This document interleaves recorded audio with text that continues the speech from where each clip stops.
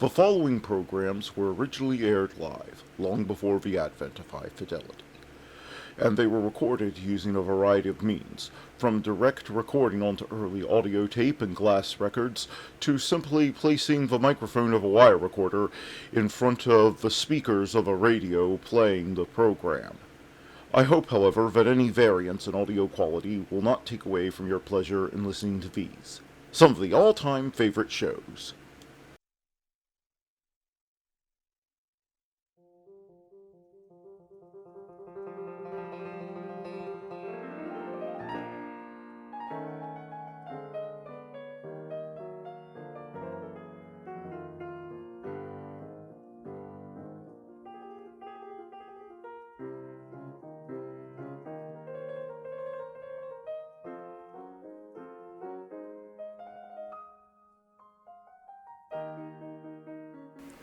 What are you doing, Sid?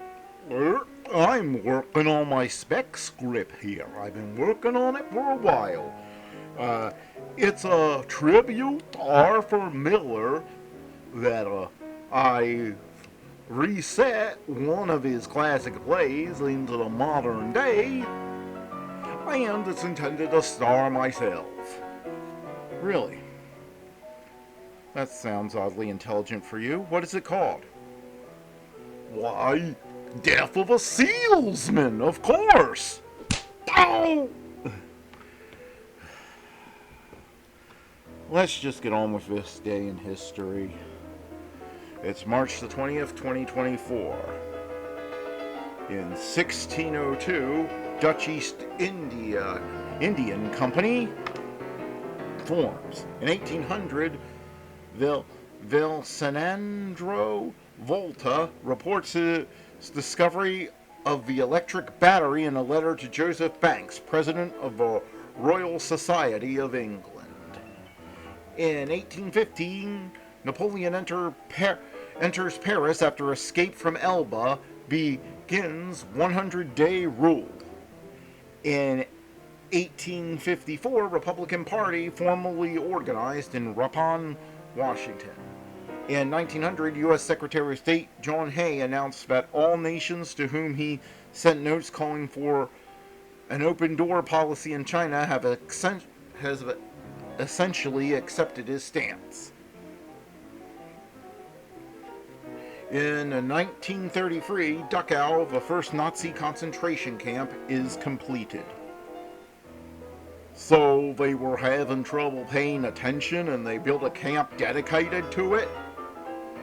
Ow! Not only is that tasteless, but you stole that joke from South Park. In 2016, Barack Obama becomes first U.S. president to visit Cuba since 1928, arriving for a 3-day tour. In 1952, 24th Academy Awards, An American Paris, Humphrey Bogart and Vivian Leigh win. In 1991, Michael Jackson signs $65 million deal with Sony Records to produce 6 albums. In 1973, Pittsburgh Pirates right fielder Roberto Clemente elected to Baseball Hall of Fame 11 weeks after his death in a plane crash. And that was this day in history? No, let's get on with the shows.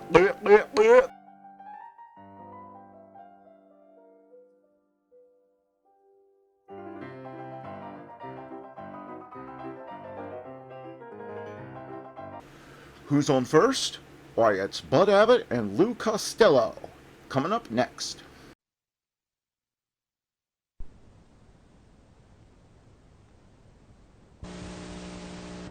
Welcome back. I'm Stan Freeberg, and this is When Radio Was. Burlesque comedians Bud Abbott and Lou Costello moved to radio after New York Mayor Fiorello LaGuardia closed his city's burlesque theaters in 1937 and almost single-handedly preserved the rich oral traditions of vaudeville and burlesque comedy in their movies, radio, and television shows. That is, Abbott and Costello preserved it, not Mayor LaGuardia. Their radio success led to a series of films for Universal Pictures, which saved the movie studio from bankruptcy, and Abbott and Costello soon became Hollywood's top box office team. So it's time now for Bud Abbott and Lou Costello in part one of Costello Pays Income Taxes, as originally broadcast March 10th, 1948 on the Abbott and Costello Show.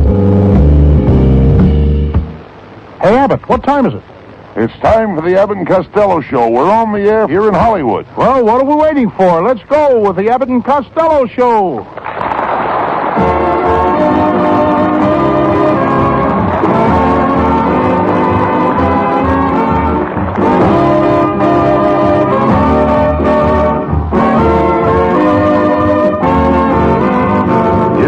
Hollywood is the transcribed Abbott and Costello Show with their singing star Susan Miller and Matty Melnick's orchestra and yours truly, Michael Roy. So hold on to your chairs, folks, for here they are, Bud Abbott and Lou Costello.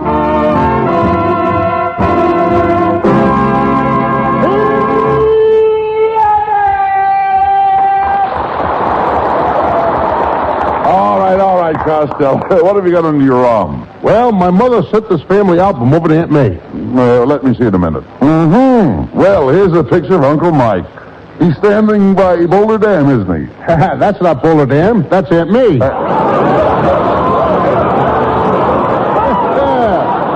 Her girdle and the camera snapped at the same time.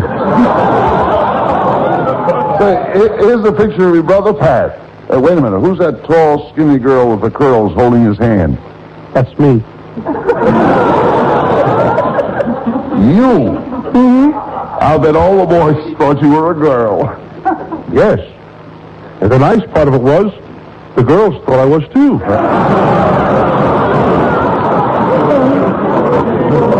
Wait a minute. Hey, how did this get in here? This is a picture of my Uncle Harry. Oh, he was a real sport, though. That's a bowling ball he has in his hand. Bowling ball? Why is it chained to his leg? Costello, your income tax plan came in this morning. Do you realize that you only have a few days left to file your income tax? I took care of that, Abbott. And this year it's going to cost me a lot less. Why? I put the government down as a dependent.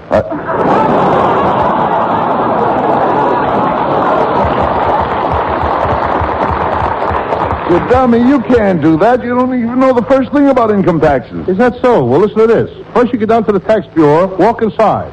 There's a guy sitting down with a lot of papers and pencils. He's the income tax collector. That's right. First you take all the money you made last year. Then? That's all. He just takes all the money you made last year.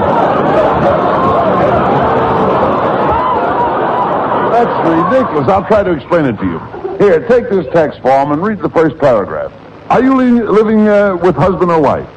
I have no wife, and I'm not living with my husband. Oh, I see. You left him, eh? Yes, because he beat me. Why did and you he do was it? mean to the children. He beat me. He was mean to the children. He... Wait a minute. I haven't got any husband. I'm an old maid. Well, skip that and go on to the next question. Here, read it. It says, did you or did you not, during the fiscal year of 1940, procedure according to Schedule 4, Section 17, Drawing Room A? Well, did you? I wanted to, but I had to go by bus. How can I help if you're going to act so dumb? You must have your taxes in by March 15th. All of us must. Our government needs that money more than ever. This year, especially for expenses here at home. What do I do with it here at home, Abbott? Well, for instance, there's the FHA. Do you know how that works? Is anything like OB? What is OB? That's B.O., spelled backwards. No. The FHA is the Federal Housing Administration. Now, suppose you wanted to buy a house. That cost, say, $5,000, and you only had $2,000. What would you do? I'd marry a girl with $3,000.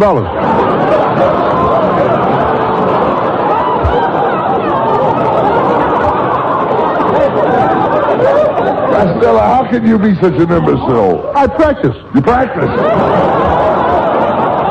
No use discussing money with you. You don't even know the difference between capital in labor. Oh, yes, I do. Now, if I lend you $10, that's capital. That's right. But when I try to get it back, that's labor. Shame on you, Costello. You should pay your taxes with a smile. I tried that, Abbott, but they want cash.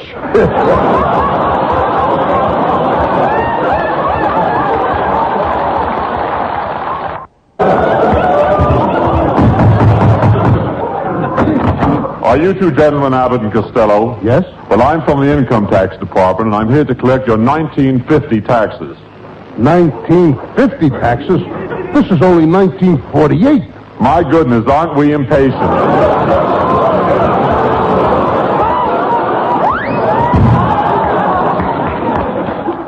Abbott, those income tax collectors are pretty sharp. They sure know how to get your money. I met an income tax man once on a plane, and we hit 4 air pockets. He had his hand in every one of them. Well, never mind that. You better get busy on your income tax. Do you have any surplus money? I'm so broke I had to dump 4 bottles of Coca-Cola in the sink so I could collect the deposit on the bottles.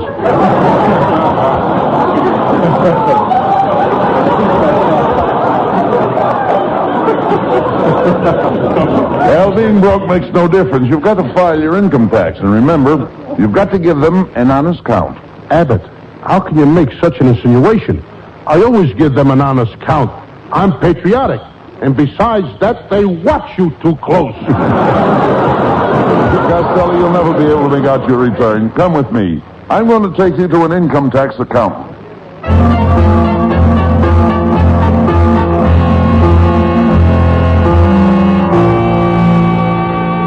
Costello, here's the income tax accountant's office. Now, do as he tells you because he knows all about finance. Well, I know a little about finance, too. I studied finance with Morgenthau, Rockefeller, Vanderbilt, Guggenheim, and Rita Hayworth. Well, what could you learn from Rita Hayworth? More than I learned from Morgenthau, Rockefeller, Vanderbilt.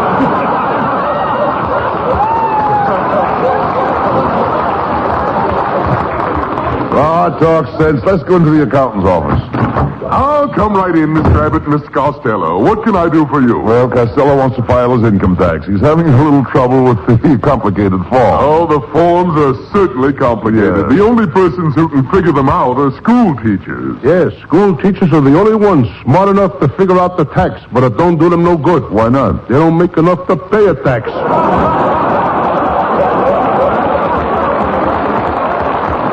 Well, let's get on to business. Mr. Costello, how much money did you make last year? Well, Speak right up, young man. Speak right up. All this information's confidential. Well, I made... Tell me about it. Come on, tell me about it. How much did you make? Well, it was about... What's the matter? Has the cat got your tongue? Get the marbles out of your mouth.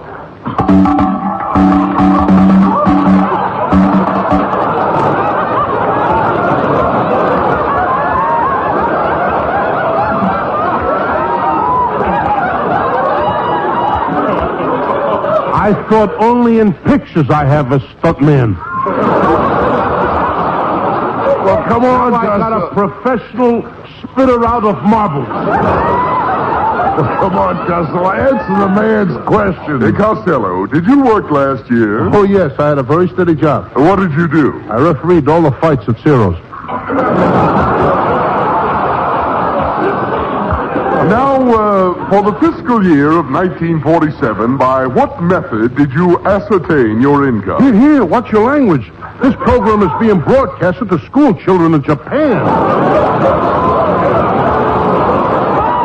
You idiot. The man wants to know how you file out your form Tax last year. collector wrote that joke. Lou, the man wants to know how you filled out your form last year. By eating mashed potatoes and banana splits. Well, let's look over your papers. Did you make any donations to charity? Oh, sure, I gave $502 to the Los Angeles Police Department. Did you get a receipt? The parking tickets are in my car.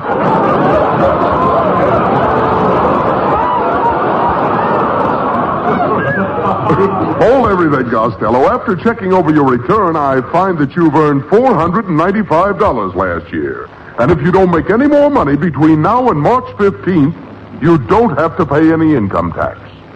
Fine. Now, how much are you going to charge Costello for filling out his return? Well, I have family group rates. If you could get me your Uncle Mike's business, I might get you a reduction. Uncle Mike already filled out his tax form. He put down $59,000 tax. Wait a minute. How can your Uncle Mike pay $59,000 tax when he only makes $14 a week? He went down to the post office to fill out his form, and while he was standing in line, he copied from the guy in front of him. Look, Costello, hasn't he any dependents? Yes, 20 kids. 10 from Aunt May's first marriage. Wait a minute. You mean Aunt May has 10 children from her first marriage and 10 from Uncle Mike? Yes, he copied from the guy in front of him.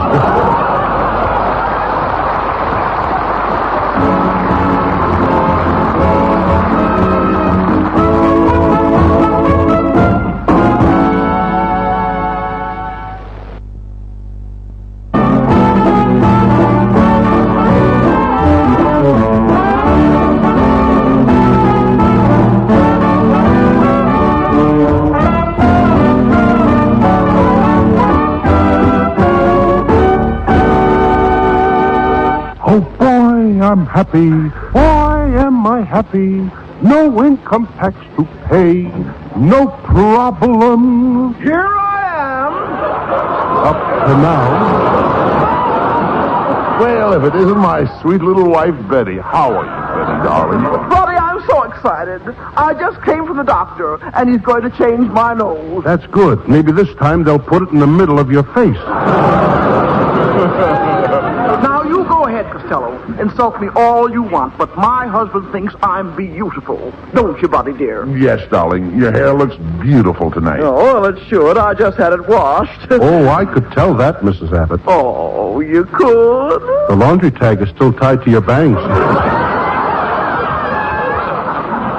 Well, what's the idiot so happy about tonight? Oh, Costello just filed his personal income tax. Oh, you fat little businessman, you. I'd hate to pay a tax on your corporation. I taxed my brain for that one. Abbott, there's no tax on abandoned property.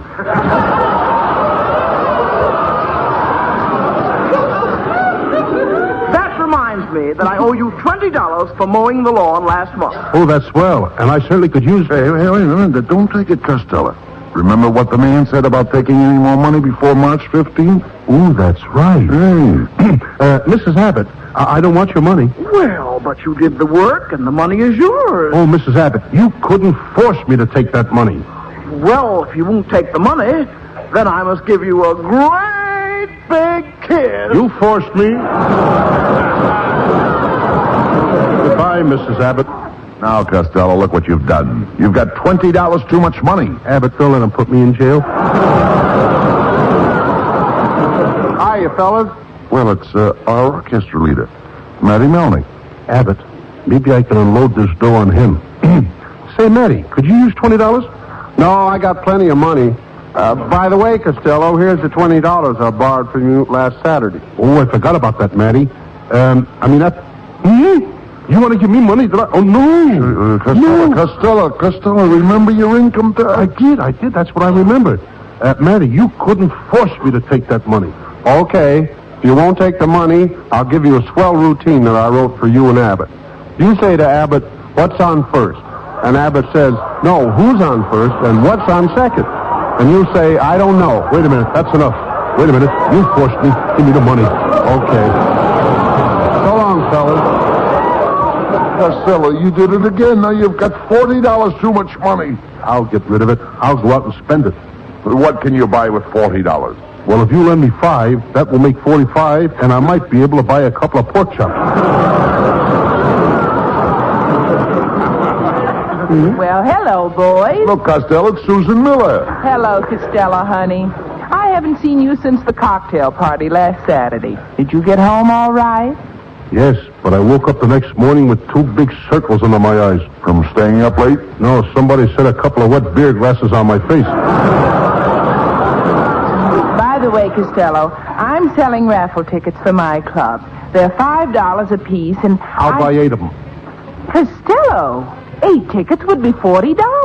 Can you afford to buy 8? I can't afford to buy any less. Costello, I appreciate your spirit, but you couldn't force me to take that money. Susan, you sell me 8 tickets and take this $40 or I'll kiss you right here. You forced me. Here's the tickets. Goodbye. Nice work, Costello. That $40 you gave Susan brought you back to your $495, your original non-taxable income. Now, do you think you can keep from making any more money before March 15th, please? Oh, certainly. My Uncle Tom taught me that a man can do anything that he puts his mind to. Uncle Tom once made up his mind to be a butterfly. He hollered, "I'm a butterfly. I'm a butterfly." Did he turn into a butterfly? No, but they took him away in a net. Boys, I rushed back here just as fast as I could. Have you heard the news? Somebody won a lot of money. Well, that's all right, Susan. I expected to lose, but I'll be a big success someday. Costello, to be a success, you've got to have brains. I got brains. And you've got to work hard. I'll work hard. You've got to keep away from women. I'll work hard. Who cares about money? I even wish I had more money to lose. You have now. Good. And I'm...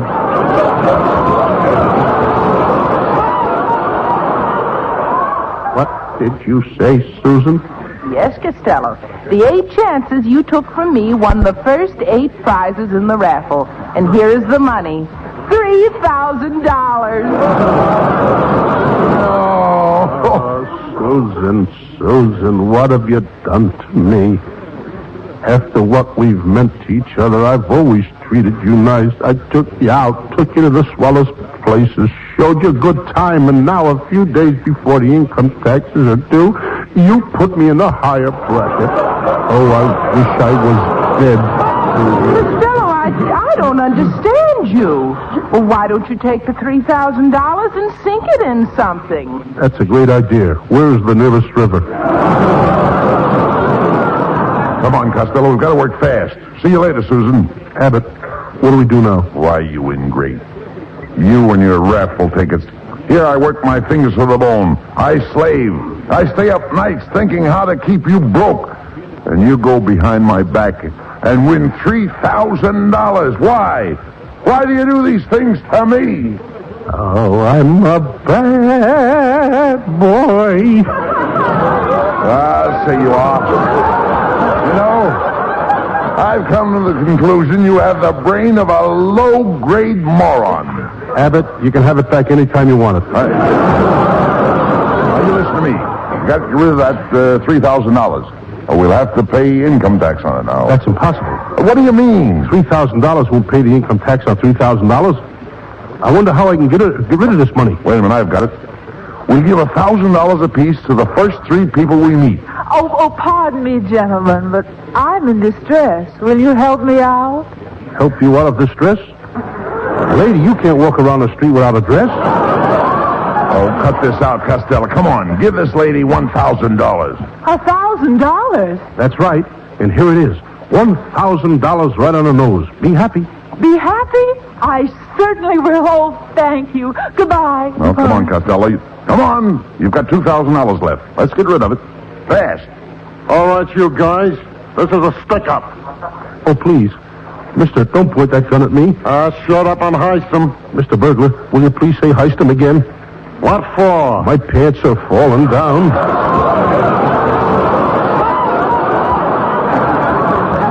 Now, don't be a wise guy. My trigger finger is itching. Do you want me to scratch it for you? Come on, hand over that dough. Costello, here's your chance to get rid of the other $2,000. Hey, that's right. Here, Mr. Burglar, here is $2,000 for you. What? I wish you had stuck me up 5 minutes ago. I'd have given you $3,000. There's something fishy about this stick-up. Why are you so happy to get rid of this dough? Well, you see, Mr. Costello wants to get rid of this money. It's almost income tax time, and that $2,000 puts him in a higher income bracket. Oh, that's different. Hey, wait a minute. Well, what's the matter? just figuring my earnings for this year. Let me see. Well, I hired the bank in Frisco. That's $21,000. The bank in Oakland, that was $2,000. Then I stuck up the bank in Pismo Beach. Bank in Pismo Beach. You must have got a few thousand clams out of there. Yeah, I can't pay income tax on all that loot. I've got to get rid of it. Yes, sir. And you better do it before March 15th. March 15th? I ain't going to get rid of it right now. Here, Fatso. Here's $35,000. So long, George.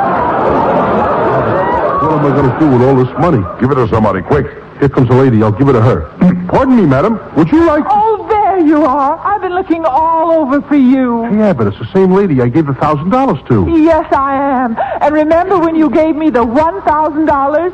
You said, be happy. Yes? Well, Be Happy won the race and paid 90 to 1. No. Here's your share. No. $45,000. No. Abbott, get me out of here.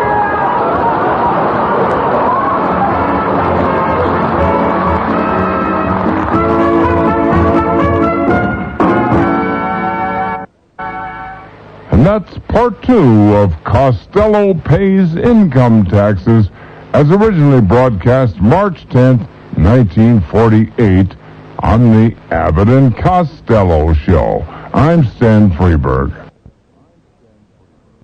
Now let's join a true legend of American comedy who also entertained troops for nearly 60 years, Bob Hope. The Pepsodent Show, starring Bob Hope.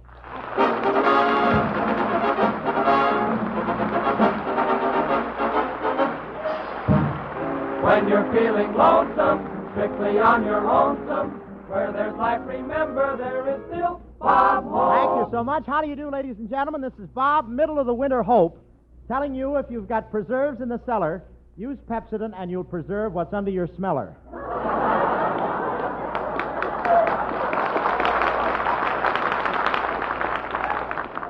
Or, this is the Pepsodent Kid, Bob Hope, telling you to always use our product because it's better to have a sweet toot than to have them all go toot sweet.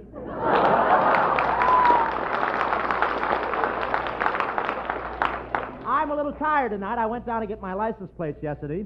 I just got back. I must have been standing in the wrong line. When I got to the window, they handed me a uniform and a gun. You know what a license plate is? That's the last thing that whizzes over your head when you try to get across Hollywood Boulevard.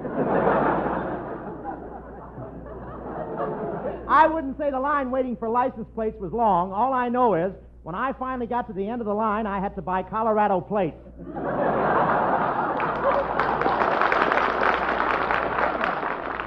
One guy there always got his license plates in 15 minutes, but his gun jammed.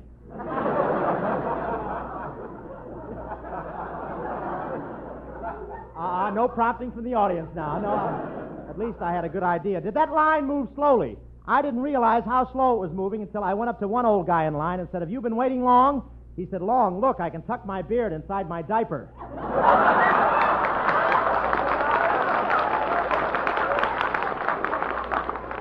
I stood in line 3 days getting my license plates, and it wasn't worth all the trouble, I thought, as I shoved them under the door of the finance company.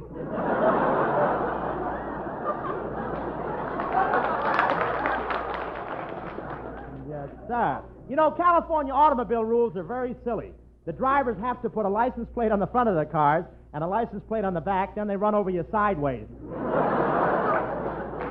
And this year, California has something new in license plates. Besides the numbers on them, they're adding kings, queens, and jacks, so pedestrians can play solitaire while waiting for the ambulance.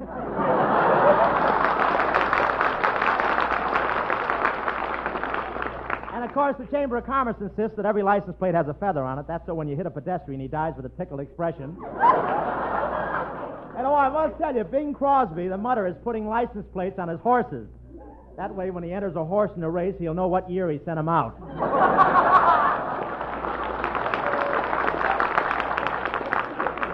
But isn't it wonderful to have every car numbered and cataloged? Now, if you get hit on the street, you just take down the license number, give it to a cop. He gives it to the sergeant. He gives it to the Motor Vehicle Bureau. They send it to the state capitol. They look all through their records. And 2 months later, they send you back the information that you were run over by your own wife. But you really have to be in condition to cross Hollywood Boulevard. No kidding. I'm a little flabby lately. I crossed the street this morning, and when I looked back, the rest of me was waiting for the light to change. But I always go for long walks along Hollywood Boulevard. Yesterday, I hiked 26 blocks, but she wouldn't look back once. And there's... You don't get that at first, and after a while, it grows on you. Then you hate yourself for it. But, you know... And there's nothing like taking a long hike up into the mountains around here. If you go up high enough, you can see all the snow that's sitting there, waiting until it can melt so it can visit your house and take your whole family out to the beach.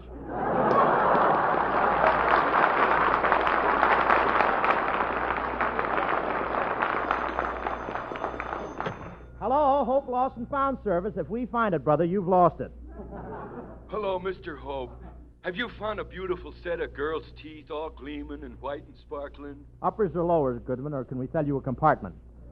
Look, I'll let Art Baker handle that. He's in charge of our Finding Bright Teeth department. Hey, Baker, teeth, kid, teeth. Oh, teeth. Okay, Bob. Thousands of pretty girls are prettier because they've found Pepsodent tooth powder. And thousands of smiles are brighter because they use it. Now, if you've lost a pretty smile, then here's an easy way to find it again. Just use new high-polish Pepsodent tooth powder. For not only does it contain irium, Pepsodent's patented super cleanser, but now Pepsodent tooth powder contains a new polishing agent called composite metaphosphate, also patented by Pepsodent and available only in Pepsodent. You see, it's not enough to just wash your teeth. You can get a lot of powders to do that. But if you want a bright, gleaming smile, you have to polish teeth, too. And that's no job for any halfway tooth powder. It takes one that's made for the job. It takes Pepsodent.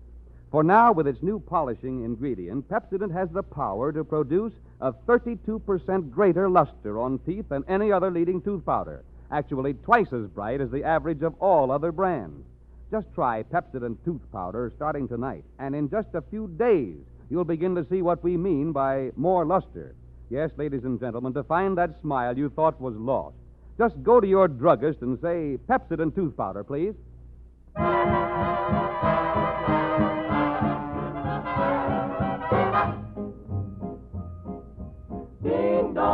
Ding dong, 4 bells for baby, and I do mean you. You're a new sensation, a revelation, you're like a glorious view.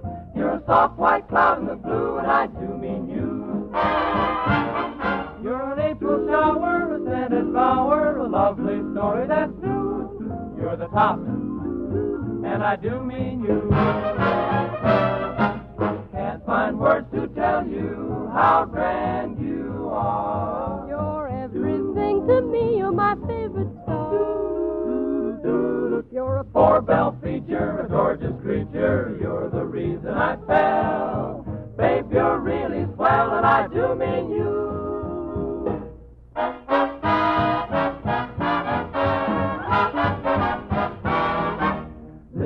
Listen, here's a scoop that'll knock you for a loop. Promise not to breathe a word. I don't know, I only heard what you call it at SRO. The scene with the Honorable So-and-so. Ding dong, 4 bells for so-and-so.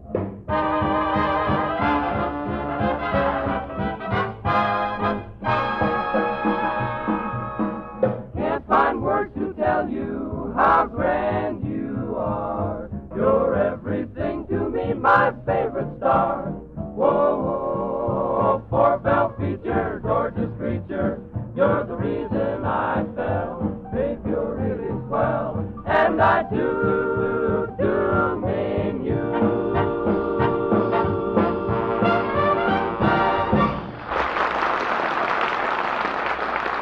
Yes, sir. That was our 6 hits of the miss singing Jimmy Fiddler's song, I Do Mean You. Jimmy 4-beller, yes, sir. And now, ladies and gentlemen, it is my pleasure to present one of Hollywood's leading actors, soon to be seen in the Paramount picture The Mad Doctor, and familiar to all of you on the air as that super detective, Sherlock Holmes, Mr. Basil Rathbone.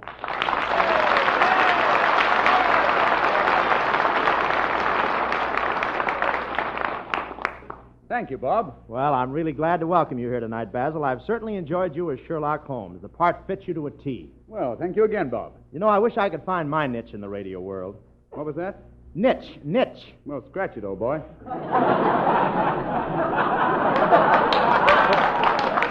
But tell me, Basil, how does my program compare with yours? No, it's very different. For instance, we don't have a studio audience at all. Oh, then you mean you go through an entire program without any laughs? Yes, but you see, we have an excuse. I've got one, too. I forgot to run through the audience with my feather tonight. But I will say, though, Sherlock Holmes mysteries are really exciting, and I love that Dr. Watson. Yes, he's wonderful. Nigel Bruce plays the part, you know. Oh, he does a grand job. He makes an ideal partner for you. Indeed he does. I realize it more than ever tonight.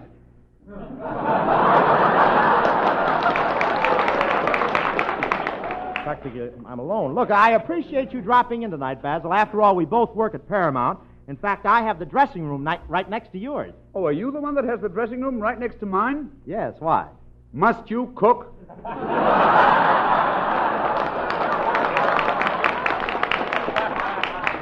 Well, I've got to do something with these eggs, but I couldn't resist it. I had to do it. But I like my new dressing room. You know, the last star who had it was a very distinguished actor. Yes, too bad Rin Tin Tin died. You're still getting his MASH notes, aren't you? That's a lie. Pauline, you ruined my straight line. I am not getting Rin Tin Tin's MASH notes. It's a lie. Is that so? What about that note you got yesterday? Honey, meet me at the corner of Hollywood and Vine in half an hour. If that's okay, wag your tail out of the window.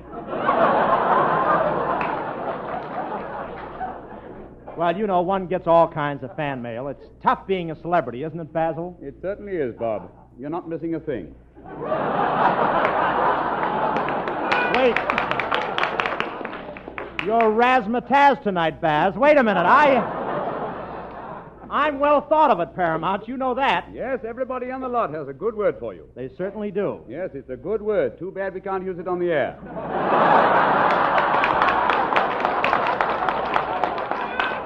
I don't know how you got all the laughs. I ought to have my mother look over the scripts. You know, Basil, our listeners would be interested in knowing how you ever learned to turn on such a wonderful, horrible sneer. Oh, that's quite simple, Bob. I used to be a waiter in the Brown Derby. Well, I thought maybe you'd been listening to this program. No, that's where I get my snarl. I used it quite a bit in a picture I just finished at Paramount called The Mad Doctor. I go around killing all my patients. Really? Say, well, how about giving the folks a Let's get together now. Come now.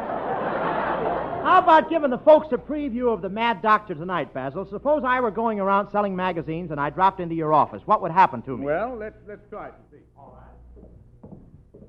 Oh, boy, what a job. Selling magazines from door to door. I've been walking all day. Boy, have I got blisters.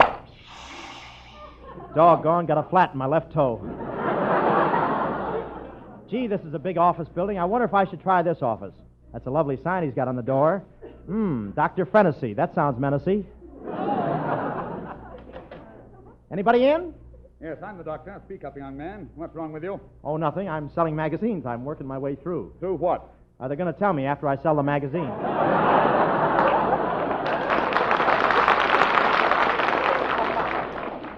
Well, don't stand there staring at me. Huh? Why do you stare at me? Everybody stares at me. Why do they stare at me?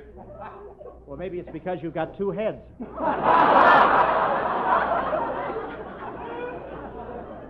Oh, so that's why I always have the feeling that somebody's looking over my shoulder. Excuse me a minute, old man. I have a patient in the next room with a slight headache. Couldn't let him suffer, you know. I say, young man, would you like to see my latest experiment? Is that part of the 40-cent tour? Yes, you see, my latest experience is very unique. Nobody ever thought of it before. I'm crossing a mouse with a mouse. You crossed a mouse with a mouse? What did it get you? Mousies. Say, you know what? I think there's something wrong with you. Yes, indeed. I was thwarted as a boy. I wanted to go to the circus. They wouldn't let me. I wanted to play baseball with the other kids. They wouldn't let me. Why wouldn't they let you? I had a contract with Hobby Lobby. Do you think my actions are a little strange? Why, no, but if you must foam at the mouth, foam Pepsodent. My friend, I could do a lot for you. I have one experiment I could perform, and it would make you a man with long, beautiful golden curls. Oh, I'd like that. You'd like to have long, golden curls? Why? I want to be the talk of the draft camp.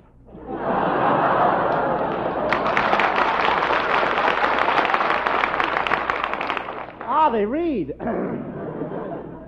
Come over here and sit next to this machine. Please, please. All I want you to do is buy my magazine. Buy my magazine. I see you're starting to get hot under the collar. Collier! I'm not only nuts, I'm corny. Well, look, Doctor, what are you going to do to me? Now for my greatest experiment. When I turn this switch, you'll never think of anything but beautiful girls. All your life, you'll just think of Hedy Lamarr and Madeline Carroll. Oh, gee, that's wonderful. Turn the switch, quick. All right, here goes. Well? Doc, something went wrong. It's terrible. All I can think of is Brenda and Cabina. I keep seeing their faces. You say all you can think of is Brenda and Cabina? Yes. Couldn't let him suffer, you know. Thank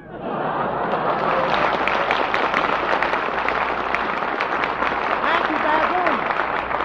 That Sherlock Holmes show you have every Sunday night for Bulldog Quinine Cold Tablets is sure swell. Stick around, Basil. Take it, Skinny, my man.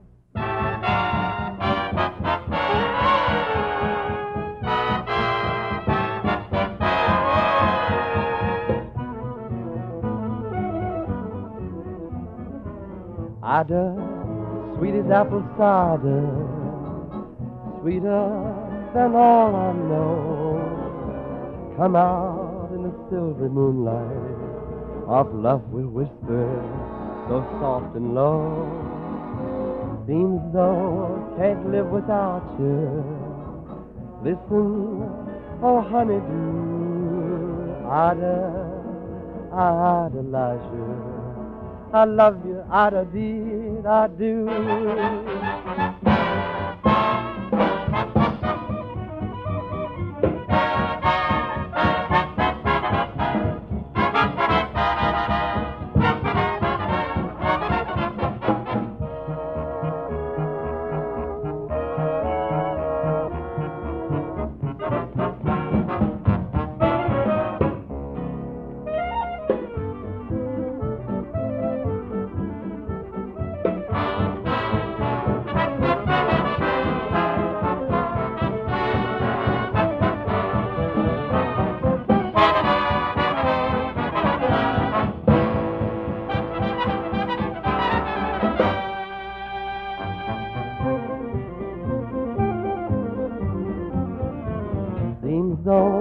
Can't live without you.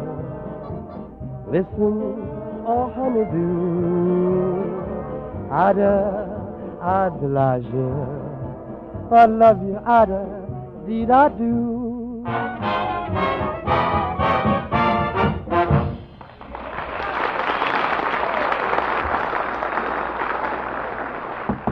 That was Skinny Ennis singing Ida, ladies and gentlemen. Come in. Come in. Dr. Hope? No, you're a week late. I was Dr. Hope last week. Oh, this yeah, week there's yeah. no Hope. Oh, I mean, what am I saying? No doctor. I mean, no, say, what do you want anyway? I ain't got no friends. I can't even influence people. I want to be a Hyman. Oh, just a minute, Bud. Here's a chap who can tell you what to do, or back he goes to time signals. Art Baker, tell him what's the matter. That's easy. Well, the chances are, ladies and gentlemen, that our friend overlooked the greatest friend winner and people influencer of them all, his smile. Yes, the one thing that most quickly draws people to you is your smile. And take it from me, a smile has to flash. It has to glitter. It has to have brilliance. And that's why it's so important to polish teeth as well as clean them. Tooth powders that just wash teeth do only half a job. And that's why it's so important to choose Pepsodent tooth powder. For Pepsodent contains a new high-polishing agent available in no other tooth powder called composite metaphosphate. Scientific tests show that it has the power to produce 32% more luster on teeth than any other leading tooth powder, actually twice as bright as the average of all other brands. Now, think of this big 32% margin in terms of how much brighter your teeth can be. how much more charm your smile will have, and I'll bet you'll hurry to your druggist and say, Pepsid and tooth powder, please.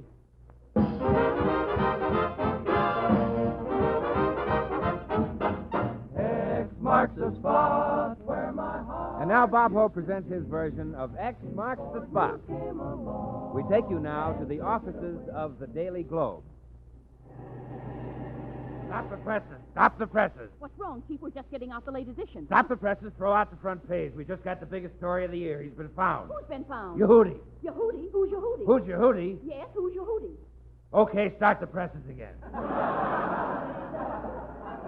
Well, Chief, where's Bob Hope now? He and Basil Rathbone are deep in a dark swamp, paddling their canoe, on the trail of Yehudi, the elusive Yehudi.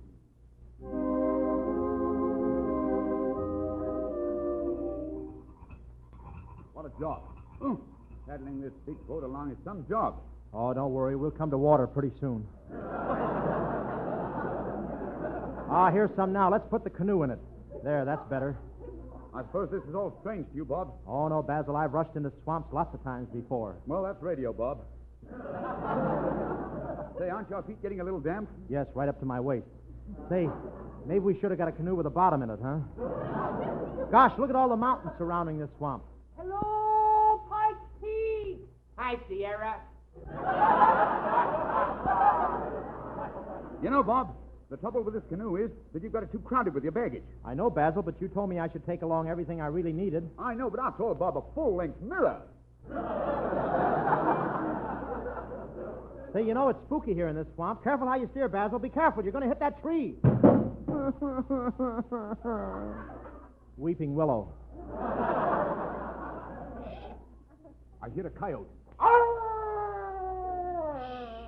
I hear a wolf. Going my way, babe?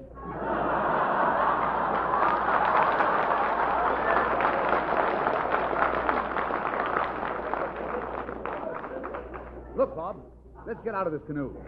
There's the place my crew say Yehudi should be. That old hotel in the middle of the swamp. What a hotel. Say, what are those black things flying around it? Look, here comes one now, flying right at us. Hello, boys. Nice weather we're having day before yesterday, won't it be? Nice weather we're having day before yesterday. Say, who are you? Oh, we're just bats.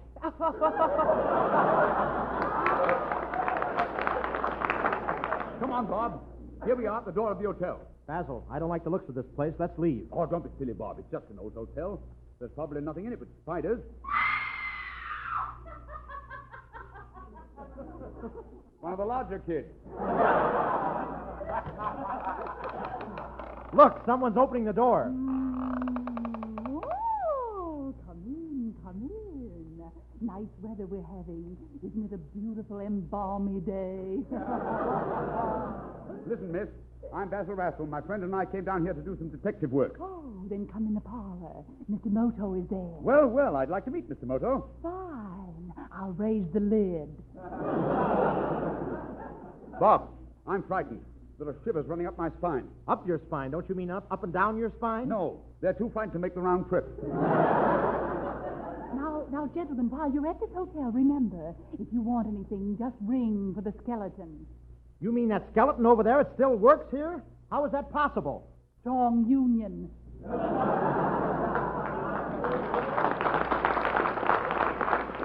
Basil, I'm a little afraid of this place. I'm glad I sent my special investigator, Pinkerton Colonna, on ahead to look for Yehudi here. If he followed the same trail we did, he must be in this hotel now. He should be reporting to me any minute. You peeked? Say, Hope, I just found a wonderful clue. In this room here, I found the bathing suit Yehudi wears when he goes swimming in the lake at Hollywood and Vine. Colonna, there's no lake at the corner of Hollywood and Vine.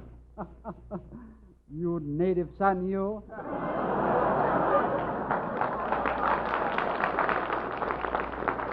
Mr. Hope, while you're talking with Detective Colonna, ask him to solve another mystery.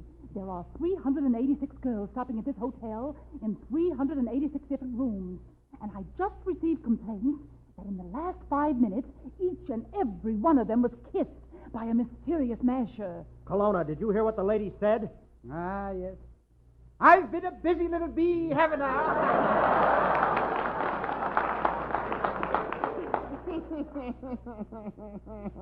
Who's that? He's a bad bat. I caught him whitewashing himself this morning so he could go to Capistrano. Well, come on, Bob. Now's our chance to investigate your kill by ourselves. Okay, we've got to find Yehudi. Let's look in this room here. You know, this is a hotel.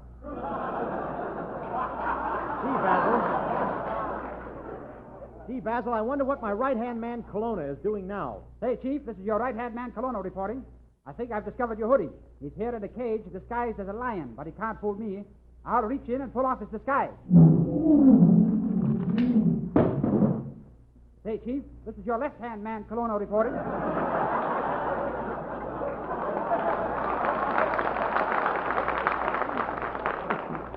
Professor, there's a lion in that room? Yes, and there are also some turtles here I've been talking to. As I was saying, fellas, you don't pull your heads in fast enough. Now get ready to pull your necks in. 1, 2, 3, go! See? I beat you again.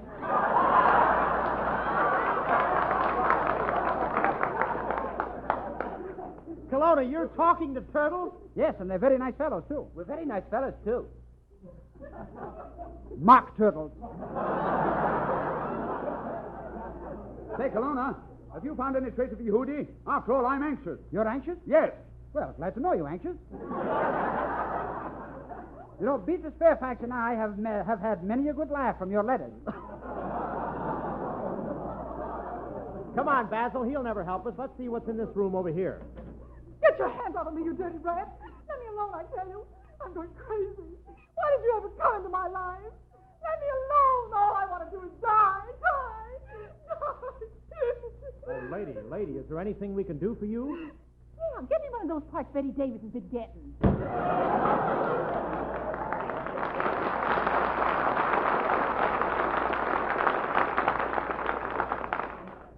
Say, Chief, what's the penalty in the state for resisting an officer? The penalty? A year in jail. See, honey, you wouldn't want to waste a year, would you? Professor, never mind that girl. What about Yehudi? Oh, he doesn't care for me. Well, don't worry, Chief. I'm trailing Yehudi. He's walking across the ceiling, and I'm following him. Colonna, do you mean to tell me you're walking on the ceiling with your head hanging down? Sure. Listen. Blood rushing to my head. Colonna, for your information, what you're doing is impossible. It's against the law of gravity for you to walk around the ceiling upside down. You had to open your big mouth. Come on, Bob. Let's look in this next room. Oh, that woman. She's been feeding me ground glass. Ground glass. I've been eating all that ground glass. It's awful, and now I got the hiccup. Oh, that's too bad. What have your hiccups got to do with it? What have my hiccups got to do with it? See what I mean? A very good idea, giving people ground glass. I'd like to give you some hope. What kind of glass do you like? Percolator grind, silex grind, or French drip? Basil, stop coming after me. You're not the mad doctor anymore. Help! I gotta get out of here. Colonna! You call Tyler? What's wrong? Basil is after me. He thinks he's the mad doctor again. Leave me out of here, quick. All right, follow me through this secret panel. Colonna, there's no secret panel there. I know, I just found out. I'm on the wrong page. So you're trying to help him escape, eh? I've got my trusty shotgun, though. Put up your hand. Professor, he's got a shotgun. Watch out. He's heading straight for you. He'll kill you. Oh, no, he won't. I'll hypnotize him. I'll stare at him with both eyes. I'll stare at him with one eye. You're next, folks. Oh, look, Basil, wake up. You're not the mad doctor. You're a guest on my program. What do you think made me mad?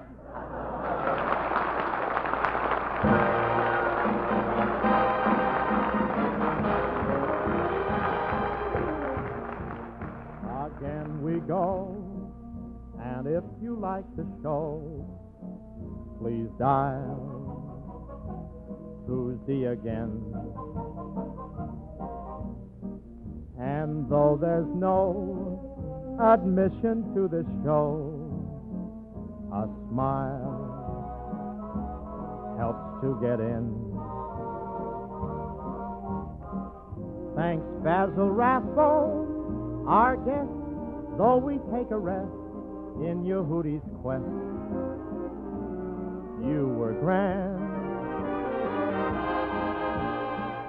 Use Pepsodent, folks, 'cause next week, folks, we'll be back with the same gang and that grand little songstress, Beauty Star. And, ladies and gentlemen, as a special added attraction, none other than Bob Hope. Thank you, Bill Goodwin. Good night, everybody.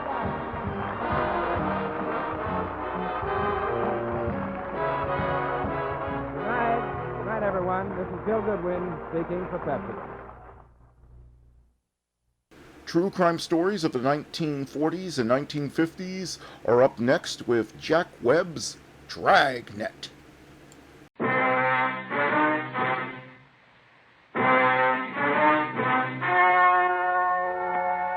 The story you are about to hear is true. Only the names have been changed to protect the innocent. Fatima Cigarettes, best of all long cigarettes, brings you Dragnet.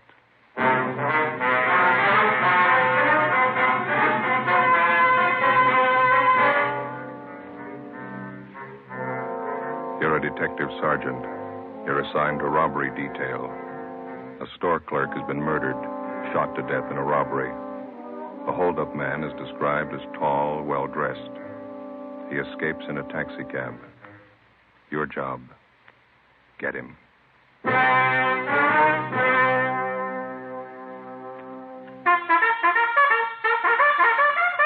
Oh, no. Ah, that's different. Yes, what a difference. In Fatima, the difference is quality. You see, Fatima is the quality king-size cigarette because it contains the finest Turkish and domestic tobaccos superbly blended. And Fatima is extra mild with a much different, much better flavor and aroma than any other long cigarette. Because of its quality, its extra mildness, its better flavor and aroma, Fatima has more than doubled its smokers coast to coast. Fatimas cost the same as other long cigarettes, but your first puff will tell you... Ah, that's different. Yes, in Fatima, the difference is quality. Ask your dealer for Fatima, the quality king-size cigarette. Best of all long cigarettes. Start enjoying Fatima tomorrow.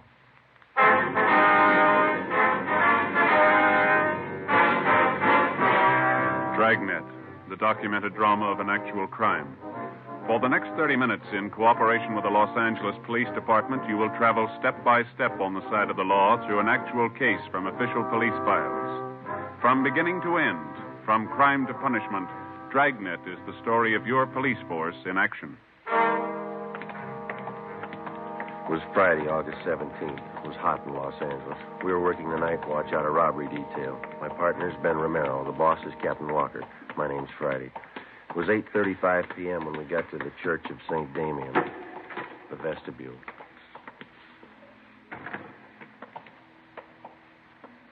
That must be her playing the organ. Yeah, I don't see any stairs. I wonder how you get up there to the loft. Looks like that might be the sexton over there. Well, let's ask her. Mm-hmm. Excuse me, sir. Yeah? We're looking for an Ernestine Matthews. Understand she's the organist here at the church. Well, that's her playing up there now, playing over a few pieces for Sunday. Could you tell us how to get up to the choir loft, sir? Surely, through that door over there. Follow the stairway straight up. Can't miss. Thank you.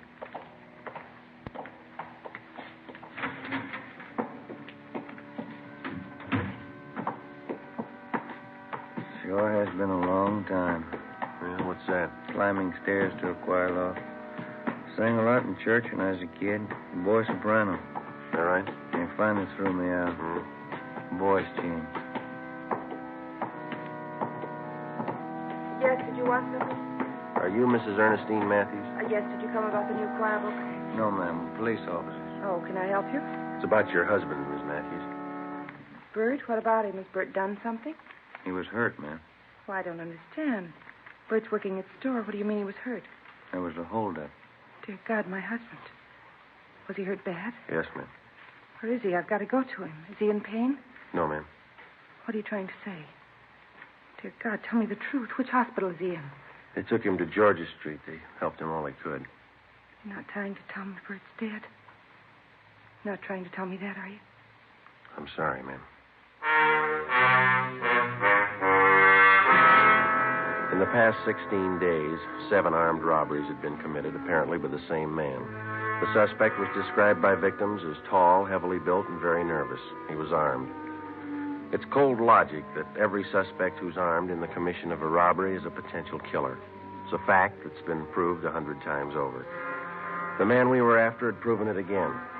We'd used every means at our disposal to identify him, through the stats office, the record bureau, latent fingerprints, through informants and witnesses. We'd gotten out an APB on him containing his description and his method of operation.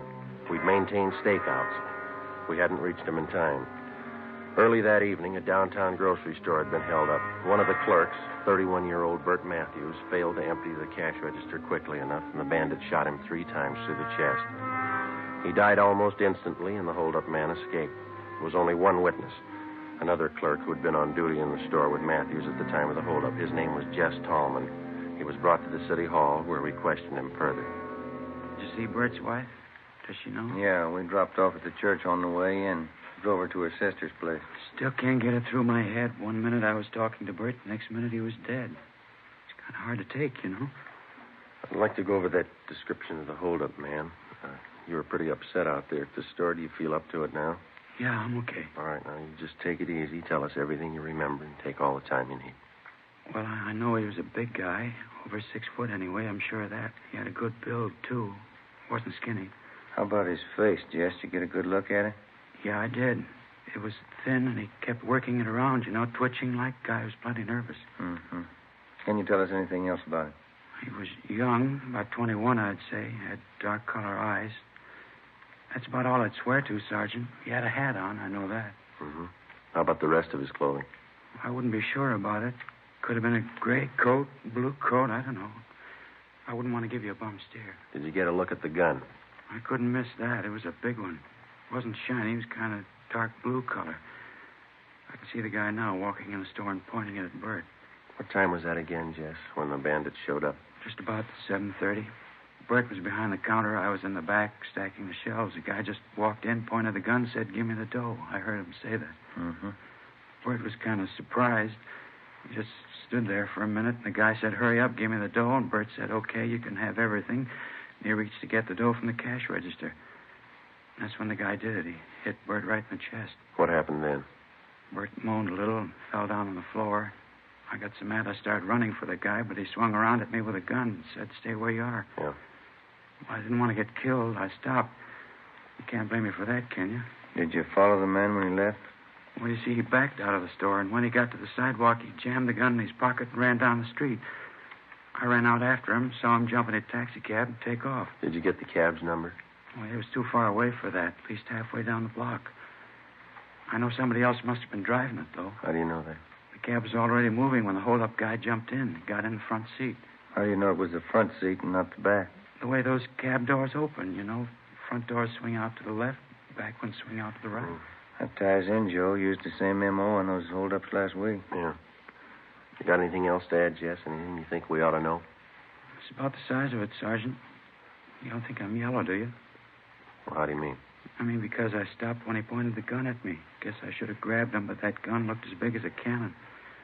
Let's face it, I'm not that much of a hero. Well, I'll put in with you, Jess. Huh? Neither am I. Along with a team of men from Homicide Detail, we continued our investigation of the holdup and killing.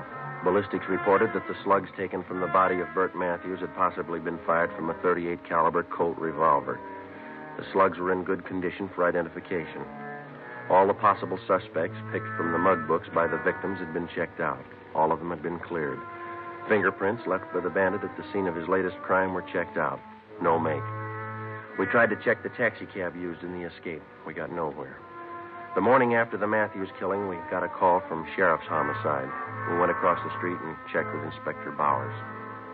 Either one of you remember that case about 6 months ago, the Harry Solomon killing? Oh, yeah, Inspector. It's pretty vague right now. Your men handled it, a county case? Yeah. Let me lay it out for you. It's just possible it might tie in with that killing you fellas had last night. And what's the angle? Harry Solomon was a taxicab driver. The night of February 26th, somebody saw him pick up a fare at Sunset and Highland about 10:30 p.m. That's the last time he was seen alive. Yeah, I think I remember. The next morning, we found Solomon's body in a ditch out in the valley. 238 slugs in his head. Found his cab a few yards up the road, abandoned. Killer used a 38, same kind of gun used on last night's job. Here's something else that ties in. Yeah? A description of the passenger Solomon picked up at Sunset and Highland the night he was murdered. The last fare he ever handled. White male American. Over 6 feet tall, heavy build. Age 20, 21, dark eyes. Had a dark suit on and a hat. Matches up all the way down the line. You had a robbery motive figured on the Solomon killing, didn't you? That's right. Except for a $5 bill hidden in his wallet, Solomon didn't have a penny of his receipts for the night. Might have been another reason behind the killing besides that. Yeah? It's just barely possible Solomon might have known the hold-up man, the guy who killed him. How do you figure? Solomon had been a cabbie for 14 years before he was murdered. From this hold-up man's M.O., using cabs for a getaway car, it's possible he might have been a cab driver at some time or other. You mean if the killer got in the cab and thought Solomon recognized him, was suspicious of him? That's right. Could have been reason enough for him to kill Solomon. I know there's a lot of coulds and ifs and maybes in it, but I thought you might be interested. Well, we'll check it out first thing. How are your men coming on the Solomon case? Progress is pretty slow. Well, we'll keep you posted on anything new. Fine. If we can help, let me know. Right. Bye.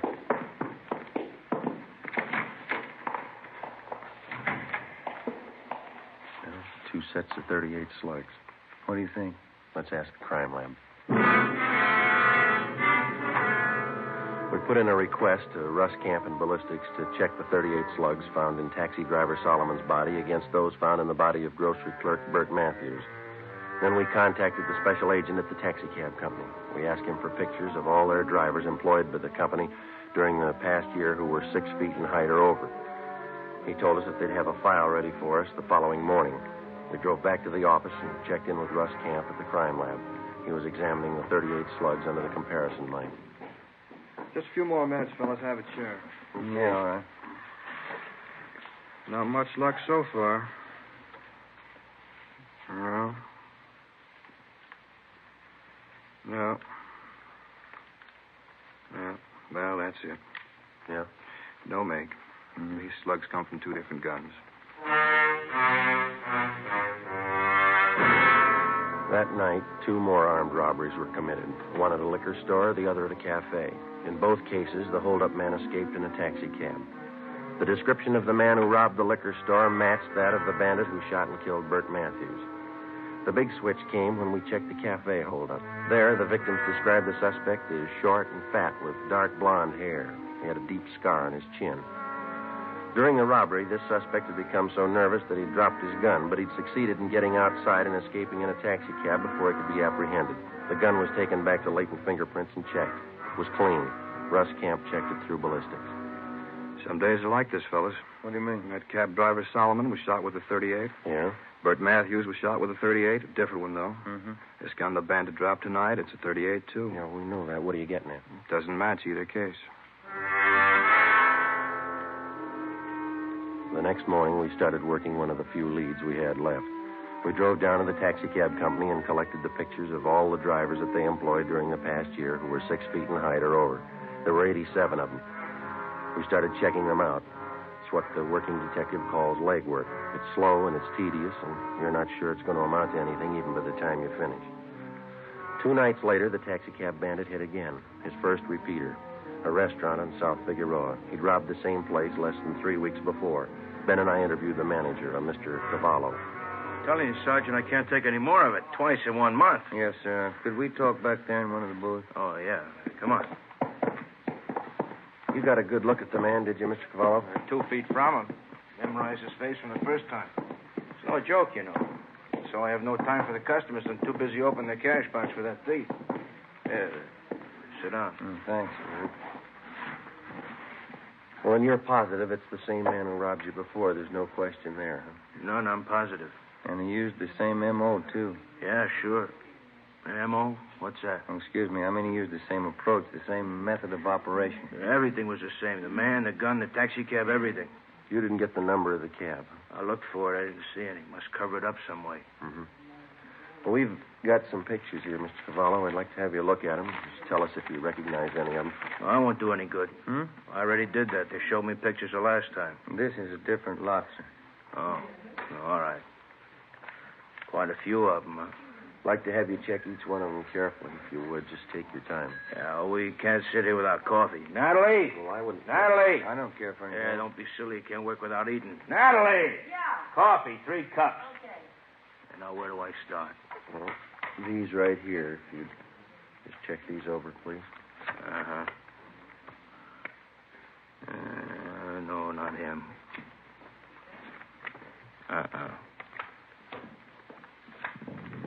Not him either. Oh, thank you. Thank you.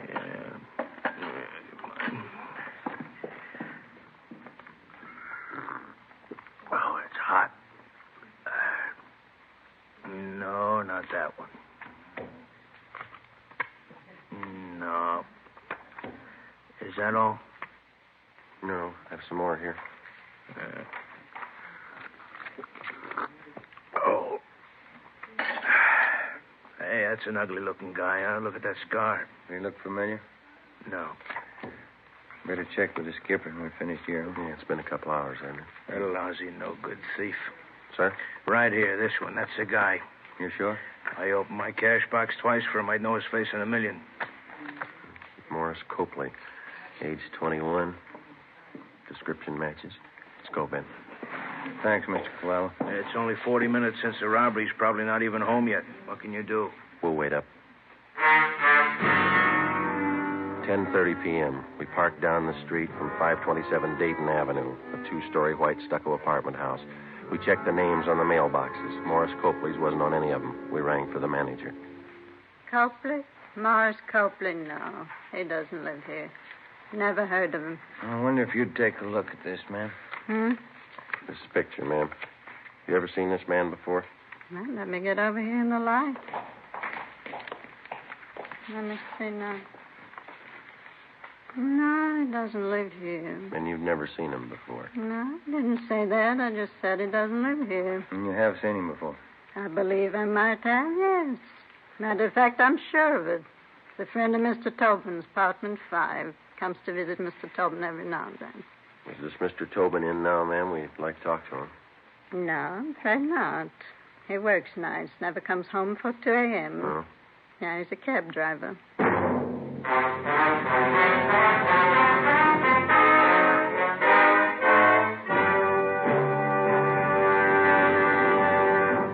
You are listening to Dragnet, authentic stories of your police force in action. Oh, no. Ah, that's different. Yes, what a difference. There's a difference you can hear, there's a difference you can see, but the difference in Fatima is quality. Yes, friends, when you compare long cigarettes, you'll find that in Fatima, the difference is quality. Quality of tobaccos. The finest Turkish and domestic varieties, extra mild and superbly blended, to give you a much different, much better flavor and aroma than any other long cigarette. Quality of manufacture. Smooth, plump cigarettes, rolled into the finest paper money can buy. Quality even to the appearance of the bright, clean yellow package, carefully wrapped and sealed to bring you Fatima's rich, fresh, extra mild flavor. Fatima's cost the same as other long cigarettes, but your first puff will tell you... Ah, that's different. Yes, in Fatima, the difference is quality. Ask your dealer for Fatima, the quality king-size cigarette. Best of all, long cigarettes. Start enjoying Fatima tomorrow.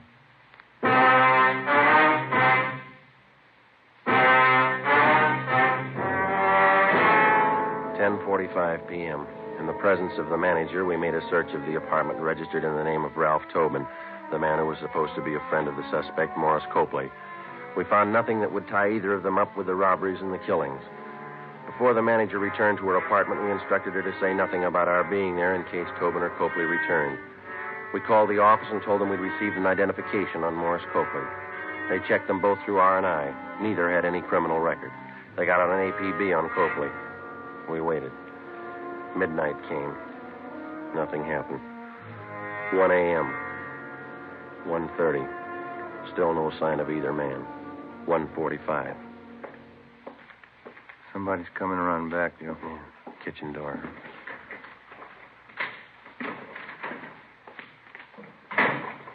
Maury, you back already? Hold it right there, mister. Police officers. Oh, Fanning. Who are you? Is this a stick-up? Police officers. It's clean, Joe. What's it all about? What do you want? You Ralph Tobin? That's right. This is my apartment. You know a Morris Copley? Copley? Yeah, I know him. You're looking for him? He's not here. We know that. Where is he? Wish I knew. I'm looking for him, too. He owes me money. Copley's a pretty steady visitor here, is that right? He was till I lent him that $65.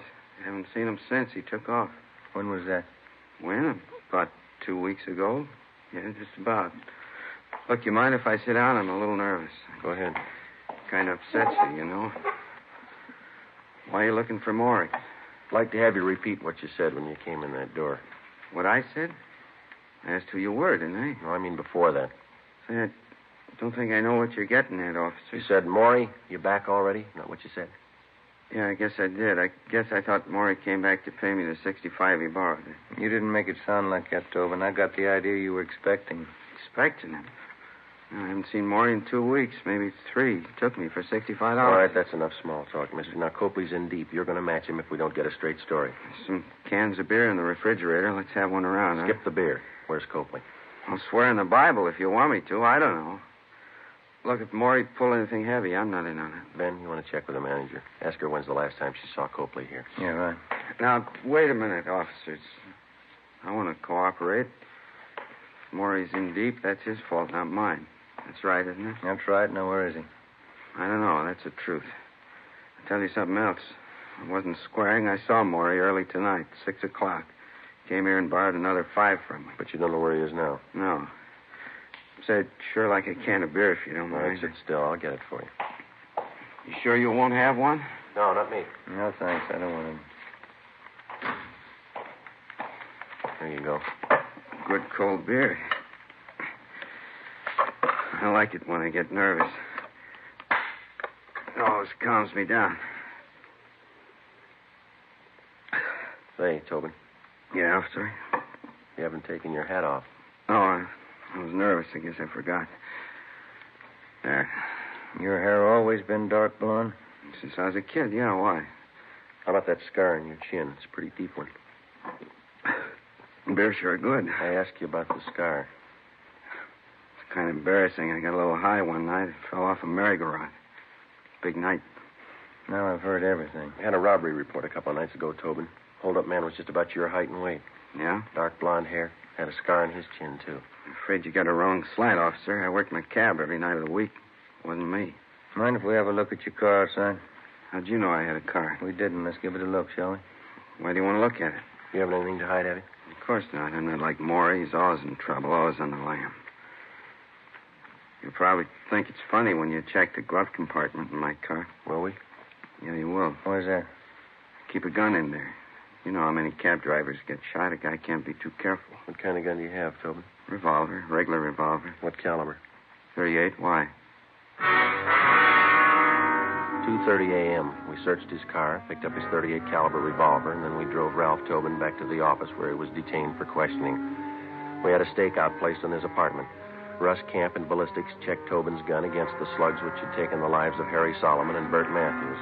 It was found beyond the question of a doubt that his gun had been used in the Solomon killing. We confronted Tobin with the evidence.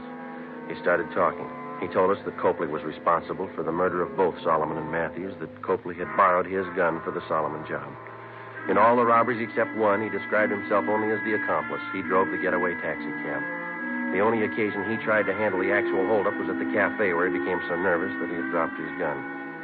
Before he was booked on suspicion of murder, Tobin told us that Morris Copley still had 2 .38 revolvers in his possession. He insisted he had no idea where Copley was.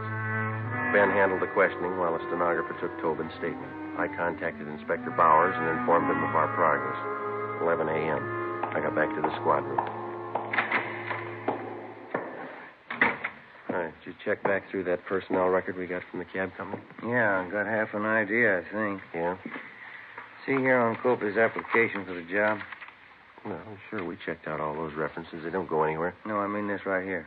Married, yes. Children, 1 daughter. Age 4 months. Well, this application's dated May 6th. That means his baby was born in February. Yeah, sure. Copley was working here then, so it's 10 to 1 the baby was born in a local hospital. That's what I mean. If we find the right hospital or the doctor, they could lead us to him. There's the phone book. Let's go. From noon until 4 p.m., we called every hospital, sanitarium, clinic, and rest home listed in the book. The answers were the same. No record of confinement for a Mrs. Morris Copley. Well, seemed like a good idea. Who are you calling now? Well, we've got one more, the county hospital. Well, this is Sergeant Friday, Police Department, Robbery Detail. Yes. I'd like to find out if you have any record of confinement for a Mrs. Morris Copley. No, that's Copley. C as in Charlie. Yes, thank you. He might have sent his wife out of town to have a baby. That's possible. Yeah.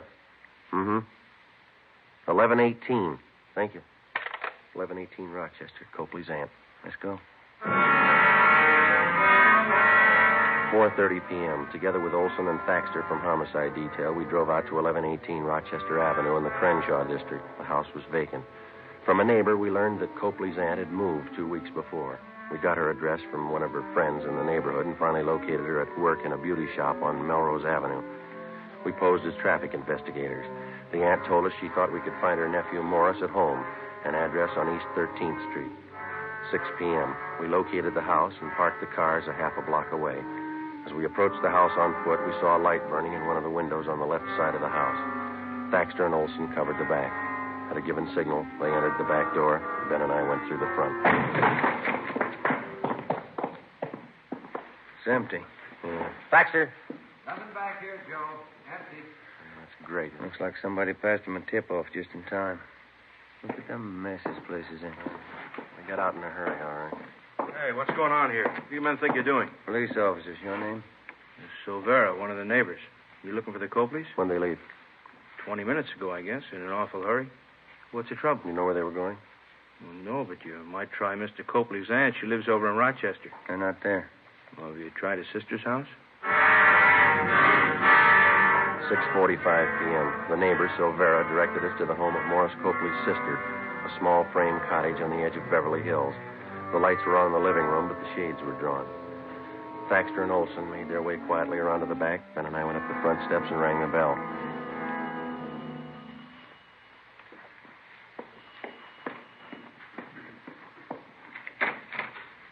Yes?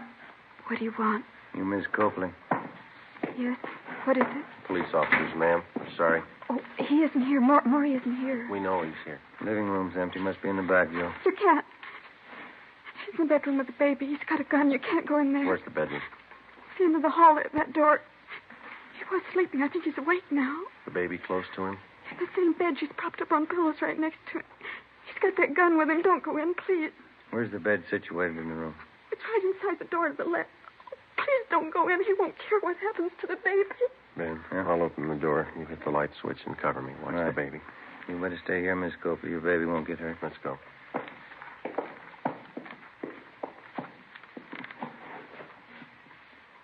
All right, let's go in. Drop it, you. Grab the gun, Ben. All right, come on. I got it, Joe. All right, Copley, get him up. Come on up. Joe? Yeah, I got him. Just a little frightened, ma'am. She's all right. I'll kill you, Mary. You tell him where to find us, didn't you? I'll kill you for that. Maury, I swear I didn't. I swear. Lousy dame. Nobody else knows she's the one who told you, didn't she? No. Then who did? Who told you? You're looking at her. What do you mean? Your baby.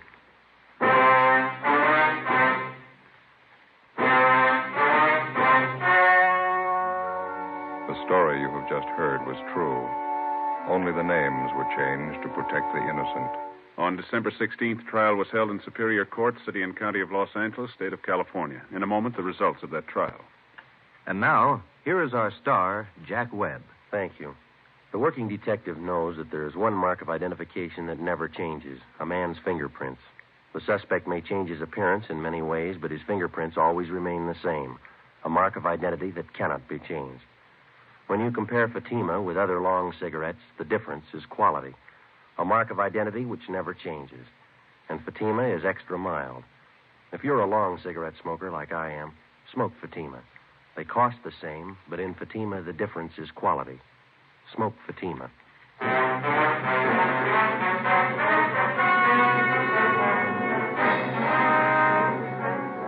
Morris John Copley and Ralph Edward Tobin were tried and convicted of murder in the first degree, 2 counts. They were both sentenced to be executed in the lethal gas chamber of the state penitentiary, San Quentin, California. You have just heard Dragnet, a series of authentic cases from official files. Technical advice comes from the Office of Chief of Police W.H. Parker, Los Angeles Police Department. Fatima Cigarettes, the best of all long cigarettes, has brought you Dragnet, portions transcribed from Los Angeles. Coming up, We the People. Tomorrow, enjoy The Life of Riley on NBC.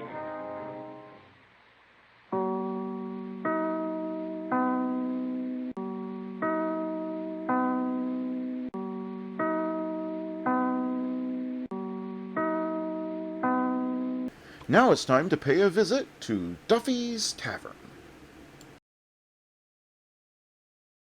Duffy's Tavern.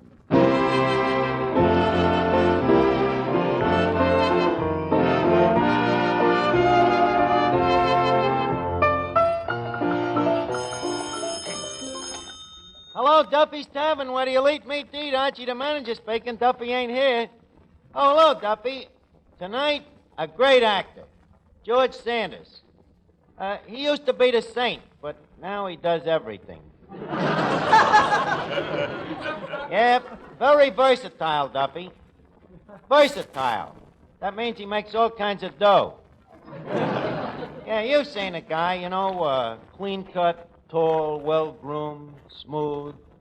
He's the one your wife says, I bet he takes a bath in the middle of the week.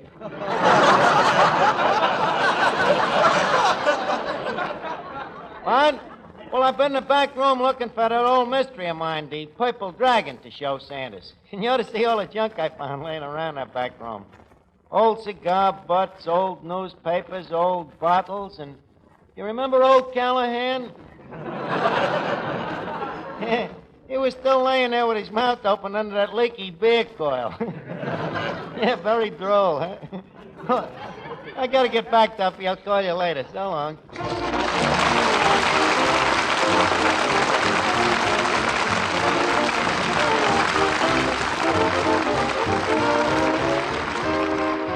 Ladies and gentlemen, welcome to Duffy's Tavern. Come in and meet Finnegan, Eddie the waiter, Miss Duffy, our singer Bob Graham, Reed Beat Reeves and his orchestra, our special guest tonight, George Sanders, and Archie himself, Ed Gardner. Well, good evening, Mr. Finnegan. Hello, Eddie. Where's Archie? He's in the back room wooing the muse. Wooing the... That Archie, he'll make a pass at anything. No, Mr. Finnegan. You see, he's fixing up one of his old mystery plays for the movie. Oh, so couldn't you talk him out of it? No. Today, he says to me, Eddie, you remember my mystery play, The Purple Dragon? So I said, uh-huh. So he said, why don't I fix that script up for George Sanders? So I say, what did that poor man ever do to you? So he said, Eddie, would you enjoy looking for a job? So I said, why don't you fix that play up for George Sanders? Oh, another play, huh? Yeah. I can't... Oh, dude, all right. We were just talking about you. Hey, I bet you wrote more plays than Shakespeare. Well, that's no credit to me. He's been dead longer. Oh, yeah. Of course, this Purple Dragon ain't no new play, you know. It's an old radio mystery that I adopted for the movies. Beg pardon? Well, you see, Finnegan, a radio show is only visible to the ear. In order to put it into the movies, you got to make it audible for both eye and ear, what we call bifocal. Well, never mind the eye and the ear. What you got to worry about is the nose. Listen, Eddie, tonight I sell the Purple Dragon. I got a tuition. A real hunch. I got a hunch, too. After Mr. Sanders reads this play, it'll have a new title. What? George Sanders Slept Here. Eddie, please. If you must be blunt, please be a little subtle about it. Hello, I see you there, old bean. Huh? Oh, pardon me. To whom may you concern? The man doesn't recognize me. Gadzooks. Sorry, I can't place you, Mr. Zooks. My good man, think back. May 1942, Duffy's Tavern, the floor show. A comedian walks out and tells the following joke. Quote, my parents are very wealthy. They're in the iron and steel business. My mother irons while my father steals. Wait a minute. You're not... Right. Sir Heathcliff Batswick, the world's greatest comedian. Oh, sure. I remember you. Heathcliff Batswick. I didn't recognize you, though, without the manacle in your eye. How have things been going with you, Sir Batswick? Oh, marvelous. I've just returned from a very successful tour. Well, I'm glad to hear it. Oh, thank you. I will have a bite to eat. Eddie. Yeah? Eddie, some food for Sir Batswick here. Pronto.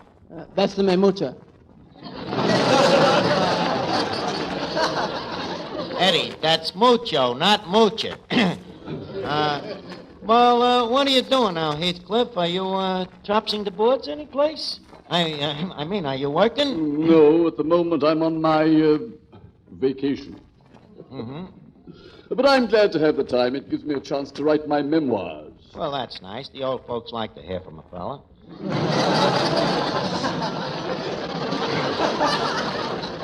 Everybody ought to do it once in a while. No, Archie, these are my memories of the theater. Drury Lane, the Old Vic, command performances. Command performances? Yes, the memories of a man who's played for 20 years on the London stage, and in all that time was struck by only one tomato. They threw a tomato at you? Yes, but what an honor. Thing like that, I suppose you naturally saved the tomato, huh? Alas, my friend, there was nothing left to save. It was a direct hit. I bet you made a fortune in them days, hey, Sir Batswick? My boy, they paid me £1,000 a week. £1,000? Well, you know, we've been trying to hire a comedian to work here in the tavern, but we can't afford that kind of dough. Well, what could you pay? About $5 a week. Is that with meals? Well, I don't know. I'll take it. Look, don't you want to haggle? That is beneath my dignity. Well, if I'm going to start tonight, I better be getting my makeup on. Where's my dressing room? Your dressing room? Back there in the back room where we keep our pig's feet. Pig's feet? Pickled? Yeah. Well, I shall look forward to having a long engagement here. Cheerio. Turalura. What a character. Well, I better get working on me play here. Say, Archie, is there a girl in your play? Yeah, Miss Duffy, a beautiful dame. Would you let me play the part tonight? Well, no. Why not? For the same reason I wouldn't let Gravel Gertie play Forever Amber. You think I'm crazy? You think I'm going to let you ruin this play? How do you know I'd ruin it? I can tell. I'm psychopathic. Oh, you and your silly superstitions. Why don't you give me a chance? You never can tell. Maybe someday you'll be known as Archie, the man who gave Miss Duffy to the American people. Benedict Archie. Now, look, please, Miss Duffy. Archie, everybody has to start someplace. Look at Lauren Bacall. Nobody ever heard of her before she was into Have and Have Not. She and I were exactly alike.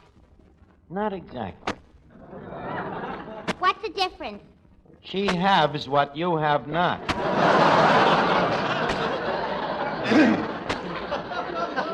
And besides, she's got talent. Oh, and I haven't, huh? Didn't I play Camille in high school? Oh, you should have heard me in that death scene. I should have seen you. I love you, Armand.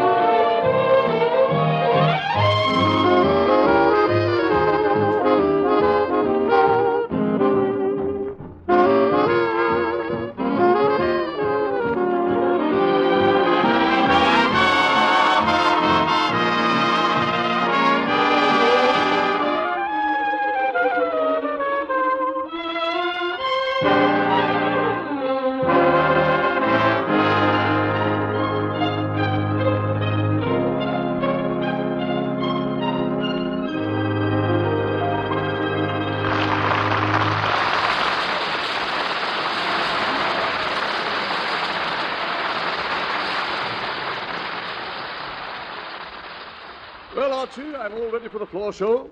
Oh, good, Heathcliff. But before you go on, I'd like you to meet the rest of our entire cast. Bob Graham. Bob, this is Sir Heathcliff Batswick. Sir Batswick, this is Bob Graham, our singer. How do you do? What are you singing tonight, Mr. Graham? I dream of you. Very good. Do you happen to have heard of a little thing that I wrote? I don't know. What's the name of it? Oh, a beautiful little number. I call it, Don't Worry About the Wood, Mother. Father's coming home with a load. Look, better save him for the floor show, Bats. Now, leave us get started here. Trumpets, please. I think that criticism is a little premature. Ladies and gentlemen, Duffy's Tavern takes great pride and reservation in presenting a new act. That great English comet, the Piccadilly Pixie, Sir Heathcliff Batswick. Leave us all give him a big hand.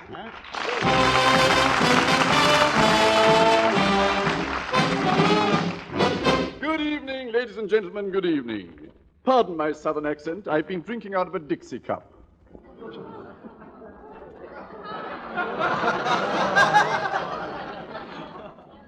And by the way, please excuse my appearance tonight. It's raining cats and dogs, and I accidentally stepped into a poodle. Them pig's feet must have rubbed off on him.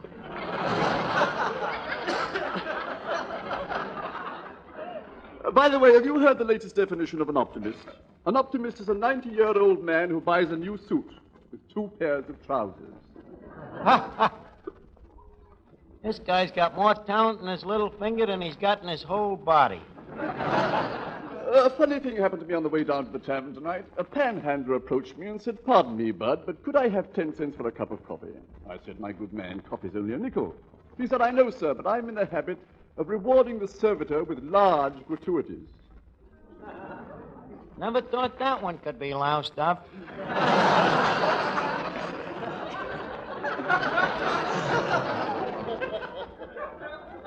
Which reminds me, today at my home, we've just received a little bundle from heaven. Yes, sir, a little bundle from heaven. My midget uncle just flew in from Australia. Hello, Duffy. Heathcliff Hawkins, a comic. How do you like him? And thank you, Heathcliff. But I'm not through. How much do you want to bet? However, stick around a minute. Maybe I can use you in a Purple Dragon. Hey, Bob, sing a song quick. I think the crowd is getting a little tense here. I dream of you more than you dream I do. How can I prove to you this love is real? You're mean to me more than you mean to be. You just can't seem to see the way I feel when I am close to you. The world is far away. The words that fill my heart, my lips can't seem to say.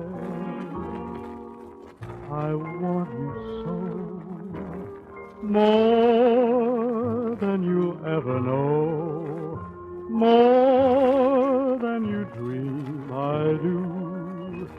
I dream of you. I want you so, more than you ever know, more than you dream I do. I dream of you.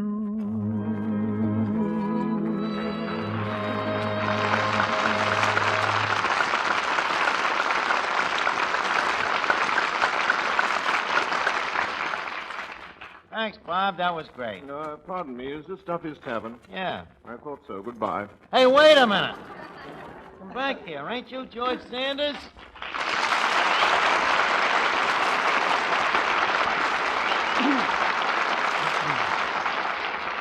Mr. Sanders, why are you walking out on us? I didn't know this place was such a rat trap. You didn't? Well, why penalize us for your ignorance?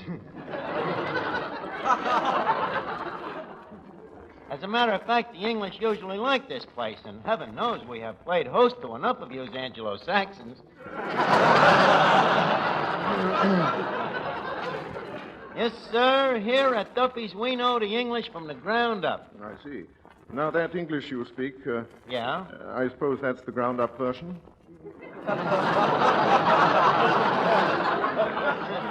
Well, of course, my dialect ain't as dialectical as yours, but believe me, when I choose to, I can make myself as hard to understand as any Englishman. So, sit down and make yourself at home. Why, George Sanders. Well, why? Oh, George, this is Miss Duffy, the sole heiress to Duffy's looks. Oh, Mr. Sanders, I think you're wonderful in pictures. Honest. As far as I'm concerned, if it wasn't for Humphrey Bogart's looks and his acting, he couldn't hold a candle to you. Miss Duffy, now, please, if you will be so kind. Archie, I'll handle this. Look, babe. Blow.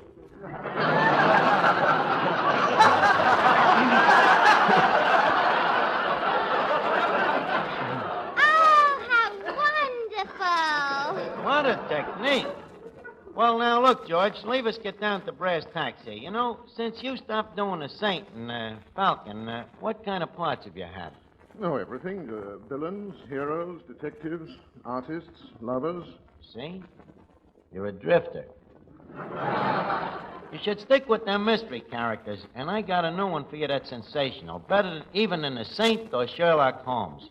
Even better than that Bulldog Durham.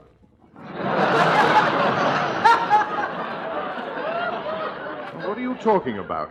I am talking about my own brainchild, the Purple Dragon. Yes, I can see the resemblance. Thanks. Would you like to run through the thing with me, you know, kind of act it out? Why, yes, I'd be glad to. You will? Oh, gee, that's swell. You know, funny, I thought maybe you disliked me. Well, you're right there. I'm just looking for new reasons.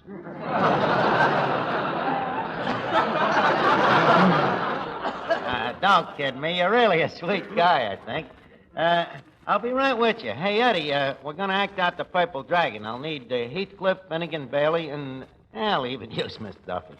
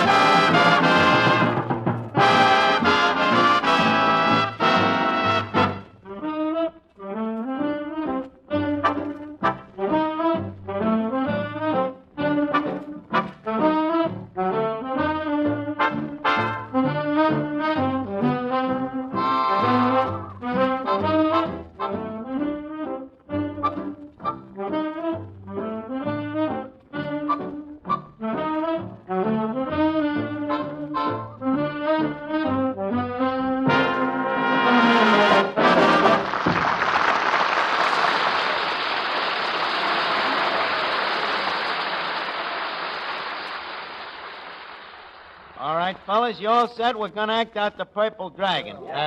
Everybody okay? All right. Let's go. Look, it's a bird. No, it's a plane. No, it's a mongoose. No! It's the Purple Dragon. We take you now to the home of the Purple Dragon, enemy of the underworld and friend of the overworld. Here the dragon dwells with his friend and partner, the famous Green Spider. The Green Spider is sitting in an easy chair. He speaks. I am the Green Spider. Tonight, me and the Purple Dragon are sitting dozing in our luxurious duplex penthouse, 2 pence, when suddenly the serene stillness of the quiet is shattered by a tinkling sound. What was that?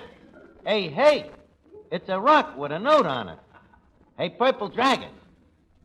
Hey, Perp.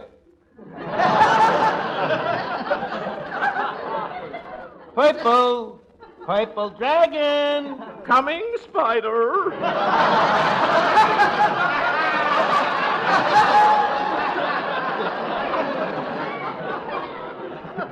Look, Perp, a mysterious note was just flying through the window. A note? Leave me read it.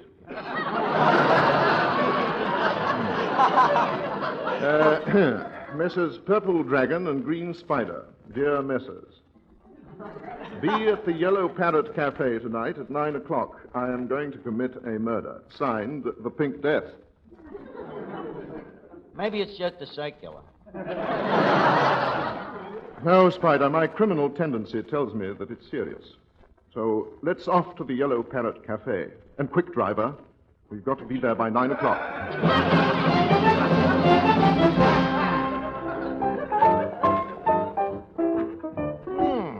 Quite a place, this Yellow Parrot, Perp. They do a great business here, you know. Well, how do you know? I got a tip from the guy in the laundry that does their tablecloths. A stool pigeon named Tattletale Gray. Say, Perp, let's chew that cigarette girl. Beautiful, huh? No cigars, no cigarettes, no cigars, no cigarettes. Hello, honey. Hello, What's your name? Fifi. Well, come here and sit on my lap, Fifi. Sir, I don't do that sort of thing. What a dopey part. Say, Perp, see any murders yet? No, maybe this tip was a phony. No, I have a feeling there will be foul play. You're right there. This is a foul play. Please, quit ad-libbing, Mr. Sanders. Hey, Perp, look, the floor show's starting now. Good evening, folks. We're about to start the 9 o'clock floor show. The show begins with our master of ceremonies, Mr. Happy Bodkin.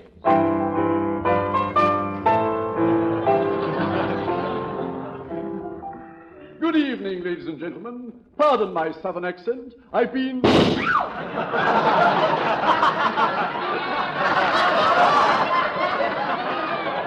Turn on the lights, quick. Bodkins has been deceased. The Pink Death has struck. I've been drinking out of a Dixie cup. Shut up, you're dead. Now lock the doors. All right, line up, everybody, for questioning. Hey, you, who are you?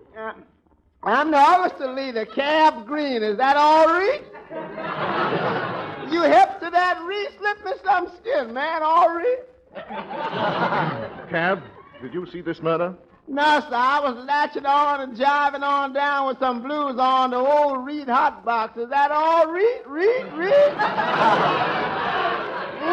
Man. His author's jive is crummier than his English. Quiet, Eddie. Reed.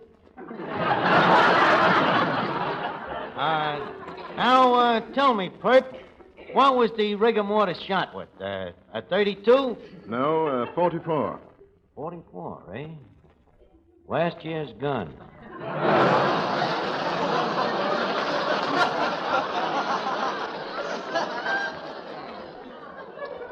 Well, that gives us a clue.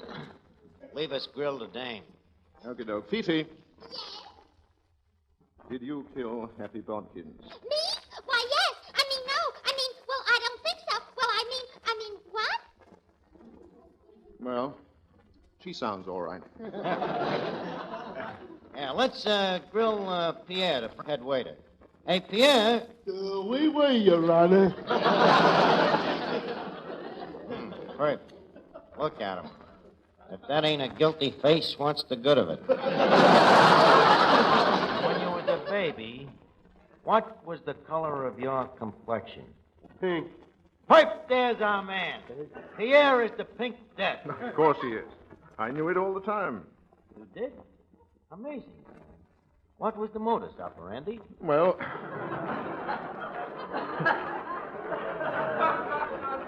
you see, here's how it happened. There was a revolver concealed in a coat in the check room, which is directly opposite the stage. There's an electric eye in the kitchen door, which is connected by short wave to the revolver in the coat in the check room. Now, at 9 o'clock, Pierre arranged for the waiter to come through the kitchen door at the exact moment when Happy Bodkins started his act. This touched off the gun in the check room and fired the bullet, killing Bodkins. How did you know all this? It was obvious.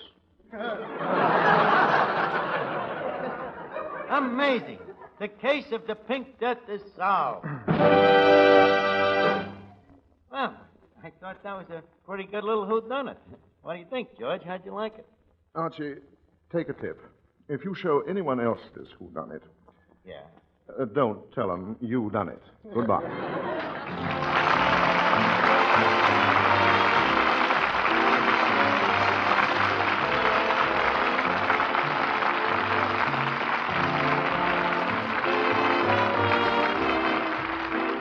And now, ladies and gentlemen, it's time to leave Duffy's Tavern for this evening, but let's meet here again at the same time next week when our guest will be Joan Blondell.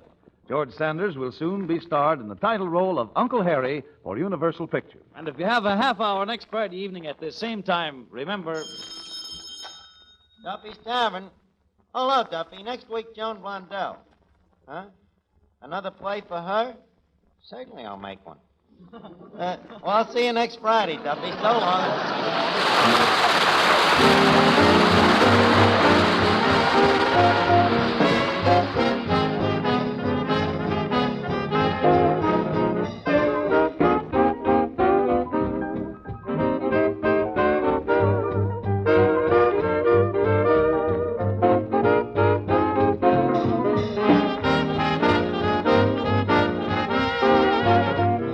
This is the Armed Forces Radio Service.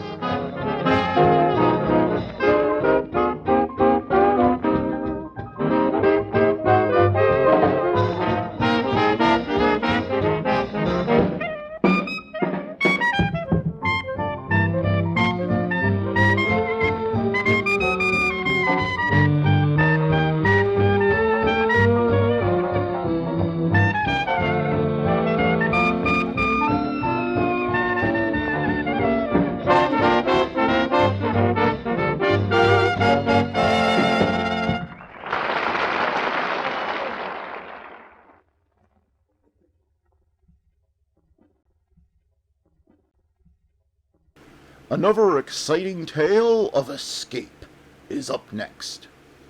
Wonder if prices will ever come down? Fed up with the post-war world? Want to get away from it all? We offer you escape.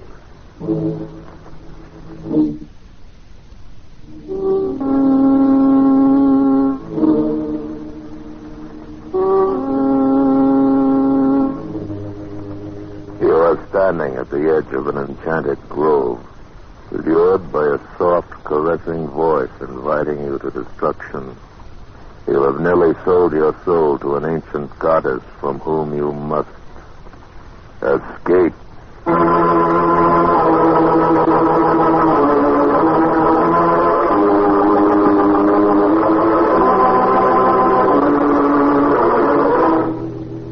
Escape. Produced by William N. Robeson and designed to free you from the four walls of today for a half hour of high adventure.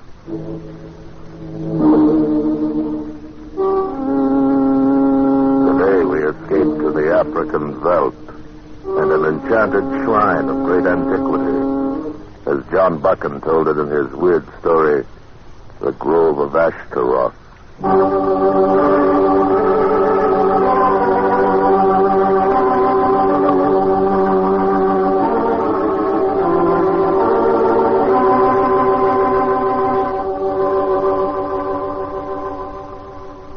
We stumbled onto the place, Lawson and I, during the second day after we left Taki.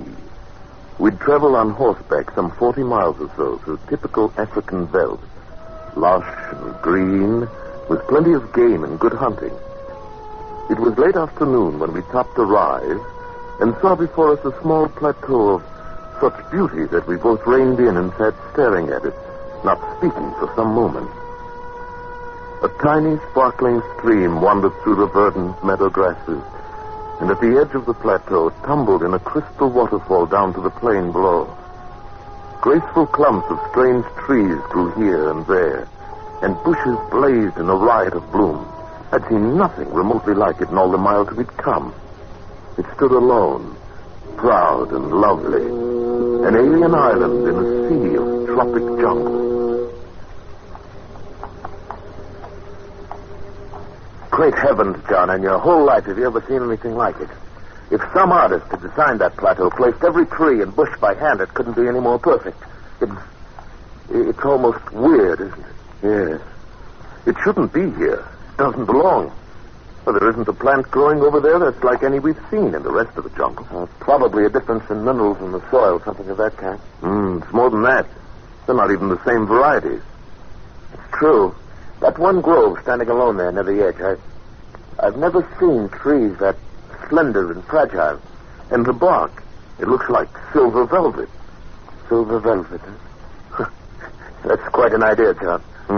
Yes, I guess it is at that. Anyway, those doves seem to like it. They never stop circling over that one particular grove. They're probably nesting there. A flock of white doves circling over a silver grove. But, there's something vaguely familiar about that. Yes, there is. John, can you make out some kind of a dark shape there through the trees over toward the center of the grove? Yes. Yes. Come on, let's ride over and take a look. No. Not now. What? Why? I mean, you'll have plenty of chance to see it later. What are you trying to say? John, I'm going to build a home here. A home? Out here in the middle of the jungle, miles from... I'll build a road in from Taki. I've got money enough and no one but me to spend it. I've always wanted to live in Africa. Always, Lawson? Or for the last 5 minutes? It doesn't matter. Somehow, even though I'd never seen it, I've dreamed of this spot all my life. I've got to live here. Want to live here, I mean. But so quickly, at least think it over first. No, I don't have to think it over. I know what has to be done. Son, it's here that I build my tabernacle.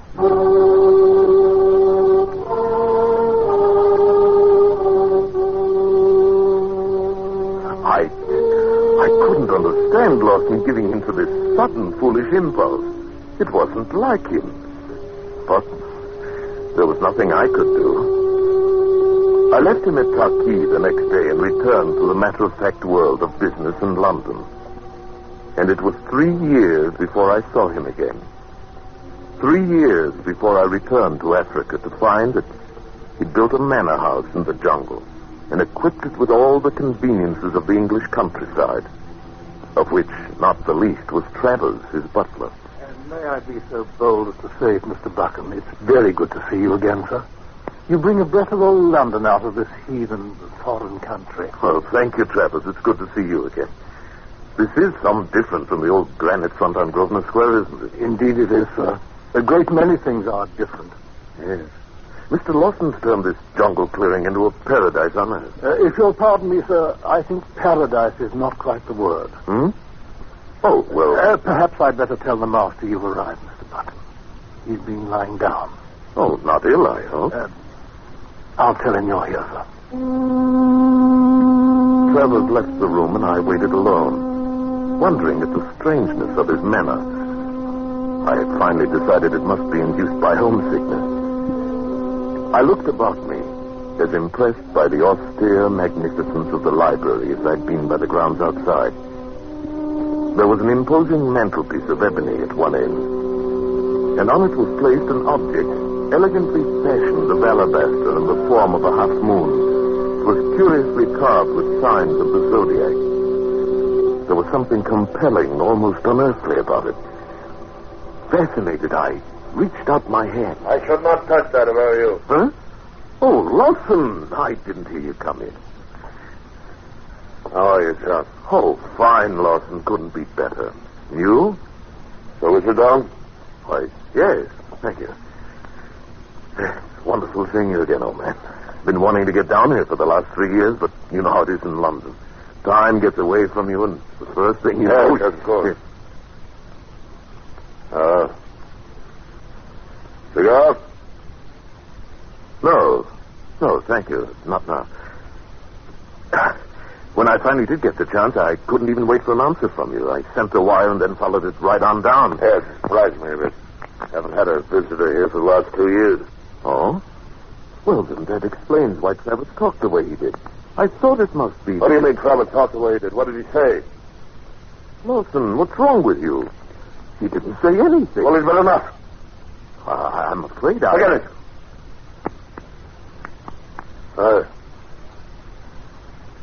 I'm sorry, John.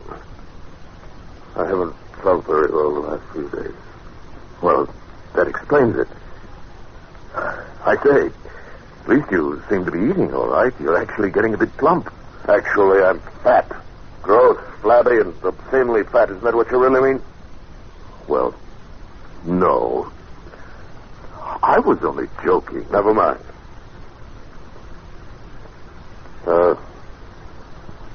What do you think of the place, John? The place? Why, it's amazing. It's beautiful. No one could ever believe it without seeing it. I doubt if there's another place like it anywhere in the world. You're right about that.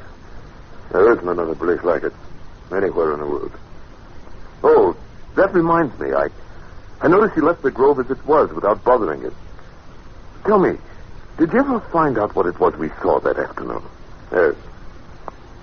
Yes, John, I found what it was. Well? John, I have an overseer here named McJobson, quite a competent man. I want you to leave with him in the morning, take a 3 or 4 day hunting trip. He knows the country. He'll find you plenty of game. Oh, but I came here to see you. I'm fighting about a fever. Happens every so often. I'll be all right by the time you get back. Oh, now, wait a minute. If you're sick, I'm certainly not going to run. You'll do what I tell you. Lawson. I'm sorry to talk this way, but I know what has to be done. All right, Lawson. Whatever you say. Good. Settle it. Believe me, John, I know what's best for me. Yes. I'm sure you do. Another thing, John. That carving that sits on the mantel, I must ask you not to touch it. It's quite old and rare. I should not like anything to happen to it.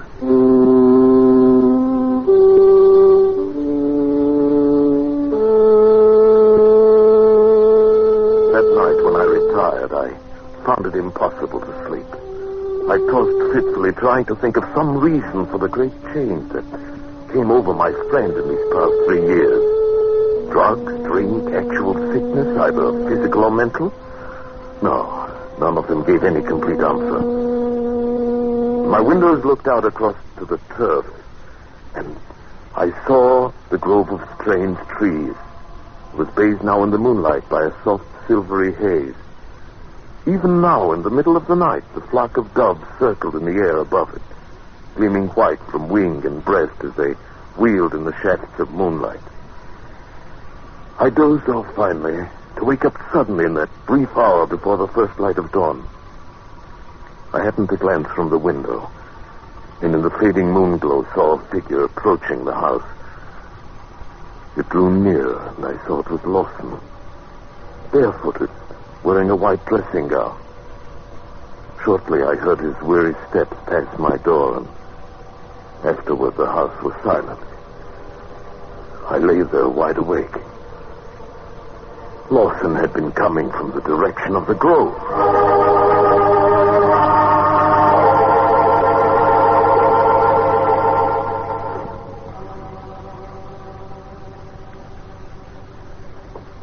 Good morning, Mr. Buchan. Oh, morning, McJefferson. Oh, sit down. Thank you, sir. Now, in regards to that hunting trip we talked about, I can offer you a choice of 2 or 3... No, never mind. I'm not going on any hunting trip. But last night we decided... That was last night, McJefferson. Tell me, how long has Mr. Lawson been sick? Oh, it comes and goes. Happens about once a month like this. He's not the man that he was when I first came here. Do you have any ideas about what might be the matter? Aye. Well, what are they? If I told you what was in my head, you'd think me daft. Why don't you wait until tomorrow? You won't need to ask. It's a full moon, the next. Full moon? What does that have to do with it? You'll find it in the Bible. Read the 11th chapter of the 2nd book of Kings. Good day, sir.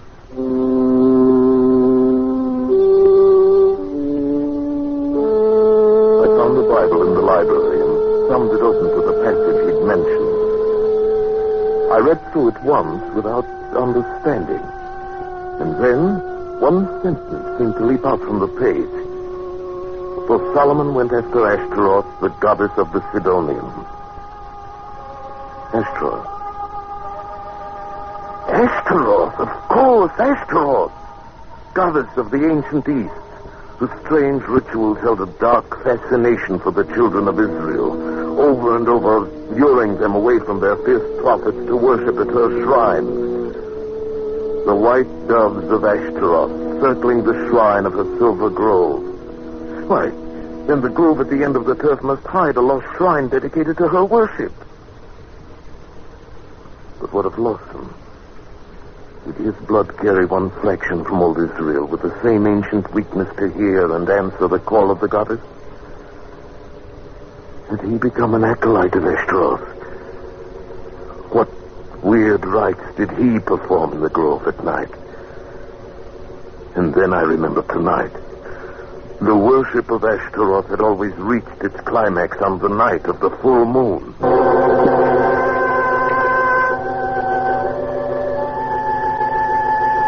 Lawson did not appear all day.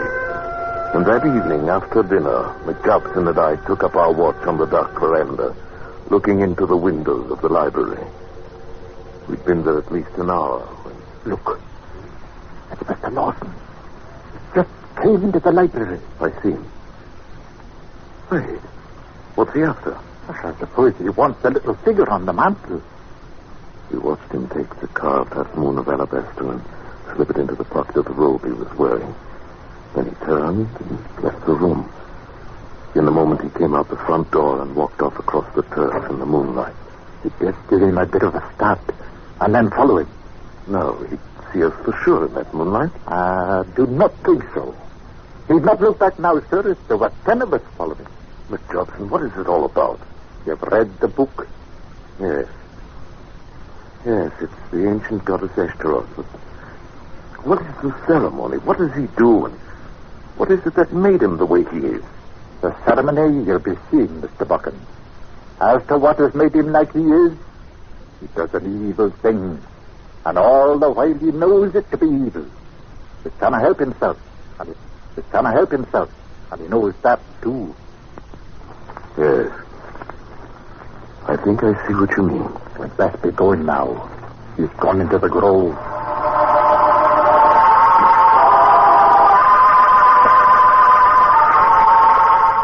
We crossed the turf quickly and passed into the black and silver shadows of the moonlit grove, working our way carefully toward the center. The only sound at first was the piping of the doves circling high over the lacy branches above our heads. I saw as we approached that the center of the grove had been cleared to form a small circular arena, was covered with smooth turf. And standing in the middle of it was a cone of rock 30 feet high, A smooth, sharp tower of stone that pointed up toward the tops of the trees. And then I saw Lawson. He stood by the base of the conical tower, his arms uplifted, the symbol of the half-moon bound to his forehead, and chanting words with meanings I could not even guess. Now Lawson threw off his white robe and began a curious kind of dance, moving around the foot of the cone on a worn path beaten in the turf. The same path he must have followed many other nights before. He moved faster and faster, uttering now and again a wild cry. We stared entranced at the circle of moonlight. And as he danced, a strange new sound slipped into my consciousness. An earthly melody that seemed to come from the tower, from the trees. Or may perhaps have been born within my own mind, tricked by the magic fantasy of moonlight, shadows, and perhaps madness. It brought to me one vivid thought of the warm, soft lips of an unseen goddess, of lips in carnadine, whispering gently and sensuously across the reeds of a panpipe. I stirred uneasily, felt the quickening of my pulse. Try to resist it, Mr. Buchan. It's only a thing of evil cloaked in a false beauty. McJobson heard or felt it too. And it was more than a trick of my own senses. Something in me thrilled to the call of the weird melody. I wanted to rush out and throw myself at the base of the stone tower to dance as Lawson was doing, to spend all eternity in adoration and worship of the beauty of Astro. Oh, Mr. Buchan, think what it's done to him. Fight it, lad, fight it. I lost all knowledge of time. The dance had grown swifter and fiercer. The moonless figure in the clearing moved faster and faster, posturing and gyrating in tempo to the crazy rhythm. My blood was pounding in my throat, my ears ringing. The music surged through my brain in ever-mounting waves of incandescent sound. Now I was beyond reason, possessed by an overpowering frenzy when the cock crew. Then the grove was deathly still, and at the foot of the tower, Lawson lay unconscious.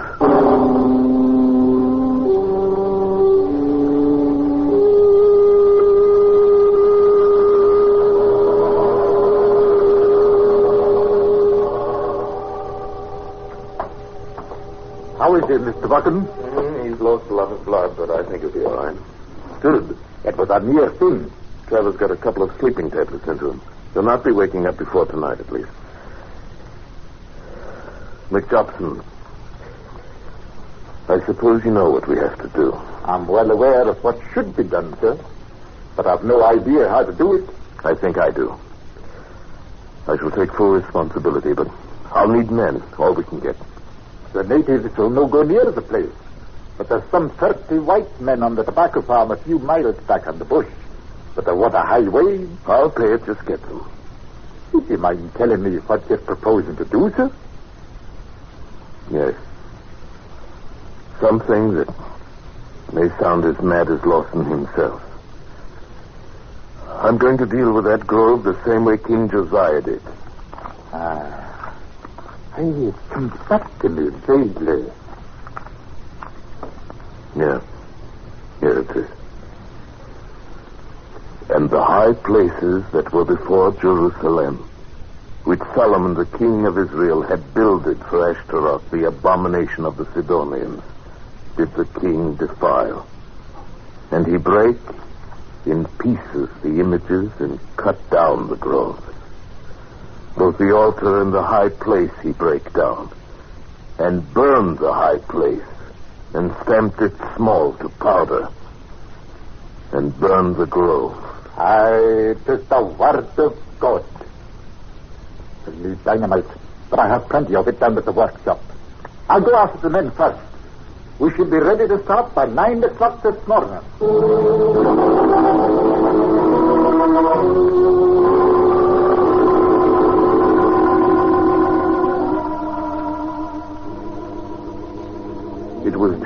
9:30 when we entered the grove, carrying axes and a couple of shotguns, and driving several teams of oxen.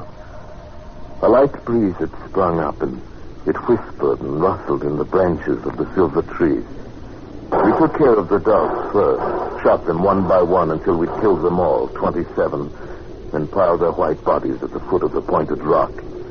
Then the men set to work with the axes, chopping through the slender trunks of the trees. Don't slip it in the trees. Get over the bush. Drag them into fire. What's your order? All right, come on. I stood by the stone tower, the high place of King Solomon, and watched while the work went on.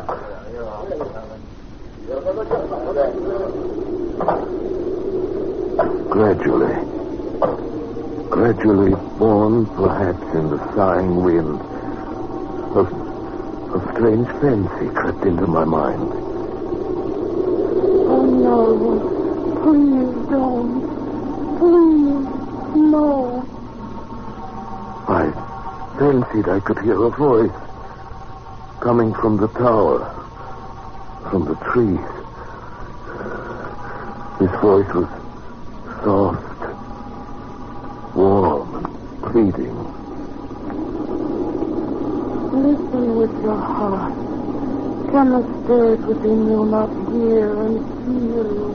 The heart of all sorrow was in that voice, and the soul of all loveliness.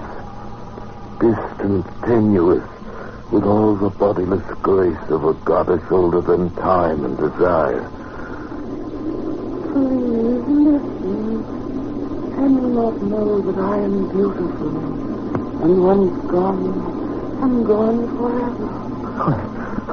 I could not believe that I was imagining this soft and lovely voice. I felt a sudden and overpowering adoration for this exquisite creature who whispered in the breath of the wind. I wanted to call out to the men, order them to stop desecration of her home and sanctuary. Then I thought of Lawson, of what he'd become, and I fought back the impulse.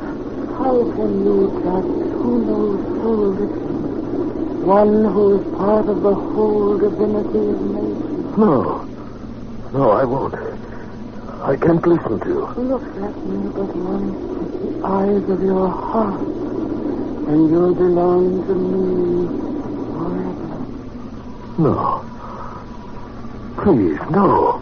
You have killed my doves, covered their white breasts with blood. Are you not yet satisfied? It's got to be done. It's got to be done. No, please. You could stop now and leave the high place. New trees would grow. The other doves would come and nest in them. But I can't. What are you saying, Mr. Buchan? I couldn't quite hear you. Oh, nothing. Nothing at all. Well, I'm ready to put the dynamite around the tower here. If you'll move back a little way. Miss Jobson, perhaps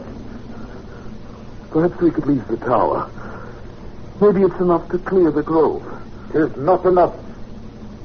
The book says, and their children remember the altars and the groves by the green trees upon the high hills.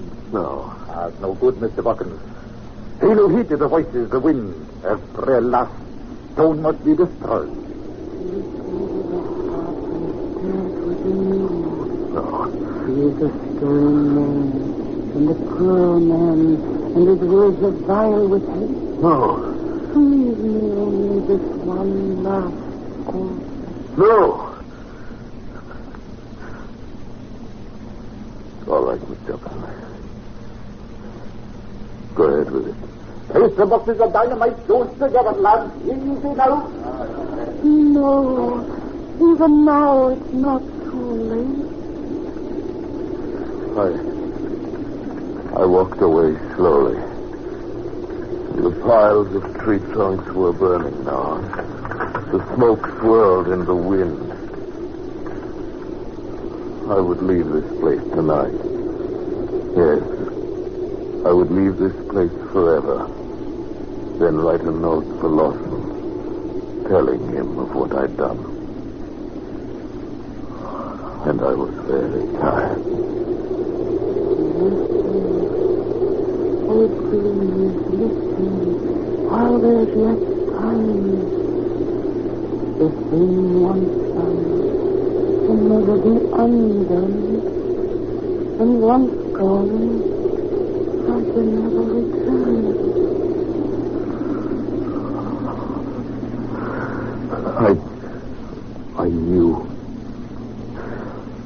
I knew that my act, my reason told me all these things. I knew that this act that I'd committed had saved Lawson, had saved his life and perhaps his reason. And yet I wondered if perhaps in so doing I was not driving from its very last refuge on earth something that was so rare and lovely.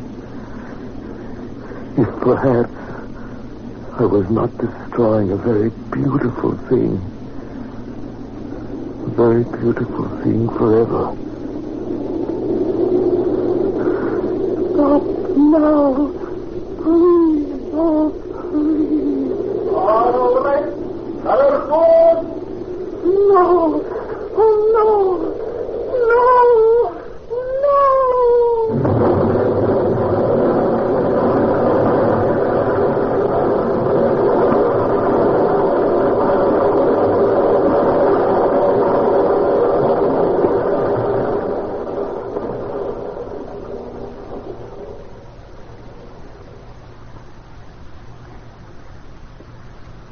Silence. Nothing but silence. And I heard the sweet voice no more. And my face was wet with tears.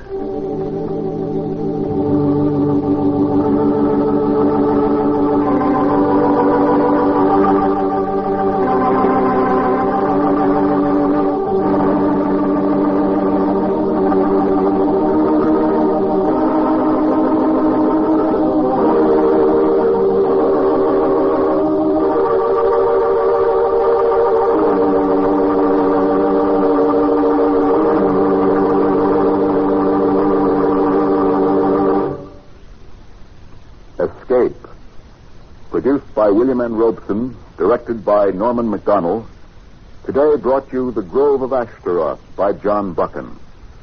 Adapted for radio by Les Crutchfield, with Paul Frees as Buchan, Bill Conrad as Lawson, Kay Brinker as Ashtaroth, Raymond Lawrence as McJobson, and Eric Snowden as Travers.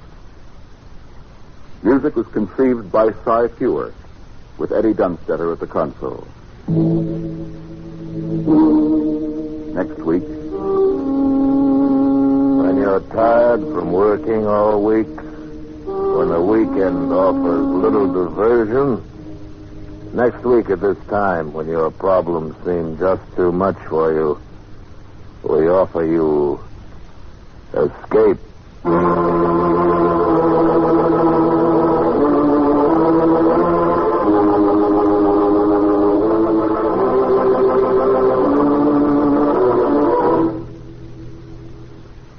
Next week, we bring you another exciting story of high adventure.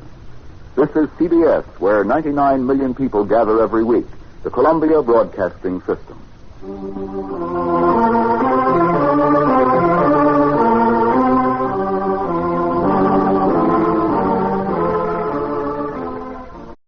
This is CBS, where 99 million people gather every week, the Columbia Broadcasting System.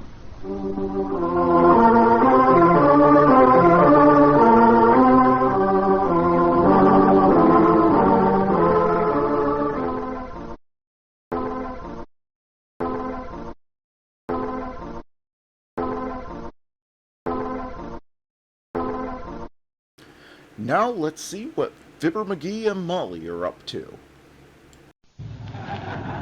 The Johnson Wax Program.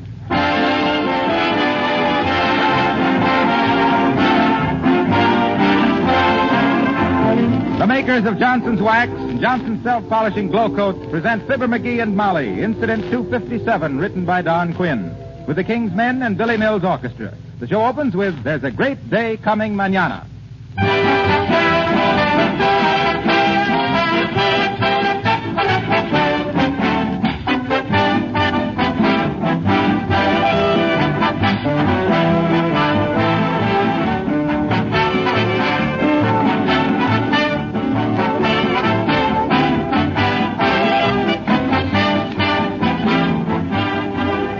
Do you know what is the most inexpensive way to make your home more beautiful?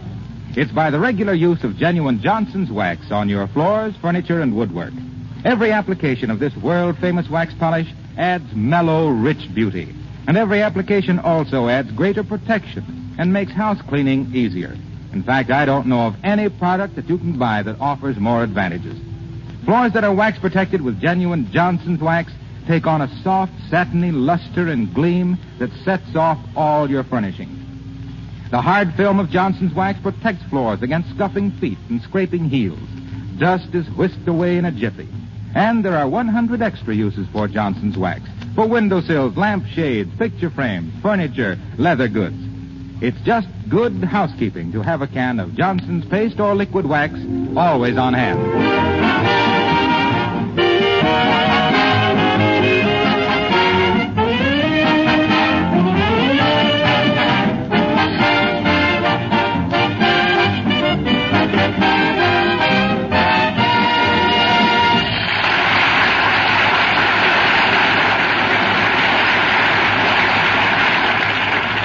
Well, Fibber doesn't feel very well.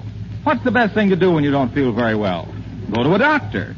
So, here in the doctor's office, where our hero is being examined for this and that, and sinus, we find Fibber, Magee, and Molly.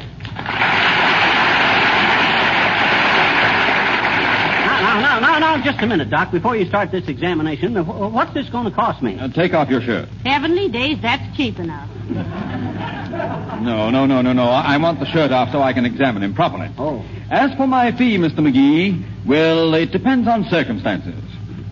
My circumstances or yours? Oh, come. Off with the shirt. Okay, bud. That's it.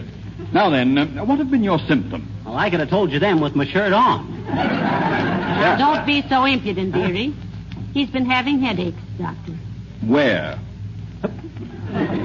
Oh, now look, Doc, where do you usually have headaches? In your... Magee! Sit down, Magee. Okay. That's it. Oh, Miss Gribble, bring me Mr. Magee's history. I've got one of his old geographies at home, too, Doctor, if you need that. No, thank you. Now, Magee, according to your history, I see that... Doc, come over to my house right away. My wife broke her leg. I'll be over as soon as I can, Flanagan. What was she doing when she broke her leg? Skiing. Skiing? But there's been no snow since last winter. That's when she broke it. Hurry up, will you, Doc? Now, let's see. According to your history, Magee, you've had insomnia for years. I have? Yes. Any bad habits? Yes, I don't sleep good. Yes, I know. Do you drink heavily, Magee? No, I don't, Doc, but Molly's Uncle Dennis is an alcoholic. Hold it there. Never you mind about me, Uncle Dennis. You smoke heavily, Magee? Oh, I don't know, Doc. I never smoke more than 3 or 4 cigarettes a day. Well, that's moderate. And 25 cigars. Now we're getting somewhere. Magee, I want you to cut out tobacco entirely for 1 week and go on a bland diet. Go on a what? A bland diet. Heavenly days, and I don't think we have a bland in the house. Now, wait a minute, Doc. I've smoked all my life. You can't expect Those are my orders. No smoking for 1 week. Then come and see me again. You better come to see me, Doc. I'll be too weak to go out. Don't be silly, Magee. I've been telling you for years to cut down on your smoking. Is that all, Doctor? For now, yes, Mrs. Magee. And Magee, drink 4 full glasses of water right now. You'll find a water cooler in the reception room. Hurry up. But what's the idea? Magee, go on. What's the idea of making him drink 4 glasses of water, Doctor? So I could talk to you privately a minute. Oh. Now, look. It's going to be a great strain on his willpower to quit smoking abruptly. You can get Guts and Borglum to carve that in a mountain, too. McGee'll never do it, Doctor. He'll have to, and you can help. How? Now, here, you take this little bottle of medicine. When he begins to weaken, put about 3 drops into his coffee. Yeah. It won't hurt him, but it makes tobacco taste simply terrible. Do you understand? Certainly. Would it cure him quicker if I dumped the whole bottle in at once? Oh, no. Goodness, no. Now, remember, just 3 drops. Yeah, 3 drops of what? Well, the doctor was just going to say that 3 drops of prevention was worth 6 pounds a cure. Huh. How do you know he was going to say that? He hadn't got to it yet. I read lips. Oh. Well, I'll certainly give your treatment a whirl, Doc, and much obliged. Think nothing of it. I do, just about.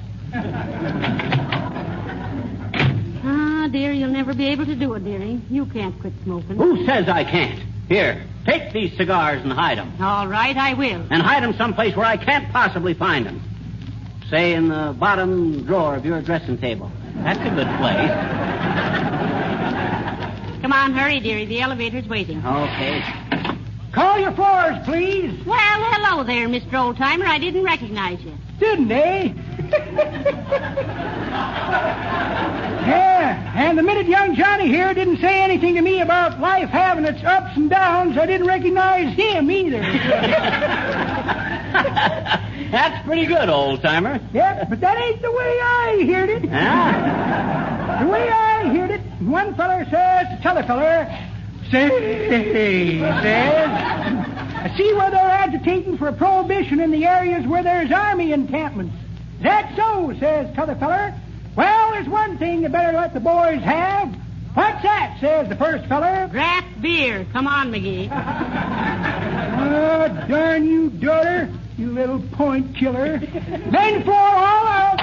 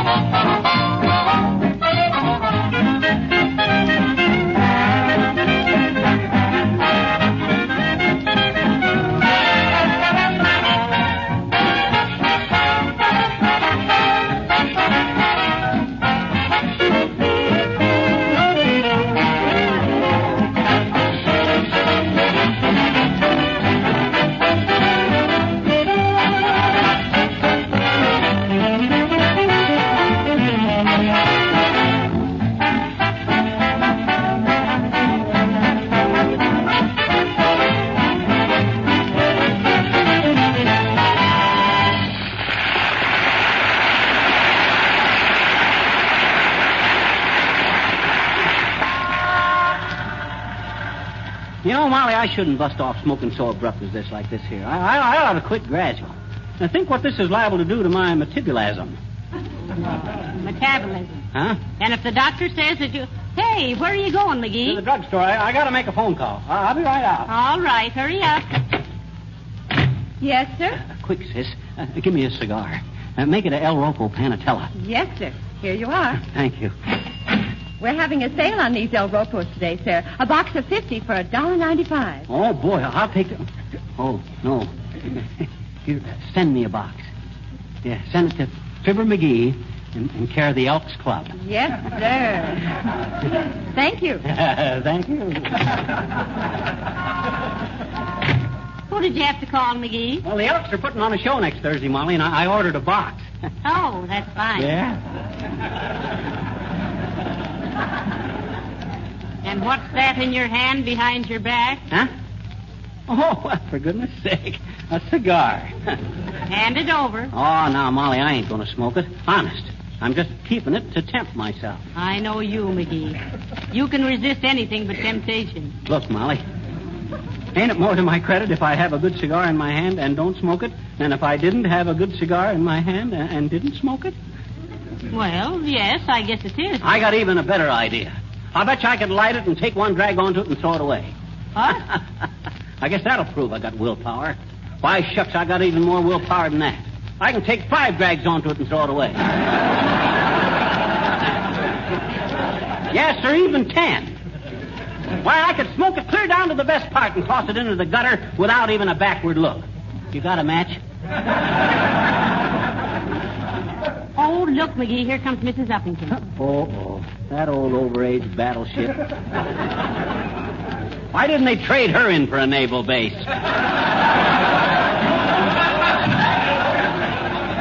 Battleship is right. That hat of hers would make a lovely crow's nest.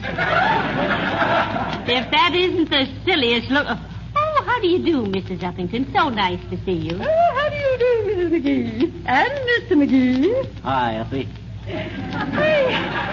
I missed you the other evening when I gave my rumba exhibition at the country club. Oh, really, you missed a very delightful evening. Well, I'm sorry, Effie. We had to see a man about a horse. Yeah. Gene Autry at the Bijou Theater. But how did the rumba exhibition go, Mrs. Uppington? Oh, marvelously, my dear, marvelously. I was in splendid form. Yeah, I know you were, Uppie. A musician friend of mine was there. Old Charlie Rimshot. He says after seeing you rumba, he was going to take it up himself. Oh, really? Yeah. Is he going to take it up with me? No, with the Cuban government. Well, I do not consider that very amusing, Mrs. Magee. But then I should know better than to discuss anything aesthetic with persons of such bourgeois mentality. What's bourgeois mentality? That's highbrow for lowbrow. Tell me, Uppie, in this rumba dancing, you make up the steps as you go along? Well, now, that's odd that you should ask me that, Miss Magee. Yeah? William, Mr. Mills, you know. Oh, yes. He asked me the same question. Snooky, he said, do you ad-lib the ankle stuff? Why, of course not, lammy pie, I said.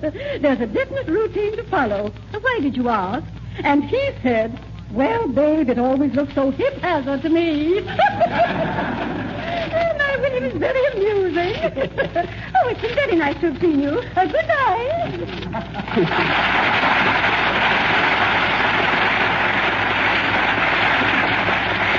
Ah, dear Mrs. Uppington. There's one share of Mayflower stock that never paid a dividend.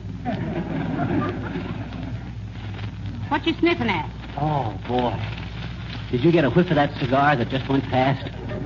Oh, was that delicious? Oh, are you really that hungry for a cigar? Am I? Molly, I'd like to get caught in an avalanche of stogies and have to smoke my way out. As the gal says when she split her riding breeches at the horse show, this is a heck of a way to bust an old habit.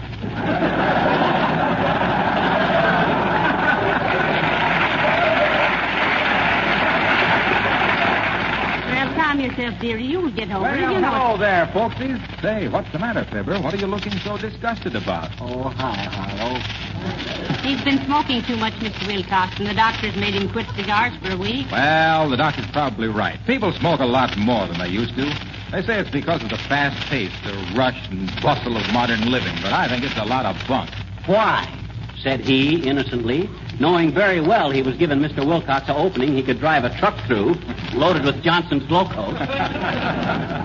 Well, look, take housewives, for instance. Yeah. They have hours and hours more leisure than they had in the old days of floor scrubbing.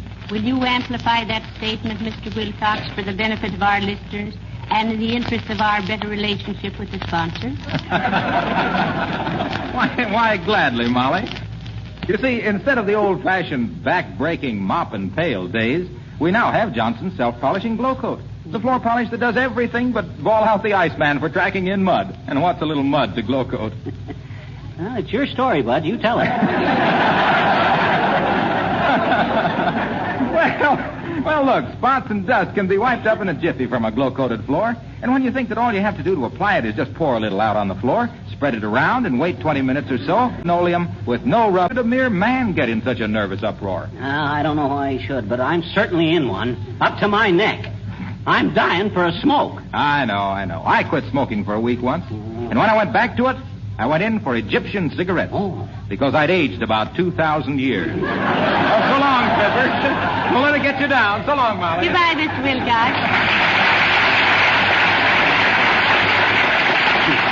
Egyptian cigarettes. And he promised his mummy he'd never smoke. It's only been on a couple of weeks. Did you get it, Molly? I said... Ain't funny, Magee. I'm nervous. Well, let's stop someplace for a cup of coffee. I got to get something to calm my nerves. Well, let's go home where I can make you a good cup of coffee. Then we can sit down. There. Good morning, my dear. Hello, Mr. Boomer. And good day to you, Rattletrap. What are you looking so dismal about? Now, don't twit me, Boomer. I feel kind of edgy today, and I'm liable to be a little cutting. He's had to give up cigars, Mr. Boomer. Doctor's orders, you know. Ah, yes. Pernicious habit, cigar smoking. Never used the weed myself. Don't give me that malarkey about you not smoking, Boomer. You always got a cigar in your puss. Certainly, Half Dome, certainly. But mine are a special brand. The nicotine content has been chemically removed. A child could smoke them.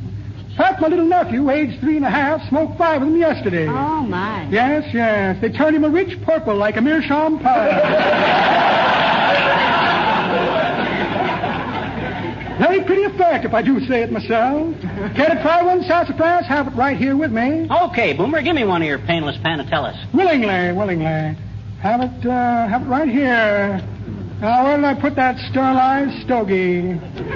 Let's see now. Here's a camel's hair paintbrush. Wonderful thing. Can go 7 days without watercolor. Here's a better mousetrap my brother invented. Did the world beat a path up to his door? Yes, and then beat up my brother. Poor Don. What's this? Oh, yes, postcard from Sheila the shoplifter. Unfortunate girl. Got caught with a hot piano when the stool turned and squealed on her. Here's a dozen assorted wallets given to me by a pickpocket pal. Oh, it's always fair weather when good fellows get together.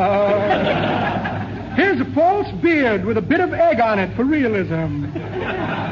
A check for a short beard. Well, that's that. No cigar. Sorry, sad puss. I'll have to try and pick one up for you someplace.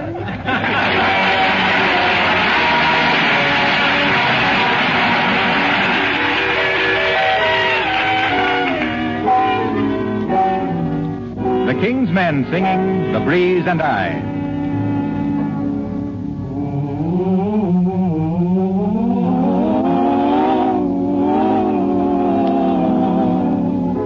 You went away. You didn't say goodbye to me. A little breeze came by to me and whispered you had gone.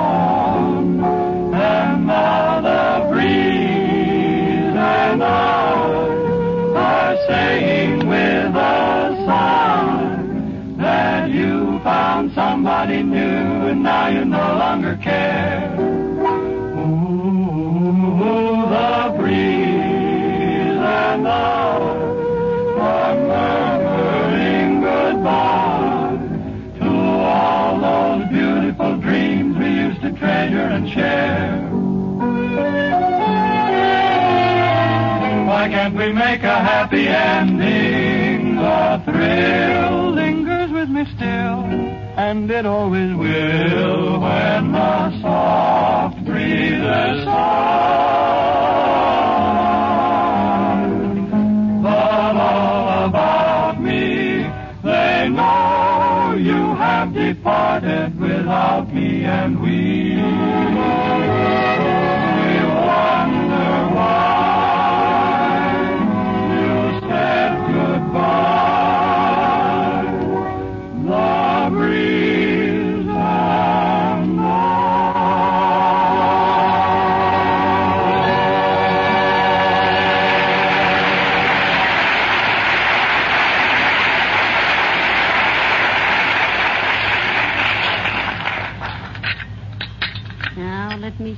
was it the doctor said? 3 drops in each cup of coffee. That's it. 1, 2, 3. And 1 for luck. There. Hey, Molly, where are you? What you doing? I'm out in the kitchen, dearie, making you a nice cup of coffee. Here you are. Drink this and you'll never miss your horrid old cigars. Oh, can't I have a cigar instead, Molly? Please. Gee whiz, I'm really suffering. Well, open the window and get some fresh air. It's awfully hot in here. Oh, it ain't the heat. It's the humidor. I want to smoke. Oh, don't be such a baby. Drink your coffee. Oh, okay. Ooh. Oh. Hey, what is this, Jabber or Lava? Why, that tastes awful. Why, of course it does, dearie. That's because you got all that nicotine in your system. Where you going? I'm going upstairs and lie down. I don't feel good.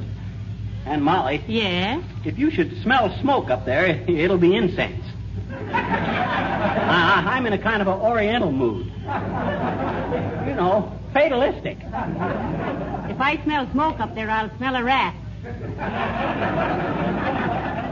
If you tried to smoke a cigar behind my back, well, I wonder who that could be. Well, it's got to be either Gildersleeve or the little girl, unless they rung in a new character on us. Come in. Oh, there, Mrs. Magee. Hello, Magee. Hey, I just won $20 on the Cincinnati Red. So I thought maybe... That ratted Gildersleeve, quit waving that cigar in my face. Keep your filthy habits to yourself.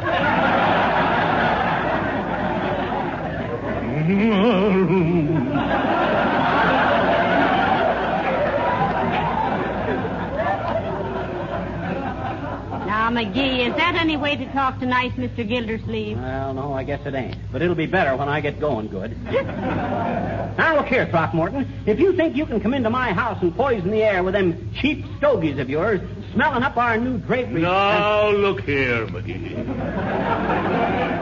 Excuse me, Mr. Gildersleeve. You'll have to make allowances for Magee today. He's a little on edge because he's quit cigars. Oh, quit cigars, eh? Yeah, I see. Well, I'll never give up cigars as long as I live. But think of your health, Mr. Gildersleeve. What's the matter with my health?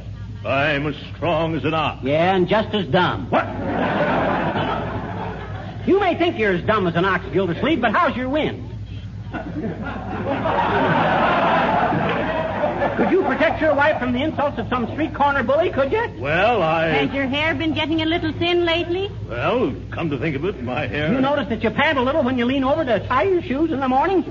Magee, now that you speak of it, When you walk into a dark movie theater, do you keep seeing Don Amicis in front of your eyes? By George, Mrs. Magee, I believe... Think it over, Gildersleeve. Don't you think you owe it to your loved ones? Who told you about her?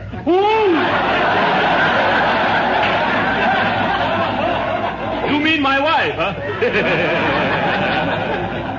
I'm serious, Gildersleeve. Remember, your health is the most valuable thing you have. Ain't you man enough to give up a trifling habit like cigars to preserve the precious heritage of health? Oh, my goodness. Where's an ashtray, Mrs. Magee? I want to put this cigar out. Right here, Mr. Gildersleeve. There. That ain't enough, Gildersleeve. You can't do it by putting out one cigar. You got to make a clean break. You got to say to yourself... What do you call yourself when you talk to yourself? Gil.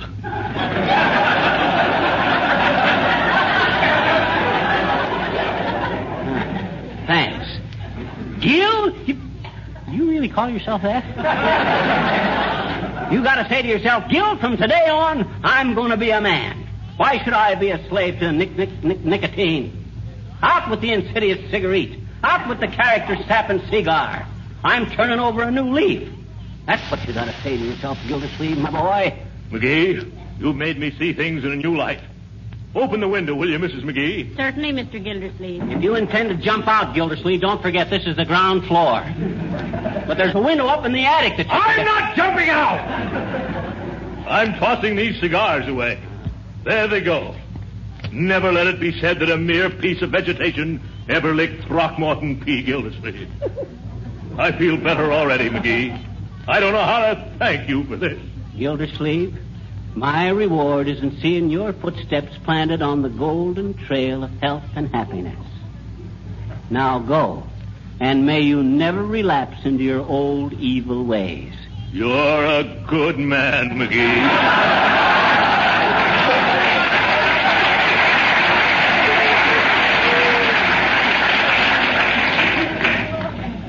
Good night, Gil. Good night, Fib. Good night.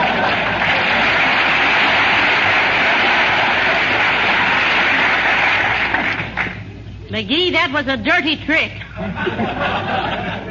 Well, I'm in a dirty mood. Here I am dying for a smoke, and that big foghorn comes in and waves a 50-cent Colorado Clara right under my nose. I had to convert him in self-defense.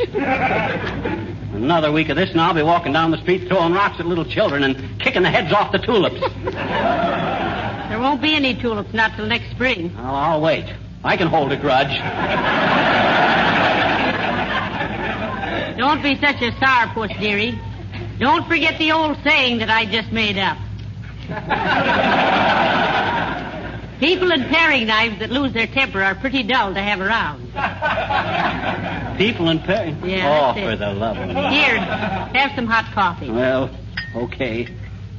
Thanks, Molly. Oh, boy. Oh, that's awful. Oh, boy, I can't even enjoy a cup of coffee. Aha, so you're convinced now. Yes, I'm convinced. You're absolutely right, Molly. I'm through. I'm through for good. From this day on, I'm swearing off. I knew you could give up tobacco if you really tried. Tobacco? I'm giving up coffee. Bring me a cigar and a glass of milk.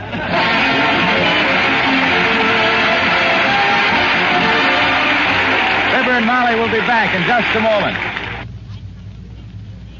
Do you like to do a little painting or decorating now and then? Do you have a breakfast set or a bookcase that you've been itching to brighten up with new colors? Then listen carefully while I tell you about Johnson's newest product, a brand new kind of enamel that actually has wax mixed right in it. It's called Johnson's Wax Enamel, and it's different from any enamel you've ever tried before. Because of its wax content, wax enamel dries with a beautiful soft luster, satiny smooth, that lovely finish that only wax can give. And that isn't the whole story either. A wax enamel finish is harder to mar or scratch and much easier to clean. You brush wax enamel like any ordinary enamel. A little goes a long way, and one coat nearly always covers. Look over the wide assortment of stunning wax enamel colors now at your hardware, paint, or department store. You're sure to like the extra beauty that wax enamel gives.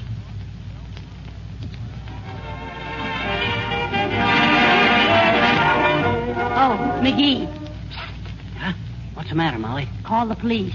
I heard a noise under our window. Oh, that's okay. That's just Gildersleeve looking for them cigars he threw out. Why don't you be nice and go help him look? It's no use, Molly. They ain't there. You mean you... Yes. Oh. Good night. Good night, Al.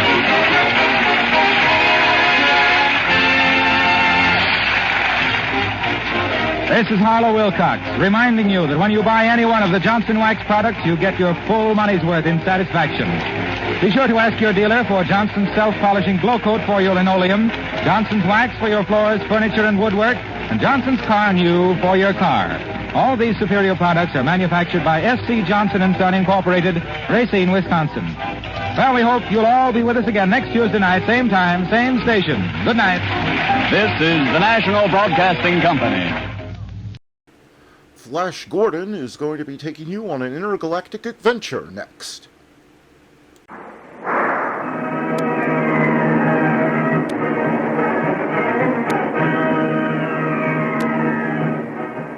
Presenting the amazing interplanetary adventures of Flash Gordon.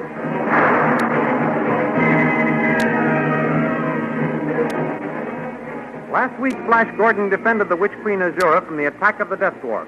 Tal, having proclaimed himself King of Blue Magic Land, offered Khan the Hawkman the command of the army if he would swear allegiance to him. Khan refused.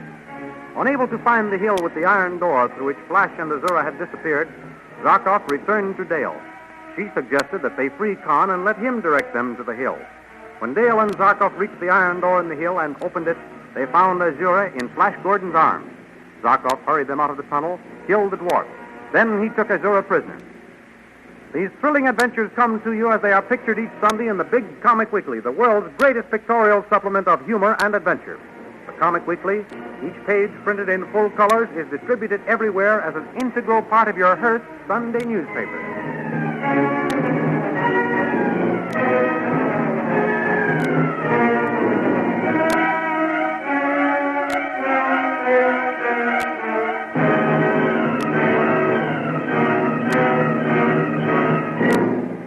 Now we continue the story. When Zarkov opened the iron door, Dale Arden saw Queen Azura in Flash Gordon's arms, and he was kissing her. Dale's love was turned to jealousy. Ignoring Azura, Flash tries to explain the situation to Dale. You don't understand, Dale. I understand perfectly. Actions speak louder than words, and your actions barely shout it. It was Azura's last wish. I wish it had been. How like a coward that explanation of yours is, throwing the blame on the woman, hiding behind her skirt. I mean her cloak. I'm not hiding behind anything. I'm telling you the truth. My spear had just broken. We thought we were about to die. Don't touch me. And that's the way you wanted to die, kissing the queen of witches? Please listen to me, Dale. I told Azura that I loved you and you only. Did you expect that to make any difference to her? Dale, darling, you know I love you. It looked like it when Zarkov opened the door. I've always loved you, Dale, and I always will. Love? You don't know what love means, Flash Gordon.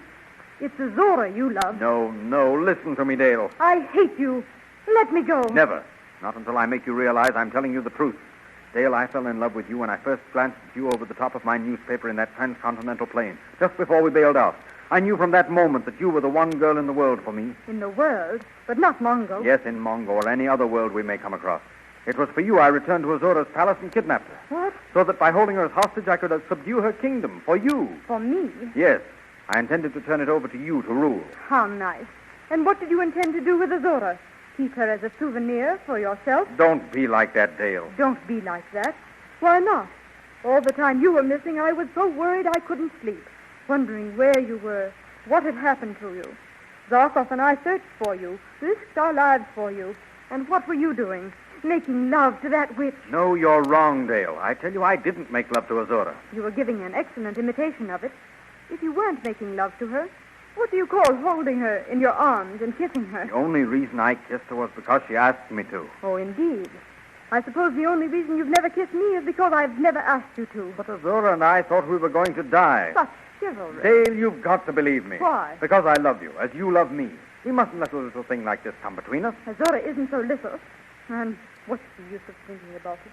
Evidently, there isn't any use of my thinking about it, so we'll get Azura to prove it. Azura! Yes, Flash? Dale won't believe my explanation of what she saw. Tell her the truth. Oh, don't be a stubborn fool, Earth girl. You know that Flash Gordon has fascinated me from the first time I laid eyes on him. I've tried every way to make him fall in love with me and forget you. Yes, I know that. The only time I had any success was when I kept him drugged with lithium.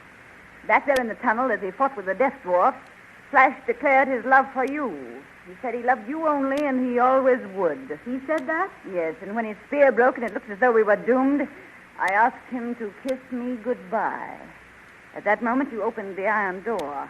Well, Dale, do you believe me now? I've believed you all the time, Flash. What? Certainly.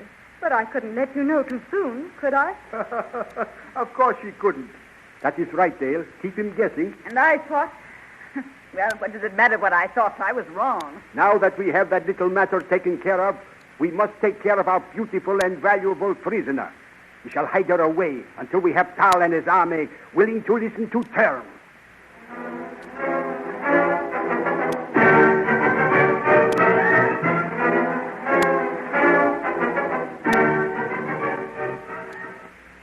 Meanwhile, Tal inspects the fortifications of his newly acquired palace. Roar, let down the drawbridge. Yes, it works very smoothly. See that it is kept in the same good condition. Come, Roar, we will have a look at the sentry gate. Yes, Your Majesty. The moat looks dry. See that more water is let in. Keep the level up to that iron hook. Yes, Your Majesty. What is that, Roar? They call for the changing of the guard, Your Majesty. Good. Let us wait and see how well they do it.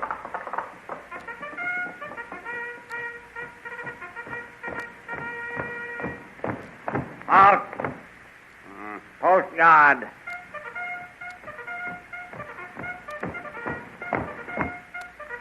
What are the orders for this post? Stand guard constantly. Pace the distance between the arch of the gate, pivoting always with the face turned looking outward.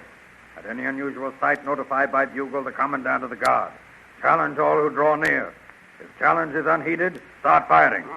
Very good. Relieve guard. Fall in. Forward. March.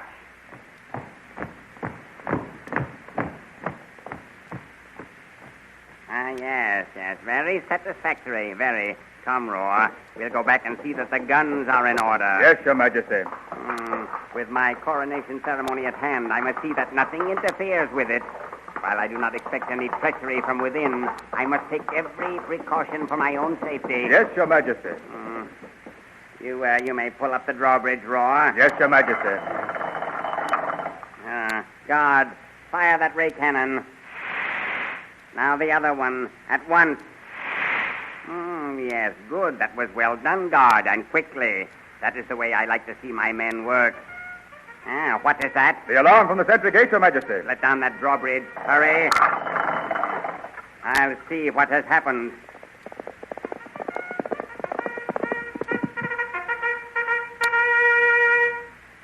Sentry, what is the trouble here? There's a man running this way from the hills, Your Majesty. Give me the stethoscope. Yes, I see him. Why, it's Khan. Khan, how did he escape? I do not know, Your Majesty. No matter. I'll capture him again myself.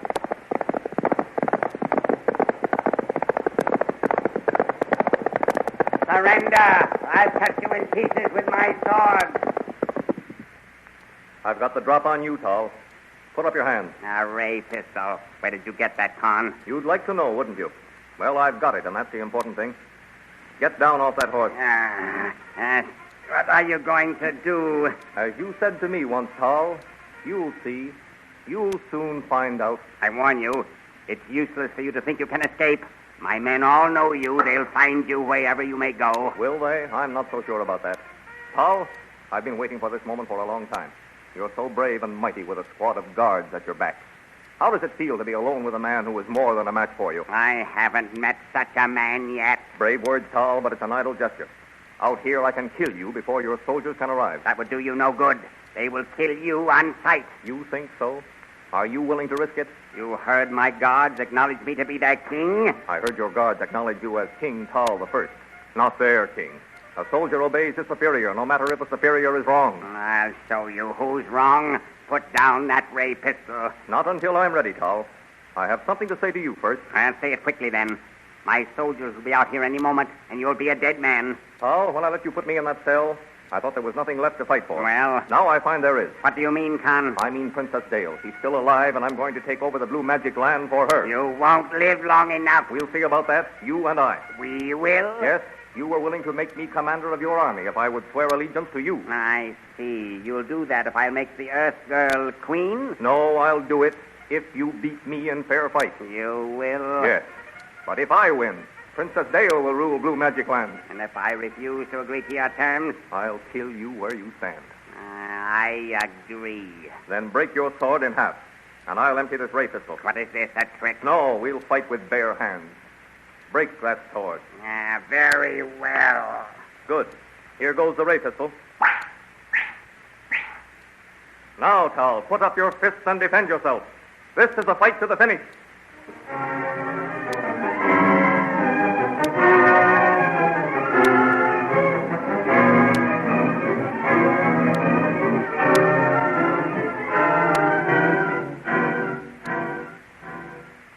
In another part of the hills, as the three fugitives, Zarkov, Flash, and Dale, trudge along with their beautiful captive Azura, looking for a suitable shelter and hideaway, Dale draws Flash to one side. Flash, Yes, Dale? are you happy? Yes. Why do you ask, Dale? I'm not. Why not? I've been doing a lot of thinking lately, in between worrying about you. In fact, it was the worrying about you that got me to thinking. What have you been thinking about? About the Earth. We've been up here in Mongol for, I really don't know how long. Isn't it time we were going home? Just when we've got Azura captured and can take over the kingdom of the cave world? Yes, right now. Let's give up this conquest business and try to find our way back to the Earth. I'm tired of risking our lives at every turn we make. Well, we have had some thrills, I'll admit, Dale, but that's all part of the game. A game I don't care anything about, Flash. I'm sick of being taken prisoner and treated like a slave. I'm sick of going around in odd-looking clothes. I want to go back to the Earth. Take me back. I can't take you back, Dale. I have no idea where the Earth is. And even if I could, it's asking a lot to give up conquering this kingdom. I've got a winning streak on. I can't break my luck. If you keep on, you'll break your neck. Oh, Flash, darling, can't you see? This isn't going to get either of us anywhere, really. You and I are Earth people, Flash. We belong on the Earth. You're tired, Dale. We ought to find shelter soon, and then you can rest. Why, after you've had some food and sleep, you'll laugh at such talk. Think of it. You'll be a queen. I'd rather be a citizen back on the Earth than queen of all this funny universe. Flash! Dale! What is it, Zarkov? A scout patrol. We have been sighted. They are coming down that trail ahead and will cut us off. What did I tell you, Flash? This is the end of it. Don't you worry, Dale. Perhaps that's some other band of men. Azota, Yes, Flash? are those men part of your army? Yes, they are my chief scouts. Your friend Zarkov just noticed them, but I've been watching them for some time. They have dismounted. They are advancing on foot with leveled flame guns. Oh, we're doomed to a fiery death. Be brave, Dale. We'll die together. Zarkov and the girl and Flash Gordon. Shoot them down. Halt, soldiers! On your knees to your queen. Captain, the Earthman has saved my life. He is henceforth your king, in fact as well as in name. Flash Gordon and his friends are to be escorted to my palace in honor and safety. What? Do you hear, Flash? You are king of the cave world now. You really mean it, Azota? Yes, Flash. Oh, now we'll never get back to the Earth. My queen, it is my duty to warn you. Warn me of what? The army remains loyal to you, but in your absence, Tal has seized the throne.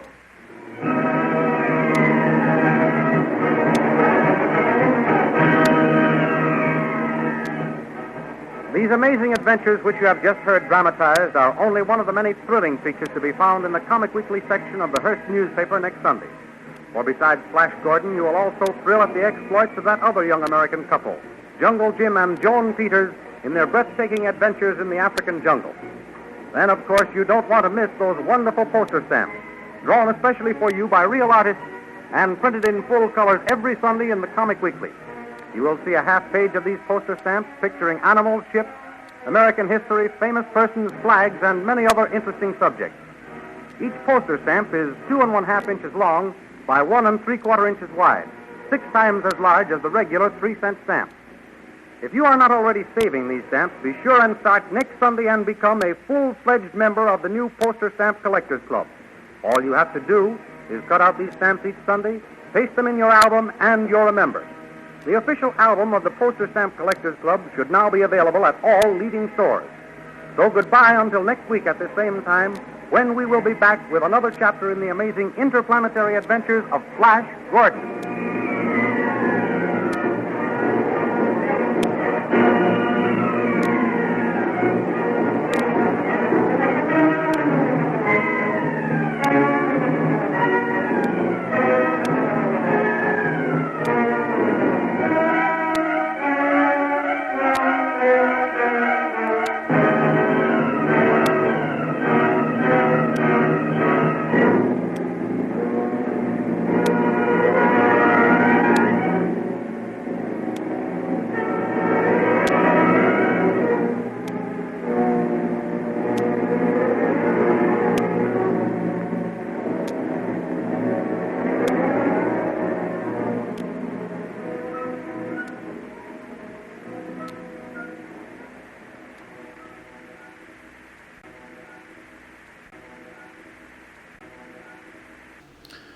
Now it's time to pay a visit to the only man in old-time radio who wrote all his own material, Fred Allen.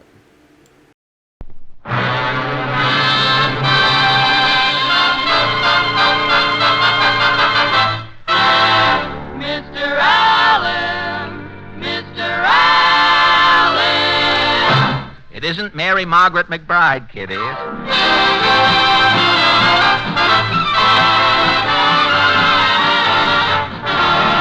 The Fred Allen Show, with Fred's guests Monty Woolley, Portland Hoffa, Minerva Pius as Mrs. Nussbaum, the DeMarco sisters, and Al Goodman and his orchestra. And if you ever want to look me up in the phone book, girls, my name is Kenny Delmar.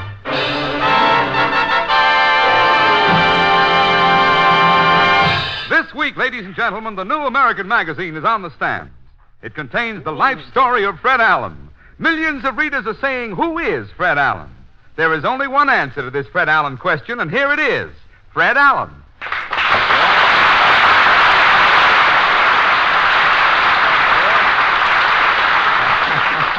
Thank you, and good evening. This is Fred Allen, in case there is any doubt, ladies and gentlemen, in case the name didn't come up earlier in the program. And good evening, ladies and gentlemen. Say, tell me, Kenny, did you happen to read the story of my life in the American Magazine? No, Fred. What is it? One of those rags to riches yarns? No, it's from rags to rags, Kenny. I hold my own in the story. You know, I was born in Cambridge, Massachusetts. Oh, that must have been a long time ago. Yes, Kenny. There was no bird life in Cambridge in those days. The stork used to bring his bundles only as far as Boston, and the American Express delivered the babies the rest of the way. You were born in a small town. Cambridge was so small, when the Siamese twins stood on the main street, one of the twins was out of town, Kenny. Cambridge was so far back in the woods those days, the mayor was an owl. He used to molt every 2 years and get back in the office again. Well, what happened when you got older, Fred? Well, when I was 15, my voice changed, and I joined the church choir. You were a choir boy? Yes, Kenny. The first Sunday I sang in church, 200 people changed their religion. I started singing one of... Well, Portland. Yeah, just as I was... You're just in time, Portland. It's time to strike out for Allen's Alley. Oh, have you a question for tonight? Ah, you bet. You know, this past week, a Senate subcommittee published a list of new inventions, aluminum and glass clothing, and electrical gadgets that will greatly influence our post-war lives. And so our question tonight is, how do you think these new scientific developments are going to affect you? Shall we go? As one anchor said to the other anchor, let's away.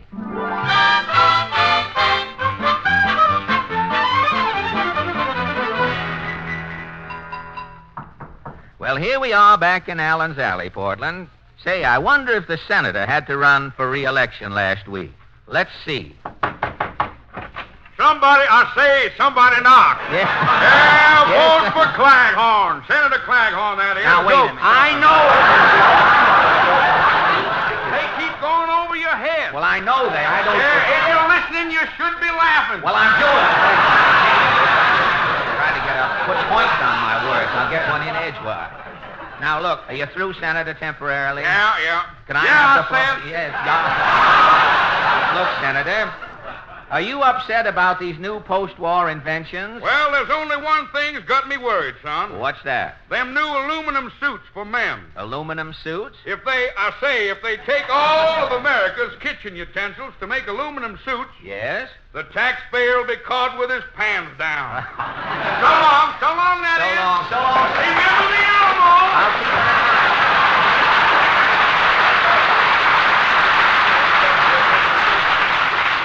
Well, the senator shouldn't worry about aluminum. He should worry about getting the lead out. I wonder if Titus Moody is in tonight. Howdy, Bob. Well, Mr. Moody, have you tried any of these post-war ideas? Yeah, I started feeding my sheep ionized yeast. Feeding your sheep ionized yeast? I was trying to grow steel wool. Well, tell me, how did your experiment work out? Not so good, Bob. No? Yesterday it rained. Yes? Today I got 500 rusty sheep. I've never heard of rust taking it on the land, but I guess you have. Tell me, Mr. Moody, have you had any other trouble with these new gadgets? Yeah, my automatic milking machine kicked up. How? I had the machine hooked onto my cow, milking. Yeah? I went to bed and forgot to turn it off. You left the milking machine running all night? Well, what happened? Milked the cow inside out. Didn't it ruin the cow? No, she's still giving milk. Yes? But the cream is on the bottom.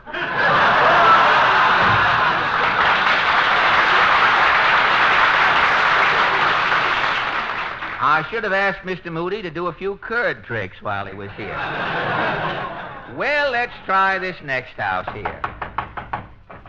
No. Ah, Mrs. Nussbaum. You were expecting maybe Lauren Bagel?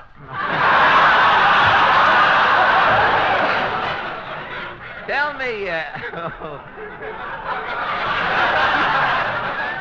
Tell me, Mrs. Nussbaum, are you in favor of these inventions to improve modern living? Forward with science. This is by me a slogan. Forward with science. Have you tried any of these new household gadgets? Natch. Natch, huh? I am buying a magic Davenport. What is a magic Davenport? First, it is only a Davenport. Where does the magic come in? You are pushing a button. Presto, the Davenport is hiding in the wall. Oh, good. You're pushing another button. Change-o, the Davenport is coming out of the wall of bed. Say, that is magic. Magic, tragic, it is making me a widow. What happened? My husband, Pierre, is sitting on the Davenport. Yeah? Presto, the Davenport is hiding in the wall. Yes? Change-o, it is staying there.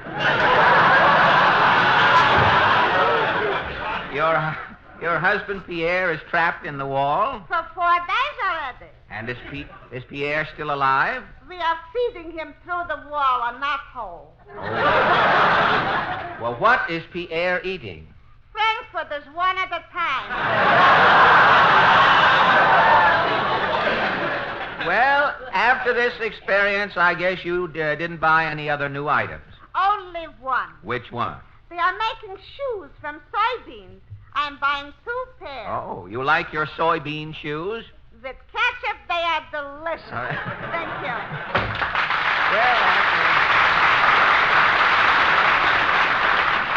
That brings us to the last shack in the alley. A knock here should certainly start something. Oh, it's you, Saggy Eyes. Well, McGee and McGee. Now, something tells me you boys have a new song for tonight. Have you heard? When it's tulip time in Toledo, Tallulah, I'll have tulips waiting for you. Now, wait a minute. Look, fellas. Oh, look. Tonight, we are discussing post-war innovations. Great.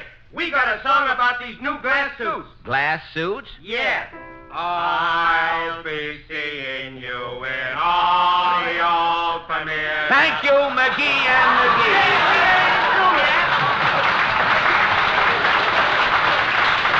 You're not through. That's what you think. And now for some singing. Now for some singing that's worthwhile, ladies and gentlemen. The 5 DeMarco sisters, accompanied by Maestro Al Goodman and his music pupils. The DeMarco sing Paper Moon. For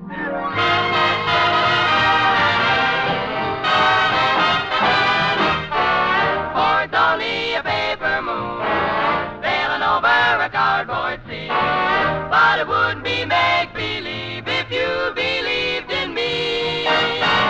Yes, it's only a canvas sky hanging over a muslin tree. But it wouldn't be make-believe if you believed in me. Without your love, it's a honky-tonk parade. Without your love, it's a melody played out of any arcade. Yes, yes. Part of my Bailey world, just as phony as it can be. But it wouldn't be make-believe if you believed in me.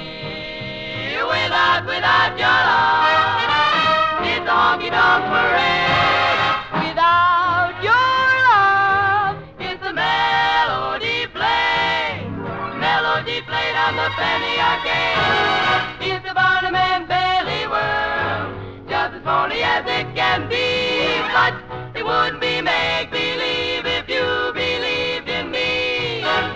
If you believed in me.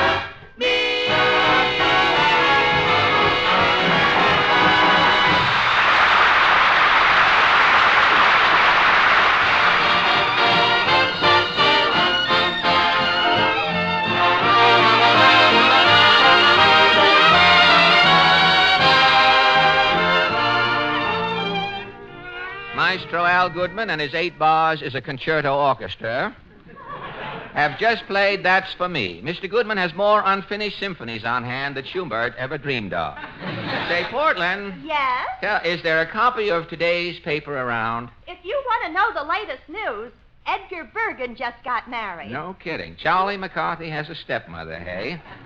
Why, that little fugitive from a sawmill, it serves him right.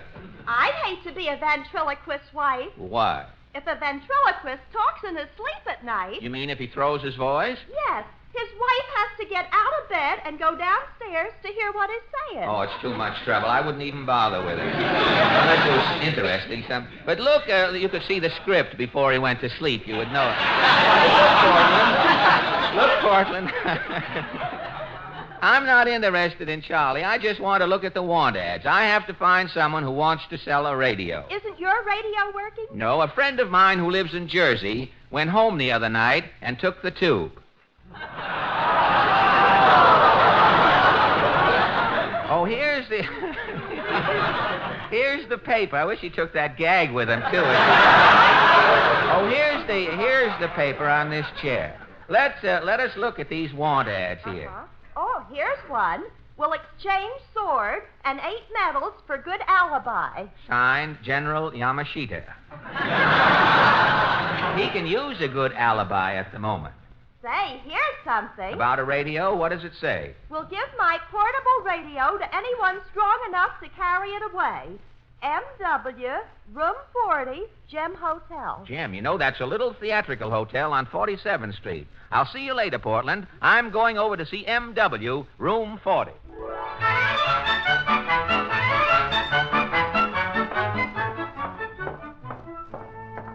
Room 38, 39, room 40. Here we are. Yes? Is M.W. in? I am M.W., Monty Woolley.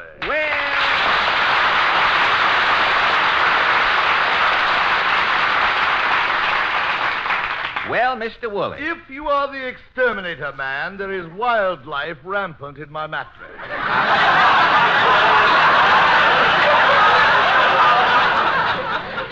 If you are the bellboy, I want a clean towel. But I... Look at this towel. It's blacker than the side curtain on a hearse. Now, look, mister... If you are the manager, I want knobs put on these doors. I'm sick of opening doors with a corkscrew. But, Monty, I'm Fred Allen. Fred, what are you doing in this flea bag? Are you furnishing a dog? Now, Monty, stop complaining. Every hotel in town is crowded. You're lucky to even get in this little theatrical hotel. Lucky? Well, I'm sharing this room with 4 acrobats, 3 midgets, 2 seals, and a talking hippopotamus.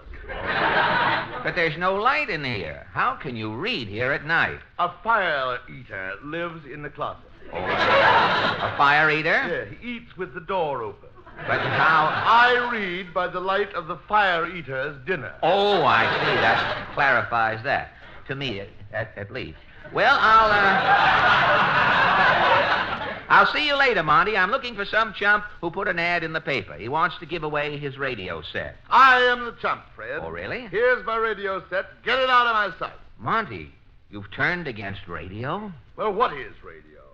Smiling Irishman, jingles, LS, MFT, and those jokes radio comedians tell about my beard. Oh, you mean when you are on their programs? Yes. Last week, a comedian said, Monty, if I lose my raccoon tail, can I borrow your chin for my radiator cap?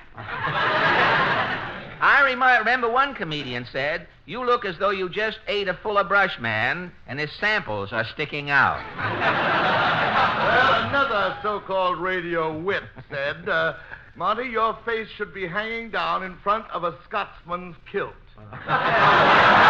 Radio bar. Now, look, Monty, are you through panning radio? There's one thing more, Fred. Really? Now, those crime programs. What about them? No crime ever goes unsolved in radio. Mr. District Attorney never loses a case. That's right. Your FBI gets its man every week. Well, what kind of a crime program would you like to hear, Monty? Just once, I'd like to hear the truth. The truth? The story of a district attorney or police commissioner who has some trouble with a case. Oh, I see. A guy who isn't infallible. Uh-huh. I'd like to be on one of those programs. Say, I think I can fix that for you, Monty. Fred, it'll bring back my faith in radio. I'd like to see what happens to me. Okay, Inspector Woolley, you are on the air. Mr. Mobbuster.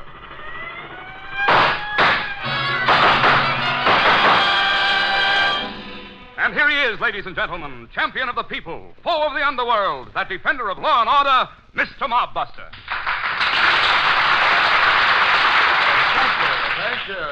And what is your thrilling story for tonight, Mr. Mobbuster? Tonight, I will show you how I dealt with the most dangerous criminal I encountered in my 40 years on the force.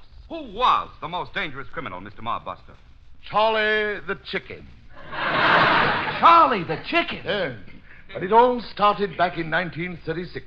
I was in my office at police headquarters, polishing some brass knuckles with my right-hand man, Mulligan. Out of a clear sky, Mulligan said... Chief, I don't understand it. 20 years in the office, and you ain't caught one criminal yet.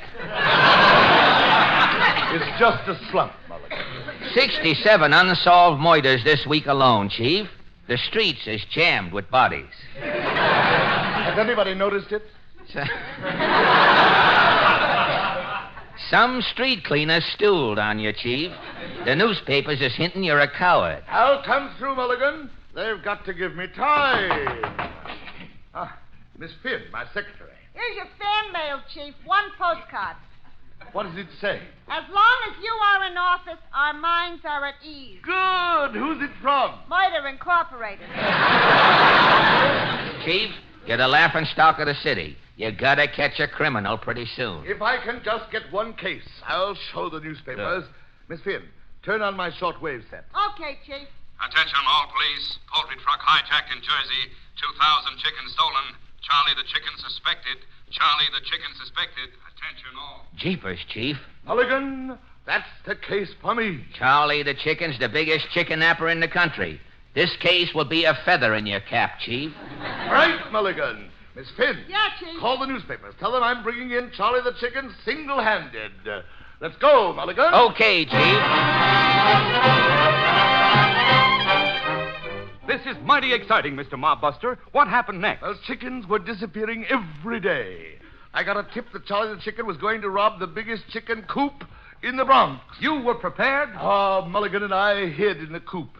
Day and night we sat on two nests, disguised as chickens. One night as we sat there in the dark clucking,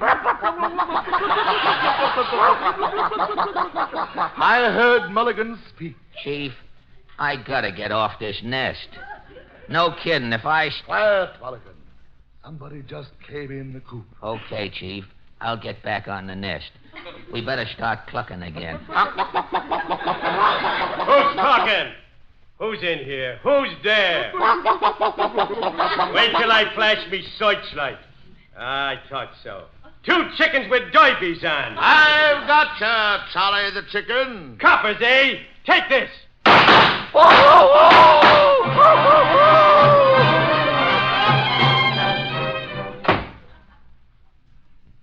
We can lay the chief on this table, Miss Finn. Okay, Mulligan. Easy now. Oh. We got you back to the office okay, Chief. No reporters even seen you. I can't hear you. No wonder you can't hear, Chief. Jeepers. Charlie the Chicken shot off both your ears. No ears? Well, what'll I hang my glasses on? Gee, you're a sight, Chief. In that chicken coop 3 days, phew. Yeah. Let me get some of them chicken feathers off you. Yeah, I'll comb this mash out of your hair, Chief. Never mind the mash. Get this egg off my chin. My beard looks like an omelet with a point on it. Charlie the Chicken got away clean. Yes, but I'm a mess. I'll find Charlie the Chicken if it's... I'll get it, Chief. Don't bother getting up. You'll dirty the floor. Hello? Is Mr. Mobbuster there? Yeah? This is the FBI. Yeah. Charlie the Chicken is going to stick up the Acme cold storage plant tonight. Tell Mr. Mobbuster to get going. Okay, John Egger. Who was it, Mulligan? The FBI. John Egger, personally. Charlie the Chicken is holding up the Acme cold storage plant, Chief. And the job is tonight. This time, Mulligan, Charlie the Chicken is a dead duck. Let's go. Okay, Chief. You've got us all biting our nails, Mr. Mobbuster. Did you catch Charlie? Not exactly. Miss Finn, Mulligan, and I went to the cold storage plant. We were hiding behind 3 icicles. I heard Mulligan say... Shh. Quiet, Chief. Charlie the Chicken is in that icebox. Good. I've got him trapped. What are you going to do? Yeah, what's your next move, Chief? Mulligan, you and Miss Finn go back to the office and call the reporters and photographers. But, Chief... I'm bringing in Charlie the Chicken alone. Good luck, Chief. Let's beat it, Miss Finn. Now, I'll open this icebox door. Who opened that door? Come out with your hands up, Charlie the Chicken. Oh, yeah? Take this, copper. Oh! Now, Mr. Mobbuster, I'm locking you in this icebox. Oh, help!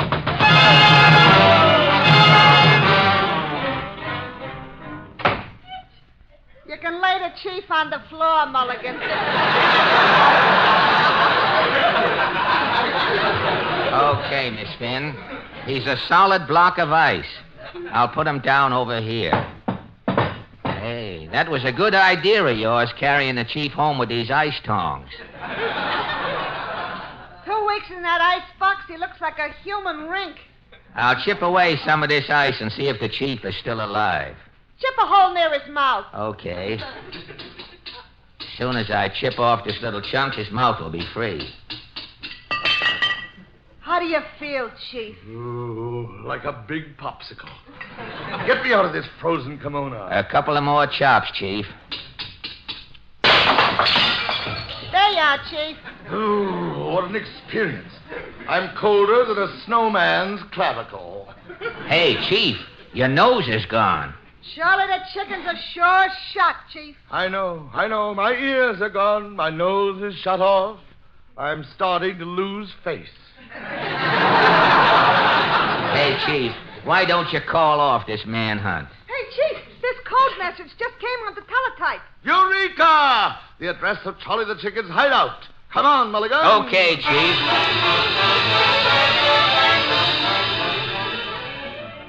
Is this the joint, Chief? Yes. Charlie the Chicken hangs out in this Bowery saloon. Yeah? Let's go in. Hey, you better be careful, Chief. Chief, this joint looks creepy. Hey, bartender, is Charlie around? Look behind you, bud. Clap hands, Chief. Here comes Charlie. At last, Charlie, I've got you. Nobody's taking Charlie the Chicken alive, copper.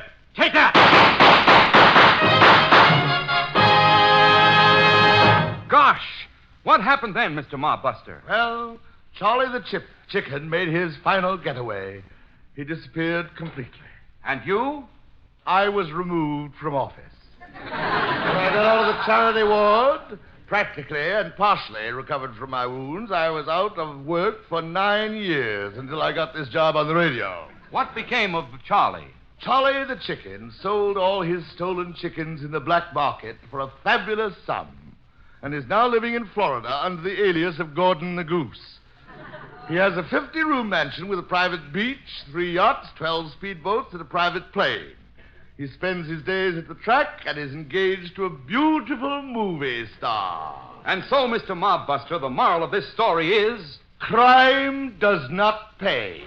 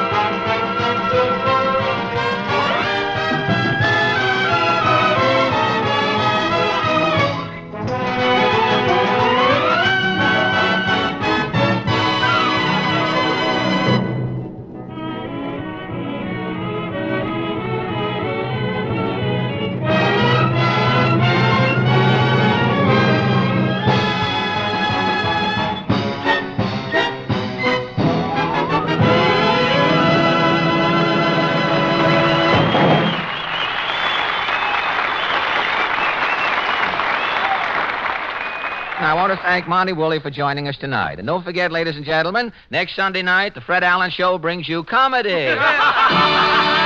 Comedy, that is. Drama. Drama. I'm finished, Ronald. I'm at the end of my rope. Cheer up, old girl, cheer up. I'll wind up your yo-yo again. And our guest will be... Boris Karloff. Boo. Good night.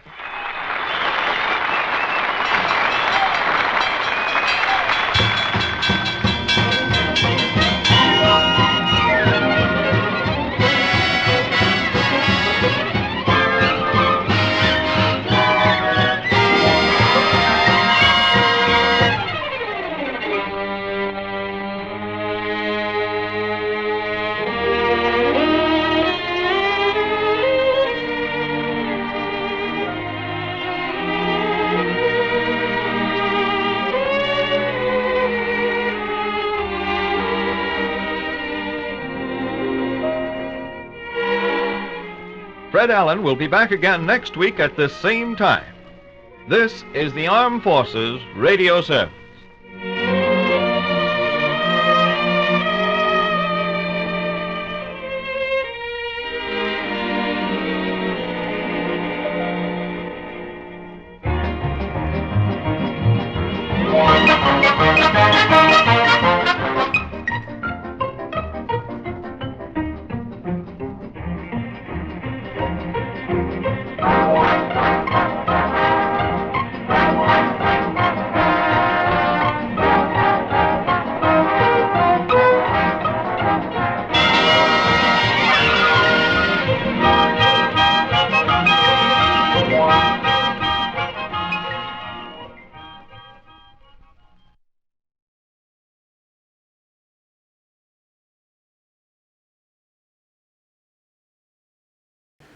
Take a trip back to Dodge City with Marshal Matt Dillon in Gunsmoke, coming up next.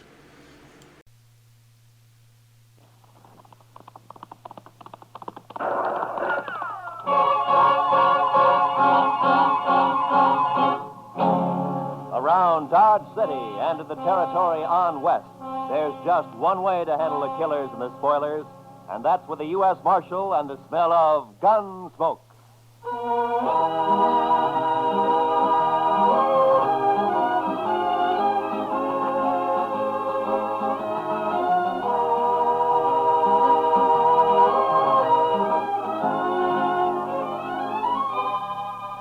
Gunsmoke, starring William Conrad, the transcribed story of the violence that moved west with young America. The story of a man who moved with it. Matt Dillon, United States Marshal.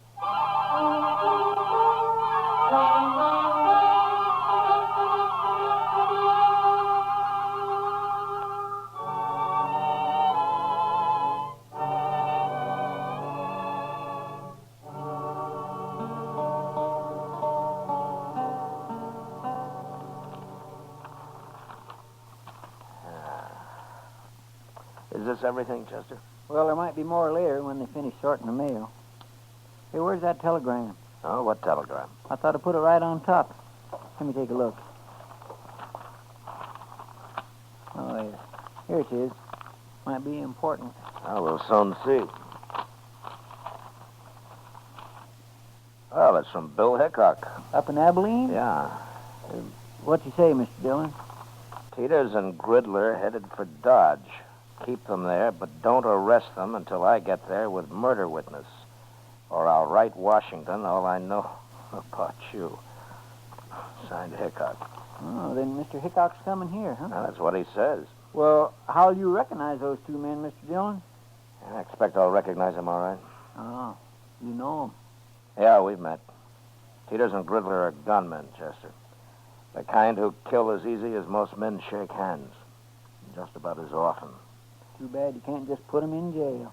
Yeah. Well, we'll start meeting the trains. There's one in at noon, sir. Good. Then we'll meet it.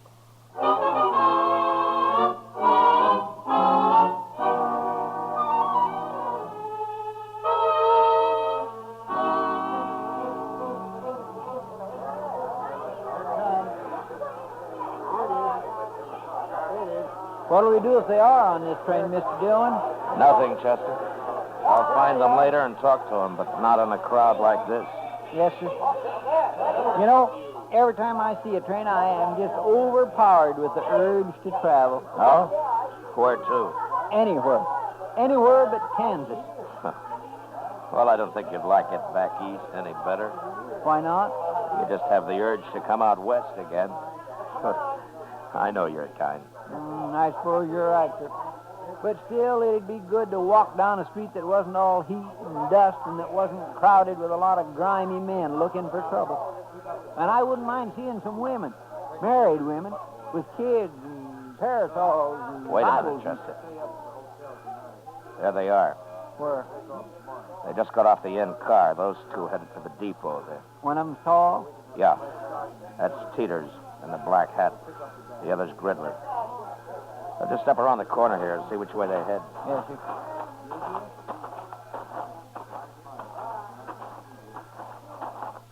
There they are. Yeah. Looks like they're going to the Dodge house. Now, let's follow them.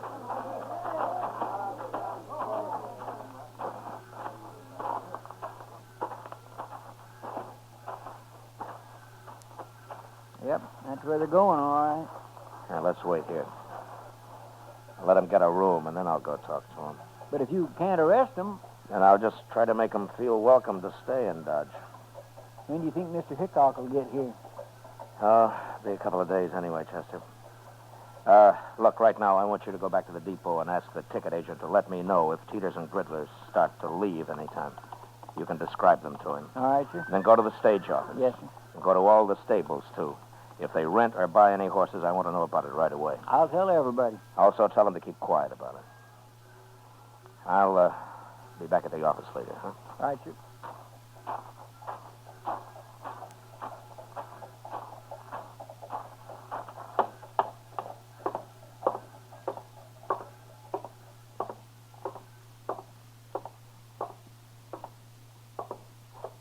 What can I do for you, Marshal?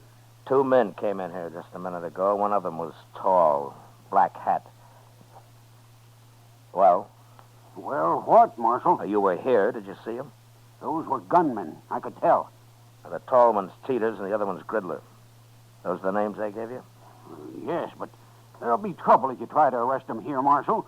Can't you wait until they're outside in the street someplace? No. What if they're after you? I've got nothing to do with men like that, Marshal. There's no reason in the world that Now, they... just take it easy. They never heard of you, and I'm not going to arrest them. But since you're a good, helpful citizen, maybe you can tell me what room they're in. Certainly, Marshal, certainly. Number 25. Up the stairs and turn to your left. Thank you very much.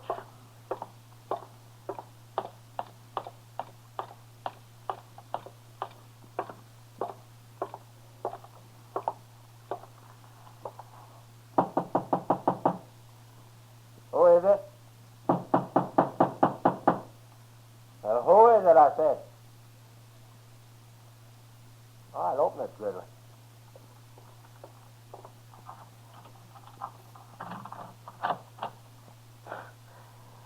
You can put your gun away, Gridler. I just came for a little talk. And make your talk, Marshal. No, I ain't polite, Gridler. Let him in. You watch him better inside, anyway.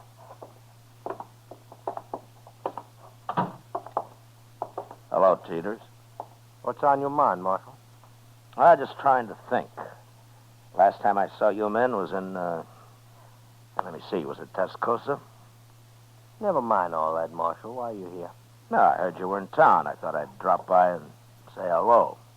News must travel pretty fast in Dodge. We ain't been here 15 minutes all told. Well, maybe he was expecting us, Griddle. I happened to be at the depot. I noticed you get off, so I followed you here. All right. But we're not wanted, Marshal. Matter of fact, a judge up in Abilene just turned us loose. Wasn't no witness to that killing. Wild Bill tried to frame us, but didn't work. Well, that just goes to show the law's fair to everybody, doesn't it? Why'd you come here, Marshal? Just to let you know that I'm still the law in Dodge and that I don't want any trouble here. And with men of your sort, I always like to mention that. We're not looking for trouble. Good, good. Then you're welcome to stay here as long as you like. That's a funny thing to tell us. It's an open town, Teeters. Yeah, sure, Marshal. Sure it is, yeah. And I'll treat you two just like anybody else. If you stay out of trouble, the town's yours. Anybody who starts trouble won't be us. Well, I'm glad to hear that. I'll be going now, gentlemen. Oh, there are some pretty sharp gamblers here. Don't let them take all of your money. Well, don't you worry about us, Marshal. So long.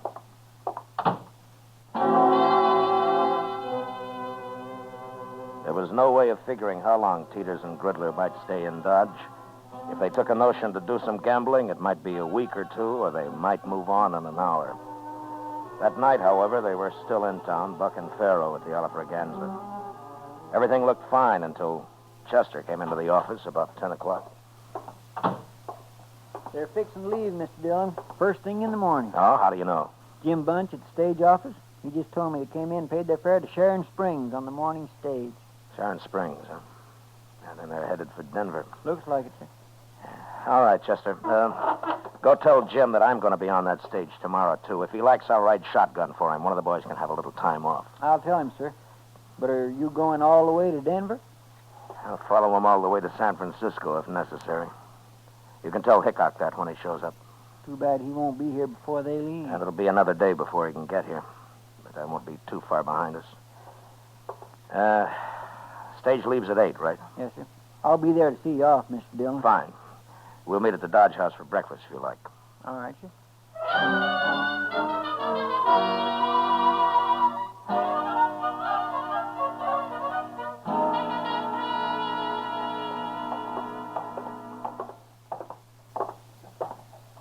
The stage looks like it's all ready to go, Mr. Dillon. Yeah.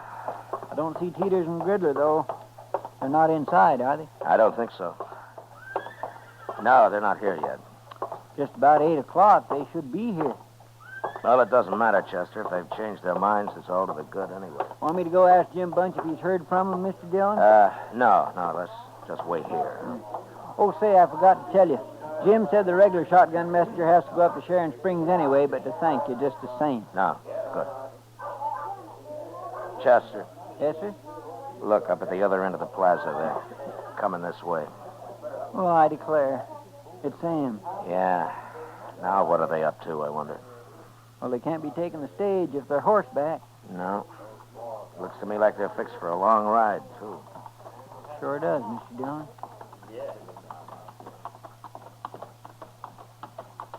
You're up early, Marshal. Yeah. So are you, Teeters. Cooler in the morning. For traveling, it is. So long, Marshal. What's the matter? Did you lose all your money last night? Yeah. Next time we'll follow your advice. So long. Will we go after him? Chester, you stay here and explain things to Wild Bill. I'll be on their trail. As soon as they're out of sight, I'll get my horse. You can tell Jim I won't be taking the stage. All right, sir.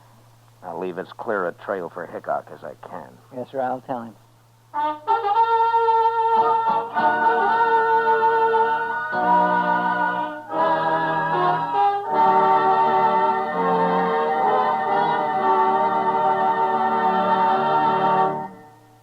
We will return to the second act of Gunsmoke in just a moment. But first, young women are needed to enroll as student nurses and to take their places as graduate nurses in an ever-expanding field where opportunity unlimited awaits. Older women should seek careers as practical nurses, where fine living and fine working conditions are in prospect. Ask at any hospital at the nurse's registry desk or at any qualified school of nursing. And now, the second act of Gunsmoke.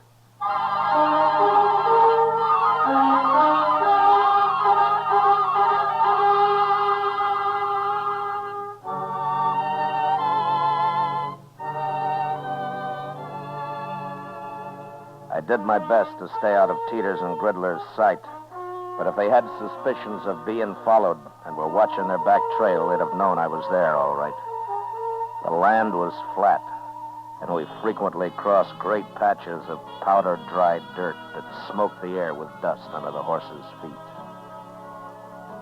After an hour, they began to swing slowly north, and by noon it was clear that for some reason they were riding in a great half-circle.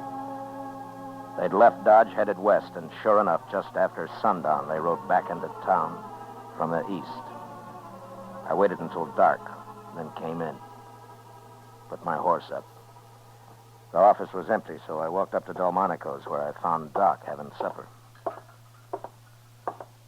Oh, Matt. Oh, sit down. Oh, thank you, Doc.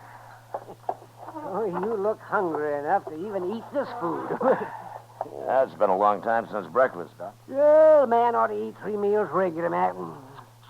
You'll get run down if you don't. Yeah, sure, Doc. Only sometimes you have to eat when you can. Oh, that's so. Did you have a hard day, Matt? Yeah, I've been riding, Doc. Riding around in circles. Oh, is that what the government pays you for? Oh, I'd like to have your job, man. I wouldn't be too sure of that, Doc. It isn't always this easy. Yeah, I know, Matt. Chester told me. What happened? You lose them? No, I didn't lose them. As a matter of fact, they're coming in here right now. Huh? What do you mean they're coming? Those two? Yeah, They're pretty hard-looking fellas. they are. Evening, Marshal. Oh, hello, Teeters. Gridler. Marshal. This is Dr. Adams, gentlemen. How are you? Hi, Doc. How are you? Well, what's on your mind? You are, Marshal. What?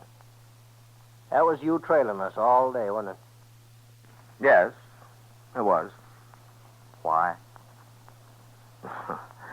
I didn't want you to get lost. That's a lie. Then let's say that I didn't want you to get into any trouble.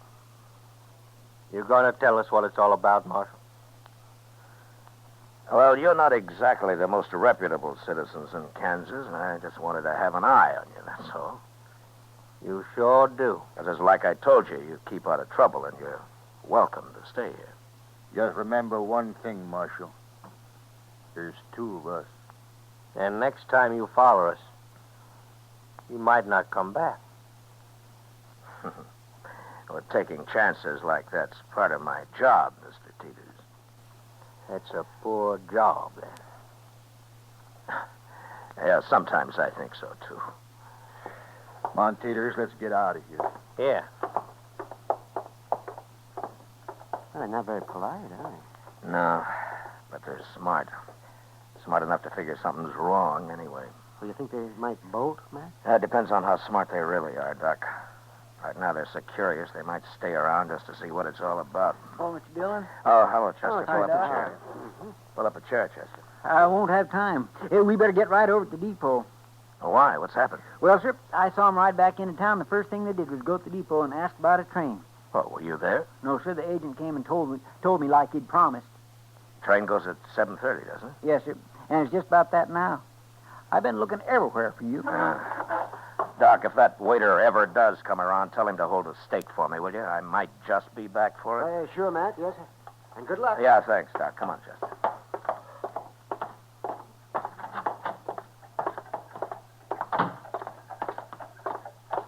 Are you going to go on the train with him, Mr. Dillon? No. Hickok's sure to be here in the morning, Chester. If I can keep him off this train tonight, I doubt they'll try anything else till tomorrow. Yeah, but you can't arrest him. Yeah, I know. Well, then, I'll just face him off it, Chester. So keep your head up. Yes, sir.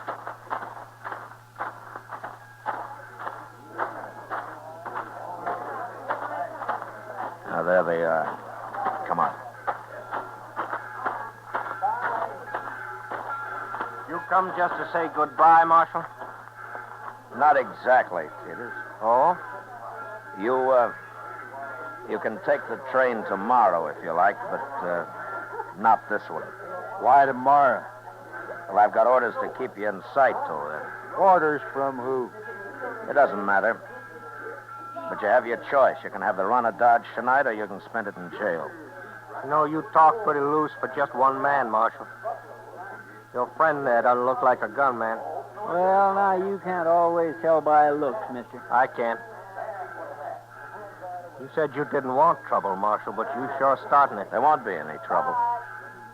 You do what I tell you. And if we don't? I'll kill the first one of you that moves for that train. You can die that way, Marshal. Maybe.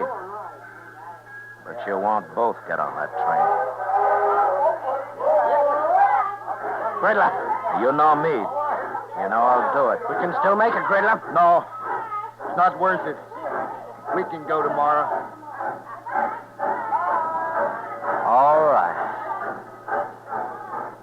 Marshal, tomorrow it'll be different.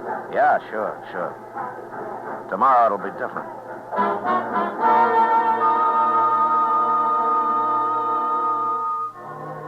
Chester and I met the noon train next day. But as I'd figured, Hickok didn't get off it. I questioned the man who rode the baggage car, and sure enough, Wild Bill and his witness had hidden out there the whole trip. As soon as the crowd left the depot, we walked down to the car, crawled under it, and pounded on the door on the other side. Who is it? It's Dillon, Bill. Open up. Oh, jump up, man. Come on, Chester.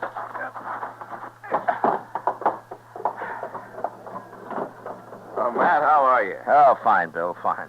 Oh, this is Chester Proudfoot. How do you do, Mr. Hickok? Chester. Sam, come over here. This is my witness, Sam Trimble. Howdy. Mr. Trimble. Are you still here, Matt? Yeah, but we better move fast. Matt, that judge up at Abilene's crazy, but he's still the judge. And he says Trimble here has to identify Teeters and Gridler before I arrest him this time. But, Bill, they can't be tried twice for the same crime. I know that, Matt, but I'm after them for a second murder they did. I'd suggest we just go kill them, but I've been waiting a long time to see these two hung, and by glory, I'm going to do it. Well, you will if you're lucky. Tell me, Mr. Trimble, do these men know you on sight? Well, I'll tell you how it was, Marshal. I was in this stable where I worked, over in Abilene, that is, and a fella come in for his horse, and I went to get it for him. I heard some shooting, and then two men ran right past me. I got a good look at them, all right. They just killed that fella, too. You mean you don't know Teeters and Gridler? I never heard of them, Matt. There's no pictures of them I know of, but he can identify them when he sees them. Yeah, sure, but what about them? Will they recognize you, Mr. Trimble? Gosh, I don't know, Marshal. I hope not. They'd kill me on sight, wouldn't they? I hadn't thought of that. Well, you just do what we tell you to, and you'll come to no harm, Trimble. Dillon and I are a fair match for those two. If they start any trouble, we'll be on them so fast they'll die on their feet. Taking a terrible chance. I hadn't thought of that. Easy, Trimble, easy. An hour from now, we'll have them in jail with their teeth pulled. I sure hope so, but how are you going to do it? Just go find them, that's all.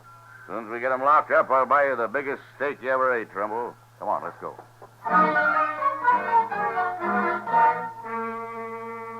I took Hickok and Trimble over to the Texas Trail, where we decided we'd wait while Chester located Teeters and Gridler. Then we'd just walk in on them and get it over with fast. I introduced the two men to Kitty, and we ordered a couple of drinks for Trimble, who was getting jumpier by the minute. What are you two heroes doing? Getting this poor man drunk enough to fight him? Not exactly, Miss Kitty. He just lacks faith in us, that's all. I wouldn't have come if I'd thought about it. I sure would. Look, Trimble, it isn't often a man has both mine and Matt Dillon's guns behind him. You're as safe as you'd be in church. I don't go to church. Here, Mr. Trimble. Have another drink, huh? I will in a minute. I'm going out back first. Whatever you're up to, it's making him mighty nervous. Yeah. Well, I'll admit he usually leads a quieter life. He'll brag big, though, once he's back in Abilene. Yeah. Tell me, Bill, do you plan to stay in Abilene long? Oh, I don't know, Matt. Charlie Utter keeps talking to me about Deadwood. Oh, it's as dusty up in Deadwood as it is in Kansas. Yeah, I know, Miss Kitty, but Charlie thinks some of that dust is made of gold. Hey, What's that? I don't know, but I'm going to find out. I'll go with you, Matt. All right, stay in here, everybody.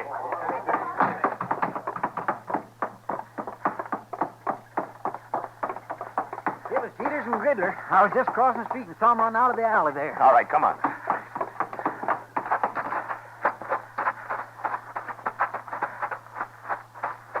There he is. Yeah, it's Trimble. What happened, Trimble? They shot me. I was going to run away. And he got scared and ran right into him. Yeah, we shouldn't have let him alone at all. They said they saw me with you, Mr. Hickok. They said that's all they needed to know. And they shot me. Chester, go get the doctor. Hurry. Yes, sir. Tell me, Trimble. They were the men who killed that fellow in Abilene. You recognized them all right? No. No, I never saw these two before. It wasn't them. What? I knew I shouldn't have come. I got killed for nothing. Trimble. Trimble. That's no use, Bill. Yeah. He got killed for nothing, all right. They must have figured he was a witness to some murder they did commit. Well, anyway, they'll hang for Trimble now. Let's find him before they get out of town, Matt. We'll find him even if they do. Hickok and I walked out of the alley and into the plaza. There were a couple of citizens who'd heard the shooting and had seen Peters and Gridler run out of the alley. Told us that they'd gone into the Dodge house, and we followed. From the look on the clerk's face as we went past him and up the stairs, I knew that they were in their room. When we reached it, Bill stood on one side of the door, and I on the other. Think they'll fight, man? Well, let's ask them.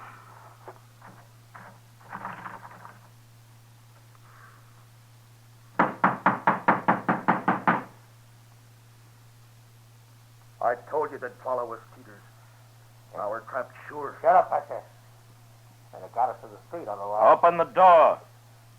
Throw your guns out. There's no use trying to fight. There's no use in hanging neither, Marshal. You can just take us the best way you can. No. Our chance hanging. We got off once. Billy, you get away from that door. I've listened to you enough. I ain't facing Dillon and Hickok both now. Hold your hands clear of that door. Peters, you shouldn't have...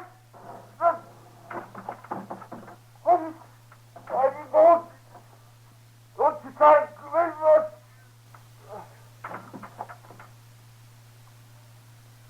Wait, Matt. Could be a trick. No, I don't think so, Bill. Look. On the floor there. Yeah, he's been hit all right.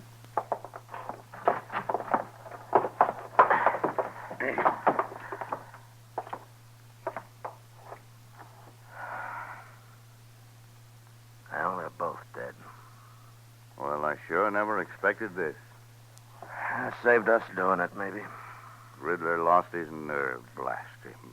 Shooting was too good for these two. I wanted to see him hung. How things don't always work out, Bill. No, they sure don't. Not lately, anyway. Matt, I think I'll go up to Deadwood with Charlie Utter right soon after all. Maybe I can find me a little peace and quiet.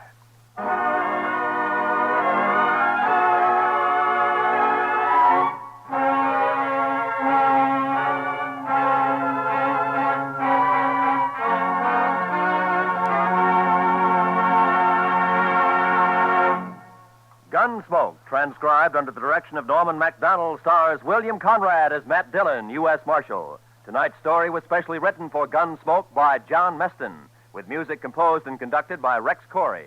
Featured in the cast were John McIntyre, Lawrence Dobkin, John Daner, Joe Duvall, and Harry Bartell. Parley Bear is Chester, Georgia Ellis is Kitty, and Howard McNear is Doc. Gunsmoke is heard by our troops overseas through the facilities of the Armed Forces Radio Service. Join us again next week as Matt Dillon, U.S. Marshal, fights to bring law and order out of the wild violence of the West in Gunsmoke.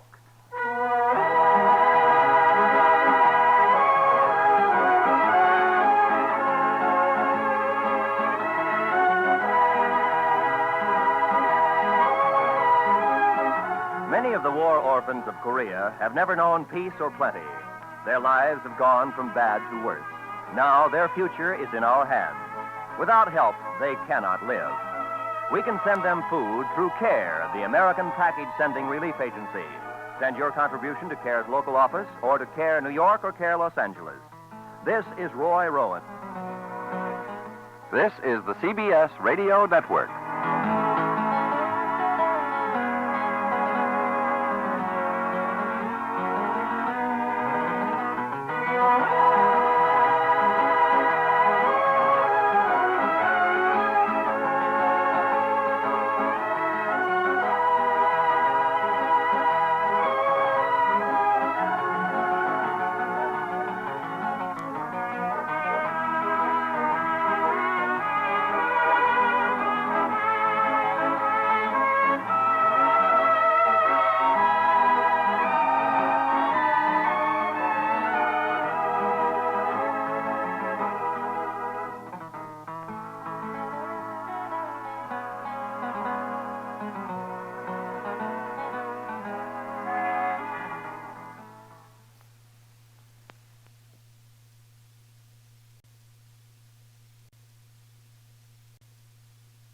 America's Favorite Miser is coming up next. It's the Jack Benny Program.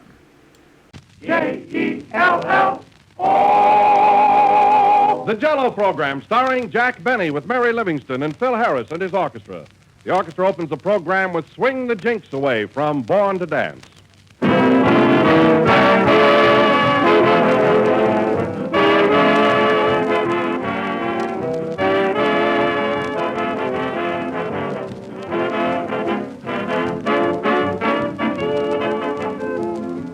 Sometimes the easiest way is the best after all. And when it comes to ending a meal, for instance, what could be easier to prepare and what could be better to taste than Jell-O?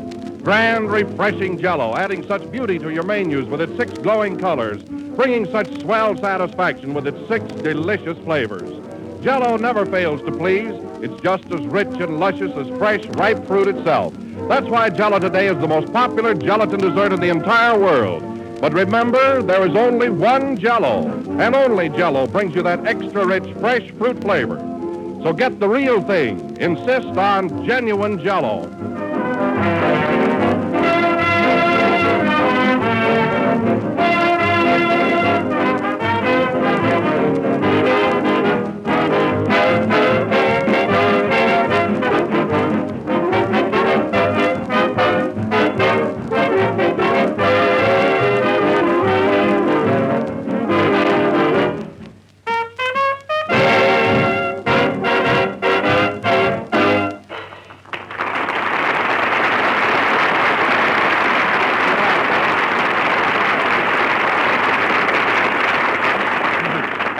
Ladies and gentlemen, we bring you that rising young movie star, Jack Benny. Thank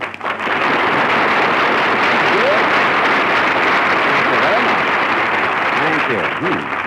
Well, hello again. This is Jack Benny of the cinema, whose latest picture, The Big Broadcast of 1937, has just been released. By the way, Don, have you seen the picture yet? Oh, no, Jack, but I'm dying to. Oh, you ought to see it. It's playing downtown at the Paramount. Yes, I know. Oh, say, tell me, Jack, are you pleased with your work in it? Well, well, you know, Don, I'm not conceited. You know that, don't you? Why, yes, of course I do. I mean, you never heard me rave about myself. But really, I'll surprise you in this picture. Really?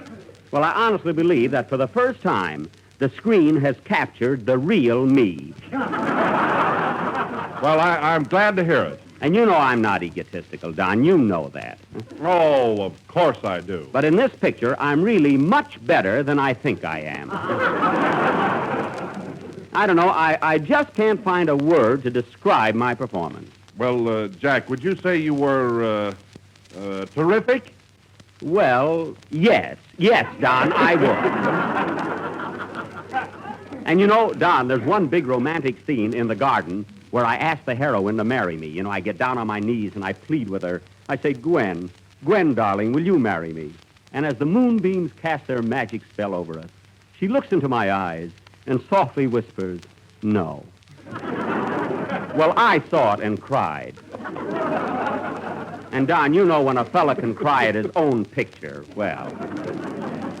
Tell me, Jack, now, how do you look on the screen? I mean, how do you photograph? Well, I'm glad you brought that up. Don, you know I never brag. Now, you know that, huh? Oh, yes. Well, now, come here a minute. Now, don't misunderstand me. You've seen Robert Taylor, haven't you? Huh? Mm-hmm. Well, let's not talk about it. Come on now, I want to hear some more. No, Don, no, I'm acting like a kid. No. Then, Jack, you really feel that you've established yourself as the great screen lover? Definitely. Well, to tell you the truth, Don, I was so good in those love scenes that in my next picture, they're just going to give me a leading lady and a Davenport.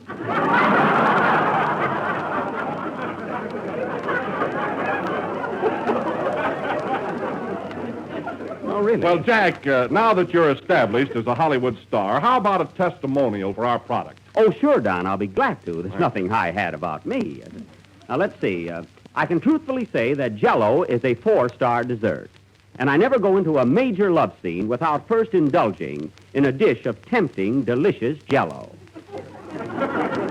Thank you, Mr. Benny. Oh, you can still call me Jack. Say, Don, we're continuing with Anthony Adverse tonight, aren't we? Oh, yes. I want to speak to Phil about the incidental music. Pardon me a moment. Love sends a little gift of roses. Hello, Don. Where's Jack? Why, he's over there talking to Phil. Oh, say, Mary, Jack was just telling me about his picture, the big broadcast. Have you seen it? Yeah, and oh, boy, what a picture. Gee, it's swell. Well, confidentially, Mary, how's Jack in it? Jack? Well, Don, you know I'm not conceited. You know that. Yes, Mary, yes. And you know I never brag. No. Well, he's lousy.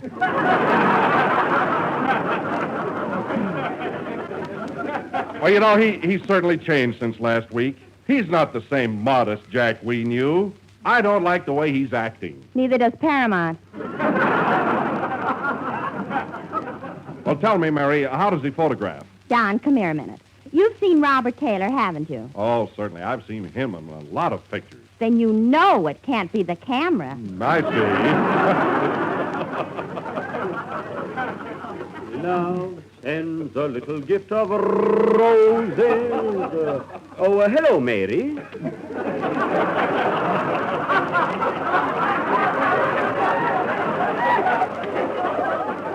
Hello, dear. Hello, Ham.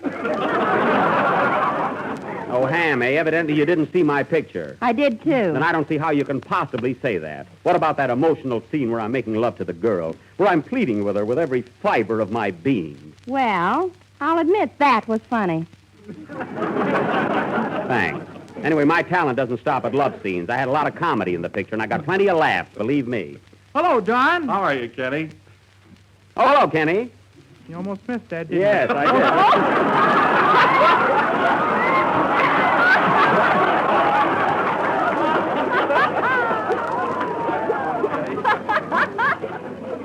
Oh, say, Jack, I went to see your picture last night. Oh, did you? Uh-huh. I took my girl with me. Well, did you laugh? Yeah, she says the funniest thing. That's fine. You go to see my picture and you laugh at your girl's jokes. Gee, I had to. She bought the tickets. Well, why didn't she laugh at my jokes? She heard them before. Oh. Say, Jack, why don't you stick to radio and forget pictures? Oh, yeah? Now, buck up, Jack. You'll make good yet. I certainly have boosters in this crowd. Oh, well, gee, I thought I was good, but say, I don't know. I liked you, Jack. Thanks, Don, but that would mean more to me if you'd seen the picture. I don't know. I guess I was just over-enthused, that's all. Gee, I don't know. Mary didn't like me either. I was just kidding. You were not. Say, where there's smoke, there's fire. Maybe my acting wasn't so good. Say, we all make mistakes, only I just happened to be in front of a camera. That's all. Oh, Jack, cheer up. Hey, maybe I'm not the type for pictures. I don't know. Say, Phil, it's about time for your number, isn't it? Okay, Jack, anytime. Yep. Say, we can't all be Gables, isn't it? Answer the phone, Mary. Hello? Who? Just a minute. It's for you, Jack. Waukegan calling. Oh, Waukegan. Hello? Yes? Oh, hello, Dad. Well, this is a surprise. Yeah, I'm glad you called. Oh, I feel all right. I just had a little disappointment. Nothing important, just my career, that's all.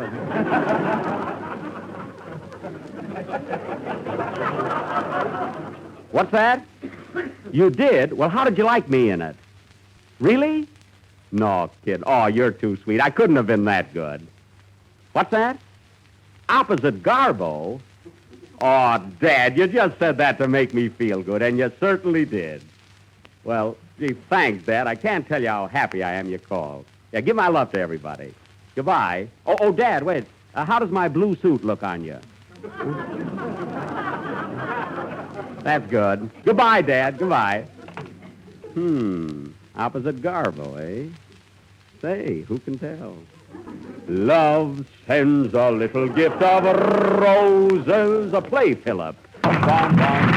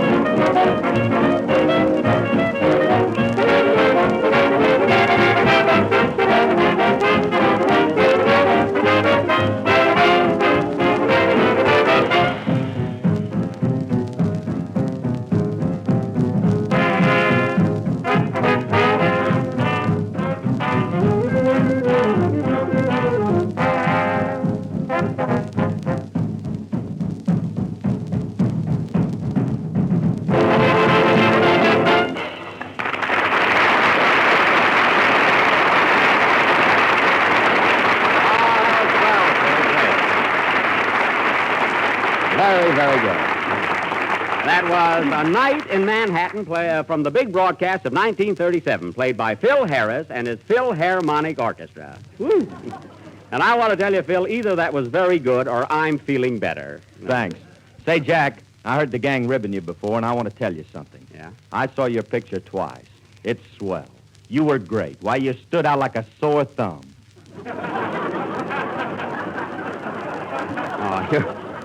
You're not kidding now. No, really, I mean it. Say, Phil, did your orchestra boys see my picture, too? Yes, sir. They were all there. Yeah, what did they say about me? Jack, you were great regardless.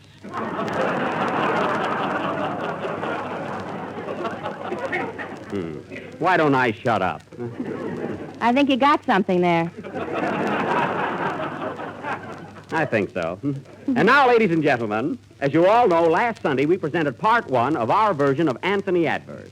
Before proceeding with the second installment of this classic, I will give you a brief explanation of what transpired in our play last week. I think our listeners would like to know what happened. So would I. Very well.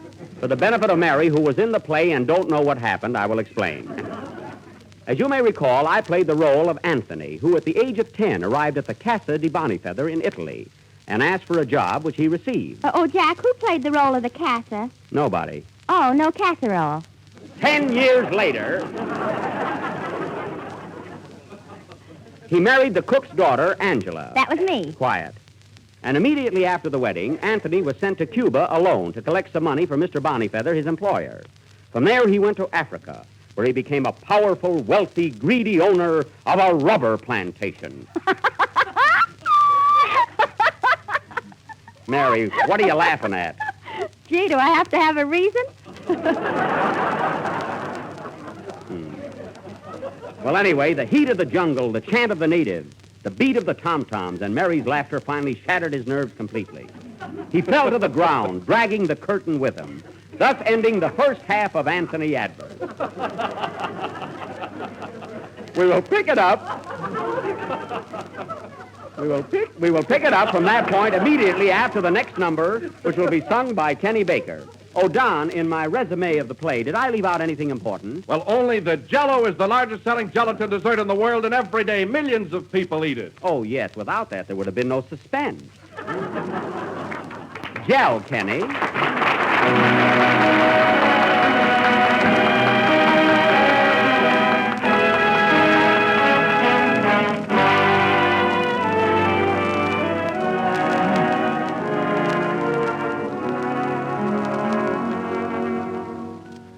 I used to dream about angels, but then I never knew that I'd ever meet one, and such a sweet one, till I met you. When did you leave heaven? How could they let you go? How's everything in heaven? I'd like to know. Why did you trade heaven for all these earthly things? Where did you hide your halo? Where did you lose your wings? Have they missed you? Can you get back in? If I kissed you, would it be a sin? I am only human, but you are so divine.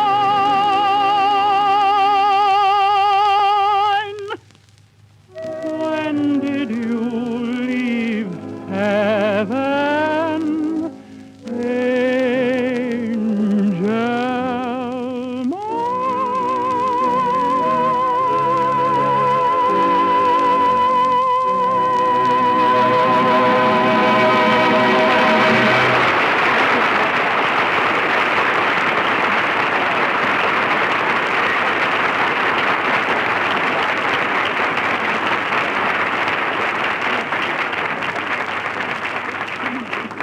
That was When Did You Leave Heaven from Sing Baby Sing, sung by Singing Baby Baker. And now, ladies and gentlemen, we continue with Anthony Adverse and take you back to Africa, where we find Anthony still delirious, surrounded by a group of awe-stricken natives. Africa, the jungle.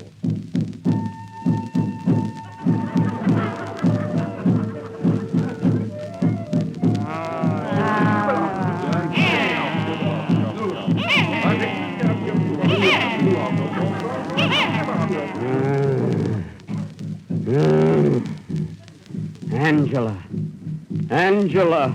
Hey, Bumbo. Yes, sir. How's the boss getting along? Ooba gooba delirious.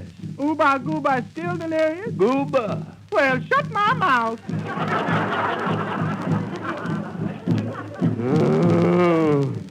Mr. Edwards! Mr. Edwards, wake up!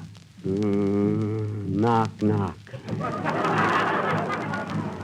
Who's there? Delirious. Delirious who? Delirious Del Rio.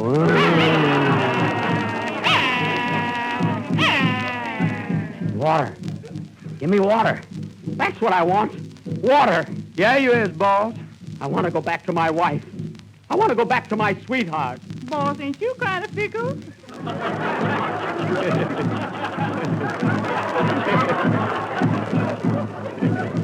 I want to get away from this infernal heat. This jungle. Look, boss, look. Here come a white man. White man? Too late. I've already signed Phil Harris.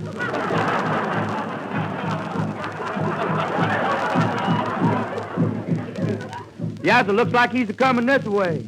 I'll call to him. Hello there. Hello. Oh. Anything wrong, stranger? Yeah, you're supposed to be further away. And besides that, I'm dying. Dying, poor fellow. I want to go back to Italy.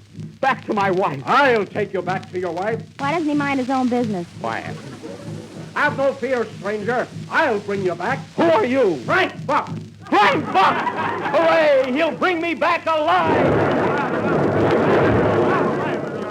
Ah, natives. Natives, at last I'm leaving here. But come, sing to me. Sing to me once more the song of the jungle. Jungle bells, ring along way. Oh, what fun it is to ride one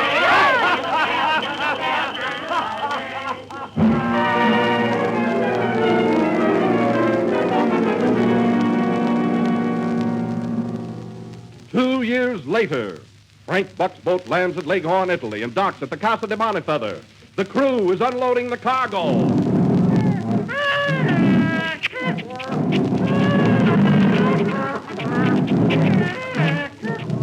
Hey, Joe, come here and help me check this cargo. Okay. Let's see. 1 lion, 2 tigers, 4 giraffes, 1 ringtail monkey, 2 black monkeys. Here's a funny one. What's this? It's me, and let me out of this cage.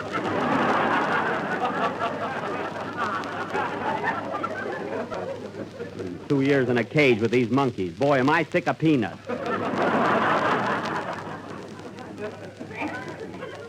Hey, is this the Casa de Bonifeather? Yes, sir. The place has changed. Well, I must go in and see Mr. Bonifeather right away. Come in. Hello, Faith. Are you still working here? Anthony Advert. It can't be you. Oh, it can't, eh? How's Mr. Bonifeather? He's dead. Dead. How's business? Likewise. Well, I don't care about that. Where's Angela, my wife? She's. Where is she, I say? Don't look at me like that. Where's my wife? She's in Paris and has become a famous opera singer. Didn't you see this morning's paper? No. Well, here, get a load of this. Give me Stars column.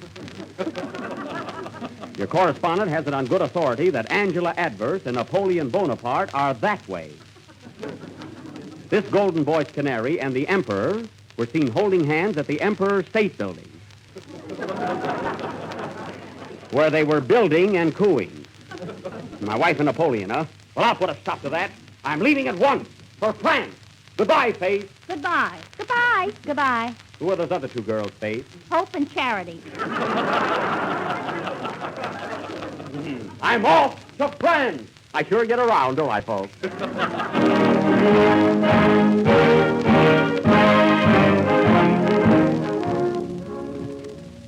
12 years later, and Anthony Adverse arrives in Paris. We take you now to the villa of Angela, where we find her singing to Napoleon. She is rehearsing for the opera. Mademoiselle from Armentières, parlez-vous. Mademoiselle from Armentières, parlez-vous. This is the part that they cut out, but I can do all right without. Hinky-dinky, parlez-vous. Ah, mademoiselle, this was magnifique. Your voice, it thrills me. You should have heard it before I had my tonsils out. Ah, ma chérie, come to the arms of Napoleon. Ooh, la, la, too sweet. Kiss me, my little Mickey Mouse.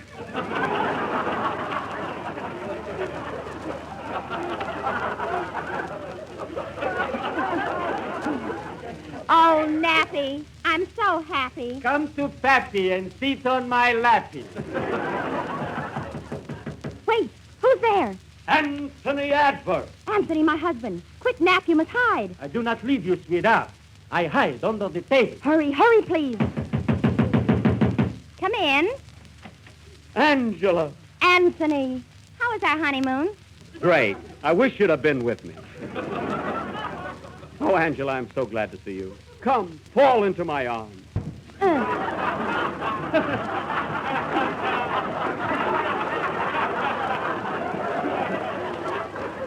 Oh, I'm sorry. Butterfingers.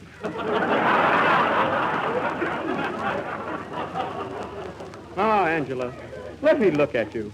I've missed you so much. Oh, don't talk now, Anthony. Kiss me. My darling. Gesundheit. Hey, wait a minute. Who's that under the table? Under the table? Oh, just the legs. Well, they're trembling. It's cheap furniture. Legs, eh? Legs. What are those knobs on them? That's the bony part. That's what I thought. Come out of there, you. What are you doing under that table? I'm looking for my chewing gum. Are you Napoleon? Am I Napoleon is asking.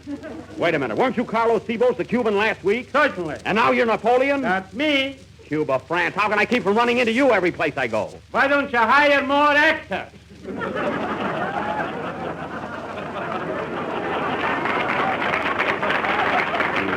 You chiseler, you?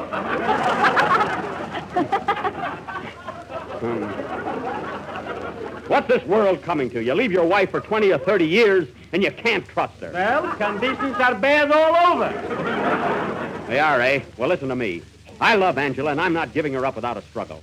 You'll have to fight, Napoleon. Come on, take your hand out of your vest and fight. Wait, Anthony, don't quarrel. You must choose between us. Look at me. Do you really and truly love me? Yes, Angela. With all your heart and soul? With all my heart and soul. Is your love undying and unselfish? Yes, darling. Then you get under the table. No, I've lost you, Angela. So I might as well leave. But where can I go? If only I could find peace and quiet. Anthony, why don't you go to America? America? Yes, there you will find peace, quiet, and Indians. All right, I'll go. Goodbye, Anthony. Goodbye, Angela. Goodbye, Anthony. Goodbye, rat. Au revoir.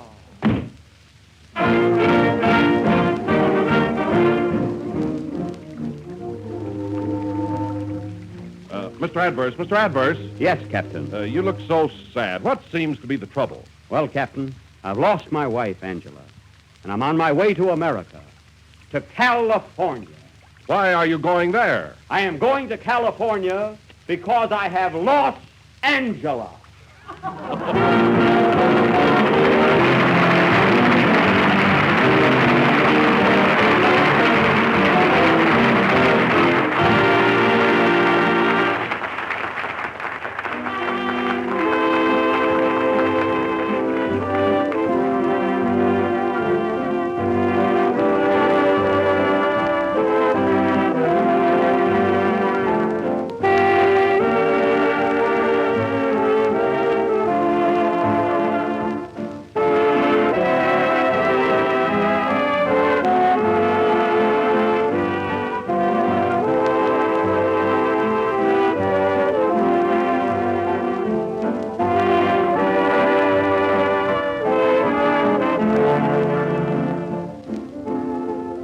Listen to some grand good news. The makers of Jell-O are introducing a new product, Jell-O Chocolate Pudding, a modern, easy, economical way to make rich, mellow chocolate pudding. Everybody enjoys that famous old-fashioned favorite, and Jell-O Chocolate Pudding is smoother, creamier, more chocolatey, more delicious. And it's as easy as this to make. Simply mix the contents of a package of Jell-O Chocolate Pudding with some milk in the top of your double boiler and let it cook until it becomes smooth and thick. Then when the mixture is cooled, serve it in sherbet glasses. You'll have enough for 6 helpings. 6 helpings of extra good dessert for very little trouble and very little expense. Because Jell-O chocolate pudding sells at the same low price as Jell-O. See your grocer tomorrow and ask him for some Jell-O chocolate pudding. If he hasn't put it in stock yet, make sure that he orders it for you.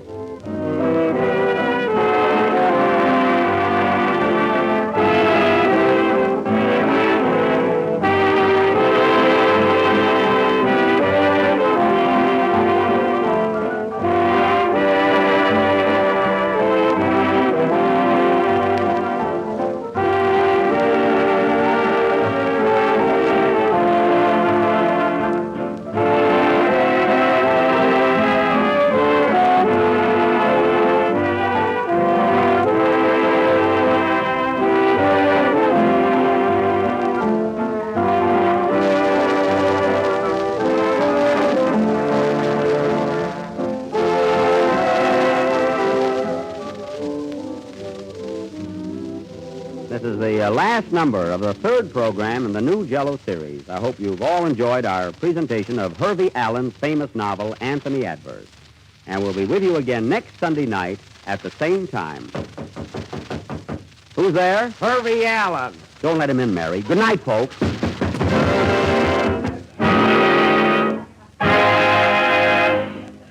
J-E-L-L. The tune I'll Sing You 1,000 Love Songs is from the picture Cain and Mabel. The Jell-O program originates in the NBC studios in Hollywood over the Red Network. This is the National Broadcasting Company. Lux Radio Theater brings you another classic story coming up next. From Hollywood, California, the Lux Radio Theater presents Robert Montgomery and Ida Lupino in The 39 Steps.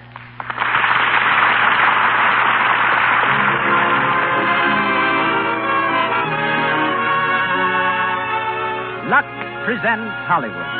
For your loyalty to our product, Lux says thank you, ladies and gentlemen, and brings you another hour of entertainment direct from the film capital. Tonight, we star Robert Montgomery, Ida Lupino, Isabel Jewell, and Gene Lockhart, with Major C.E. Russell, formerly of the United States Intelligence Service, as the evening's special guest. Louis Silvers conducts the orchestra. And here beside me, our producer and your host. Ladies and gentlemen, Mr. Cecil B. DeMille.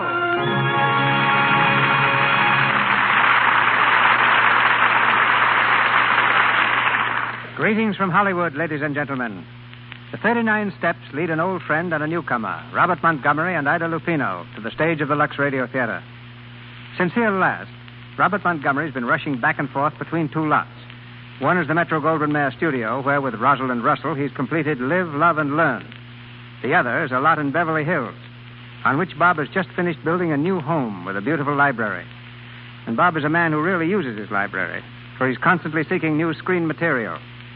President of the Screen Actors Guild, Bob devotes at least 3 nights a week to that organization. So this fall, he took time off to go to his farm in New York State for a few weeks of partridge and pheasant hunting. His favorite Hollywood sport is tennis, in which activity he's expert enough to be the frequent opponent of Sidney Wood, the ex-Davis Cup player. Bob is heard tonight as Richard Hannay in The 39 Steps, adapted from the Gaumont British film, which in turn was taken from the novel by John Buchan. Gaumont British will shortly release The Girl Was Young, starring Nova Pilbeam, and Derek DeMarney, directed by Alfred Hitchcock. Ida Lupino is a girl I watch very closely and suggest that you do the same. For every Lupino seems destined for greatness in the theater. To American film audiences, she's the best-known representative of perhaps the oldest stage family in the world. 350 years ago, when acting was considered a crime in Italy, Alfredo Lupino, acrobat and troubadour, fled from Naples, turned gypsy, and eventually found welcome and fame in England. Ever since then, Lupinos have added to the excellence of England's entertainment. Ida's father is Stanley Lupino, among London's most popular comedians. She has a sister, 2 cousins, 3 uncles, and 5 aunts, all noted performers. While her mother is Connie Emerald, once a celebrated dancer. Along with 3.5 centuries of tradition, Ida has inherited a turned-up nose, violet eyes, and blonde hair. She's an excellent musician and painter, can speak the language of the deaf and dumb, whistles as well as a farm boy, likes to wear sneakers, and is a prize mimic. A highly entertaining miss. You meet her tonight in the role of Pamela. Isabel Jewell, featured in such hit films as Lost Horizon and Marked Woman, is heard as Annabella. And Gene Lockhart, top-flight character actor, back from the New York stage, is Mr. Memory. And now for the play. The Lux Radio Theater presents Robert Montgomery and Ida Lupino in The 39 Steps with Isabel Jewell and Gene Lockhart.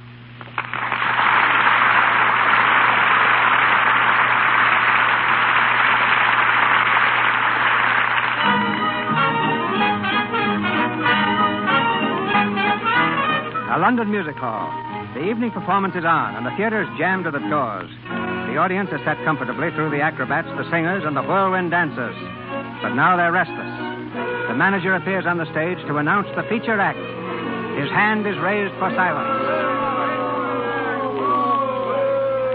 Ladies and gentlemen! Ladies and gentlemen! With your kind permission, I now have the honor to present to you one of the most remarkable men in the world. I present Mr. Memory. Thank you. Thank you. Every day this remarkable mentality commits 50 new facts to memory. 50, ladies and gentlemen. Facts from history, geography, newspapers, scientific books. Millions and millions of them. And he remembers them all. Test him, ladies and gentlemen, test him. Ask him any questions you like, and he will answer fully and freely. Mr. Memory. Thank you. Thank you. Now then, ladies and gentlemen, a question, please. A question from anyone in the audience. Who won the Derby in 1921? Mr. Jack Joel's Humanist. Steve Donahue up, won by a length, odd 6-1. Am I right, sir? That's right. Thank you very much. Thank you. Question, please. Do not hesitate. Another question, please. Who was the last British heavyweight champion? Bob Fitzsimmons. He defeated Jim Corbett, heavyweight champion of America, at Carson City, Nevada, in October 1897. He was then 34 years of age. Am I right, sir? Right. Thank you. Thank you. Mr. Memory. Mr. Memory. Who won the football cup in 1926? Would you mind repeating that question again, young man? Who won the football cup in 1926? Bolton Wanderers defeated Manchester City at Wembley by 3-1 in the presence of His Majesty the King. Am I right, sir? Right. Thank you. Another question, please. Hey, where's my old man been since last Tuesday? Madam, he's been where you can't ask him silly questions. Will the lady in the gallery please confine her questions to those of a more serious nature? Thank you very much. What's the idea?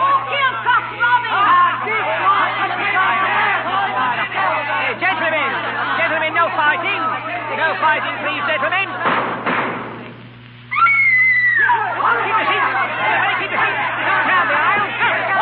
Wait something. Wait something.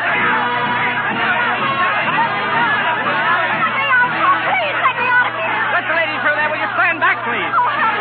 Hold on to my arm, miss. I'll get you out of this. Get back there. Clear the aisle there, will you? This way, miss. This way. Come on.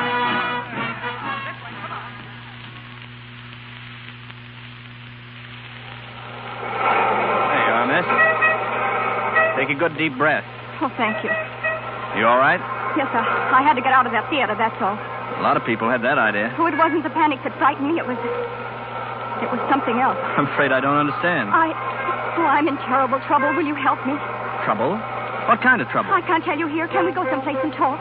Well, my flat is nearby. Oh, let's go there. But hurry, please.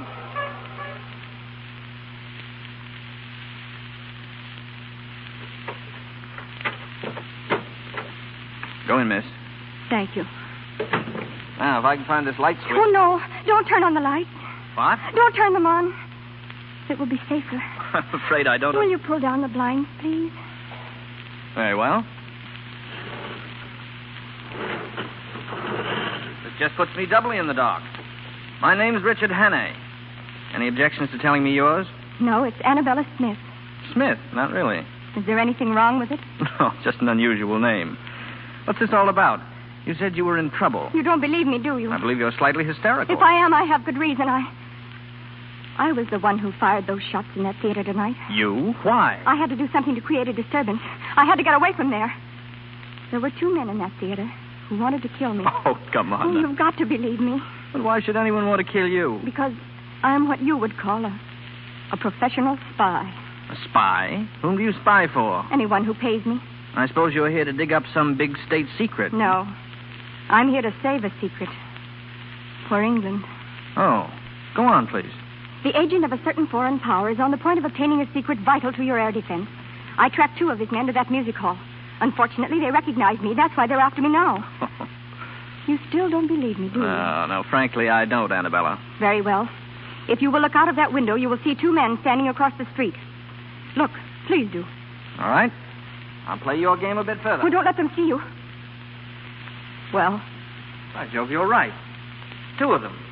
They seem to be looking up here. Come away, please. Do you believe me now? Well, I suppose I must. I'm going to tell you something that's not very healthy to know. But now that they've followed me here, you're in it as much as I am. Yeah, so it seems. Have you ever heard of the 39 steps? 39 steps? No, what are they? Never mind, but this much you must know. If those men are not stopped, it's only a matter of days, perhaps hours, before the secret is out of the country. Why not call the police? Because they wouldn't believe me any more than you did. And if they did believe me, how long do you think it would take them to get going? Those men are acting quickly.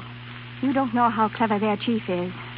Clever and ruthless. Well, what's his name? He has a dozen names, and he can look like 100 people. But there's one thing he can't disguise. The top of the little finger on his right hand is missing. Oh. Come on, now you're trembling.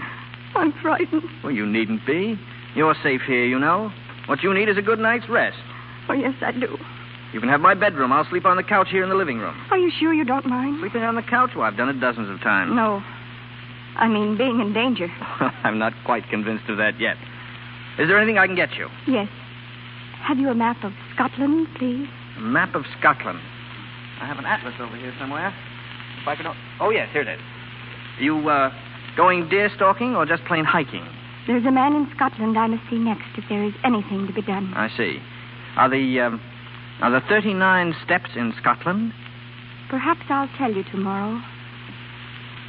Good night, Mr. Henning. Thank you. Good night, Annabella. Pleasant dreams.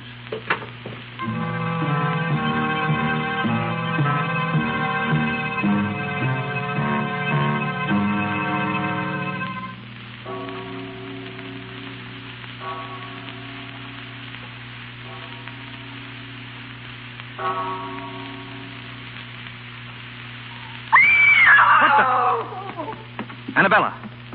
Annabella, was that you? Annabella, open that door. Will you open that door, or do I have to break it down?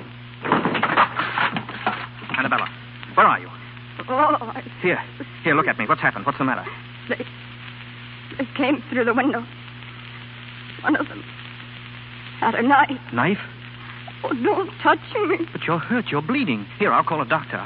Oh, no, it's no use. Listen. You've got to stop those men. In a few days, they'll have the secret out of the country. But how will I stop them? Kenrich. The professor. Kenrich? Kenrich. Scotland. What's there? Who is this professor? What's in Kenrich? Clear up. They'll get you just like they did me. Annabella. Annabella. Good God.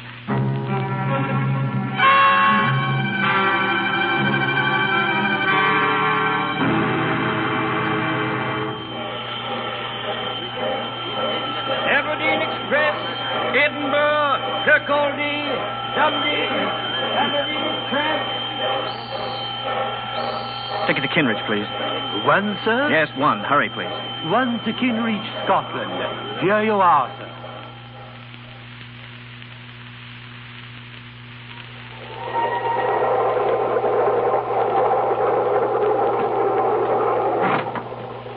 Excuse me, is this seat taken? Not by us, it ain't. Sit down, young fella. Thank you. I said, Jess, who won the 2 o'clock at Epsom? Here it is. Bachelor Button, odds 7 to 4. Ah, Bachelor Button, eh? Hello, look at this. Another woman murdered in a West End flat. Murdered, eh? Who was she? A well-dressed woman of about 25 was found with a knife in her back. The tenant, Richard Hannay, is missing. Why, if that ain't the blasted limit. Missing, eh? The police are hot on the trail and watching with careful eye all points of departure from London. Oh, so that was what they was a-doing, eh? Who? Scotland Yard. 2 plainclothes bobbies. I seen them get on this train. Asking plenty of questions they was, too. Look here. Here's a picture of that Hannay chap. Let's have a squint at it.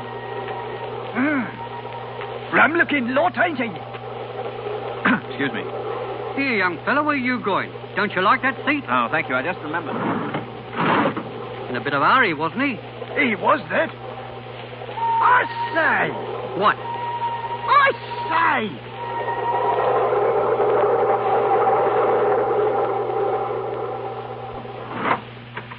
Oh, I beg your pardon. This is a private compartment. Oh, is it? Yes, and it happens to be occupied. Yeah, so I see. Very charmingly, too. Well, what do you want, please? Your hospitality for a short while. Really? Well, I'm not interested. Now, will you please go? I can't. What? It isn't safe. Listen, are you going or shall I call the conductor? No, don't do that. Stop, you're hurting my wrist. I'm sorry. Listen to me. I want your help. My help? I'm Richard Hannay. Hannay? Why, you're the man the police... Yes, but I'm innocent. I swear I'm innocent. Listen, you've got to help me. It's terribly important that I be free for the next few days. You will help me, won't you? Yes. Yes, of course I will. That's fine. I'm sorry if I hurt your wrist. Oh, that's all right. You say the police are on this train looking for you? Yes, that's why I forced my way in here. Oh, I see. And just how am I supposed to help you? Well, they're looking for a man traveling alone. If I stay here with you, they'll think we're together. We'll pose as man and wife, and they won't pay any attention to us. They'll just pass us by. How clever you are. You'll do it? Yes, of course. Say, you're all right. What's your name? What's that got to do with it? Nothing. I just wanted to know who my benefactress was, that's all. Oh, I'm Pamela Stewart. Pamela? Oh, that's rather pretty. Suits you. Thank you. There they are now. Remember, I'll sit here and pretend to read. You do the talking. All right. Come in. Excuse me. Have either of you seen a man pass here? Young fella, smooth-shaven? Why, no. Wait, are you the police? That's right, miss. Then this is the man you want. He forced his way in here and told me his name was Richard Hannay. Why, did I? Come here, you. Let go of me. Are you Richard Hannay? Well, speak up. Yes. Thank you very much, Miss Stewart. Well, you didn't expect me to harbor a murderer, did you? Unfortunately, I did. And I am not a murderer. We'll see about that. Come on, Hannay. Certainly, gentlemen. I'll go with you willingly. In fact, I'll lead the way. Grab him. Gone. Here, get after him. Open that door. I can't. He's holding it from the other side. Here, let me try. Together now. 1, 2, 3. Get out of the way. Where is he? Where did he go? Here he is, down the passageway. Stop him. Grab him before he gets to the best of you. Come back here, you. Come back, you. Stop, stop. Have you got him? No, he's gone. What? He jumped. He jumped off the train. The fool. He's probably lying dead in a ditch. No. The last I seen of him, he was on his 2 feet and running like a rabbit.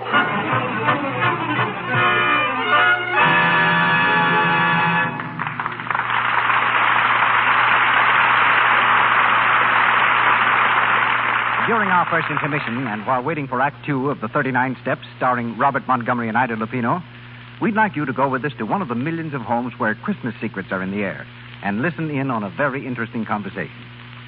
Aunt Sally, come here. I want to see you alone. More secrets, Betty? Well, the house is full of them. Now the door's closed, we can talk. Aunt Sally, what can I give Mother for Christmas? Did you ask her, dear? Yes, and she just says all she wants from me is love and kisses. Well, I did hear her say she needed more stockings. How about getting her some of the lovely sheer ones we saw in the store today?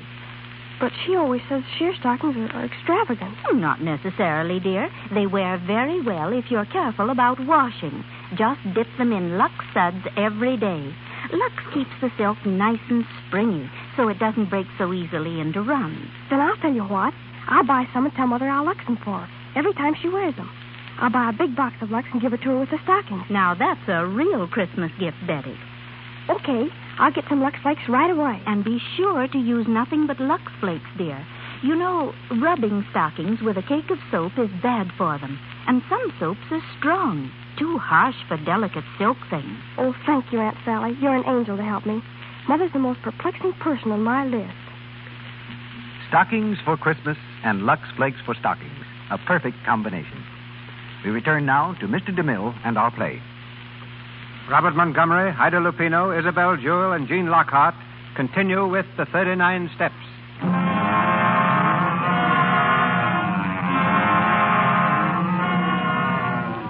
2 days have passed, and Richard Hannay, wanted for a murder he did not commit, is still at large.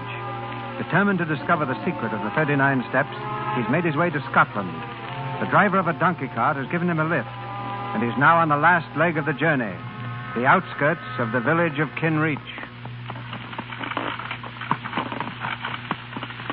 Are you going to stay long in Kinreach, laddie? Well, it all depends. I'm looking for work. You suppose I could find something? I hae me doubts, laddie. Kinreach is a mighty small town. What do you do? I'm a chauffeur. Well, I'm thinking you'd better try somewhere else, then. What folks as need chauffeurs, and Kinreach has had them for years. Oh, I see. But, aren't there any newcomers? I mean, somebody told me about... Now, wait a minute. Come to think of it, I did hear something. About a retired professor moving into the big house on the edge of the moor. A professor? Yes. Yes, that's it. I can try it anyhow.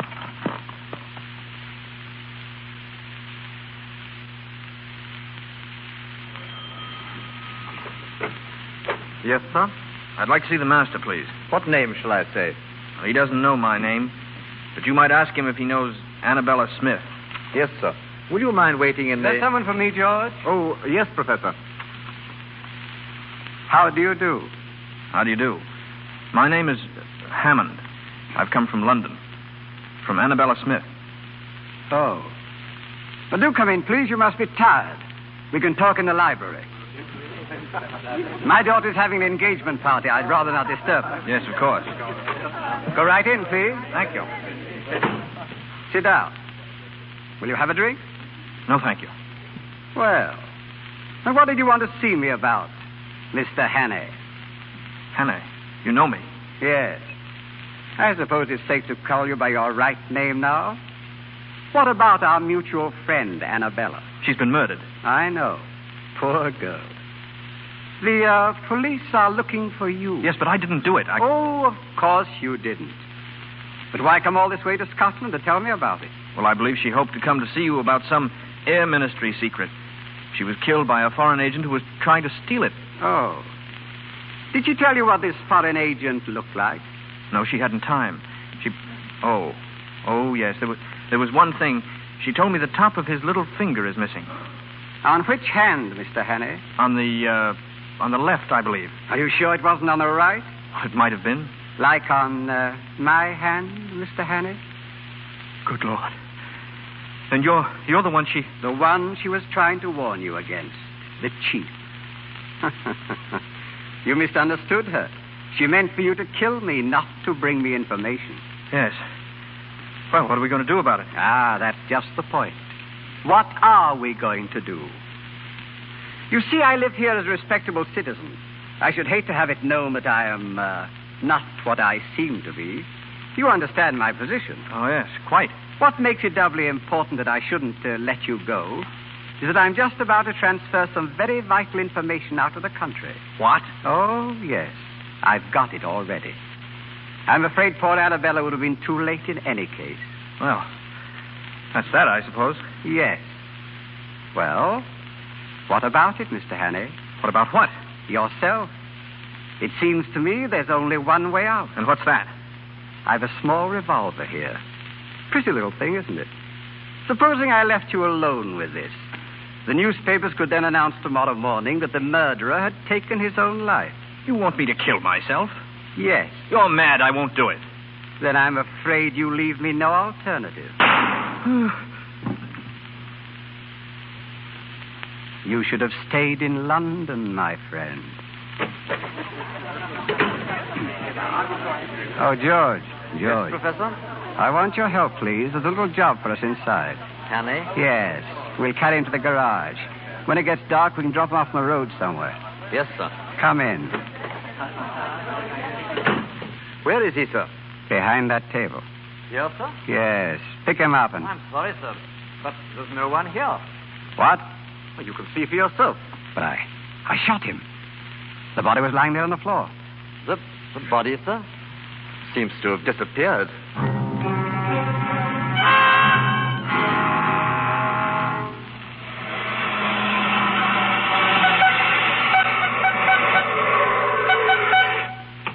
Get out of the road, please. What do you mean by standing in front of my car? You might have been killed. Sorry, lady. I just wanted a lift. Would you mind... Well, Miss Stewart, how do you do? You? Well, what are you doing Richard here? Hannay is my name. I believe we've met. On a train, wasn't it? Yes. Yes, I think so. Yes. If I remember correctly, you handed me over to the police. You did, didn't you? Oh, get away from me. No, don't worry. I don't hold it against you, really. Well, that's very kind of you. Yes, isn't it? What are you doing in Kinreach? I live here. It's a charming place, isn't it? You know where the local police station is? Oh, of course I do. Will you take me there? What? The police station, in a hurry, please. Certainly.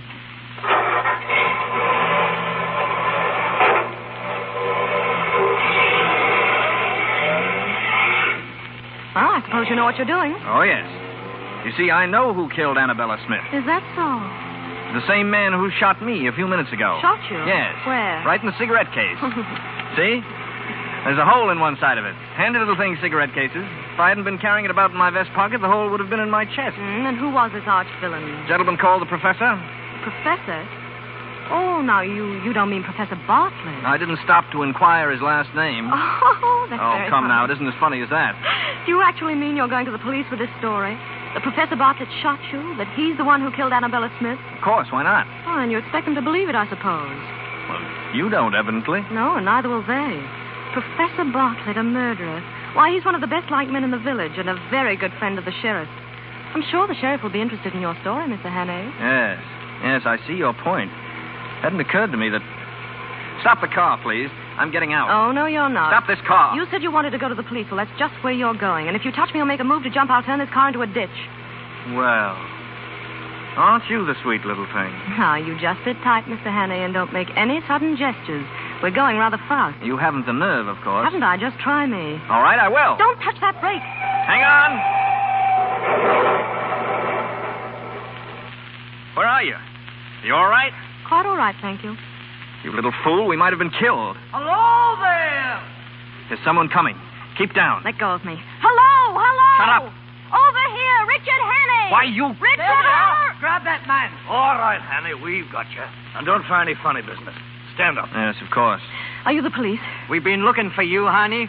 Put the bracelets on him, Joe. Right you are. Put out your hand. There we are. Now put out the other one on the girl. Here, what are you doing? We are handcuffing you to your friend here. Any objections? Now see what you've done. Oh, shut up. Listen, you can't do this. I don't even know this man. You ride around the country with him in a car, but you don't know him. Of course you don't. Yes, but I'm telling you, Keep I your don't. mouth shut. All right, Joe. Take him to our car.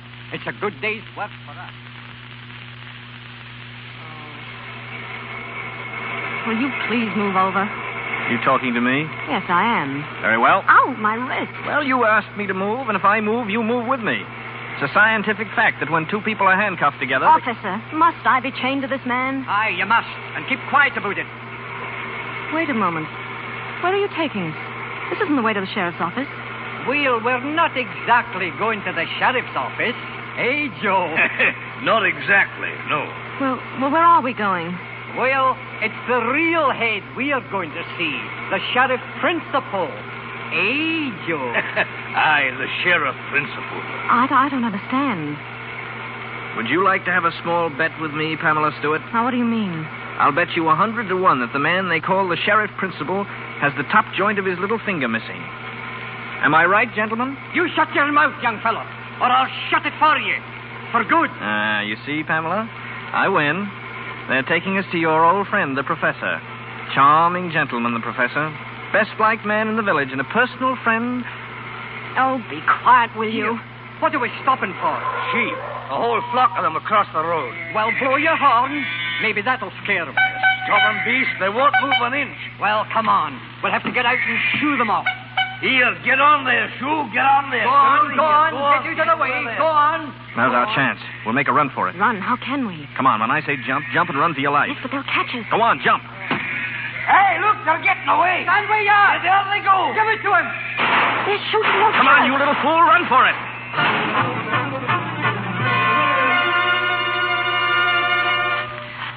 Please, don't go so fast.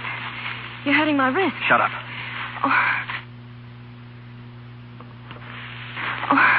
I can't go any further. I've lost my shoe. Where? Oh, back there. Well, forget it. All right. Sit down. Sit down for a while. You think we've lost those men? Now, it's as black as pitch on this moor. They'll never find us now. You know, this is all very silly. You can't escape.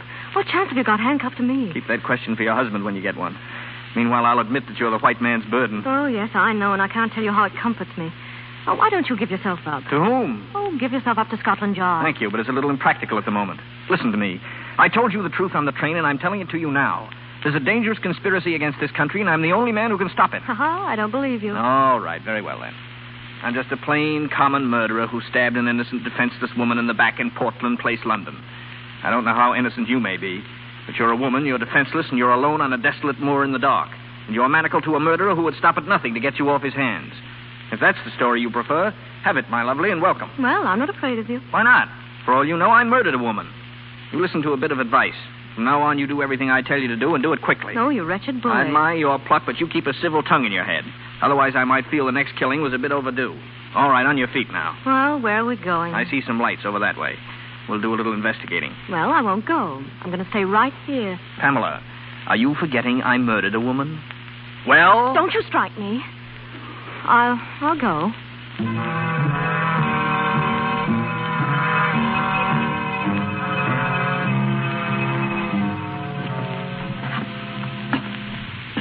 Say, what kind of a place do you think this is?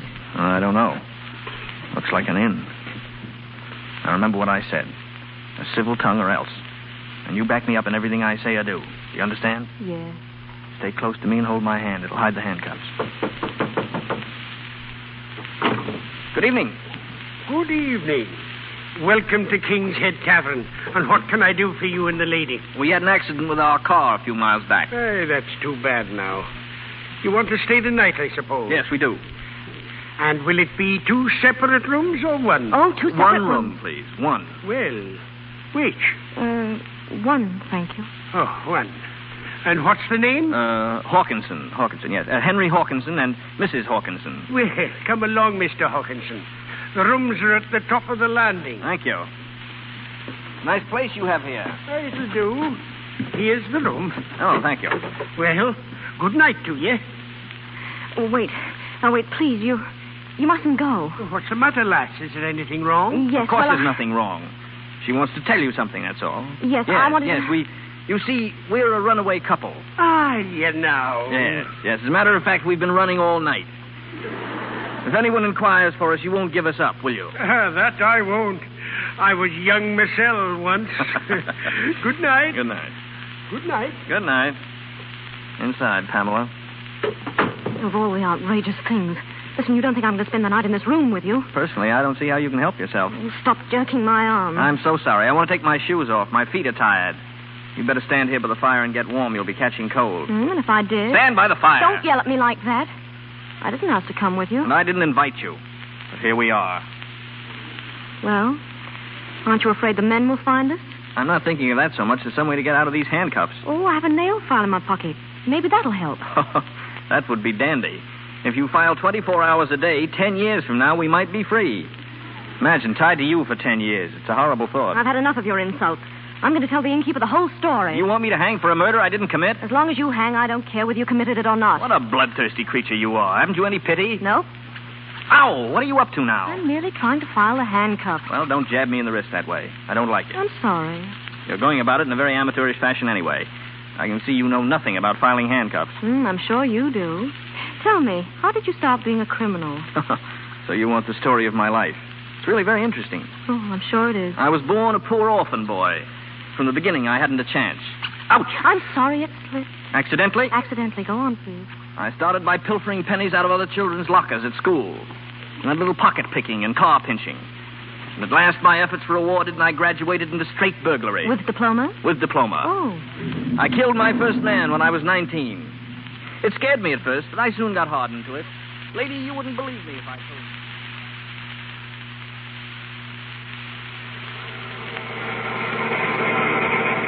It was your fault. The whole thing was your fault. My fault? How do you make that out? If you hadn't stopped the car for those blasted sheep, we'd have had the two of them in the professor's parlor right now. We'd better have them there soon, is what I say. The professor was anxious about Hanny. Knows too much, he said. Get him. Get him? We had him. And the girls, too. You don't suppose they'd head in somewhere, do you? Stop at a tavern, I mean. They might, in this weather. There's a place about 4 miles back. King's Head Tavern, it's called. King's Head Tavern. That'd be somewhere near where they gave us the slip. Turn around. Find out. Right. And if we see him again, blast you. Shoot straight. I will, all right. You can depend upon that.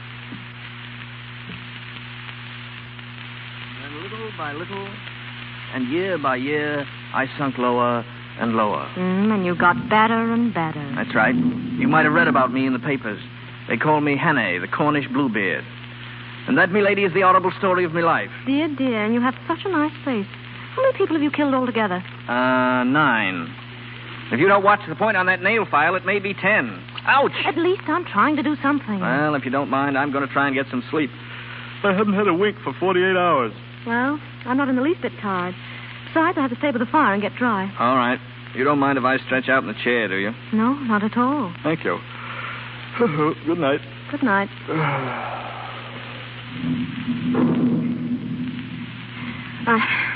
I don't see how you can sleep at a time like this. I said I don't see how you can sleep at a time like this. I'm hardened to it. That's all. Hardened criminal to sleep any time. Listen, did you hear that?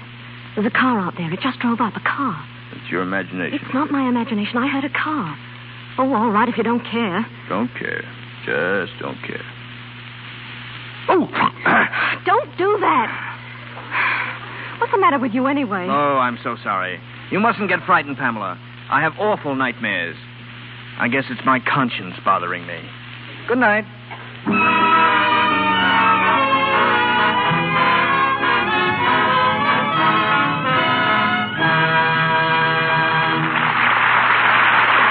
pause for station identification. This is the Columbia Broadcasting System.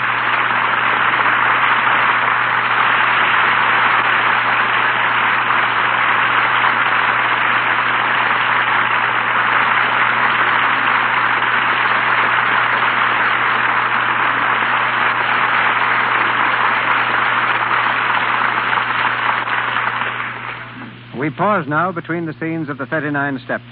Robert Montgomery and Ida Lupino will be back shortly when we raise the curtain on Act 3 in this play about spies. Spies may be roughly divided into 2 classes. There are the mercenary spies who traffic in state secrets, selling them for cash to the highest bidder.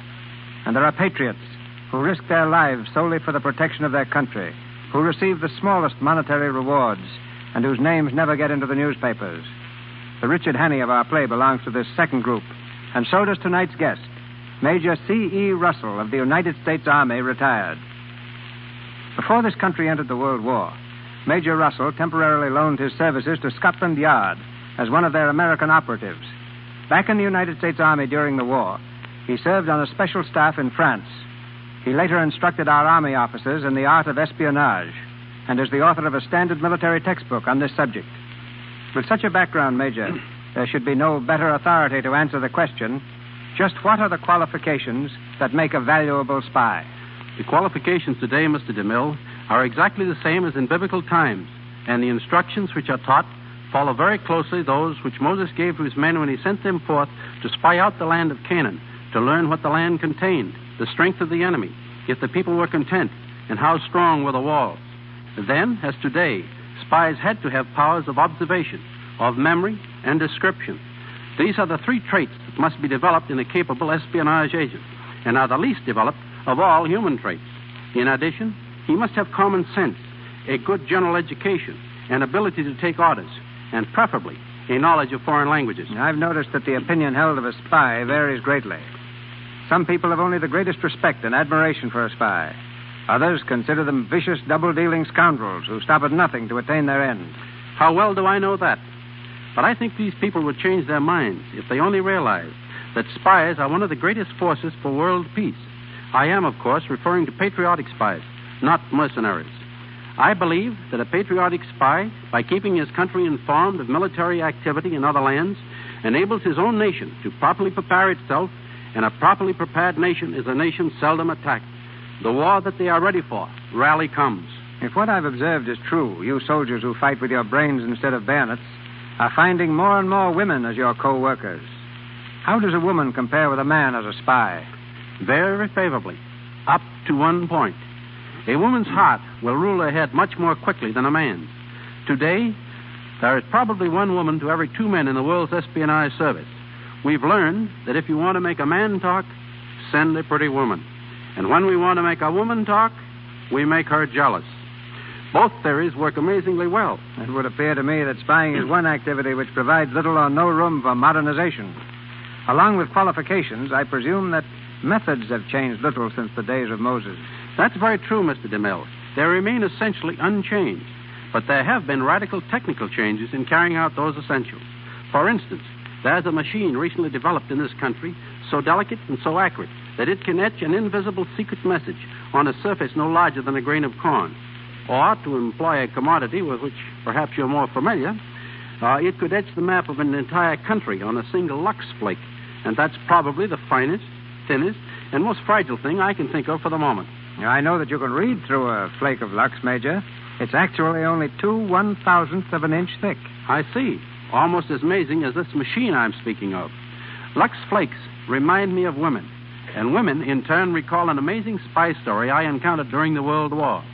It concerns a Swiss opera singer who volunteered in the French Red Cross as an entertainer. For 2 years, she made periodic visits to a home in Switzerland, each time using the same route over the French border. One day, she started to cross and found a new officer in charge. He took a good look at her and immediately ordered his women assistants to search her. They returned with the petticoat of this famous singer. Suspecting that it might contain invisible writing, the lieutenant called for hot irons and himself applied them to the petticoat. The heat revealed what had been invisibly written in lemon juice, the complete working drawings of a new French war tank. The reason the lieutenant had suspected Madame was that before the war, he had been a style designer in Paris. One of the first things he observed about the singer was that while she was dressed in the height of fashion, she wore a starched petticoat, and starched petticoats had been out of style for 10 years. To me, one of the truest utterances of the great French General Marshal Foch was his statement to a group of his espionage agents. You will die 1,000 deaths, he told them, before oblivion comes, while the man in the trenches dies but once. And no better example can be found, Mr. DeMille, than that patriot of Revolutionary War, John Honeyman. Too old to carry arms, he became a confidential spy at Washington's urgent request and posed as a Tory. Despised by his wife and family, ostracized by his friends, he became a cattle buyer for the British Army. American soldiers were ordered to shoot him on sight, but John Honeyman kept his promise never to disclose his real identity.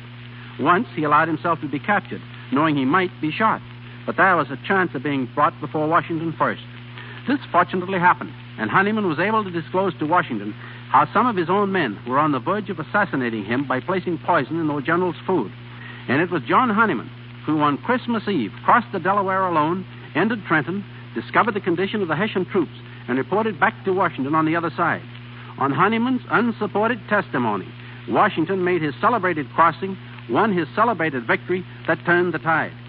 Honeyman returned to his New Jersey home after the war, still an outcast, still an object of hate and scorn.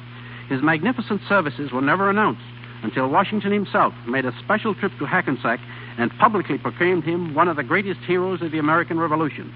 His example will always remain a shining light to Americans who seek to serve in the silent, secret, and sometimes inglorious ways of espionage. I thank you. Thank you, Major. That's very interesting. Very interesting.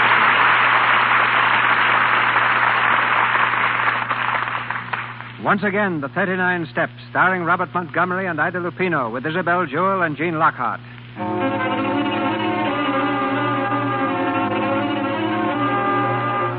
It's early the following morning. Richard Hannay stirs restlessly in the armchair and rubs his eyes sleepily. Suddenly, he jumps from the chair and stands in the middle of the room, staring down at the handcuffs which are dangling from his wrist. Pamela Stewart, on the other side of the room, smiles cheerily. Good morning, Mr. Hawkinson. Looking rather dazed this morning. How did you get free? Oh, very simple. A little matter of work while you had your nightmares. I suppose you filed the handcuffs. No, darling, I picked the lock. I was trying to do the same for you, but the file broke. Say, what's wrong with you? Oh, nothing that I know of. Oh, you mean my shoes? Yes, they're rather large, aren't they? I borrowed them from the innkeeper's wife. Oh, no. It's not the shoes. Why are you being so nice? You don't feel ill or anything, do you? No, why should I? Why didn't you leave? You were very anxious, too, if I remember correctly. Well, something happened last night that convinced me you've been telling the truth. May I ask what earthquake caused your mind to work at last? When I got free, I went downstairs. That car you said I imagined belonged to our pursuers. They were sitting downstairs when I got there. Did they see you? No, I hid behind the counter. But they asked the innkeeper about us. What did he say? Said he hadn't seen us. Then they ordered something to eat. And while they were eating, they talked a lot about the 39 steps. 39 steps? Oh, don't ask me what it means because I don't know. Anything else? Well, they said the professor was clearing out of the country. Then he has got the secret. Did they say how soon he was leaving? No, but they did say that he was going to London first to pick up someone at a music hall. 39 steps. London Music Hall. It doesn't make any sense. Which room are these men in? Oh, they left. When? Oh, about 4 or 5 hours ago. And you let them go after hearing what they said? Oh, you button-headed little idiot, you. Don't you speak to me like that. My dear girl, I'm accused of murder. The only way I can clear myself is to expose those spies. Then why don't you go to Scotland Yard? What's the use? You said yourself that no one would believe me. Well, then why don't I go to Scotland Yard? Why not? They'd listen to you. Of course they would. Come on, we'll get the next train for London.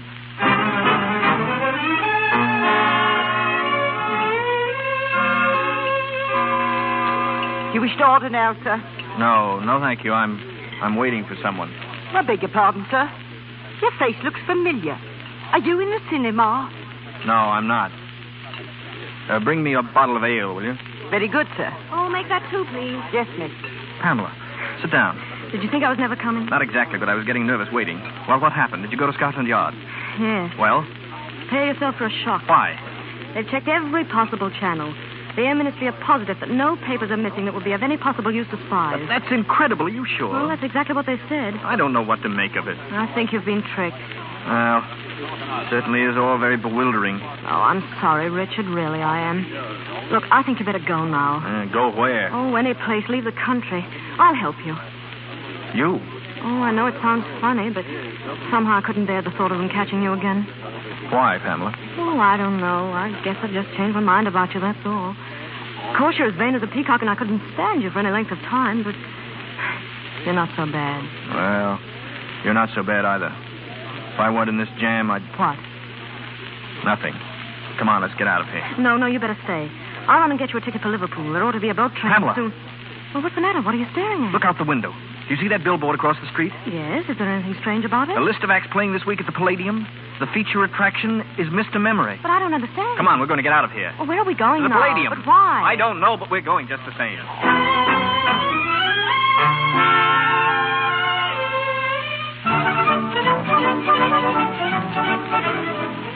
Here are your seats, sir. First 2 on the aisle.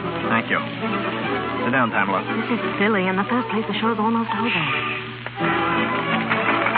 If anyone sees you here, what are you looking for? Be quiet. I'm just playing a hunch, that's all. Oh, you're playing the fool if you ask me.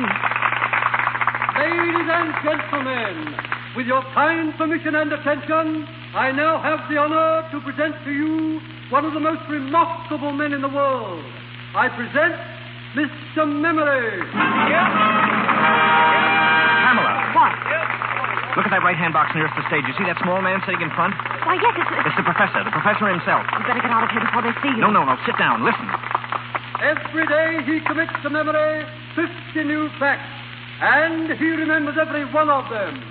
Facts from history, from geography, from newspapers, from scientific textbooks.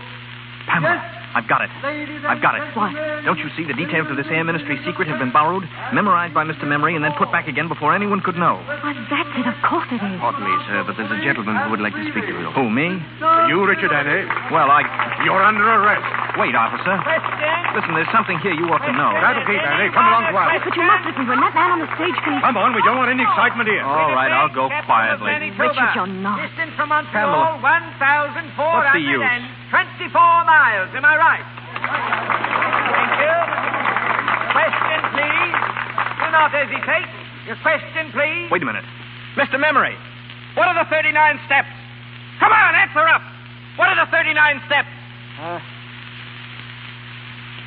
The 39 steps. The 39 steps is a secret organization headed by Professor... Mosby! There's your man up there in the box. He's the one who shot him. Stop that man! Stop that man! Stop him! Stop him!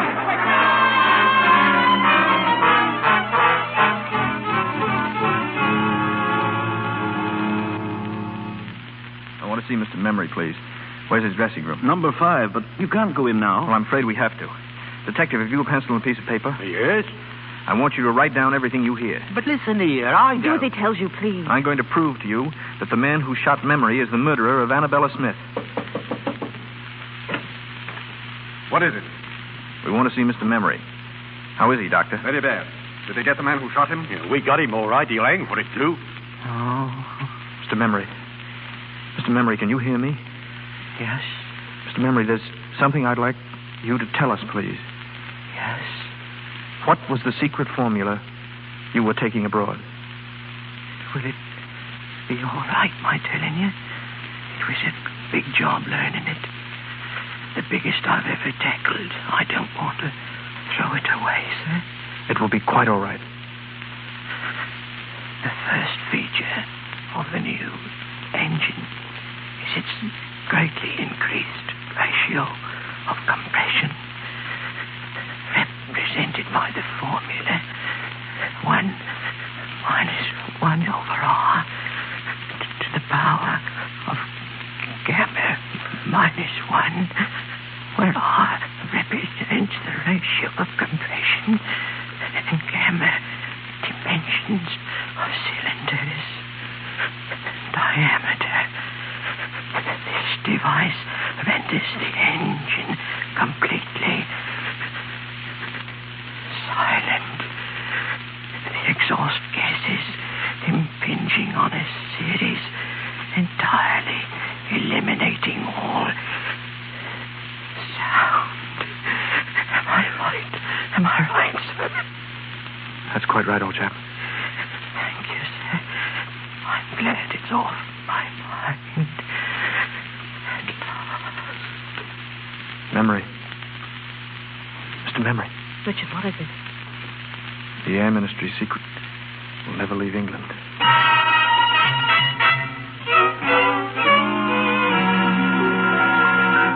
This way, please. We can pick up the police car on the corner. The police car? Where are you taking us? To Scotland Yard, of course. Scotland Yard? But you can't do that. You heard what that man said. He didn't kill anybody. Easy now, easy. He'll be all right.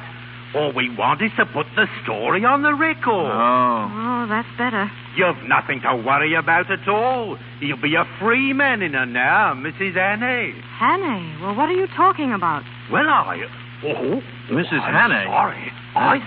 That would be just fine, that would.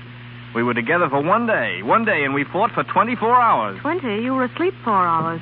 Can you imagine what it would be like? Fight for breakfast, fight for lunch, fight for dinner. One long, drawn-out battle for the next 30 or 40 years. Oh, 30 or 40 years. Do you think we could keep it up that long?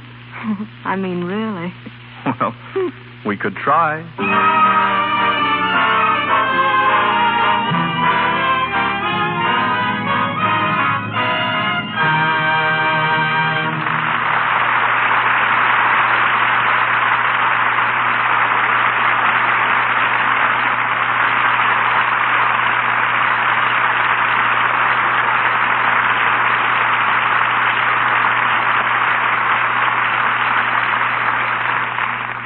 Robert Montgomery and Ida Lupino have completed the 39 steps, but they'll take a 40th when they return later to the microphone.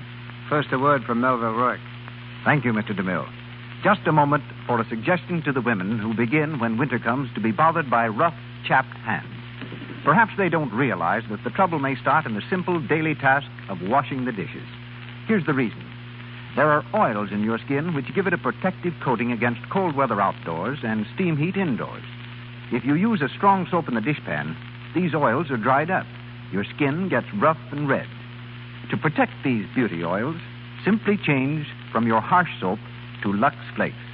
Women find the difference between Lux and ordinary soaps for dishes almost unbelievable. They feel it the moment they put their hands in the dishpan. There is no sting in the very gentle, soothing Lux suds. Almost at once, your hands will begin to look smoother and whiter. Begin tomorrow to keep your hands lovely by washing dishes with Lux Flakes. I turn you back now to Mr. DeMille. At the moment, both our stars, Robert Montgomery and Ida Lupino, are having a breathing spell between pictures. Bob is back after 6 weeks in the East, and Ida's been indulging in her favorite avocation, composing music. And not just simple little ballads, Mr. DeMille, but the real thing. Not so long ago, the Los Angeles Philharmonic Orchestra played Ida's symphony, Aladdin and the Lamp. Oh, thanks for the nice boost, Bob. You know, composing's really very exciting, although I had no thought of attempting it until 2 years ago. It was just about this time of year. I was riding in a taxicab down Hollywood Boulevard. The street was crowded with Christmas traffic, and all of a sudden the noise seemed to take the form and tempo of a melody.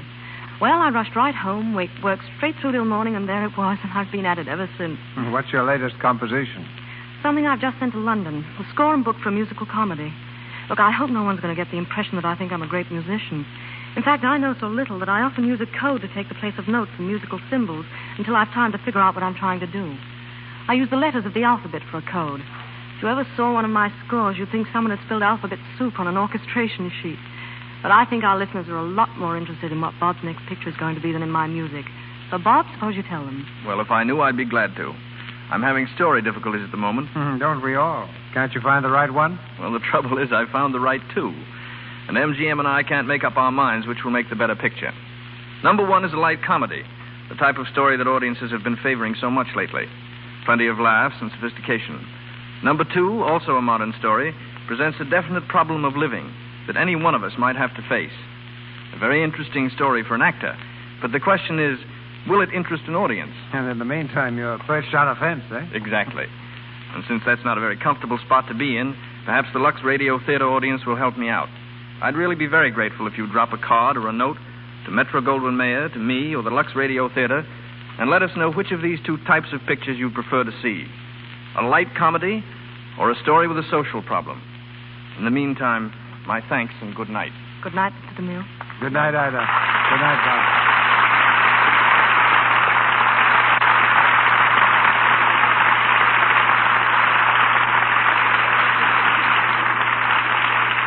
Thank you, Robert Montgomery and Ida Lupino. Ladies and gentlemen, this is your announcer, Melville Ruick. Mr. DeMille returns in just a moment with news of next week's play and stars. In our cast tonight were Leonard Moody as Professor Bartlett, Reginald Sheffield, Herbert Evans, and Keith Kenneth as detectives, Lionel Belmore as innkeeper, Vernon Steele as cart driver, Edgar Norton as manager of the music hall, Eric Wilton and Raymond Lawrence as Cockney travelers, Ward Lane as butler, Eric Snowden and Norman Ainsley as Scotchmen, Sybil Harris as a rowdy, and Phyllis Coughlin as a woman. Louis Silvers appeared through courtesy of 20th Century Fox Studios, where he was in charge of music for the new picture Love and Hisses. And now, our producer. One of the most glamorous beauties of the screen that the screen has ever known appears in the Lux Radio Theater next Monday night. Marlene Dietrich. Our play is taken from the highly successful motion picture in which Miss Dietrich starred, The Song of Songs, the love story of a Viennese girl and the three men who tried to win her. Miss Dietrich will be surrounded by an all-star cast headed by Douglas Fairbanks, Jr., with Lionel Atwell.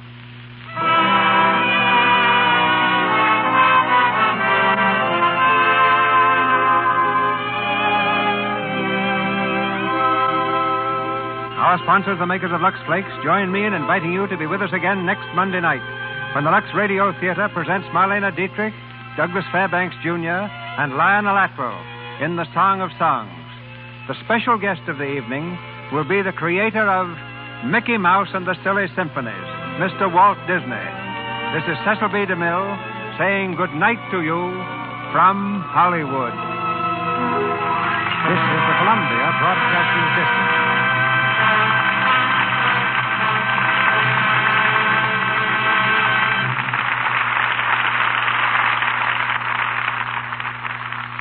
The Warrior of the Woodland, Ranger Bill, is coming up next.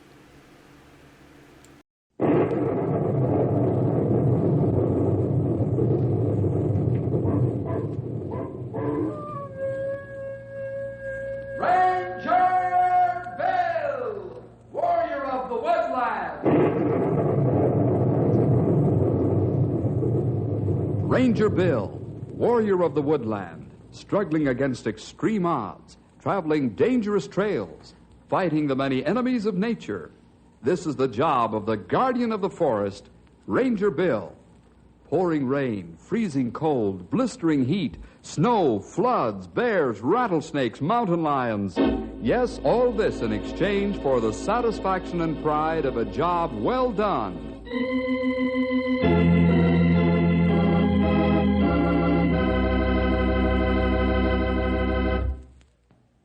We might call our story today The Battle of the H's, but the title wouldn't exactly fit, although the principle may be true. New ideas have always met resistance by most of the so-called old-timers in any given field. It's a rare thing indeed for an elderly man to readily accept new ideas, even when they're tested and tried. So when the new meets the old, the battle begins. And this is the way it's been down through the years.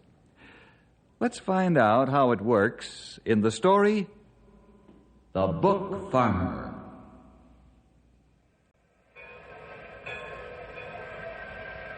Whitey Moore has just arrived on the Fireball Express, and his dad and two brothers are at the Knotty Pine station to greet him. Whitey's got a coveted sheepskin in his pocket, which says he's a graduate from the State University College of Agriculture. Well, let's join the family now as they greet their educated brother and son. Welcome home, son. My, you look fine. Oh, thanks, Pop. You look good yourself. Hiya, Craig, Butch. Hi. Whitey, good to see you again. How are you? How's it feel to be through with book learning, son? Oh, just fine, Pop. Oh, I enjoyed school, but I'm glad it's over with now. Have you got your sheepskin? Yeah. Sure, right here in my pocket, Butch. Can I see it? Yeah, I want to see it, too. Now, what in the name of common sense you doing with a sheepskin in your pocket? Oh, it isn't a real sheepskin, Pop. It's my diploma. Yeah. Oh, that's right. I remember you talking about it now. Here it is. Wow. Real fancy, huh? How? But is that all you get after 4 years of knocking your brains out? That's all, Craig. It's not the value of the paper, but the education it stands for. Well, come on, boys. We'll go home. Your ma's got some party fixings made up for a celebration.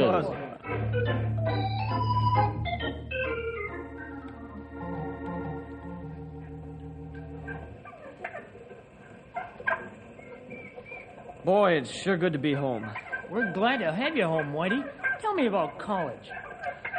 Well, it's just fine, Butch. In college, you pay to learn, and it's up to you how much you absorb. You're really on your own in a lot of ways. There's a lot of real nice fellas there, too. You think I could go to college someday, maybe? Sure, why not? Book learning is all right for some fellows. I'll get my farming from Pop.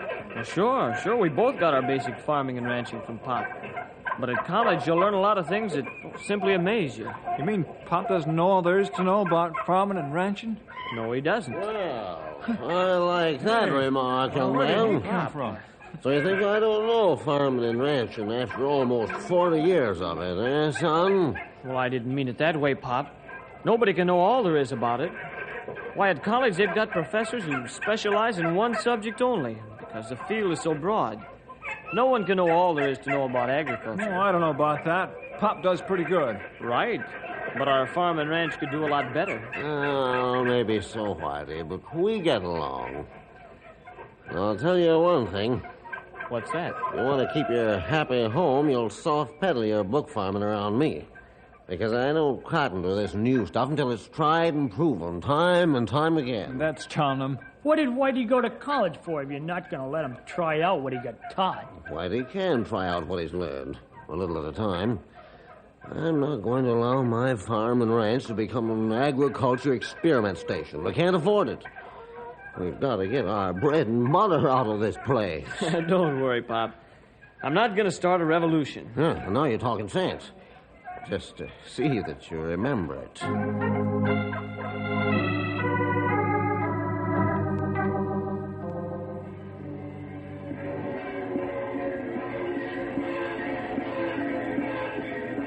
Hey, Whitey, what are you going to do? About what, Butch? About Pop's oh, you know. His ultimatum? Yeah, that's what I meant. Oh, I don't think he gave me an ultimatum. Like I said, I'm not going to start a revolution. Maybe not, but I saw you make a face about milking the cows tonight. I was just thinking about how much better the job could be done with milking machines. More sanitary, too. That's what I mean. Isn't it gonna kind of stick in your craw to have to do things old-fashioned when you know they can be done better? Yes, I suppose it is. But then I like living here, so I'll have to like it, won't I?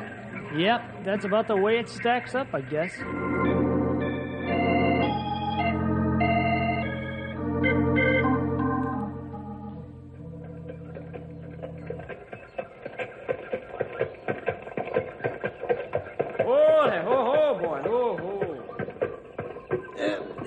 Here's the seed you'll need to start out on the north section. Craig and Butch will bring out the rest in the truck about 10 o'clock. Okay, Pop. Say, did you inoculate these legumes? Did I what? Inoculate them. You dampen the seed and then mix in the inoculating powder and the stuff clings to the seeds.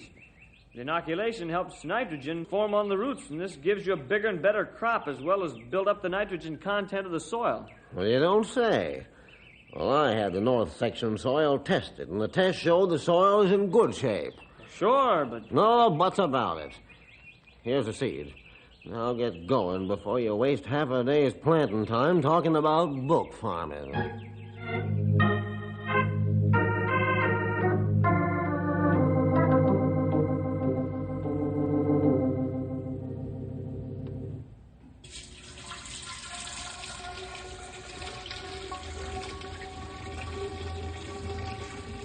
Whitey!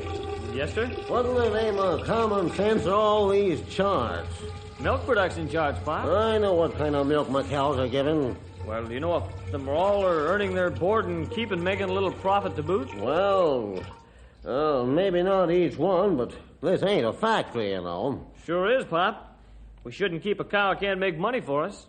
It's too expensive to feed and born a deadbeat. Was that so? Well, now, you listen to me, young man. These cows are good cows, and don't you forget it. I've had them a long time. Men lose their shirts off their backs being sentimental, Pop. Good men, too. No, I ain't lost my shirt yet. And I don't want you running around here with a measuring cup like these cows was giving drops of gold.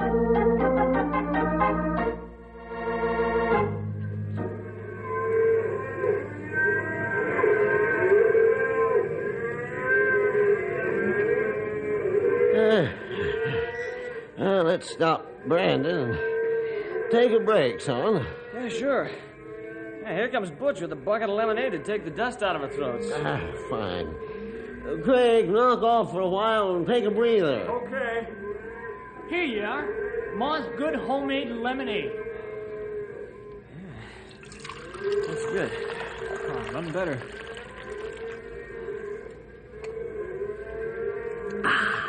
Boy, it's a spot, eh, boys? It sure does. Boy, this dust is terrible. Pop. Yeah? I've got an idea how to rebuild the branding chute so we could brand 4 calves at one time. Uh-oh, here we go again. Quiet, everybody. Genius at work. Knock it off, Craig. I ain't heard you giving out with any ideas. Now, listen, you little... Hey, cut it out, you two. What do you say, Pop? Oh, I say no. Branding 1 calf at a time is enough work for any 2 or 3 men. Border time would put us all in our graves early. Oh, no, it wouldn't. Well, the way I'd build the new chute would make Brandon 4 almost as easy as Brandon 1. And would be through 2 days earlier. Well, I'll give it some thought. Maybe we can do something about it next year.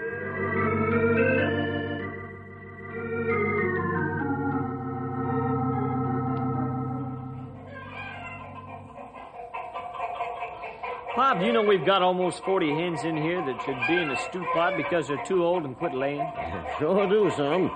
Didn't know how many, but I knew we had some stewing hens in the lot. We'll eat them up for Sunday dinners or the like. But, Pop, 40 loafing hens eat a lot of feed. Oh, they sure do. But they'll stay fat that way until we eat them. Oh, that's like pouring money down the drain. And what would you suggest we do with them? Butcher them and sell them on the market or trade them in town. Then we'd have room to bring in 40 pullets, and it'd be good laying hens in 3 months. Is that so? Whitey, I've had about all I'm going to take from you. If you don't stop calling me down on every turn I make, you're going to have to leave home, understand? Yes, sir. I understand.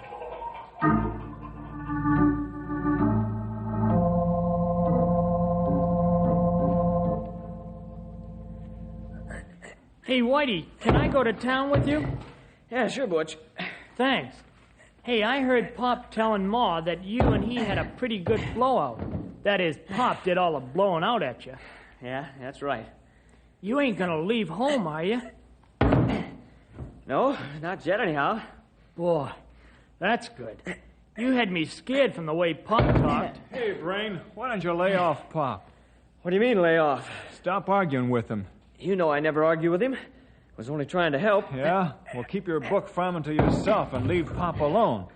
He's doing fine the way it is, and that's the way I want it, too. Well, suit yourself, Craig. I'd like to see you try to run a farm or a ranch all by yourself. Just you and your books. That'd be rich.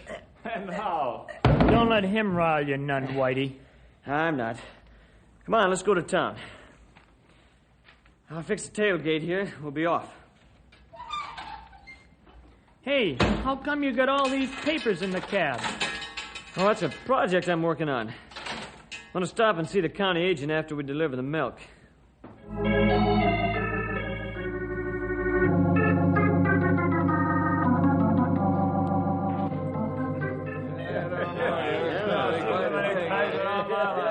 Hey, this must be Old Home Week. Look at all the farmers and ranchers in Clay's office. Hello, fellas.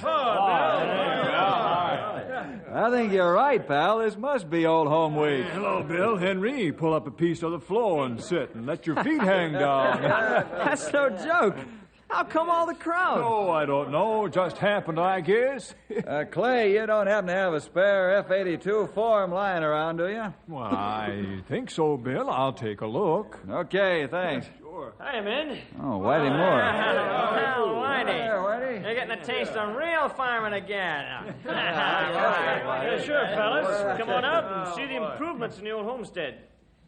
Say, Clay, I'd like to borrow that book again. Well, sure thing. Got it right here. You gonna plant that book, Whitey? I think a plain old bushel of corn would do more for you. What's that all about? I don't know, but I'm sure going to find out. Come on.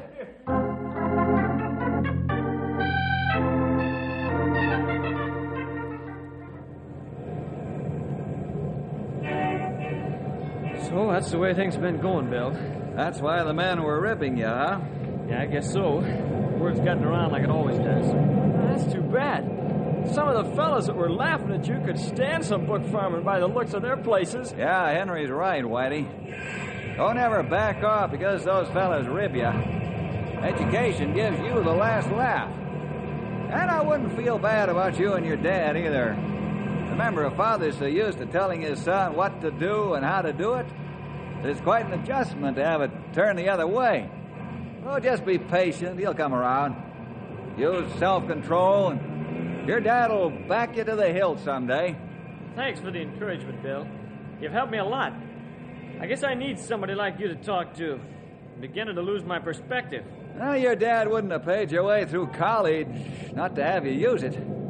I think he's testing you to see if you really believe what you learn. And if you'll stick with it, when he's satisfied that you mean what you say, then he'll back off and let you take over. He's no youngster anymore, you know. Well, I never thought of it that way.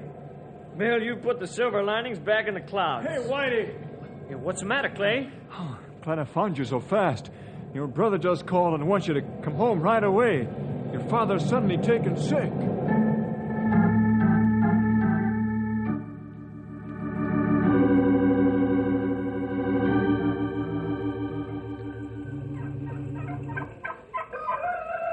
Thanks for coming out, Bill, Henry. Oh, that's all right, Whitey. Is there any way we can help? Not right now. The doc's still with Pop. How bad is he? Heart attack. Oh, that's too bad. Yeah. Doc says Pop's been working too hard for his age, and he's got to take a long rest now. I guess it's up to Whitey now to run things. Well, it looks that way, but I sure didn't want it to happen this way. Well, that's often the case, Whitey. I'm sure your father can take a good rest, though, knowing that his farm and ranch are in capable hands.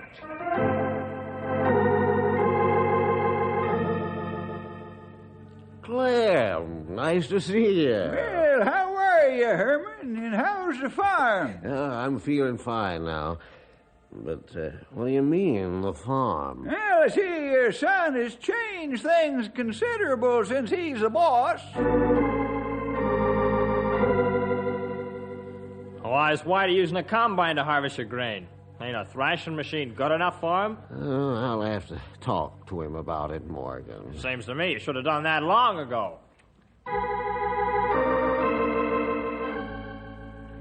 Hank, Whitey told me the steers was prime weight when they sent them off to market. Huh, seems to me you shipped them off 3 weeks early. Isn't the seed around here good enough for Whitey? How come he sent out for it?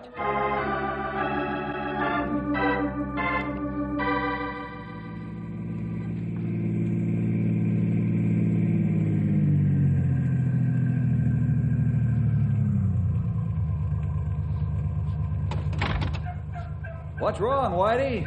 Your call sounded urgent. Well, it is. The doc says Pop's recovery isn't satisfactory. Oh, that's too bad. Sorry to hear it. Did the doc say why? Yep. Pop's too close to home. He's running the place from his bed, and all his friends keep pouring ideas into his head, and they keep him posted on me. It's like Job's friends, huh? What'd you say, Bill? Oh, I just talking to myself. How can I help you, Whitey? Well, Pop won't agree to go to a rest home about 100 miles from here where he can really rest. Would you talk to him? You think he'll listen to me? Well, everybody else failed, even the doc. You have a way of sort of convincing people. Okay, I'll talk to him.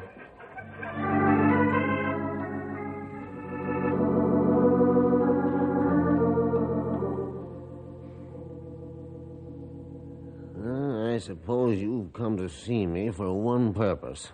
To twist my arm into going to that tomfool rest home. You've hit the nail square, Herman. Well, you might as well save your breath. If you don't go, you will be the one who will have to save his breath. Now, you're trying to scare me out of here. Herman, don't be a fool. You got Whitey and Craig and Butch to run the farm and the ranch. Whitey'd make this place an experiment station, and Craig don't have the maturity to run the place by himself. Now, you won't always be around to pamper them, remember? You might pull through this heart attack by staying here, but the chances are that you won't. Or what's worse, you might end up an invalid. And that would be a fine way to live out the retiring years of your life.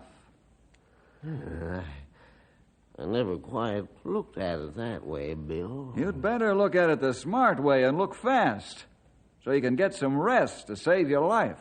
But I can't afford $1,000 to go away and rest. Your family would have to pay that much for your funeral. You have all the answers, don't you? Now, let's not get excited, Herman. Why don't you talk it over with Whitey and Craig? All right. Tell the boys I want to see them.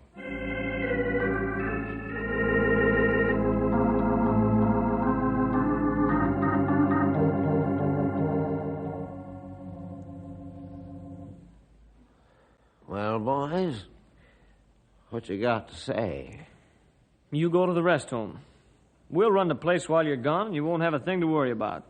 Not even the hospital bill. That's the way I figure it, too, Pop. How are you going to pay the hospital bill? Well, I got that all figured out, too. We'll have the money when you come home in 3 months. Come on, Pop. You know we can do it, and you know you need the rest. That's so. I see you got some backbone, too, Craig. I wasn't trying to be rude, Pop, but I mean what I say. If you don't go, we're going to have you taken there anyhow, because the doc says you've got to do it to live. Now both of you got your backs up like tomcats on a fence. Here's what I am going to do. I'll go to that tomfool place under one condition. Name it. Whitey, you run the farm, and Craig, you run the ranch. And one of you is to keep an eye on the other. How's that sound to you? Fine, just fine. Yeah, that's Jake with me. It is, eh? Yeah. Well, Craig, you keep Whitey from using too much of that book farming, and Whitey, you keep Craig level-headed. Is that a deal? Sure. Yeah, right. Tell the doc to get the ambulance and take me to the rest home. Now I'm going to get some real rest. If you fellas don't make the grade, it's your funeral, not mine. We're not worried about our part. But we do want you around for another 20 or 30 years at least. That's right, Pop. At least that long. Well, thanks, boys. It's nice to know that an old-timer's still wanted in this modern scientific age. Don't forget about your younger brother while I'm gone, and take good care of your ma. We will. And you take good care of yourself, too. Thank you, son. I will. That's a promise.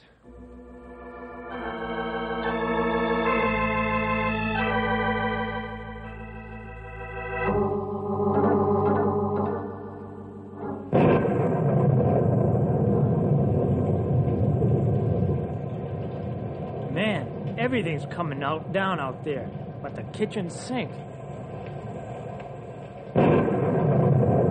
Well, now the sink is down, too. I'm glad I don't have a stand of grain getting plastered to the ground. You would be. How are you going to harvest your grain, Whitey? What's the book say about rain and wind flattened grain? It says plenty, but you can't read anyhow. You'll just have to take the loss like Pop would have taken it. Don't be too sure about that, brother.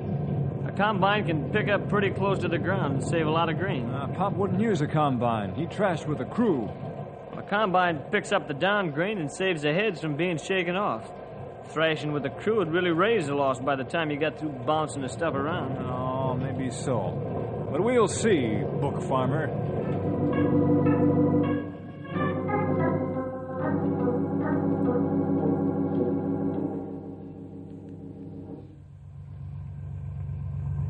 How's he doing with the combine, Butch? Real good, Craig. He ain't losing hardly anything. Yeah, I can see that. There's hardly a bit of down grain after the combine goes over. Pretty good book farming, don't you think? Maybe this once he's got it going his way. But I got some news for him that'll make his books look sick.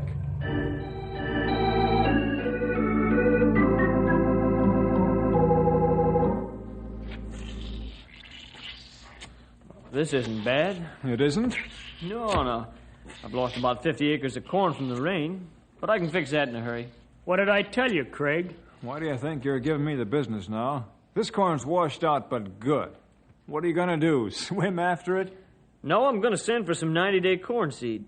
It'll grow and mature the same time as 120-day corn that's already planted. I'd say he's a pretty good book farmer, wouldn't you?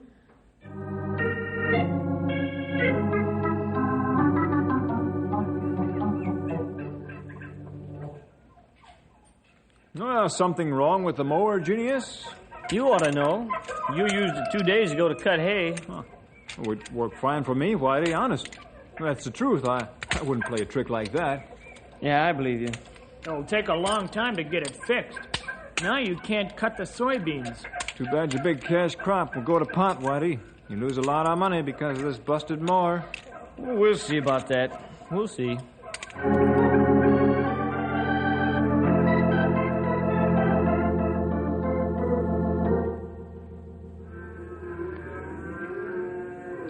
Whitey said I should help you the rest of the day, Craig. Oh, fine. I can use it.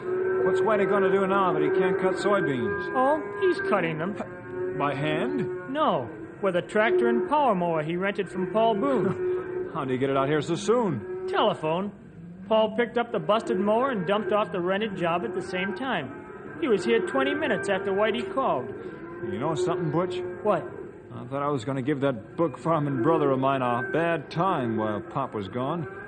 But instead I've got nothing but admiration for him. He sure has what it takes to get done what he sets his mind to. He didn't learn that in school. He got that from Pop. Yeah. I guess the smart thing to do is take some of the old and mix it with some new, and it works out fine.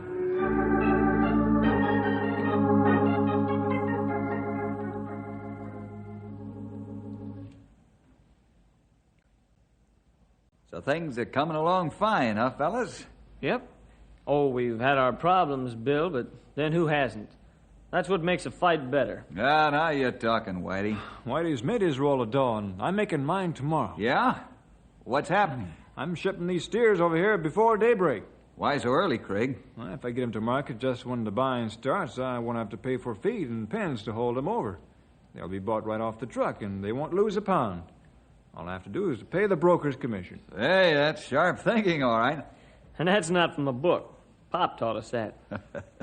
That's fine. You know, experience of our elders is a mighty valuable thing. They know all of the little tricks that count in the long run, just as much as what Whitey's learned in college. You couldn't get your father's experience out of textbooks. That's right, Bill. And I'm going to try and learn all those little tricks from Pop when he gets home. And I'm going to college and learn book farming and ranching. And me too. When's your dad coming home? Next week. Thursday, to be exact. Well, you have enough to cover the... What do you call this? Soap wrappers? And I've got my money from the cattle sale to match Whitey's roll. Oh, that's wonderful. Your father can be real proud of his son.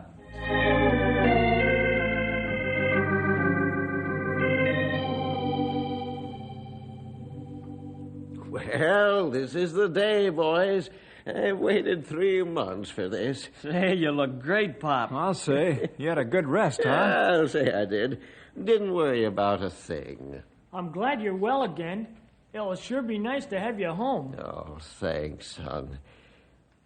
Which one of you's going to bail me out of here? We both are. Here's the loot. And mine. Great day in the morning. $2,000. Are you pleased? Pleased? I'm tickled pink. You know, I sort of like this resting idea after 40 years of working hard. You boys can just run things from now on. Oh, that's great. But first, I want to go to agriculture college. All right. You can use some of the money you made as a starter. And I'll help Craig along, Pop. While he's in school, I'll learn from you all that your experience has taught you. Say, you fellas will be way ahead of me when you get to be my age. Yeah, this book farming really pays off.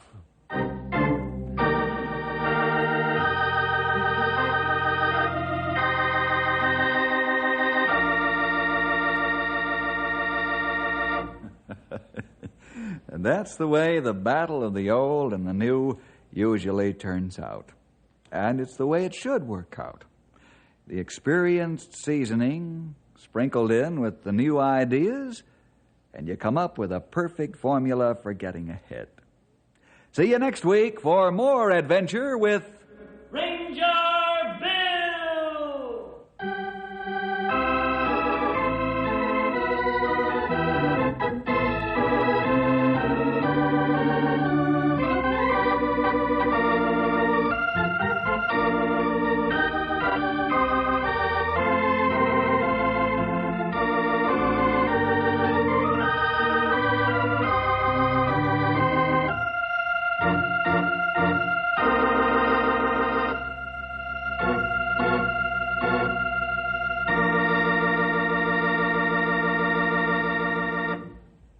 Howdy, this is Stumpy Jenkins, Ranger Bill's old sidekick, as I guess you all know. Just adding a little extra word of thanks for getting yourself in on the program today. Always glad to have you along. And I hope you invite your friends, too, for we sure got lots of adventures to tell you about. And we don't want you to miss any of them. So you make sure to be there by your radio every week. Don't lose out on our next story. The first couple of radio comedy, Burns and Allen, are up next. Another cup of Maxwell House coffee, George? Sure. Pour me a cup, Gracie. You know, Maxwell House is always good to the last drop. That drop's good, too. Yes, it's Maxwell House Coffee Time, starring George Burns and Gracie Allen.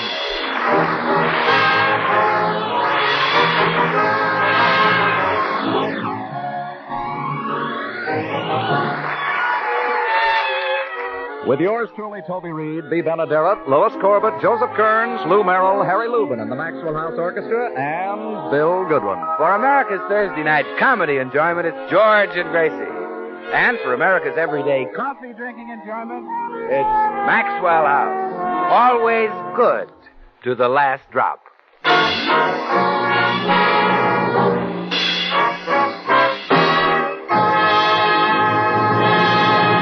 Well, if any new fad comes along, you may be sure that Gracie will fall for it. Her latest enthusiasm is handwriting analysis, and we find her now telling her friend Blanche Morton all about it. I tell you, Blanche, it's absolutely uncanny. This man can tell you all about yourself just by looking at your handwriting. You don't say? Yes. All I did was send him my signature, and he told me the most intimate thing. What'd he tell you? He said, "You are a woman." Yes. That's all he tells you for $1. Then you send in more money, and he tells you more. Gracie, if you ask me, this handwriting expert is a charlatan. Yeah, isn't he wonderful? I mean, you shouldn't send him any more money. Oh, but wait till you hear what happened when I sent him George's handwriting. He analyzed it and decided that George shouldn't be in radio. I was wrong. Send him more money. Oh, I will. He said George's writing showed that he had the delicate, sensitive hands of a surgeon. A surgeon? Uh-huh. That's a doctor who wears a mask and carries a knife. Thanks. Just think, George is a surgeon and doesn't know it. Blanche, are you busy this morning? No, why? Would you let George operate on you just to get the feel of it? Gracie, you don't just suddenly become a doctor. It'd be years before George could open up an office. Well, I don't care about an office. I want him to open up people. I mean, he has to study to become a doctor. Well, that won't take George long. His natural instinct is to be a doctor. He's only stayed in show business because he had to give me a job. That's the only reason he's in show business. What? It's true, it's true. I've heard dozens of people say, if it weren't for Gracie, George wouldn't be in show business. Yes, but what they meant was... was... It's my fault, Blanche. My fault that George isn't a doctor. So it's up to me to release his natural instinct. And you can help me. He's not going to carve on me. Uh-oh. I hear him coming down for breakfast. Now, when he walks in, you act like a patient, and we'll see how he reacts. Stick out your tongue and all that. Well, I'll do it, but it's silly. Here he is. Good morning, dear. Oh, hello, Blanche. George, take a good close look at Blanche. Before breakfast? Yes. Okay. Well, right back to you. George, Blanche did that to show you how she feels. Well, I feel the same way about her. Don't you think she looks a little peaked? Yes, her head is very peaked. Give him another look, Blanche. What do you think she should take? Arsenic. Write that down, Blanche. I told you this was silly, Gracie. I'll see you later. What kind of a routine was that? Well, did it stir something deep inside of you? Yeah, but I'm going to try to eat anyway. Very well, Doctor. Huh? Doctor? So how does that sound to you, dear? You like me to call you a doctor? Yeah, but you better call one for yourself, too. What's this all about? Well, I sent your handwriting in to be analyzed, and you're in the wrong business. You have the hands of a surgeon. What? Your handwriting has revealed the inner you, the real George Burns. You were never meant to be an actor. That's why people laugh at you.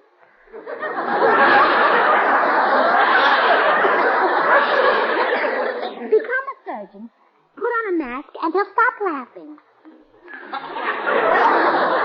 Gracie, you have to go to school to be a doctor. You have to go to school for 8 years. Well, then you're practically a doctor. You've already gone to school for 7 years.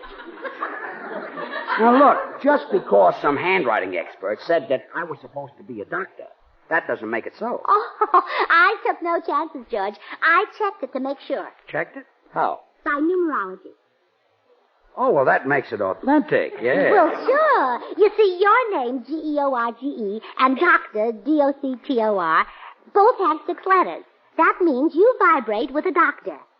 There are also 6 letters in Dancer. Suppose I vibrate with a dancer. Well, you better not let me catch you.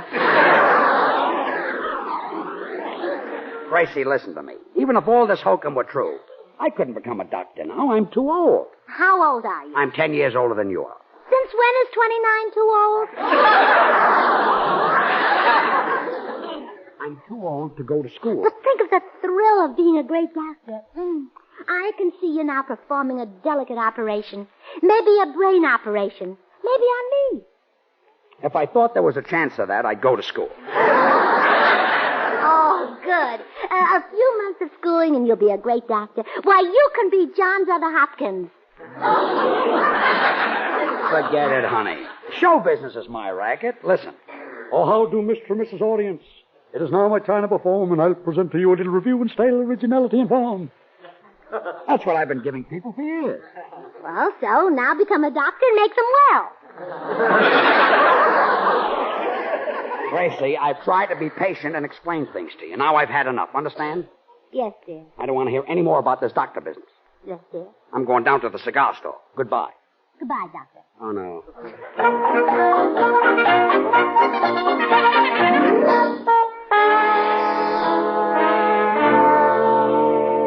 I knew George wouldn't go for it, Gracie. Well, Blanche, I still say all he needs is to have his doctor instinct aroused. And that's why I dropped by. I'm on my way to the hospital. The hospital? Well, I'm going to offer George his services.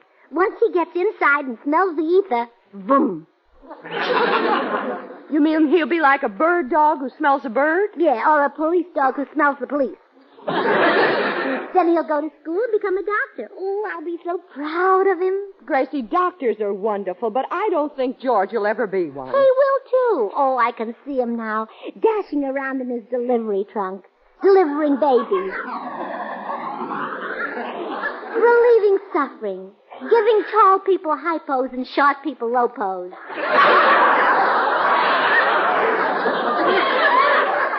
You know, George might even discover a new germ. Oh, Gracie. Well, they discover new ones every day, like that germ that makes people drunk. What germ makes people drunk? Streptococcus. Gracie, George couldn't even be a witch doctor. He could, too. You just bring him a sick witch. Well, I'll see you later, Blanche. I've got to get to the hospital.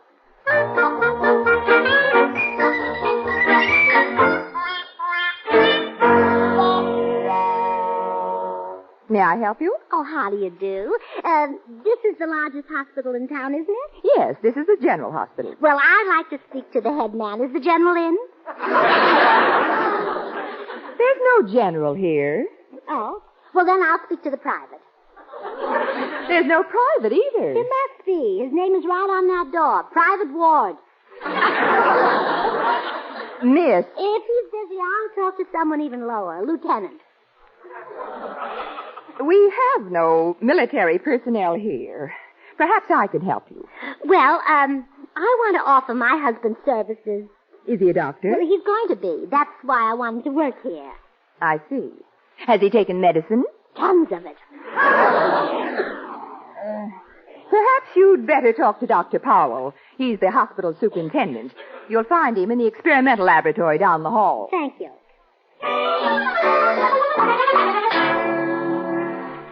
How's your experiment coming along, Dr. Powell? Well, I've gone as far as I can, Dr. Reynolds. I've tested this serum on guinea pigs and monkeys, but I I can't find a man to volunteer for a test. Exactly. What will the serum do? Well, if it works, you live to be 100. And if it doesn't? No one knows. That's why I can't get a volunteer. I've advertised in the paper. I've offered money. There doesn't seem to be any man brave enough to risk it. Maybe you can find a condemned criminal who... I'm in. Dr. Powell? Yeah? I'd like to offer my husband services. Ah, at last a volunteer.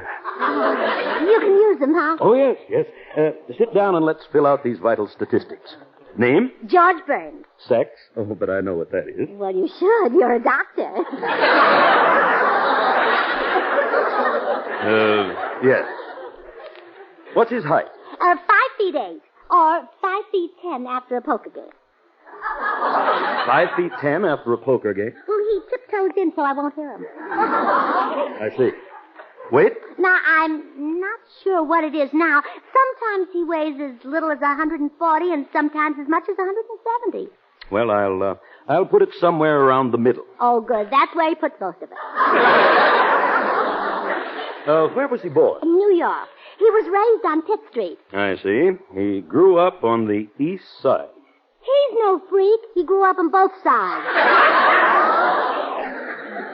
Yeah. Now, one question about his physical condition. Are his nerves steady? I don't know. The rest of him wobbles quite a bit. Well, I'll substitute another question.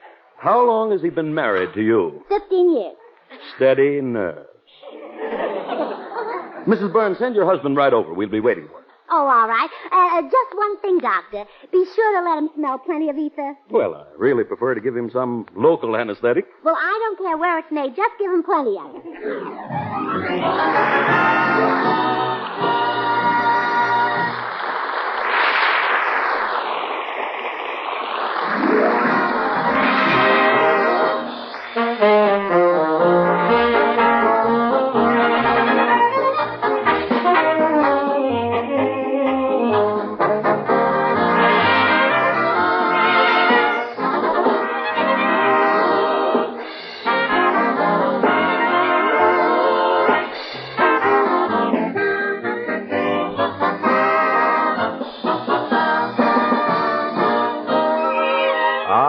The title song from Oklahoma still tops in popularity 6 years after opening night.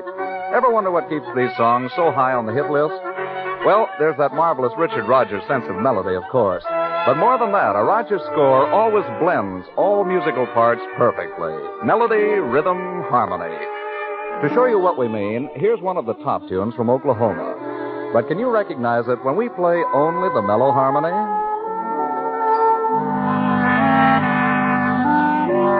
And now we'll add a rich counter melody.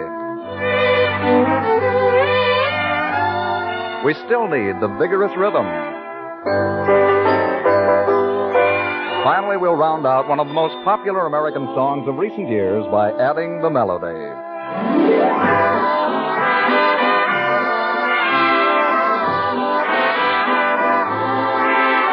Yes, indeed. With all these fine musical parts skillfully blended into one grand arrangement, everybody recognizes that great song, Oh, What a Beautiful Morning.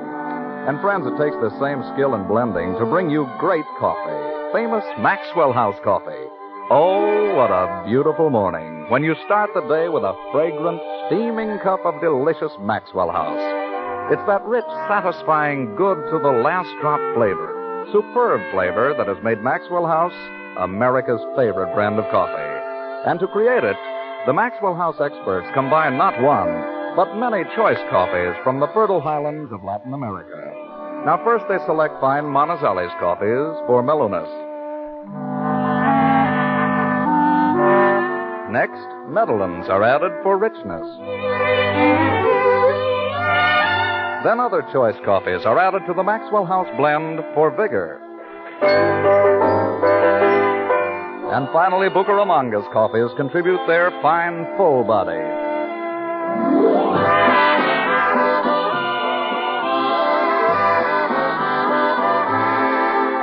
This perfectly balanced Maxwell House blend is then radiant roasted to flavor perfection and brought to you vacuum-packed and roaster-fresh. It's a winning combination, friends. That superb flavor plus wonderful value.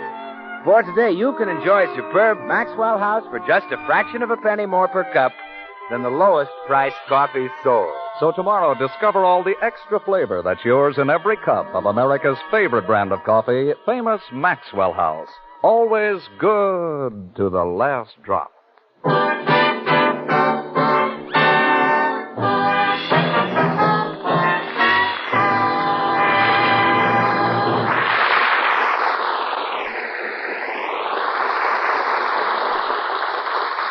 Gracie, I just had to run by and see how your plan to make George a doctor is working out. Oh, I thought you'd be anxious to hear about it, Blanche. Oh, sure, I'm all ears. Well, don't worry. When George is a doctor, he'll trim them down for you. And that won't be long now. I got him a job at the General Hospital so he can smell the ether. What kind of a job? Well, I don't know. It's in the experimental laboratory. Well, gee, that's where they work with microbes and bacteria. I hope George doesn't bring any home. Oh, Blanche, you know he wouldn't steal. What will George say about this job? Oh, I won't tell him about the job. I'll trick him into going to the hospital, and his instinct will do the rest. Well, you better start tricking. Here he comes up the walk. Now, watch how I handle him, Blanche. Oh, dear. Hello, George. Well, aren't you going to speak to Blanche? Oh, sure. That's nice. Well, as I was saying, Blanche, this doctor wanted George to sing at the General Hospital, and I said, well, doctor, he hasn't got time Wait a minute. At the General Hospital? Sing? Me? No, please, dear, I'm talking to Blanche. So I said, my husband is much too busy to sing at a hospital. Why Hold it. Somebody wanted me to sing, and you turned them down? Yes. Yeah. Dr. Powell called from the General Hospital. He seems to think your singing would help the patient. Well, he's right. I've been writing her a letter to Virginia where I met her. And now I feel better 'cause I know I'm going home. You see, Gracie, a voice like mine is soothing. It eases pain. It's like a shot of morphine. You're not kidding. Who's the morphine? When George gets to the hospital, they'll have a real dope. Yeah, now, where'll I find us, Dr. Powell? Well, in the experimental laboratory. Well, don't expect me back until late. I'll probably do about 8 or 9 of my routines. I'll see you later. I'm writing her a letter. Oh, you know, I hated to trick him, Blanche, but it's worth it. Someday he'll be a great surgeon. That'll be the first time a ham ever did the carving.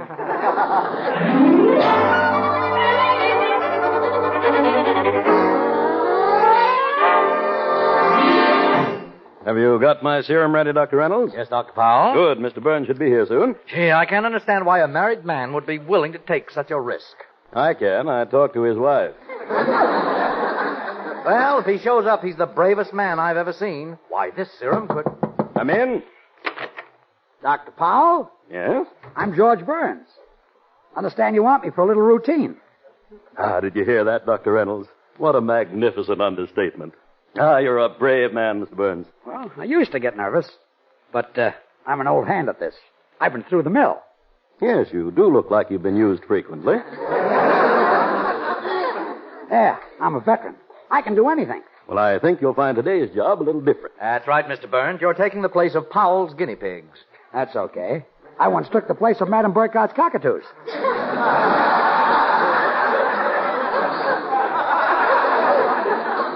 That's the time I laid an egg. Hey, you can do anything. I whistle, too, you know. Well, before we start, let's check your condition. Dr. Reynolds, would you take his pulse count? Certainly. 1.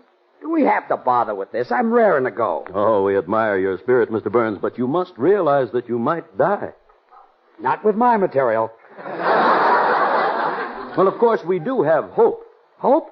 You better put me on ahead of him. He's tough to follow. Oh, what a man. Jesting at a time like this. 2.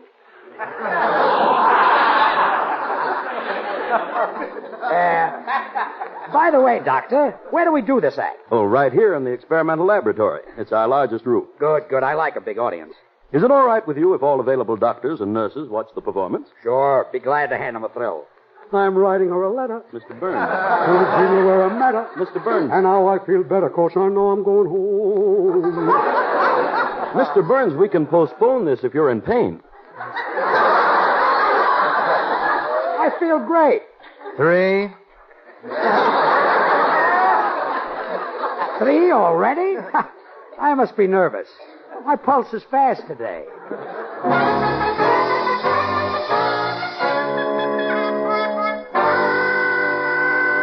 Hi, Gracie. So how come you're going in the hospital? Oh, hello, Bill. I'm going in to visit George. What's the matter with him? Oh, he isn't a patient here. He's inside smelling the ether. What for? Well, I'm trying to get him out of radio.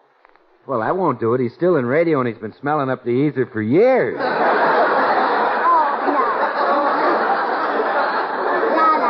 You don't understand. You see, George is meant to be a doctor, so I got him a job in the experimental laboratory. Come on in and see him. Oh, okay, Gracie. I love to go into hospitals, you know. I always catch something.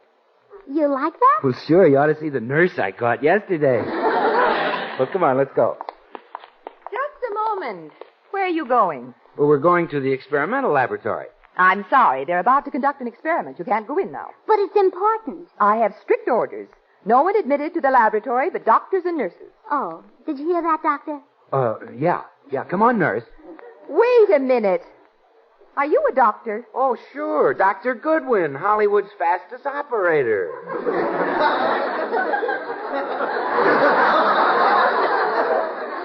Where do you operate? Well, mostly in Griffith Park.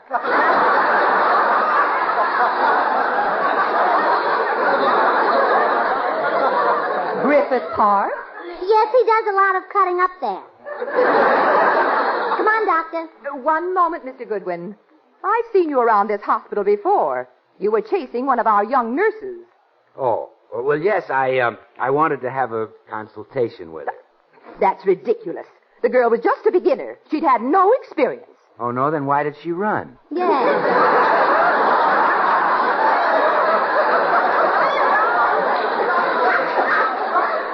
Come on, Doctor. Just a minute. I can't believe that he's a doctor. I doubt if he'd know a sore throat from a maternity case. Oh, you're wrong. Maternity cases are his specialty. Well, just yesterday, he cured a man who had a very bad case of maternity.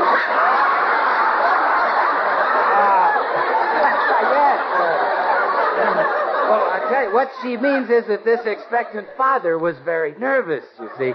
The poor guy was pacing the floor saying, will it be a boy or a girl? Will it be a boy or a girl? Then I walked out and handed him that little gift from heaven, and when he saw what it was, he cried, hallelujah, just what I wanted. What was it? A cup of Maxwell House coffee.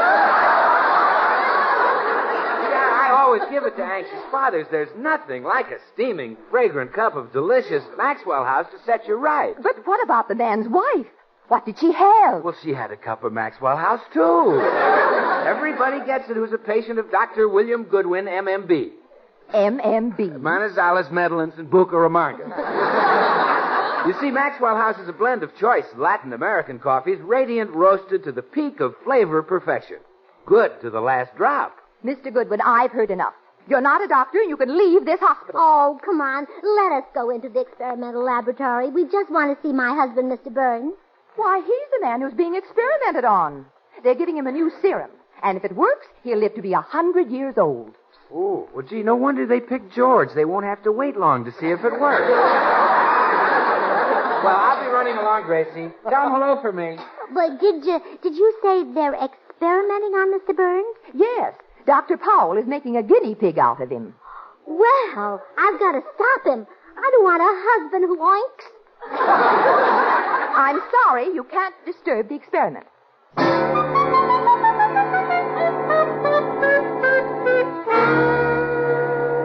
Well, Mr. Burns, we're just about ready to begin. Swell. How is his pulse count, Dr. Reynolds? I'm still taking it. 7. That will be enough. Our audience is assembled, so let's get started. Mr. Burns, will you remove your clothes? That's not the kind of act I do, Doc.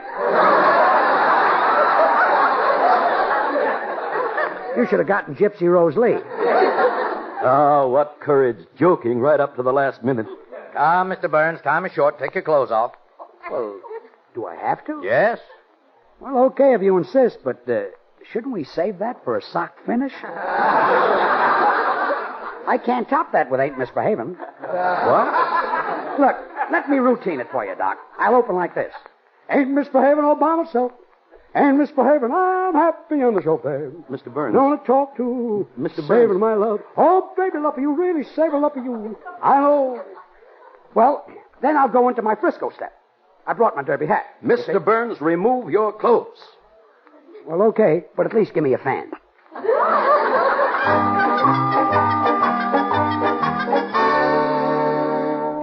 Mrs. Burns, I've explained that you cannot go into the experimental laboratory and interrupt Dr. Powell. But it's my fault that my poor husband is in there. He doesn't know what he's getting into. I have strict orders. Oh, my appendix. Quick, take me to Dr. Powell. He won't remove your appendix. He already did. I want it put back. Oh, I'm sorry. That won't get you in. No, huh? Let me go in there, quick. I'm going to have a baby. In the experimental laboratory? Well, yes, this is my first one, and it's an experiment. Mrs. Burns, it's no use. Well, look, tell the doctor to give me the serum. I love George. I can't let anything happen to him. Let me take his place. Bad, Dr. Powell. Yes, a shame it didn't work out. Well, don't let one failure discourage you. I'll try again, Dr. Reynolds. Oh, Dr. Powell. Oh, hello, Mrs. Burns. Is it over? Yes, it's all over. How is my husband? Mrs. Burns, I hate to tell you this, but... But what? Your husband is as nutty as a fruitcake. Did you give him the serum? No, we couldn't catch him. He's in there running around with nothing on but a derby hat singing Ain't Misbehavin'.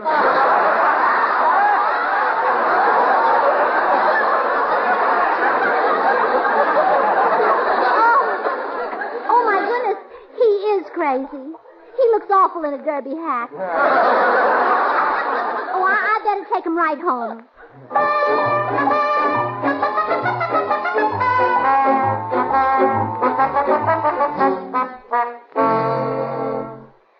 Oh, good night, dear. Happy dreams.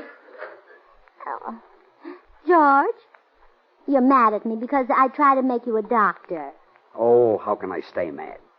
You did offer to take my place when you found out the experiment was dangerous. Well, sure, I love you. Well, you wouldn't love me so much if I were a doctor. Their wives get no romance. No burning kisses? No, sir. Doctors don't have time for that. All a doctor's wife gets is a fast peck on the cheek. Well, then I'm glad you're an entertainer. Good night, dear. Good night. George, kiss me again. Okay. Good night, Doctor.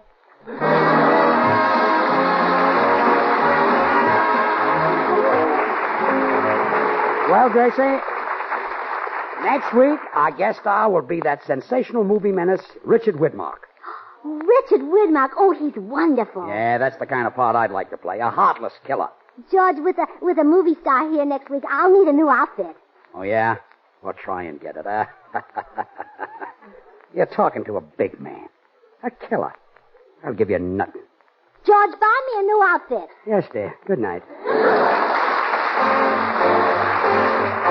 Good things. The easy way. Do you like good things the easy way? Then get instant Maxwell House coffee. So good. So good. True coffee flavor and fragrance, because Instant Maxwell House is not a so-called coffee product. It's all pure Maxwell House coffee in instant form. And so easy. So easy. Instant Maxwell House means great coffee instantly in your cup. No fuss, no muss, no bother. Today, try Instant Maxwell House. Instantly good to the last drop. Until next Thursday, when we will have as our guest Richard Widmark. Good night and good luck from the makers of Maxwell House, America's favorite brand of coffee. Always good to the last drop.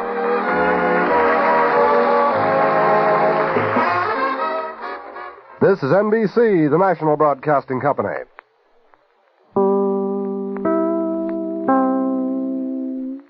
Next, hunt the biggest of all game with the Green Hornet.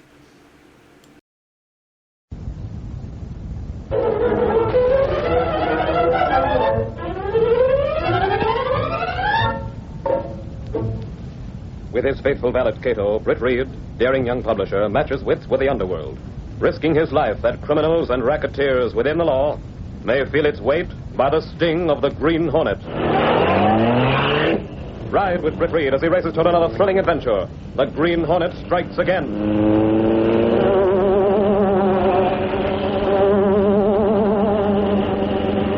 Hurry, Cato. Here's where we smash the counterfeiting rackets.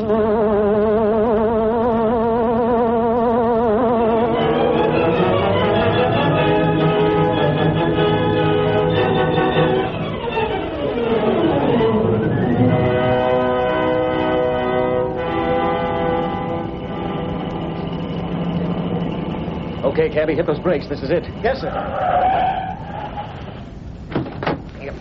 Yeah, keep the change. Hey, Moran. Sergeant Moran. Is it still on the stove? Huh? Who's that? Oh, you, Lowry. What's the Sentinel got, a pipeline to a fortune teller? How do you know there's going to be a raid? Listen, pal, I can smell a story brewing. What gives? Counterfeit ring. Federal man called the commissioner for some local help, and I was elected. Got the place around it, huh? All the way. Oh, here's the federal man now. All right, Sergeant. It's in the cellar. Make sure that nothing is touched. Yes, sir. The whistle? Yes, the signal, Lowry. Some of the boys go in through the back. We're hitting the cellar door. All right, you men, inside.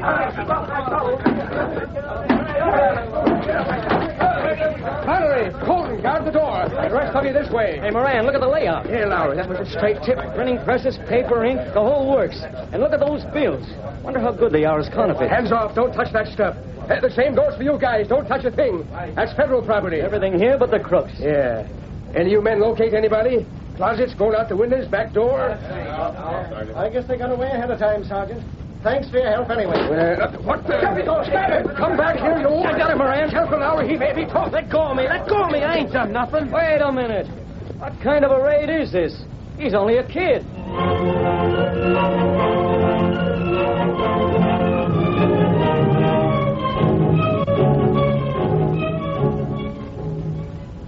I'm the boy's mother, Mr. Reed.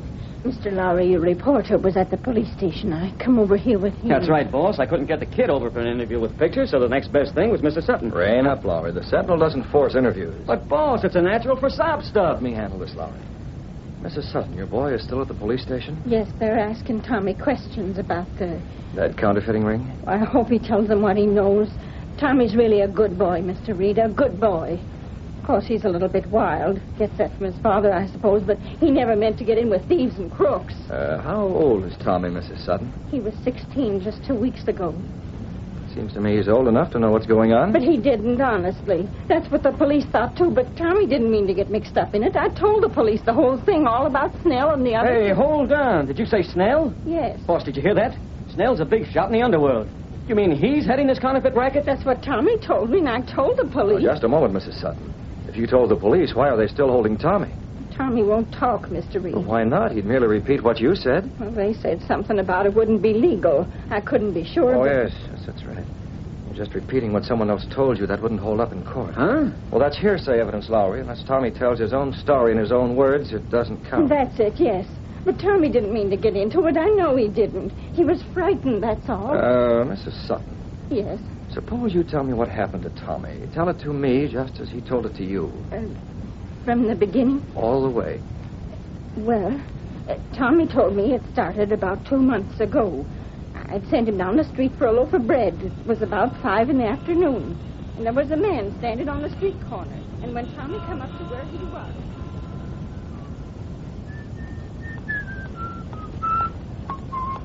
Hey, you. Huh? You, kid. You talking to me, mister? Yes, son. Do me a favor, will you? Well, I gotta get home. Ma expects... It won't take a minute, son. Just go into that store across the street and get me a couple of packs of cigarettes. Well, I don't mind. What kind? Oh, any kind, kid, any kind. Well, why don't you go yourself? Well, I'm waiting for a friend to pick me up in his car. I don't want to miss him. Get it? Oh, sure. Sure, I'll do it. Here's a 10 spot. Smallest I got. Don't forget your change. I'll be right back, mister.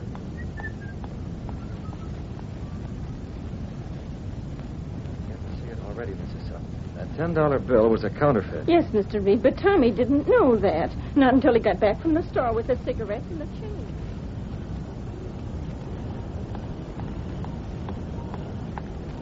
Here you are, mister. 2 packs of cigarettes and your change. Thanks, kid. Have any trouble? Trouble? What kind of trouble? A $10 bill. Sometimes they squawk about changing it. Oh, no, he had change. Okay. Here's a dime for your trouble. A dime just for going across the street? Gee. Yeah, skip it. Hey, now that I remember it, the man started to look at that $10 bill just when I was leaving. Huh? What's that? Yeah. Hey, look, there he is now. He's running out of the store. What the... Come on. Hey, let go of me. Come on, around the corner. What's the matter? I thought you were waiting for your friend to pick you up. Button that lip and get moving before he sees you. Come on. Beginning to sound like something, boss. Yes, Laurie. You heard about this when Tommy got home that evening, Mrs. Sutton? He was late getting home, Mr. Reed, and I was so worried. The man ran him around the corner and took him in a cab. They got out of the cab on the other side of the city, and they went into a house and met a man named Snell. Snell, that's the baby. Quiet, Laurie. It was down at the bottom of the stairs in the cellar. All the way Tommy kept asking the man. Hey, what's the idea? What's going on? Downstairs, kid. Move. Hey, easy. I gotta get home, mister. Oh. Hello, kid. Another one, Mac? Yes, Snell. We passed some of the queer and the sucker wised up. We took a powder. Hey, listen, what's going on? I gotta get home. Pipe down. Well, I can't stand around. Oh. I said pipe down. You don't know what this is all about, do you? What's the idea of slapping me? I didn't do nothing. Take a look around this cellar, kid. Take a look. Hey, what's all that stuff? That's a printing press. And that, see that there? That's ink and paper. And over here... Gosh, all those bills. $10 bills like I gave to the storekeeper. Here, take one. Look at it. Gosh, it's... Hey, there's something wrong. This don't feel like a regular bill. No? It feels different, like... Hey, is this... This is phony? Yeah, kid, phony. Counterfeit dough, yeah. Counterfeit? You're a crook. Let me out of here. Let me go. Stay still. I gotta get home. Let me get out of Have here. the cops pick you up? What do you mean? That $10 bill you passed in the store. That was one of these. But I didn't know it was counterfeit. I tell the cops that. That storekeeper knows what you look like, kid. But it wasn't mine. He gave it to me. I don't know. Sure, I gave it to you. Don't make no difference if you didn't know. But The cops won't believe that. Not a chance. Gee, they put me in jail, huh? Might as well get smart, kid. You pass counterfeit money and you're in a tough spot. Now, if you're smart, you might just as well keep right on working. Do it again? Oh, that's crooked. Okay, if that's the way you want it. Let him go, Mac. The cops will grab him. No, I can't go to jail. Do we care? There's the door. Now go Gosh, down. I don't want to go to jail. Ma's going to think I'm bad or something. I can't go to jail. Okay, kid. We won't turn you in. Gee, thanks, mister. Thanks. But from now on, you do like we say. You keep your mouth shut and you do just what we tell you. All the way. Gee, mister, sure. Anything you say. I don't want to go to jail. I don't want to go to jail. That's the whole story, Mr. Reed, just the way Tommy told it to me. And he kept on passing their counterfeit money, Mrs. Sutton? I think so. I couldn't get that part of it out of him. He's so frightened. Doesn't he realize that he can send those men to jail? Doesn't he realize that the police wouldn't do anything to him? Oh, it's hard to reason with a boy that young. The poor kid. Yeah, he's scared stiff, Laurie. If only he'd tell the police what he There must knows. be something else that he's worried about, Mrs. Sutton. I don't think so. It doesn't seem probable. After all, the police must have told him over and over again that all they want to do is arrest the counterfeiters. What other threat could they make so that he'd refuse? Maybe he hasn't refused. Maybe he's already told them. Oh, if only he would. Then they could arrest this Snell and the other one. And Ma, where are you? Ma. Tommy. Oh, Ma. Well, he came to the office like an Indian, Mr. Reed. I didn't have a chance to stop Never him. mind, Miss Case. It's all right. Yeah, he's more worried about his mother than anything else, boss. Yes, I noticed that, Laurie. Tommy. Gee, Ma, you all right? Nothing's happened to you. Tommy, what did you tell the police? I didn't tell them nothing. Ma, when I got home and you weren't around, I got scared. I didn't... There, son. Tommy, the police must have told you they didn't want you. They want the counterfeiters. Yeah, they told me. Tommy, you helped the police, didn't you? You must have. Ma, let's get back home, huh? Tommy, what's got into you? You worry so much about me. But it's a lot safer at home. Why do you say that? What? You started to say it's a lot safer at home, Tommy. Safe from what? What do you mean? Nothing. And why are you so worried about your mother? What danger is she, and what did you mean? Nothing, I tell you, nothing. Come on, Ma, let's get out of here. Let's go home. I ain't telling nobody nothing.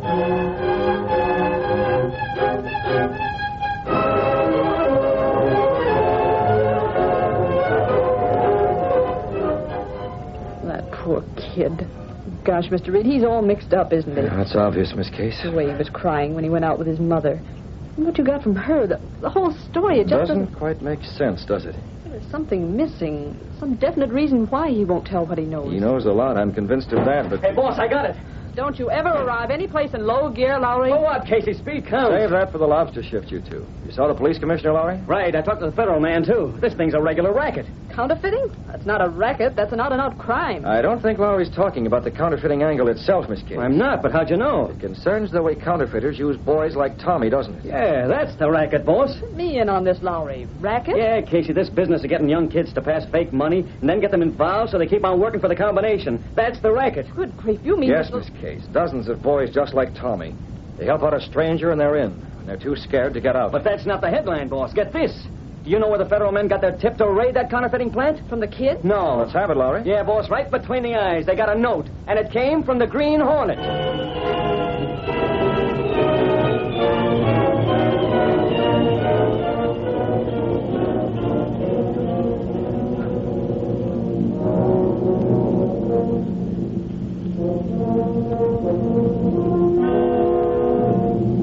Out of sending that note, Cato, was a headline for the Daily Sentinel. That's too bad, Mr. Red. All your wanderings around town, all the time I spent at night, going out as the Green Hornet. Uncovering these crooks who make a racket of using innocent youngsters. Still, they haven't been caught. But the police know who they are. Sure, the police know. They know it's Snell and Mac. Thought they'd find them on the spot when they crashed that cellar, but they weren't there. I see. The result is that nothing can be proved. Snell is probably laughing at the police and the federal men right now. We do something, Mr. Red? We're going out as the Green Hornet, Cato. The Hornet started this, and it looks as if we'll have to finish it. Yes? Get that sliding panel open. We're going out in the Black Beauty.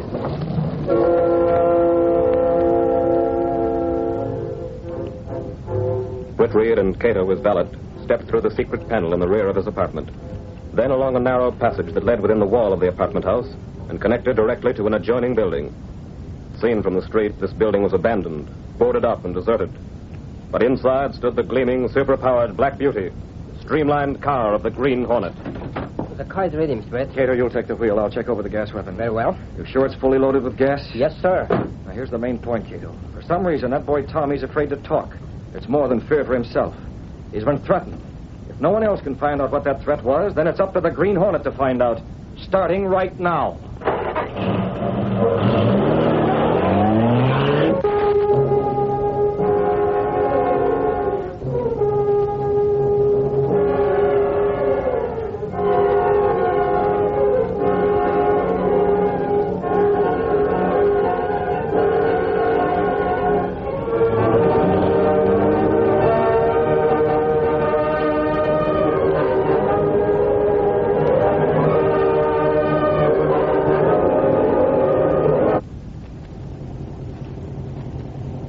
Okay, driver, good enough.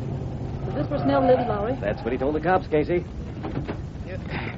Well, the change is all yours, cabby. Yeah, I'll buy a stick of chewing gum. Hey, did you hear that, Lug? How much does he want for a tip? Well, after all, Lowry, 5 cents isn't very much. Well, lay off, Casey. I have enough trouble getting my expense account by the auditor as it is. You know Potter. Lowry, there's no need to tip cab drivers with the Sentinel's money. They're paid a regular salary. Nuts. I suppose that little Casey's got to stay outside while you go after that interview with Snell. This isn't your assignment, Casey. Oh, but Lowry... But nothing, Bright Eyes. Every time you stick that pretty nose into a store, you get it smudged. The boss thinks a lot of you, Casey. I hope so. Hey, don't go coy on me. He wants you out of danger, see? And I'm not putting my neck on the chopping block and let you in on this. Now, stay here. I won't be long. Oh, and I thought I was... I'll tell you all about it if I get anything. The next time I'll wear trousers. Maybe that'll work. Maybe I'll get something. If I don't get thrown out on my kisser. Let's go inside, huh? Listen, I just come back from police headquarters. I don't know nothing, huh? Well, you must have thought my honorary fireman's badge was Detective Shield. I'm from the Daily Sentinel. Smart reporter, huh? If I'd known you wasn't a detective, You've I'd never let me in. But I am in, so let's have a story, huh? Story about what? How about that counterfeiting plant? I guess you were pretty lucky not to be around there when that raid was pulled. You reporters are worse than the cops. Ain't it a fact? Do you and Mac make much money out of the racket? Listen, wise guy. Me and Mac ain't got nothing to do with any crooked enterprise, see? Counterfeiting. Why, that's against the law. Honest? We're respectable, law-abiding citizens. You get it? What do you live on, soap bubbles? From what I hear, you guys haven't got any visible means of support. We got a gold mine in the backyard. And if you gotta know, we play the races. No law against that. What about this kid, Tommy Sutton? He says you and Mac run the racket. I never heard of him. Careful, you almost slipped on that one. According to the Sentinel here, it was the Green Hornet who gave the police the tip-off on that counterfeiting plant. What's he doing, trying to drive out competition? That Green Hornet ought to be put in a cooler. He's a dangerous crook. You and him, huh? Okay, that's enough out of you. I had to take it from the cops, but not from you, see? Now scram out of here. You won't talk. Get out before I... Before you what? Now listen, All right, I'm going. But just go easy with those threats, understand? You can scare a kid like Tommy Sutton, scare him stiff. But you're just a plain rotten bum as far as I'm concerned. And if you want to make something of it, you'll get it back double. Wait a minute, Bud. I didn't mean nothing. You got me tabbed wrong, that's all. Guess I'm sore on edge. No, I haven't got you tabbed wrong, Snell. If the Sentinel could print the truth, you'd be bold in printer's ink. But as it is, Snell! Hey, Snell! What the... You can't go in there. Man, stop me one side, Snell. Oh, wait a minute, you can't. I'm getting a look. He didn't yell for fun. Mac, Snell, he took the money. Shot. Can't breathe. What happened to him? What me for a first edition? I must have been... The window, come on. There he goes. I saw it, Casey. Sure it was. It was the Hornet. What happened? What was that car? Never mind that, Snell. Max said the money was taken. What kind of money was that? Real or counterfeit? I don't know what you're talking about. Not much you don't, brother. But just for your information, you can tell your partner in crime that the guy who grabbed it was the Green Hornet. How do you like that?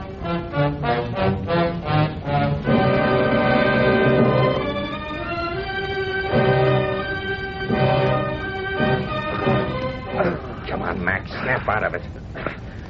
Who was that guy? Who? Come on. What did he take? I didn't have time for nothing. I heard his step. Snell, he shot me. I seen him pull the trigger. Stop looking. You ain't hurt. Huh? There wasn't no bullets. It was just gas. Gas? Then I ain't wounded or nothing? Nothing. What did he take? Who was he, Snell? I seen the mask. There was something familiar about it, You've but seen plenty of pictures of that mask, you dope. That was a Green Hornet. A Hornet? Yeah, and there was a reporter right out in the front room. Well, how was I to know? It happened so sudden. Did I say something, Snell? You said he took the money. Yeah, I remember now. Now, wait a minute. Answer me one thing. Did you burn that counterfeit money? Snell. That's it. That's what he got. I figured The that. counterfeit dough. Hey, that reporter ain't wise, is he? Lucky for you, he ain't. All you said was money. You don't know whether it's real or phony. That's a load off of my mind. It is, huh? What about the Hornet? Wore gloves, didn't he? Huh? Yeah, he wore gloves, but... But nothing. You know the cops have ways of getting fingerprints off of paper? You and me are the only ones who touched those bills with bare hands. Holy smoke, you I mean those bills match the ones the cops got in that raid. If the Hornet turned those bills into the cops, they'd come looking for us. That ain't no real proof. Besides, the Hornet wouldn't do that. Maybe not. I'd sure like to know what he's doing right now.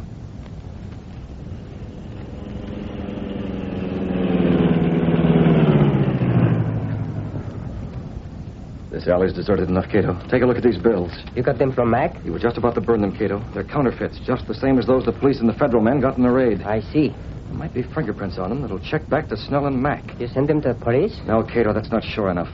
I want those two rats pinned so tight they can't wriggle out of this cram no matter how much they try. Is that possible, Mr. Barrett? It might be. Where are you going? Here, take my Hornet mask and wait here. I'm going to put in a phone call to Snell and Mac.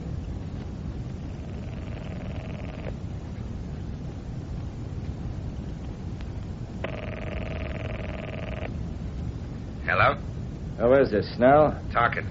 What do you want? I have some money that belongs to you. Yeah? Well, if this is a reporter, you're wasting your time. Not a reporter. You needn't mention any names. You know who's talking before I'm through. I'm listening. I decided not to turn this money over to the police. You mean... Not yet, at any rate. Perhaps you can make it worth my while to return it to you. Yeah. We'd like to have it back, Hornet. No names. There ain't no one listening, Hornet. When can we get that dope back? I'll call you later about that. Right now, I have to see someone. You gotta see someone, huh? Say, listen, Hornet, not that it makes any difference, but where'd you get your dope? How'd you know about me and Mac? You shouldn't let kids know so much, Snell. Never mind the kids. Where'd you get your information? Figure that out for yourself. Goodbye. Hornet, hey, just a... Well? He didn't say. Hung up on me. You don't have to look at me. I never told the Hornet nothing. Never. Yeah, I was thinking of you, Mac. But from something the Hornet let slip, I got a better idea. Yeah? Yeah. He said something about letting kids know too much. You got it, Mac? Kids know too much. That Sutton kid, for instance. Maybe that's it. You're nuts, Snell. That kid wouldn't talk. No? We got him scared stiff. You remember? We told him if he blabbed, something would happen to his old lady. So what? Well, that's why he didn't crack to the police. Yeah, Mac. But the Hornet's different from the police. Suppose the Hornet put the B on the kid. Suppose he showed up in his mask and gun. Supposing don't count. It does when it adds up, Mac. Grab your gun. We're giving that kid a lesson. We're going over there? Yeah. Why not?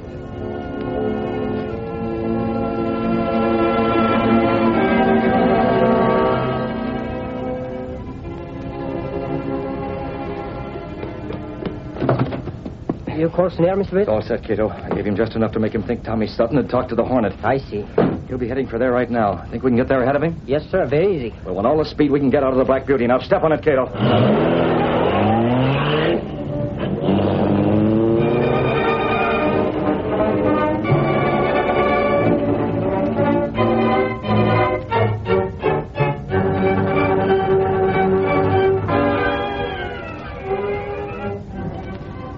Ma, did you get a look at that car that went along the alley? Car? No, Tommy. Why? Well, nothing much. Only it looked like that car the Green Hornet's supposed to drive. Kind of low and awful fast. Tommy, you must be seeing things. Looked like the pictures, Ma. Tommy, I'm worried. Tommy, why won't you tell the police what you told me about those counterfeiters? Oh, Ma, I can't. Honest, I can't. If you're afraid, No, I ain't afraid. Not for me, I ain't. Not for you. But who would... Ma, I can't, that's all. I just can't. If I only knew what to do. What's that? Ma! Hey, Ma, maybe you better call the police and tell them. That sounded like the horn the Green Hornet uses.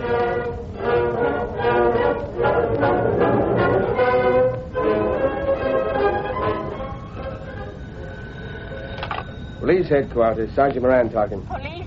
My son thinks he heard the Green Hornet car. Oh, Green Hornet car, huh?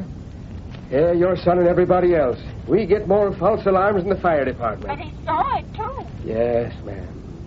Might as well give me your name and address. This is Mrs. Sutton at 2104 West 87th Street. 2104 West. Hey, wait a minute. Your son, is he that Tommy Sutton kid? Yes, he is. Counterfeiting ring. Okay, stay right where you are. Hey, roll out the squad car. Step on it. I'll give the sentinel a flash on this one.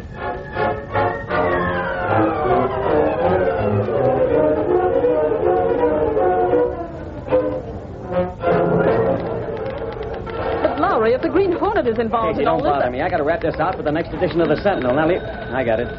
Lowry speaking. Yeah, Moran, if you've got anything, let's... What?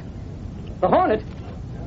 Yes, sir. Lowry, what is it? What's going on? Can't wait, Casey. Moran's going to pick me up in 2 minutes. He got a tip on the Green Hornet.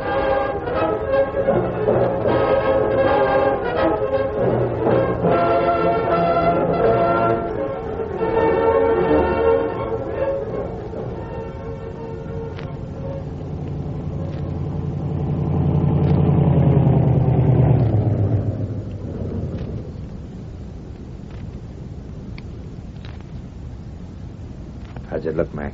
Okay, Snell. Nobody around? Don't see a thing. The alley looks empty, too. Okay, come on. Ain't going up to the front door? We'll scout around a little first. Look in them windows and get a line on the place. Maybe we'll spot the kid, huh? If we do, this'll be a cinch. This window? Take a look. Keep your gun handy. Nothing in there. Okay. Now take a look at that other window. Right with you. It's lighted. Don't get too close. I can look in at the corner. Well, what do you see? The kid. He's all alone. Ain't that too bad? Give me your gun, Mac. Don't shoot through the glass. The bullet won't go straight. Yeah. I get rid of the glass first. Now stand back. No, you don't, Snell. What the Mac? Look out. It's a Hornet. Drop that. Slug him, Mac. Snell, he's got me. Look out. Another guy behind him. Give it to him. Yes. You got Mac. But try and get me. I'll show you This what is to for do. you rat. Take it. Oh, yes, I can't breathe. Hurry, put those bills in his pocket. We've got to move out of here. Yes, sir. Ma! Ma, was the Green Hornet? Ma, I seen him!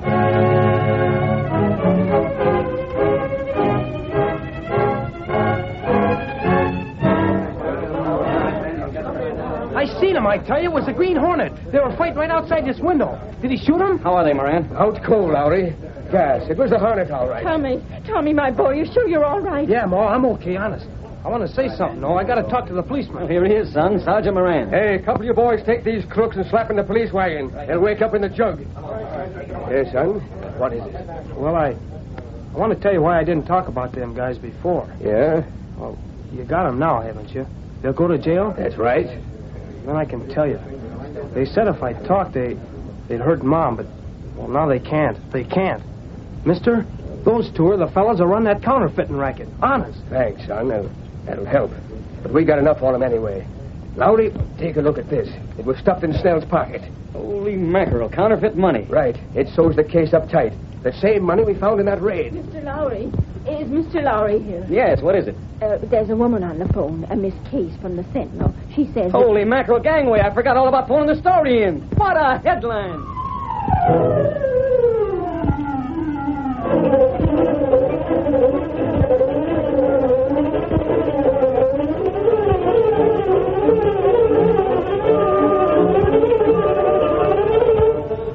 Sentinel X Street paper! Leaders of counterfeit ring jail the youngster talk! Rita Hornet still in there! Sentinel X Street paper!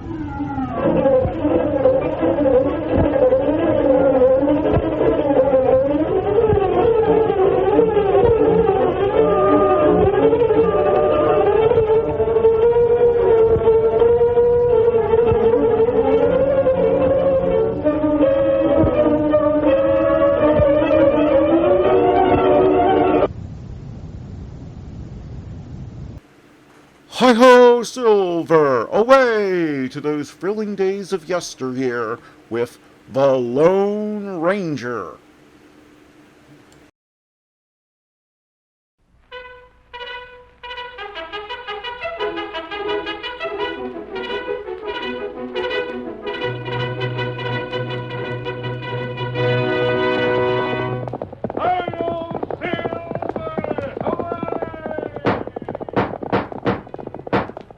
Fiery horse with the speed of light, a cloud of dust, and a hearty hi-yo Silver, the Lone Ranger.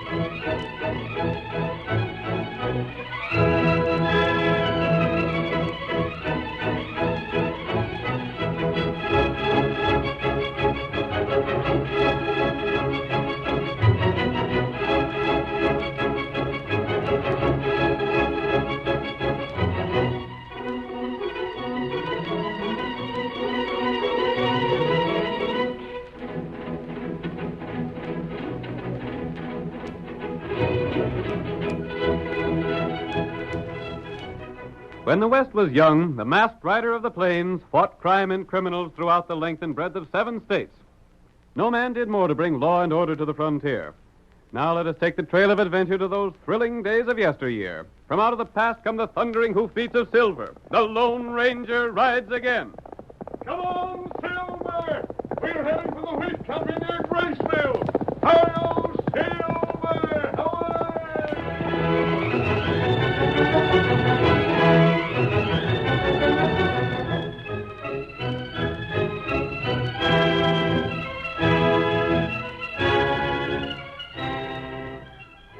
The greater part of Texas was suited only to raising cattle. But the soil around Graceville was so fertile and well watered that even those settlers who'd started out as ranchers soon turned to farming. Jeff Halstead was one of these. His wheat fields covered over 100 acres, and as our story opens, his grain is ripe and ready for harvest. Jeff's wife, May, is sitting on the front porch of their home. It is late afternoon, and she watches her husband as he walks slowly toward the house. My, Jeff, you look all tuckered out. I've been clear over to the South 40 today, honey. Here, you take this chair. There. That feels right comfortable. I was just thinking, Jeff. Huh? I wouldn't trade this for all the money in the world. Trade what, May? Oh, our house and fields and all. Yep, we got lots to be thankful for. They ain't many folks can settle down in their old age feeling as well provided for as we are. And with 3 growed boys out in the world and going great guns. I can't help wishing sometimes that they was all to home again, just like they used to be. It's the way of life, I reckon. Yes. I get the same hankering sometimes, but they had their places to make in the world. They were such good boys. And still are, by golly. Look at how Luke paid me back that $1,000 I loaned him so as he could get started in the freighting business. I sometimes wonder if you did the right thing with that cash, Jeff. You mean I shouldn't have given it to Cephas Cooper? Oh, I wouldn't have minded if it had gone to pay back some of the cash we borrowed from him. I did better than that. I do hope so. I used that $1,000 to get me an option on Cephas land. I suppose it was all right. You're darned right it was. After harvesting, when I've sold my wheat, I'll pay him the rest of the cash. And next year we'll have land for 3 times the grain we're raising now. I know. Just think, May. We'll be rich. Have you seen Mr. Cooper yet? No, but I'll get around to it soon. There's the $2,500 you owe him. That comes due on the 25th. Shucks, the wheat'll all be harvested and hauled to town by the 20th. There's time to spare. You sure you're getting a good price for it? Cephas fixed that up himself. He got me a buyer. And it's all writ down what I'm to be paid. I'm a-getting top prices. It's funny about Mr. Cooper. Everybody says he's so mean and stingy. He's sure been fine to us. But I still think you ought to ride to town soon and put him in mind of his promise. Maybe he'll go tonight. If you do, I want you to take along the letters I wrote to the boys. I'll put 'em on the stage myself. I told Davy all about how good we was doing. Did you tell him how we was raising wheat just like he is over at Lake City? Mm-hmm. And of a letter for Steve. Just think of him being a Texas Ranger now. And I thanked Luke for the $1,000 he paid us back. Well, I reckon the freighting business must be right profitable. And I told them all they was welcome home any time they found the chance to visit. They are that. And by golly, May, we'll show 'em the old folks are still good for something. Before we're done, we'll be making more cash than the 3 of 'em put together.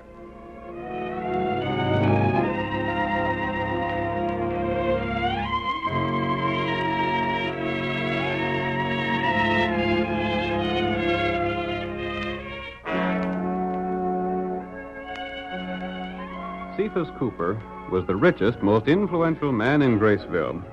Even the sheriff did as he directed. The general story ran was a gathering place for the men in town. And among them now, we see the tall figure of the Lone Ranger, disguised and without his mask. How much are those supplies? Let me see. There's 5 pounds of bacon and a couple of pounds of beans. Mr. Cooper! Had rabbit. Don't be bothering me when I'm trying to figure things in my head. Oh, it's you, is it, Halstead? I just want to talk business with you for a couple of minutes. You in a hurry, stranger? I can wait. How's the wheat coming, Jeff? Fine, just fine. Ripe for cutting, ain't it? Just about. You come to see me about that cash you owe me, Jeff? Partly. Let's step over here to talk. Come on. But if it's credit for grub you want, you ain't getting it. It ain't nothing like that. This'll do. Now, what is it? You seen my wheat of late, Cephas? Where'd I get the time? You figuring on paying me the cash you borrowed? Well, you know I can't do that till after harvest. You must be joking, Cephas. For land's sake, you knew the grain would have to be cut and then hauled to town before I could sell it. All right. All right. Don't waste my time, then. The stranger's waiting for me. I come about that promise you made me. You ain't forgot, have you? What promise? Darned if you ain't forgotten. Why, don't you recollect when I borrowed the cash for planting and such? You said you might loan me some more to hire men and do the harvesting? I don't recollect no such thing. But Cephas... You got a copy of the agreement we read out, ain't you? Why, sure I have. It says you're to pay me $2,500 by the 25th of this month, don't it? I ain't trying to get out of that. And it says if you don't pay me that cash by that day, your house and land and wheat is all mine. I don't just say... Maybe when you pay me what you owe, I can lend you some more. But I ain't fool enough to send good cash after bad. Then you never intended to let me have the cash for harvesting? I didn't put it in writing, did I? No, but you... If it ain't in writing, it ain't business. You planned this all the time.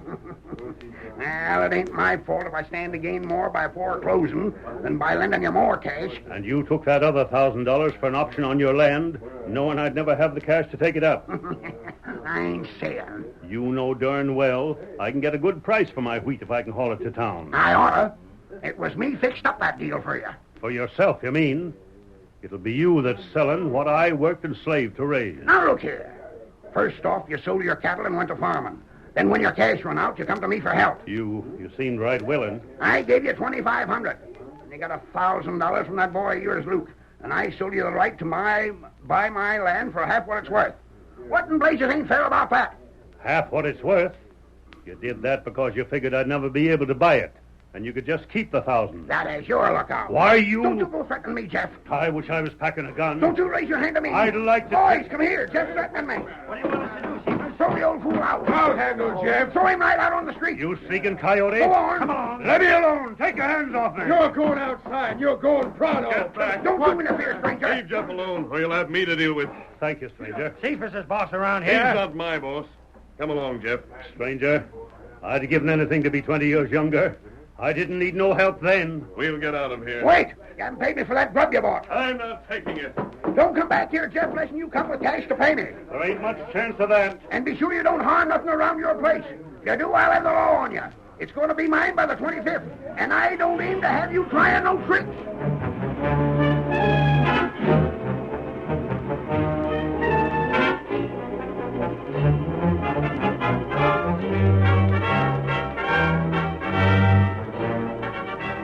Outside the store, the Lone Ranger left Jeff, and the old man made his way home alone. He told his wife of Cephas Cooper's scheme, and together they decided to pack their few personal belongings, preparing to leave the house that had been their home for so many years. You got all my shirts packed, May? They're in this valise. I got everything else in the buckboard, I guess. Come here, Jeff. What is it, honey? I just wanted you close to me. There, May. Everything will turn out all right. The boys was brought up here, Jeff. I know. Look, there's the chair where Davy carved his initials with his knife and you spanked him. If them days were only here again, he could carve up the whole house and I'd never say a word. And over there's where Luke always used to sit when he was studying his books. I never did see a young'un like him for book learning.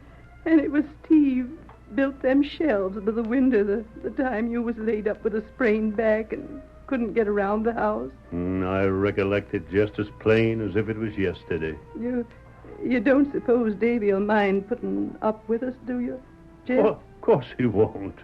We can't turn to Steve. The Texas Rangers just live as in barracks. Mm-hmm. And Luke's not married. He's with his wagons most of the time. Shucks, Davy'll be glad to see us. I'd rather almost anybody but Mr. Cooper got this place. May, I was just a doddering old fool, a danged idiot, to think I could make a go of raising wheat. And when I think of letting Cephas talk me into giving him Luke's 1,000 for that option, it makes me so doggone mad I could go back to town and fight Cephas and all his sneaking friends single-handed. Jeff. Oh, there, I reckon I've been a mighty poor sort of a husband to you, honey. Now, don't you be blaming yourself, Jeff. If there was only something I could do. You've got to promise me you won't stop in town to make trouble. You know as well as I do that there ain't a man there won't do Mr. Cooper's bidding. You wouldn't have a chance agin him. I reckon we better get going. We can send back for anything we've left behind that's ours. Yes. Here, I'll carry the valise. You go on ahead. We'll make out, Jeff. We'll be happy again. Sure we will, honey. Let's hurry, Jeff. I can't stand to say goodbye to the house. I'll put the valise in the back of the buckboard. Uh-huh. There. Now give me your hand, May, and I'll help you up. All right. Oh, it ain't so easy for me to get around as it used to be. I'll be right with you.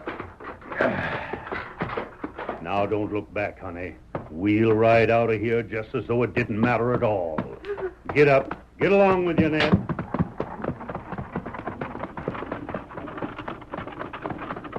Will it take long to get to Davy's, Jeff? A couple of days, I reckon. Get along there. We'll make it as fast as we can. Jeff, look.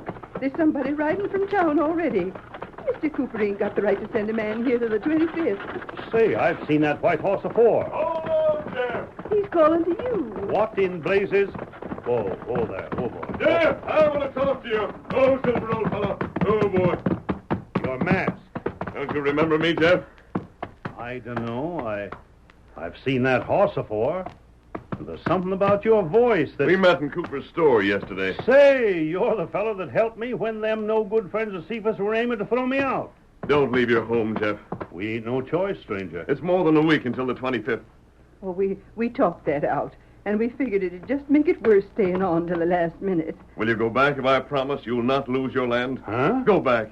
Stay there until you hear from me again. But what can you do? It don't seem like... Jeff, if the stranger was a friend to you once, maybe we ought to listen to what he says. You'll not be sorry, Jeff. You think I got a chance to keep Cephas from getting our home? A good one. Then, by golly, we'll do what you say.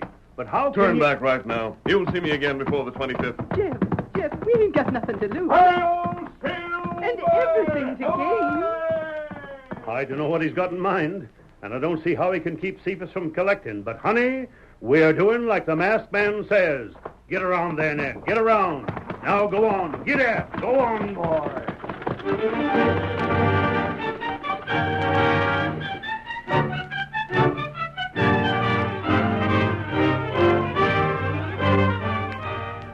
The curtain falls on the first act of our thrilling Lone Ranger drama.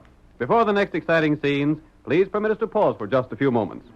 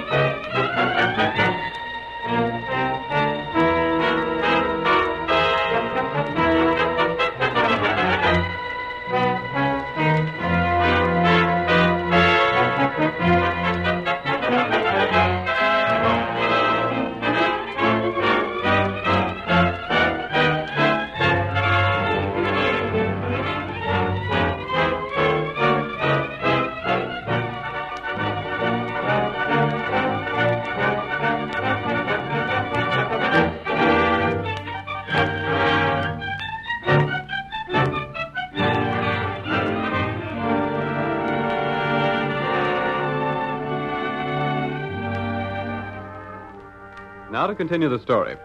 Jeff Halstead turned from ranching to farming, planting his land with wheat. He borrowed money from Cephas Cooper and gave his property as security. But when he asked Cephas to make good a verbal promise of another loan to pay for harvesting, Cephas refused. Jeff and his wife, May, believing they would lose their home, made ready to leave and join one of their 3 sons.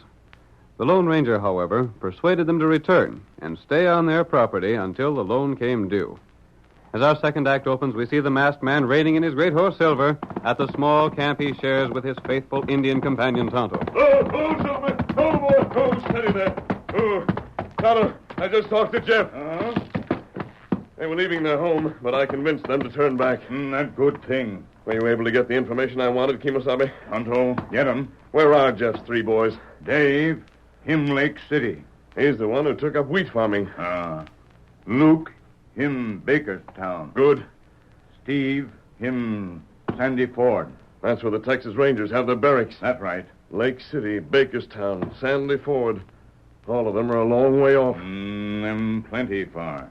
And I have to make the trip. Silver take you all right? If it weren't for Silver, it would be impossible to get there in time. Tonto ride, too? No, Tonto. I'll make this trip alone. I want you to stay here and see that Cephas doesn't harm Jeff and his wife before I get back.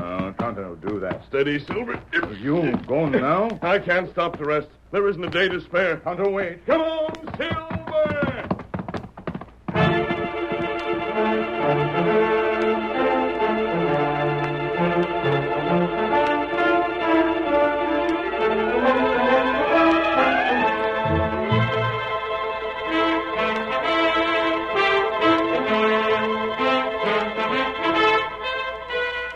Cephas Cooper had been told that Jeff and his wife were preparing to leave their home before the 25th. But when he learned that they had returned, his curiosity was aroused, and with one of his men, he rode out to the Halstead place. Wonder what that fool Jeff is up to. It ain't gonna do him no good to stay on. You're blame right it ain't. Jeff signed that paper giving me his place if he didn't pay me by the 25th, and he can't do it. Yeah. I seen to it nobody'd work for him for nothing. You took care of that all right. There ain't a fella around here with a nerve to go agin me. When I tell them what to do, they do it. It's the worse for them. Well, Jeff's sitting on his steps. I'll get to the bottom of this. Oh. Boy, asked you to come out here, Cephas? This is my place, ain't it? Not yet, it ain't. It will be soon enough, so it won't make no difference. Maybe so, and maybe not. You started to leave once, didn't you? And what if I did? What I want to know is, why'd you come back? You're up to something, and by thunder, I aim to get to the bottom of it. You wouldn't believe why I stayed on, even if I told you. Yeah? He's just bluffing, Cephas. Well, he ain't fooling me none. I'm here because of a masked man. Huh? Yep, that's right. He told me to stay on, and I'm doing like he said. A masked feller. Mm-hmm. What's an outlaw to do with you? I don't know. Are you loco? I don't know that either. Now, you look here. I reckon I taught you once that I ain't the feller to fool with, and I ain't putting up with this here shilly-shallying. If you're joking with me, I don't care none for jokes. Cephas, I'll give you the straight of it. All I'm doing is waiting for the masked man to come back. What he can do for me, I don't know. But I'll tell you this. If I had anything left in the world to bet, I'd bet the last penny of it that he'll help me out of the fix I'm in. You always was a trusting idiot. It don't hurt to trust folks. The thing is to trust the right ones. I see it now. You're going to try a trick to spoil the wheat so's I won't get the good of it. You can think what you want. If you do, I'll have you jailed. This is your place after the 25th if I don't pay you, isn't it? It is. But up to then, it's mine. Ain't that so? Well, Then I'm giving orders. You get out of here and stay out. I'm sorry I ever met you. But sure as sin, I don't have to see any more of you than I want. And that's none at all. Why? Get, do you hear me? I am a-going. And if I catch you on my property again before it's yours, I'll fill your hide with buckshot. Jeff's feeling right violent, Cephas. He's up to something. I can feel it in my bones. I got the same hunch. But it's not going to do him no good. Steady there. I'm going to have some of the boys keep an eye on him. That's a good idea. And if I can catch him doing something that ain't legal, I'll make him sorry for it if it's the last thing I do. Get up there. Get along. Get up there. Get up there. Come on. Get up.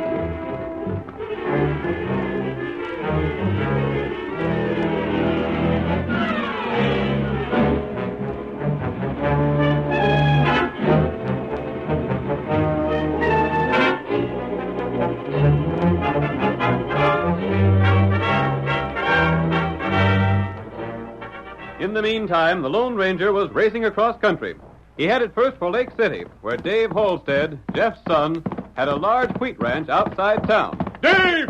Dave Holstead! That's me. Oh, Silver, old fellow. Oh, boy. A masked man. Never mind that. Your parents are in trouble. What's that? They're in danger of losing everything they own. Wait, listen. You listen to me. I want your help.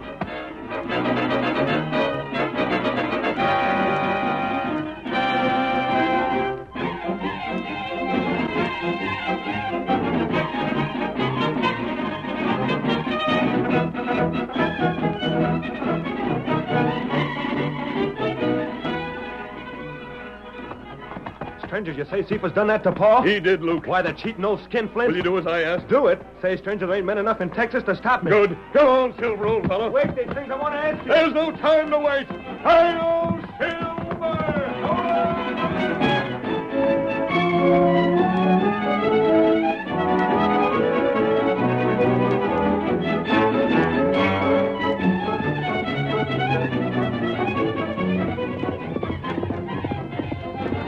Come on, Silver! Sandy Ford is our next stop. We'll see Steve and head back again for Graceville. Hi-yo, Silver! Away!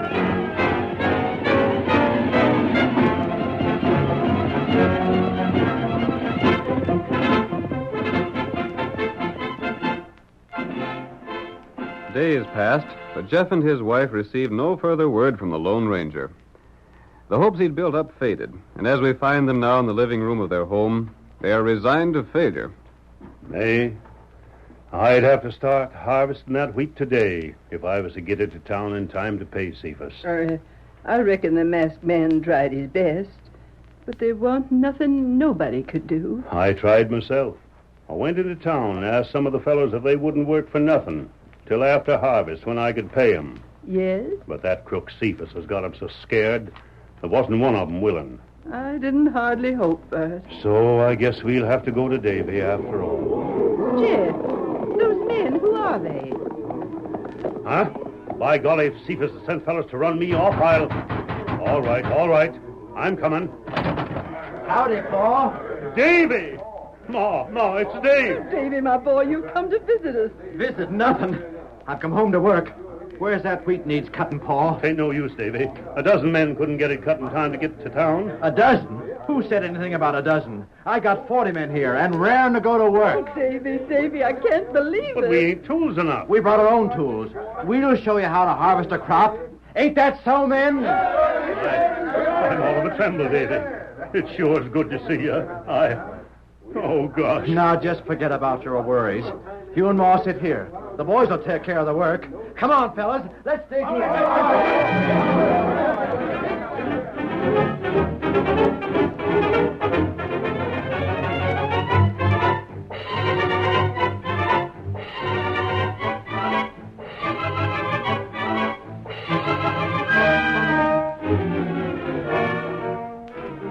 All that day and well into the next, Dave and his men worked furiously.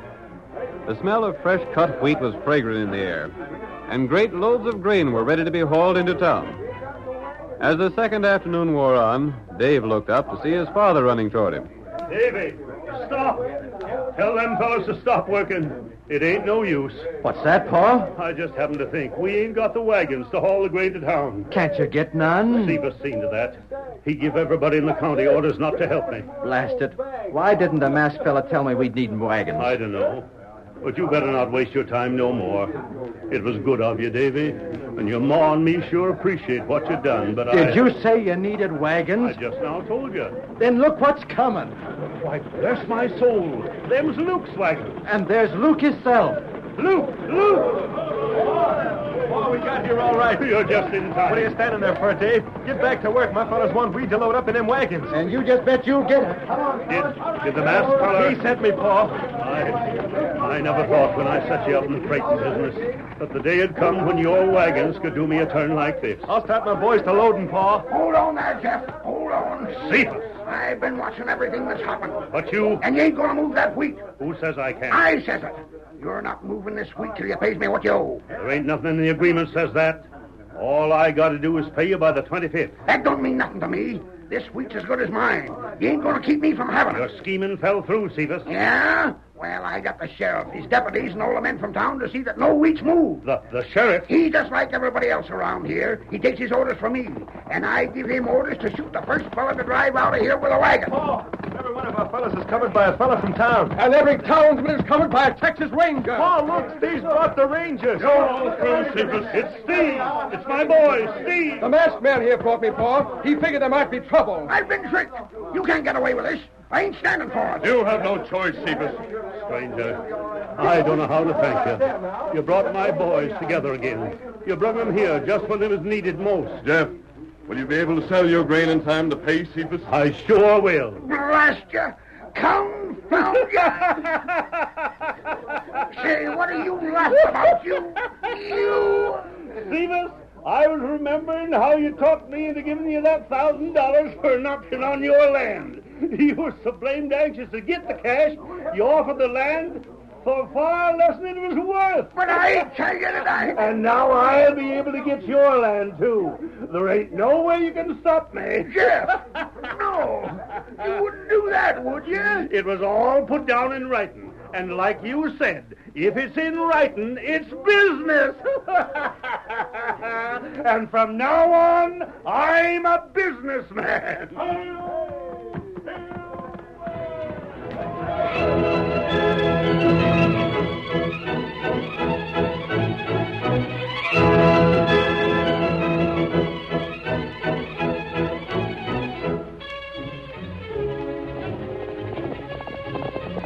Come on, Silver, old fellow! There's going to be trouble at the Lee Ranch! Someone's waiting for us! Hello, Silver!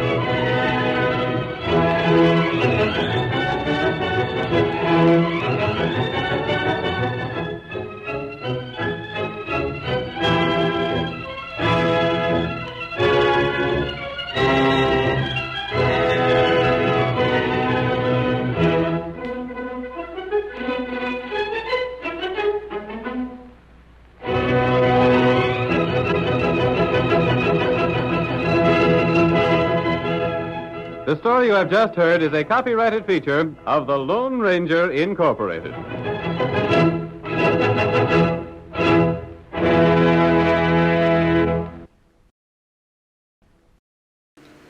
Groucho Marx meets some of the most interesting people you could ever hope to hear on radio in You Bet Your Life, coming up next.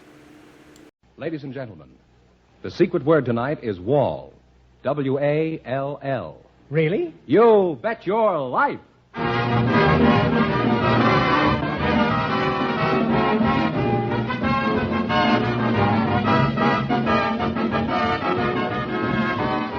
more than 3,000 DeSoto Plymouth dealers of America present Groucho Marx in You'll Bet Your Life, the comedy quiz series produced and transcribed from Hollywood. And here he is, the one, the only... That's me, Groucho Marx.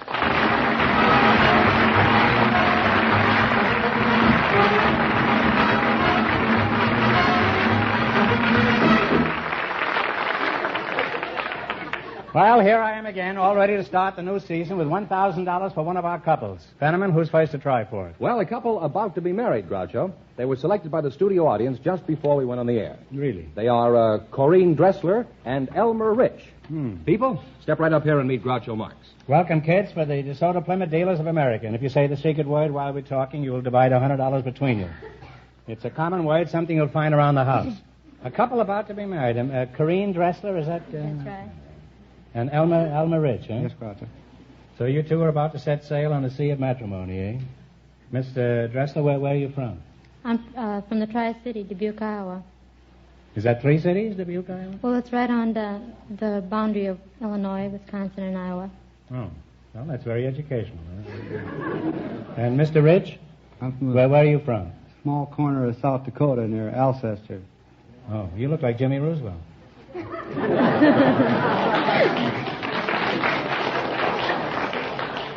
Only he wears a necktie, yeah? How old are you? 22. 22. And you? 30. 30. Just think, I'm old enough to be your father. Yeah. If you think long enough, I'm old enough to be your grandfather. What sort of work do you do, Elm? I'll call you Elm. That's a tree I used to know in North Dakota. Huh? I work for the Owens, Illinois Glass Company. Owens, Illinois Glass Company? Where is Owens, Illinois? In Vernon, California.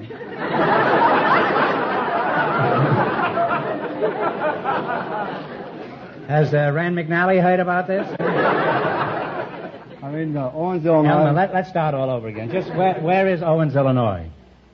Where isn't any such place as Owens, Illinois? You just said it was in Vernon, California. I hope your glass is clearer than your geography. What is your job at this plant specifically? I'm a production recorder. Production recorder? And what does that consist of? Well, after the ware is put in boxes, it's put on wheel wagons. And I didn't get the first... After the bottles, the ware... We call it ware. Why don't you call it bottles? It's too simple? I guess so. I don't know. But anyway, it's... Have you ever inquired? Why don't you ask the foreman at the plant why they don't call them bottles, since they are bottles? Well, I don't know. I never you just stand there and giggle at the foreman, huh? Tell me you're a cinch to get bounced. Well, anyway, what is your job? I'm a production recorder. No, we passed that point some time ago, huh? Well, the job consists of checking out all bottles that have been packed in boxes that have been sent out of the packing room to be shipped to different customers. And I record all that, which in turn is sent to the accounting office for their records. And then they destroy it, I suppose. Huh? And where do you work, Corrine? Where do you work? I work at Owens, Illinois, too. For a town that doesn't exist. Owens, Illinois has a bigger population than Vernon, California.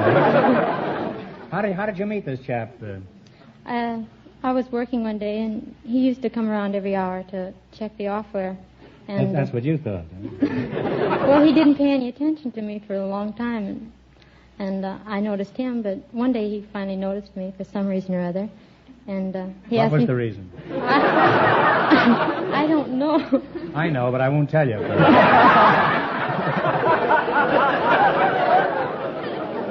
You know, two can play at that game.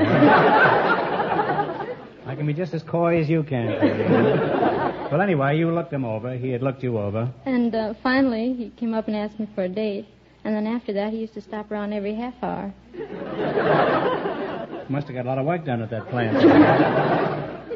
And what is your job at the factory? I'm a selector. A selector? Yes. Isn't that strange? I knew you were a selector the moment I saw you. If I met you on the street, I'd say to myself, there's a selector if I ever saw one. Now then, what is a selector?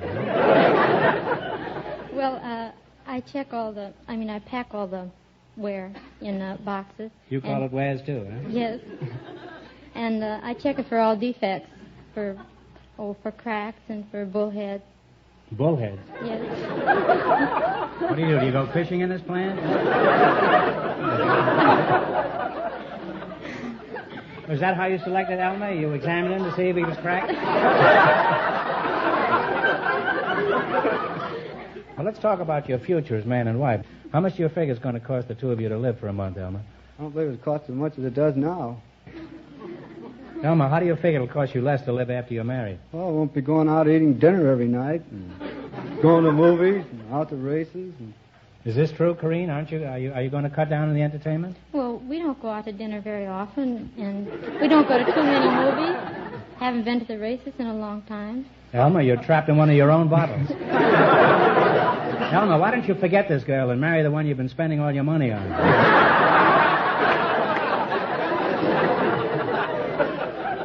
Now, in just 1 minute, you're going to play You Bet Your Life for a chance at the $1,000. Before you do, pay close attention to Fenneman, who is speaking for all of us on the show.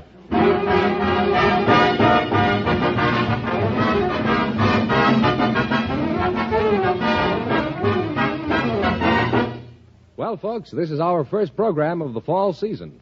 And by our, I mean the more than 3,000 DeSoto Plymouth dealers from coast to coast. These dealers are glad to be bringing to you once again Groucho Marx in You Bet Your Life. They welcome these weekly opportunities to tell you something about themselves and the way they try to do business. They want you to know they feel that you, as a customer, deserve the very best their service crews can give you. They try to do every servicing job as quickly and as economically as possible. The mechanics who work on your car are skilled in the latest servicing methods and have the finest equipment to work with. They aim to treat you courteously every time you drive in. So find out soon what it means to be really satisfied with the folks who care for your car. Just visit a DeSoto Plymouth dealer tomorrow. All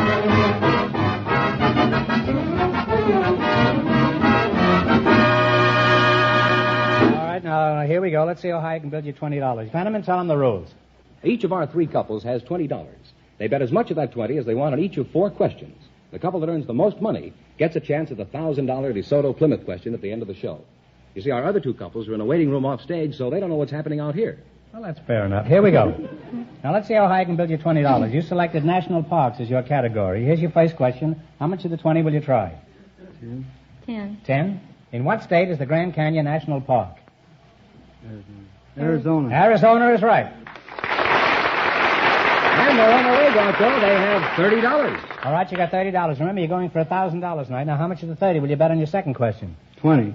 20, huh? You don't pay any attention to her at all. All right, in what state is Mount Rainier National Park? Washington. Washington is correct. They're really climbing now. They have $50. All right, here's your third question. How much of the 50 will you bet? 20. Not You're yet. betting $20? Yes. Just ignore them out there, huh? Here's your third question. You're betting $20. In what state is the Everglades National Park? Florida. Florida is right. Hey, we're up there now. We have $70, Groucho. All right, here's your last chance to beat the other couples. How much of the 70 will you bet? 10. All right, 10. $10. In what state is Carlsbad Cavern National Park? Oh, New Mexico. New Mexico is correct. And the winner for the winning figure is $80.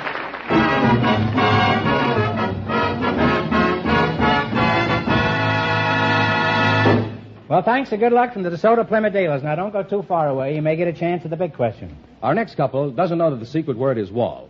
Perhaps they'll say it while they're talking to you. Okay, fellas? Perhaps. Bring them in. We invited some women to the show tonight who operate self-service laundries. And just before we went on the air, our studio audience selected Miss Pauline Jenks. Her partner is a married man from the audience, Mr. Huntley Chapin. Folks, meet Groucho Marx. Welcome to You Bet Your Life. And if you say the secret word, you'll divide $100 between you. It's a common word, something you'll find around the house. A self-service laundry operator and a married man. Mr. Chapin, how long have you been a self-service laundry operator? I'm a married man. I wondered, he had such a clean shirt on. That's what fooled me. Where are you from, married man? Buffalo, New York. Buffalo? Mm-hmm. Now, Mrs. Pauline Jenks, you must be the laundry operator. Now, come cleaner. Where are you from? Well, I'm from Glendale. Glendale, huh? And Mr. Chapin, what are you doing in California? I'm living here.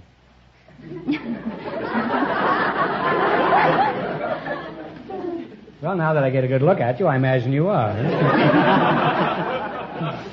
I mean, what kind of work do you do? Well, I'm in rather an unusual occupation, I believe. The fly trapping business. What is a fly trap?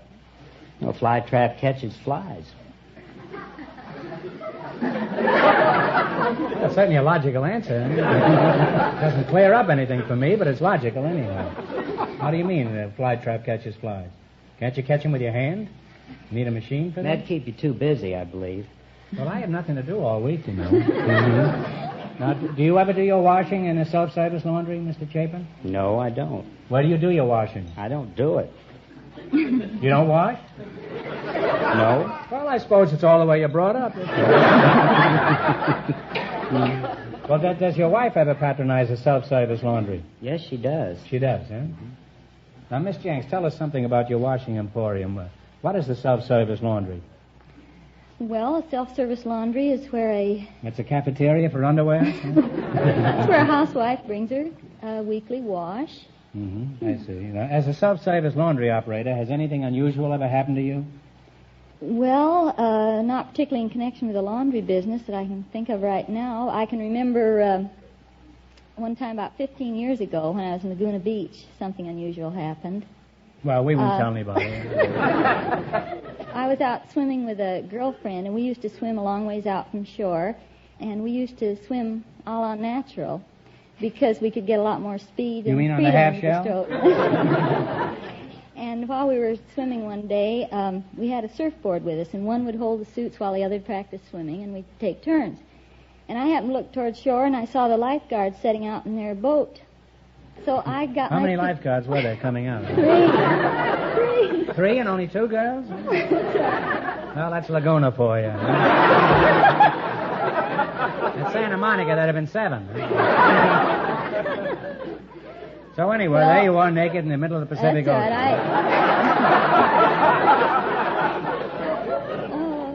That was the year I had to go to the mountain. That's been the history of my life. I've always made the wrong move. Well, they rode around a couple times, and they left, and I finally had to laugh about it, too, although I wasn't laughing at the time. Well, let's get back to the cleaning business. Now, suppose I slink into your bathhouse with my moldy laundry. What's the first thing that happens? Well, you put your laundry in the machines, and then we give you a ticket. I'm only going 20 miles an hour. Look, if I throw my laundry in your machine, the first thing that would happen is the machine would throw it right back. When do I put it in the soap? Oh, well, you don't put in the soap. We put in the soap for you because... Oh, thank you. I'll put in my own soap. You might put in too much and get the machine frothing. The machine starts frothing? What do? Do you shoot it before it bites somebody? No, we turn it off in that case. All right. Now my socks are happily splashing in your machine. Now what do? Do I have to rinse them out? Oh, no, our machine does everything.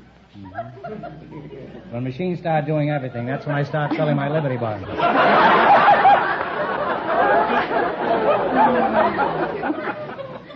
Well, now that I know all about self-service laundry, let's see how well you two make out in the battle for the $1,000. You got to run your $20 into more than our other couples. I can't tell you how much the first couple won, but Fenneman is off stage to remind our listeners. The young couple about to be married won $80. Here we go. Let's see how high I can build you $20. You selected friends and companions as your category. Fenneman, be here on time in the future, will you? Or you can turn in your uniform. Now, here's your first question. How much of the 20 will you try? $10. What was the name of Robinson Crusoe's companion? Friday. Friday is right. And they're on their way. They have $20, Groucho. Remember, you're going for $1,000 tonight. Now, you have $30. How much of the 30 will you risk? 30. 30. What was the name of John Alden's friend? Miles Standish. I was going to say they have $60. They have $60. All right, here's your third question. How much of the 60? 30. $30. All right. What was the name of Tom Sawyer's friend? Finn. Huckleberry Finn is right. Now they have $90. All right, you got $90, and here's your last chance to beat the other couples. Now, how much will you bet? Oh, let's bet it all, shall we? Okay. Make it easy. You're going to be clean anyhow in the laundromat. You might as well be clean here. Little John of Sherwood Forest was a friend and follower of what leader? Robin Hood. Robin Hood is right. And they wind up with a grand total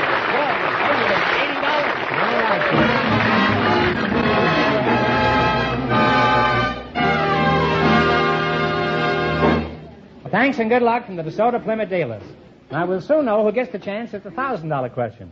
Fenneman, come in here and tell us who's ahead so far, will you? The couple who was just up here, the lady that runs the automatic laundry, and the married man from the audience are ahead with their $180. I see. Secret word is still wall. Still wall, okay.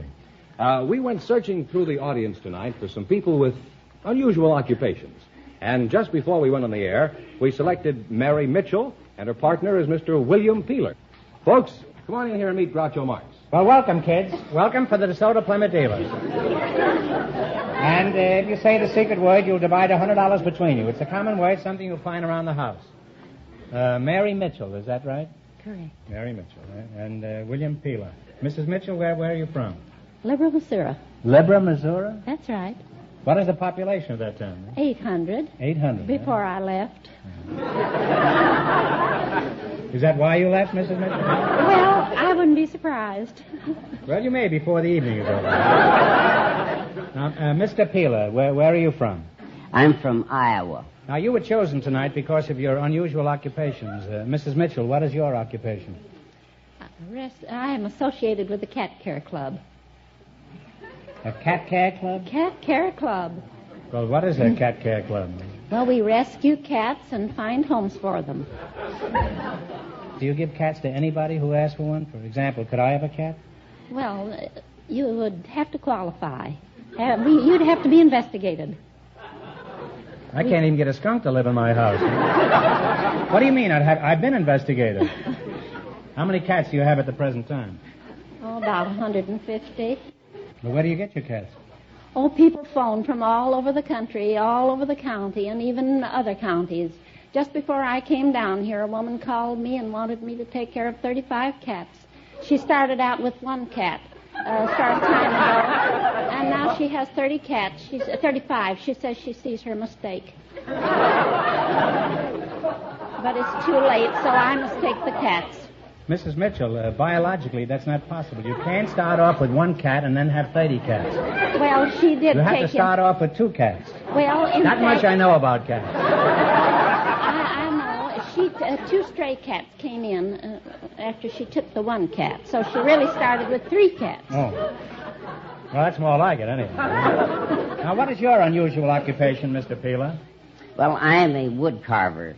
I take a solid block of wood like this, and in 5 minutes and 23 seconds, I have a pair of pliers that'll open and shut like that. Are these pliers? I thought those were bow legs. And, well, they look like bow legs, but they're really a little pair of pliers. Mm-hmm. They're pliers, eh? Yes. You see, I Well, that's very clever. made my glasses out of wood, and my watch chain, that's made out of one solid block of wood, and it isn't put together, and you can't take it apart. Is this for me? Yes, that's for you. You Oh, may you keep should that have, for a huh? souvenir. I sell those for souvenirs. Oh, you sell them? Oh, Well, yes. here, you better take it back. You can keep that. I don't want to get involved in any finance with you. Huh? All right.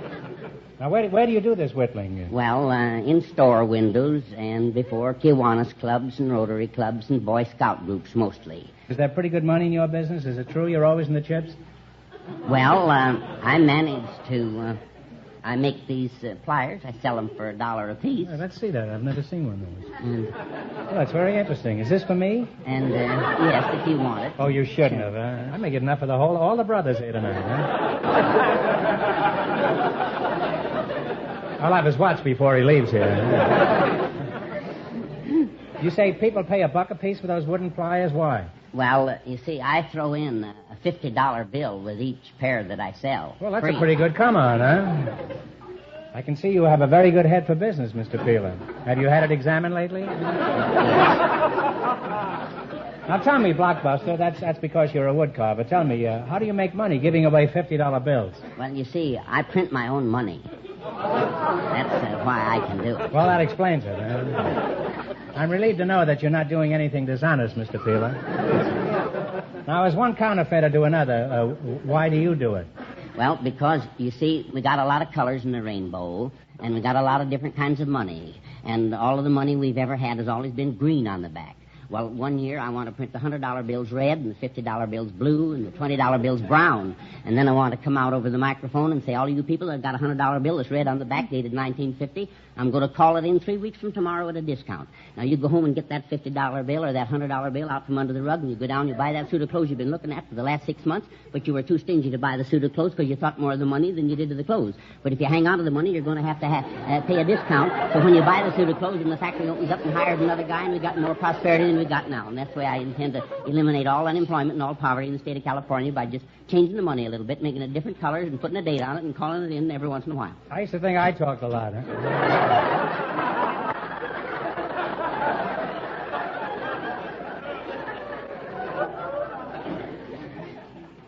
Now, Mr. Peeler, have you always been a whittler? No, I have been in the real estate business, and then I ran for Congress in 1935 You over did, in huh? the valley. Yes. What happened when you ran for Congress?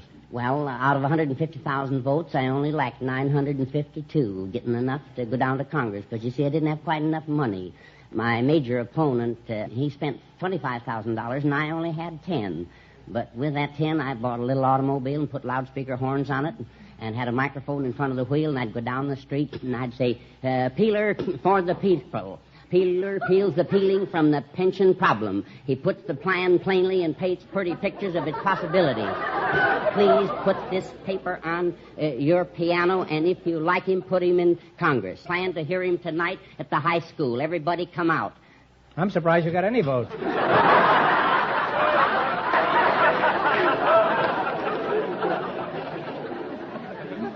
Well, you've been an interesting couple, and we're happy to have you here. Now, we're going to play You Bet Your Life. You beat our other two couples, and you get a chance at the $1,000.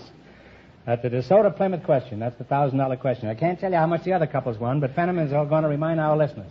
The woman from the self-service laundry and the married man are ahead with $180. Here we go. Let's see how high I can build you $20. You selected famous rivers as your category. Now, here's your first question. How much of the 20 will you try? Half.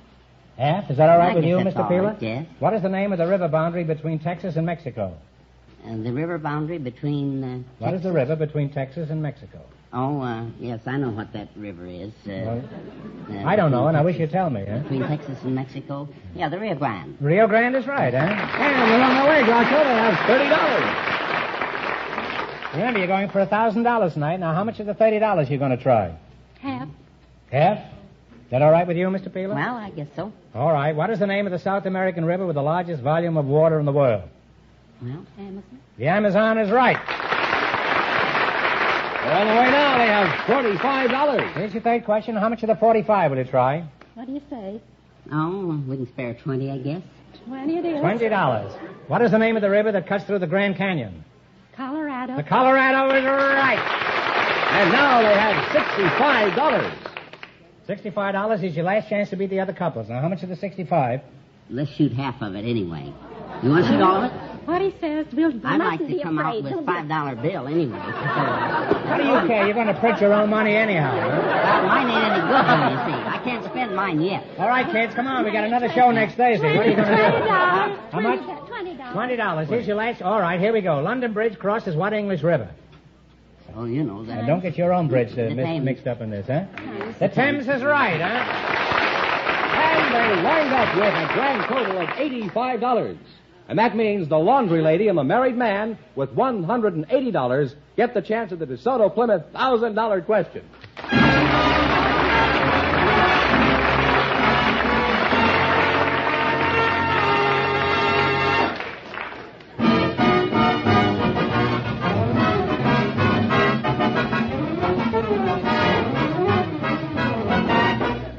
Friends, your DeSoto Plymouth dealer handles two really great cars. The magnificent DeSoto and the beautiful Plymouth. DeSoto, with its graceful sweeping lines, is really a new concept in driving comfort. You'll thrill to DeSoto's featherlight steering. You'll enjoy DeSoto's new chair-high seats. And you'll be amazed at the huge rear window that greatly increases visibility. Yes, and there's even more to discover about the new DeSoto. It's an economical car to operate. No car in America has bigger brakes. It brings you a waterproof ignition. And, of course, DeSoto lets you drive without shifting. So drive a DeSoto before you decide. And remember, all dealers who sell DeSoto also sell Plymouth. No matter where you are or where you drive, look for those two great names linked together, DeSoto, Plymouth.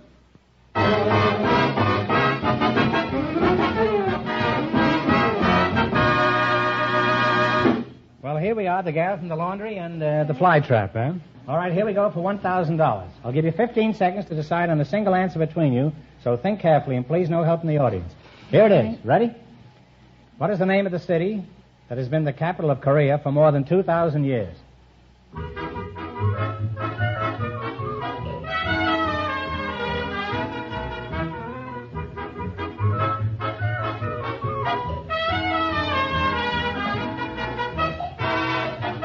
All right, what is the answer you two have decided upon? Seoul. Seoul is right.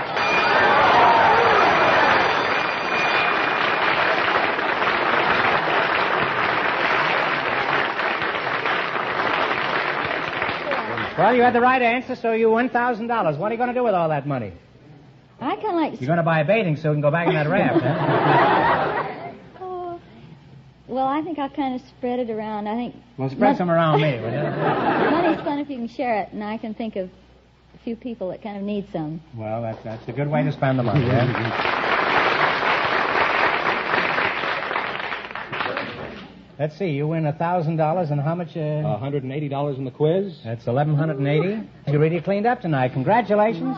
From the more than 3,000 DeSoto Plymouth dealers from coast to coast, you bet your life. You bet your life.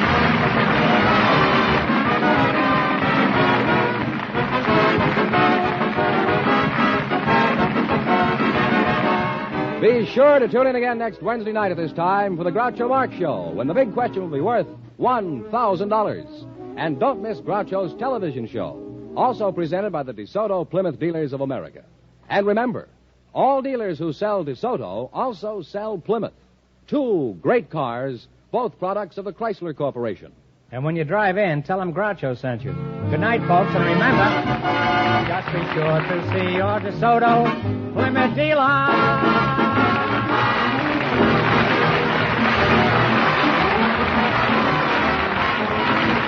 Folks, here's a tip from the National Safety Council about good highway habits. If your policy on the road is courtesy, you are always the beneficiary. You Bet Your Life is produced by John Goodell, transcribed from Hollywood, directed by Robert Dwan and Bernie Smith, music by Jerry Fielding. This is George Fenneman, signing off for the more than 3,000 DeSoto Plymouth dealers from coast to coast.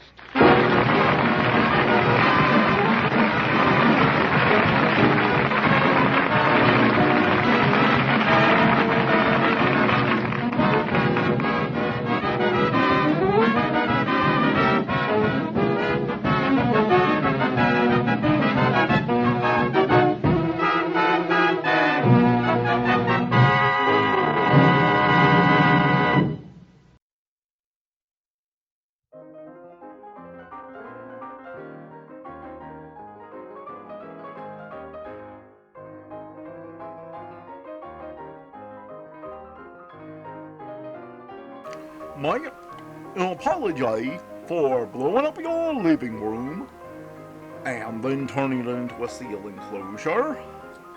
I would like to present you with the traditional seal apology fish. That's really not necessary. It's still alive. Of course, it wouldn't be an apology fish if it was dead. And I will now do the traditional seal apology cry.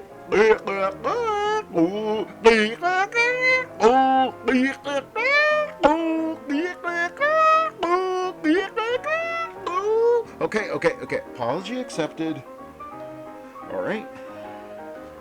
Now, let's just leave these people in peace. All right.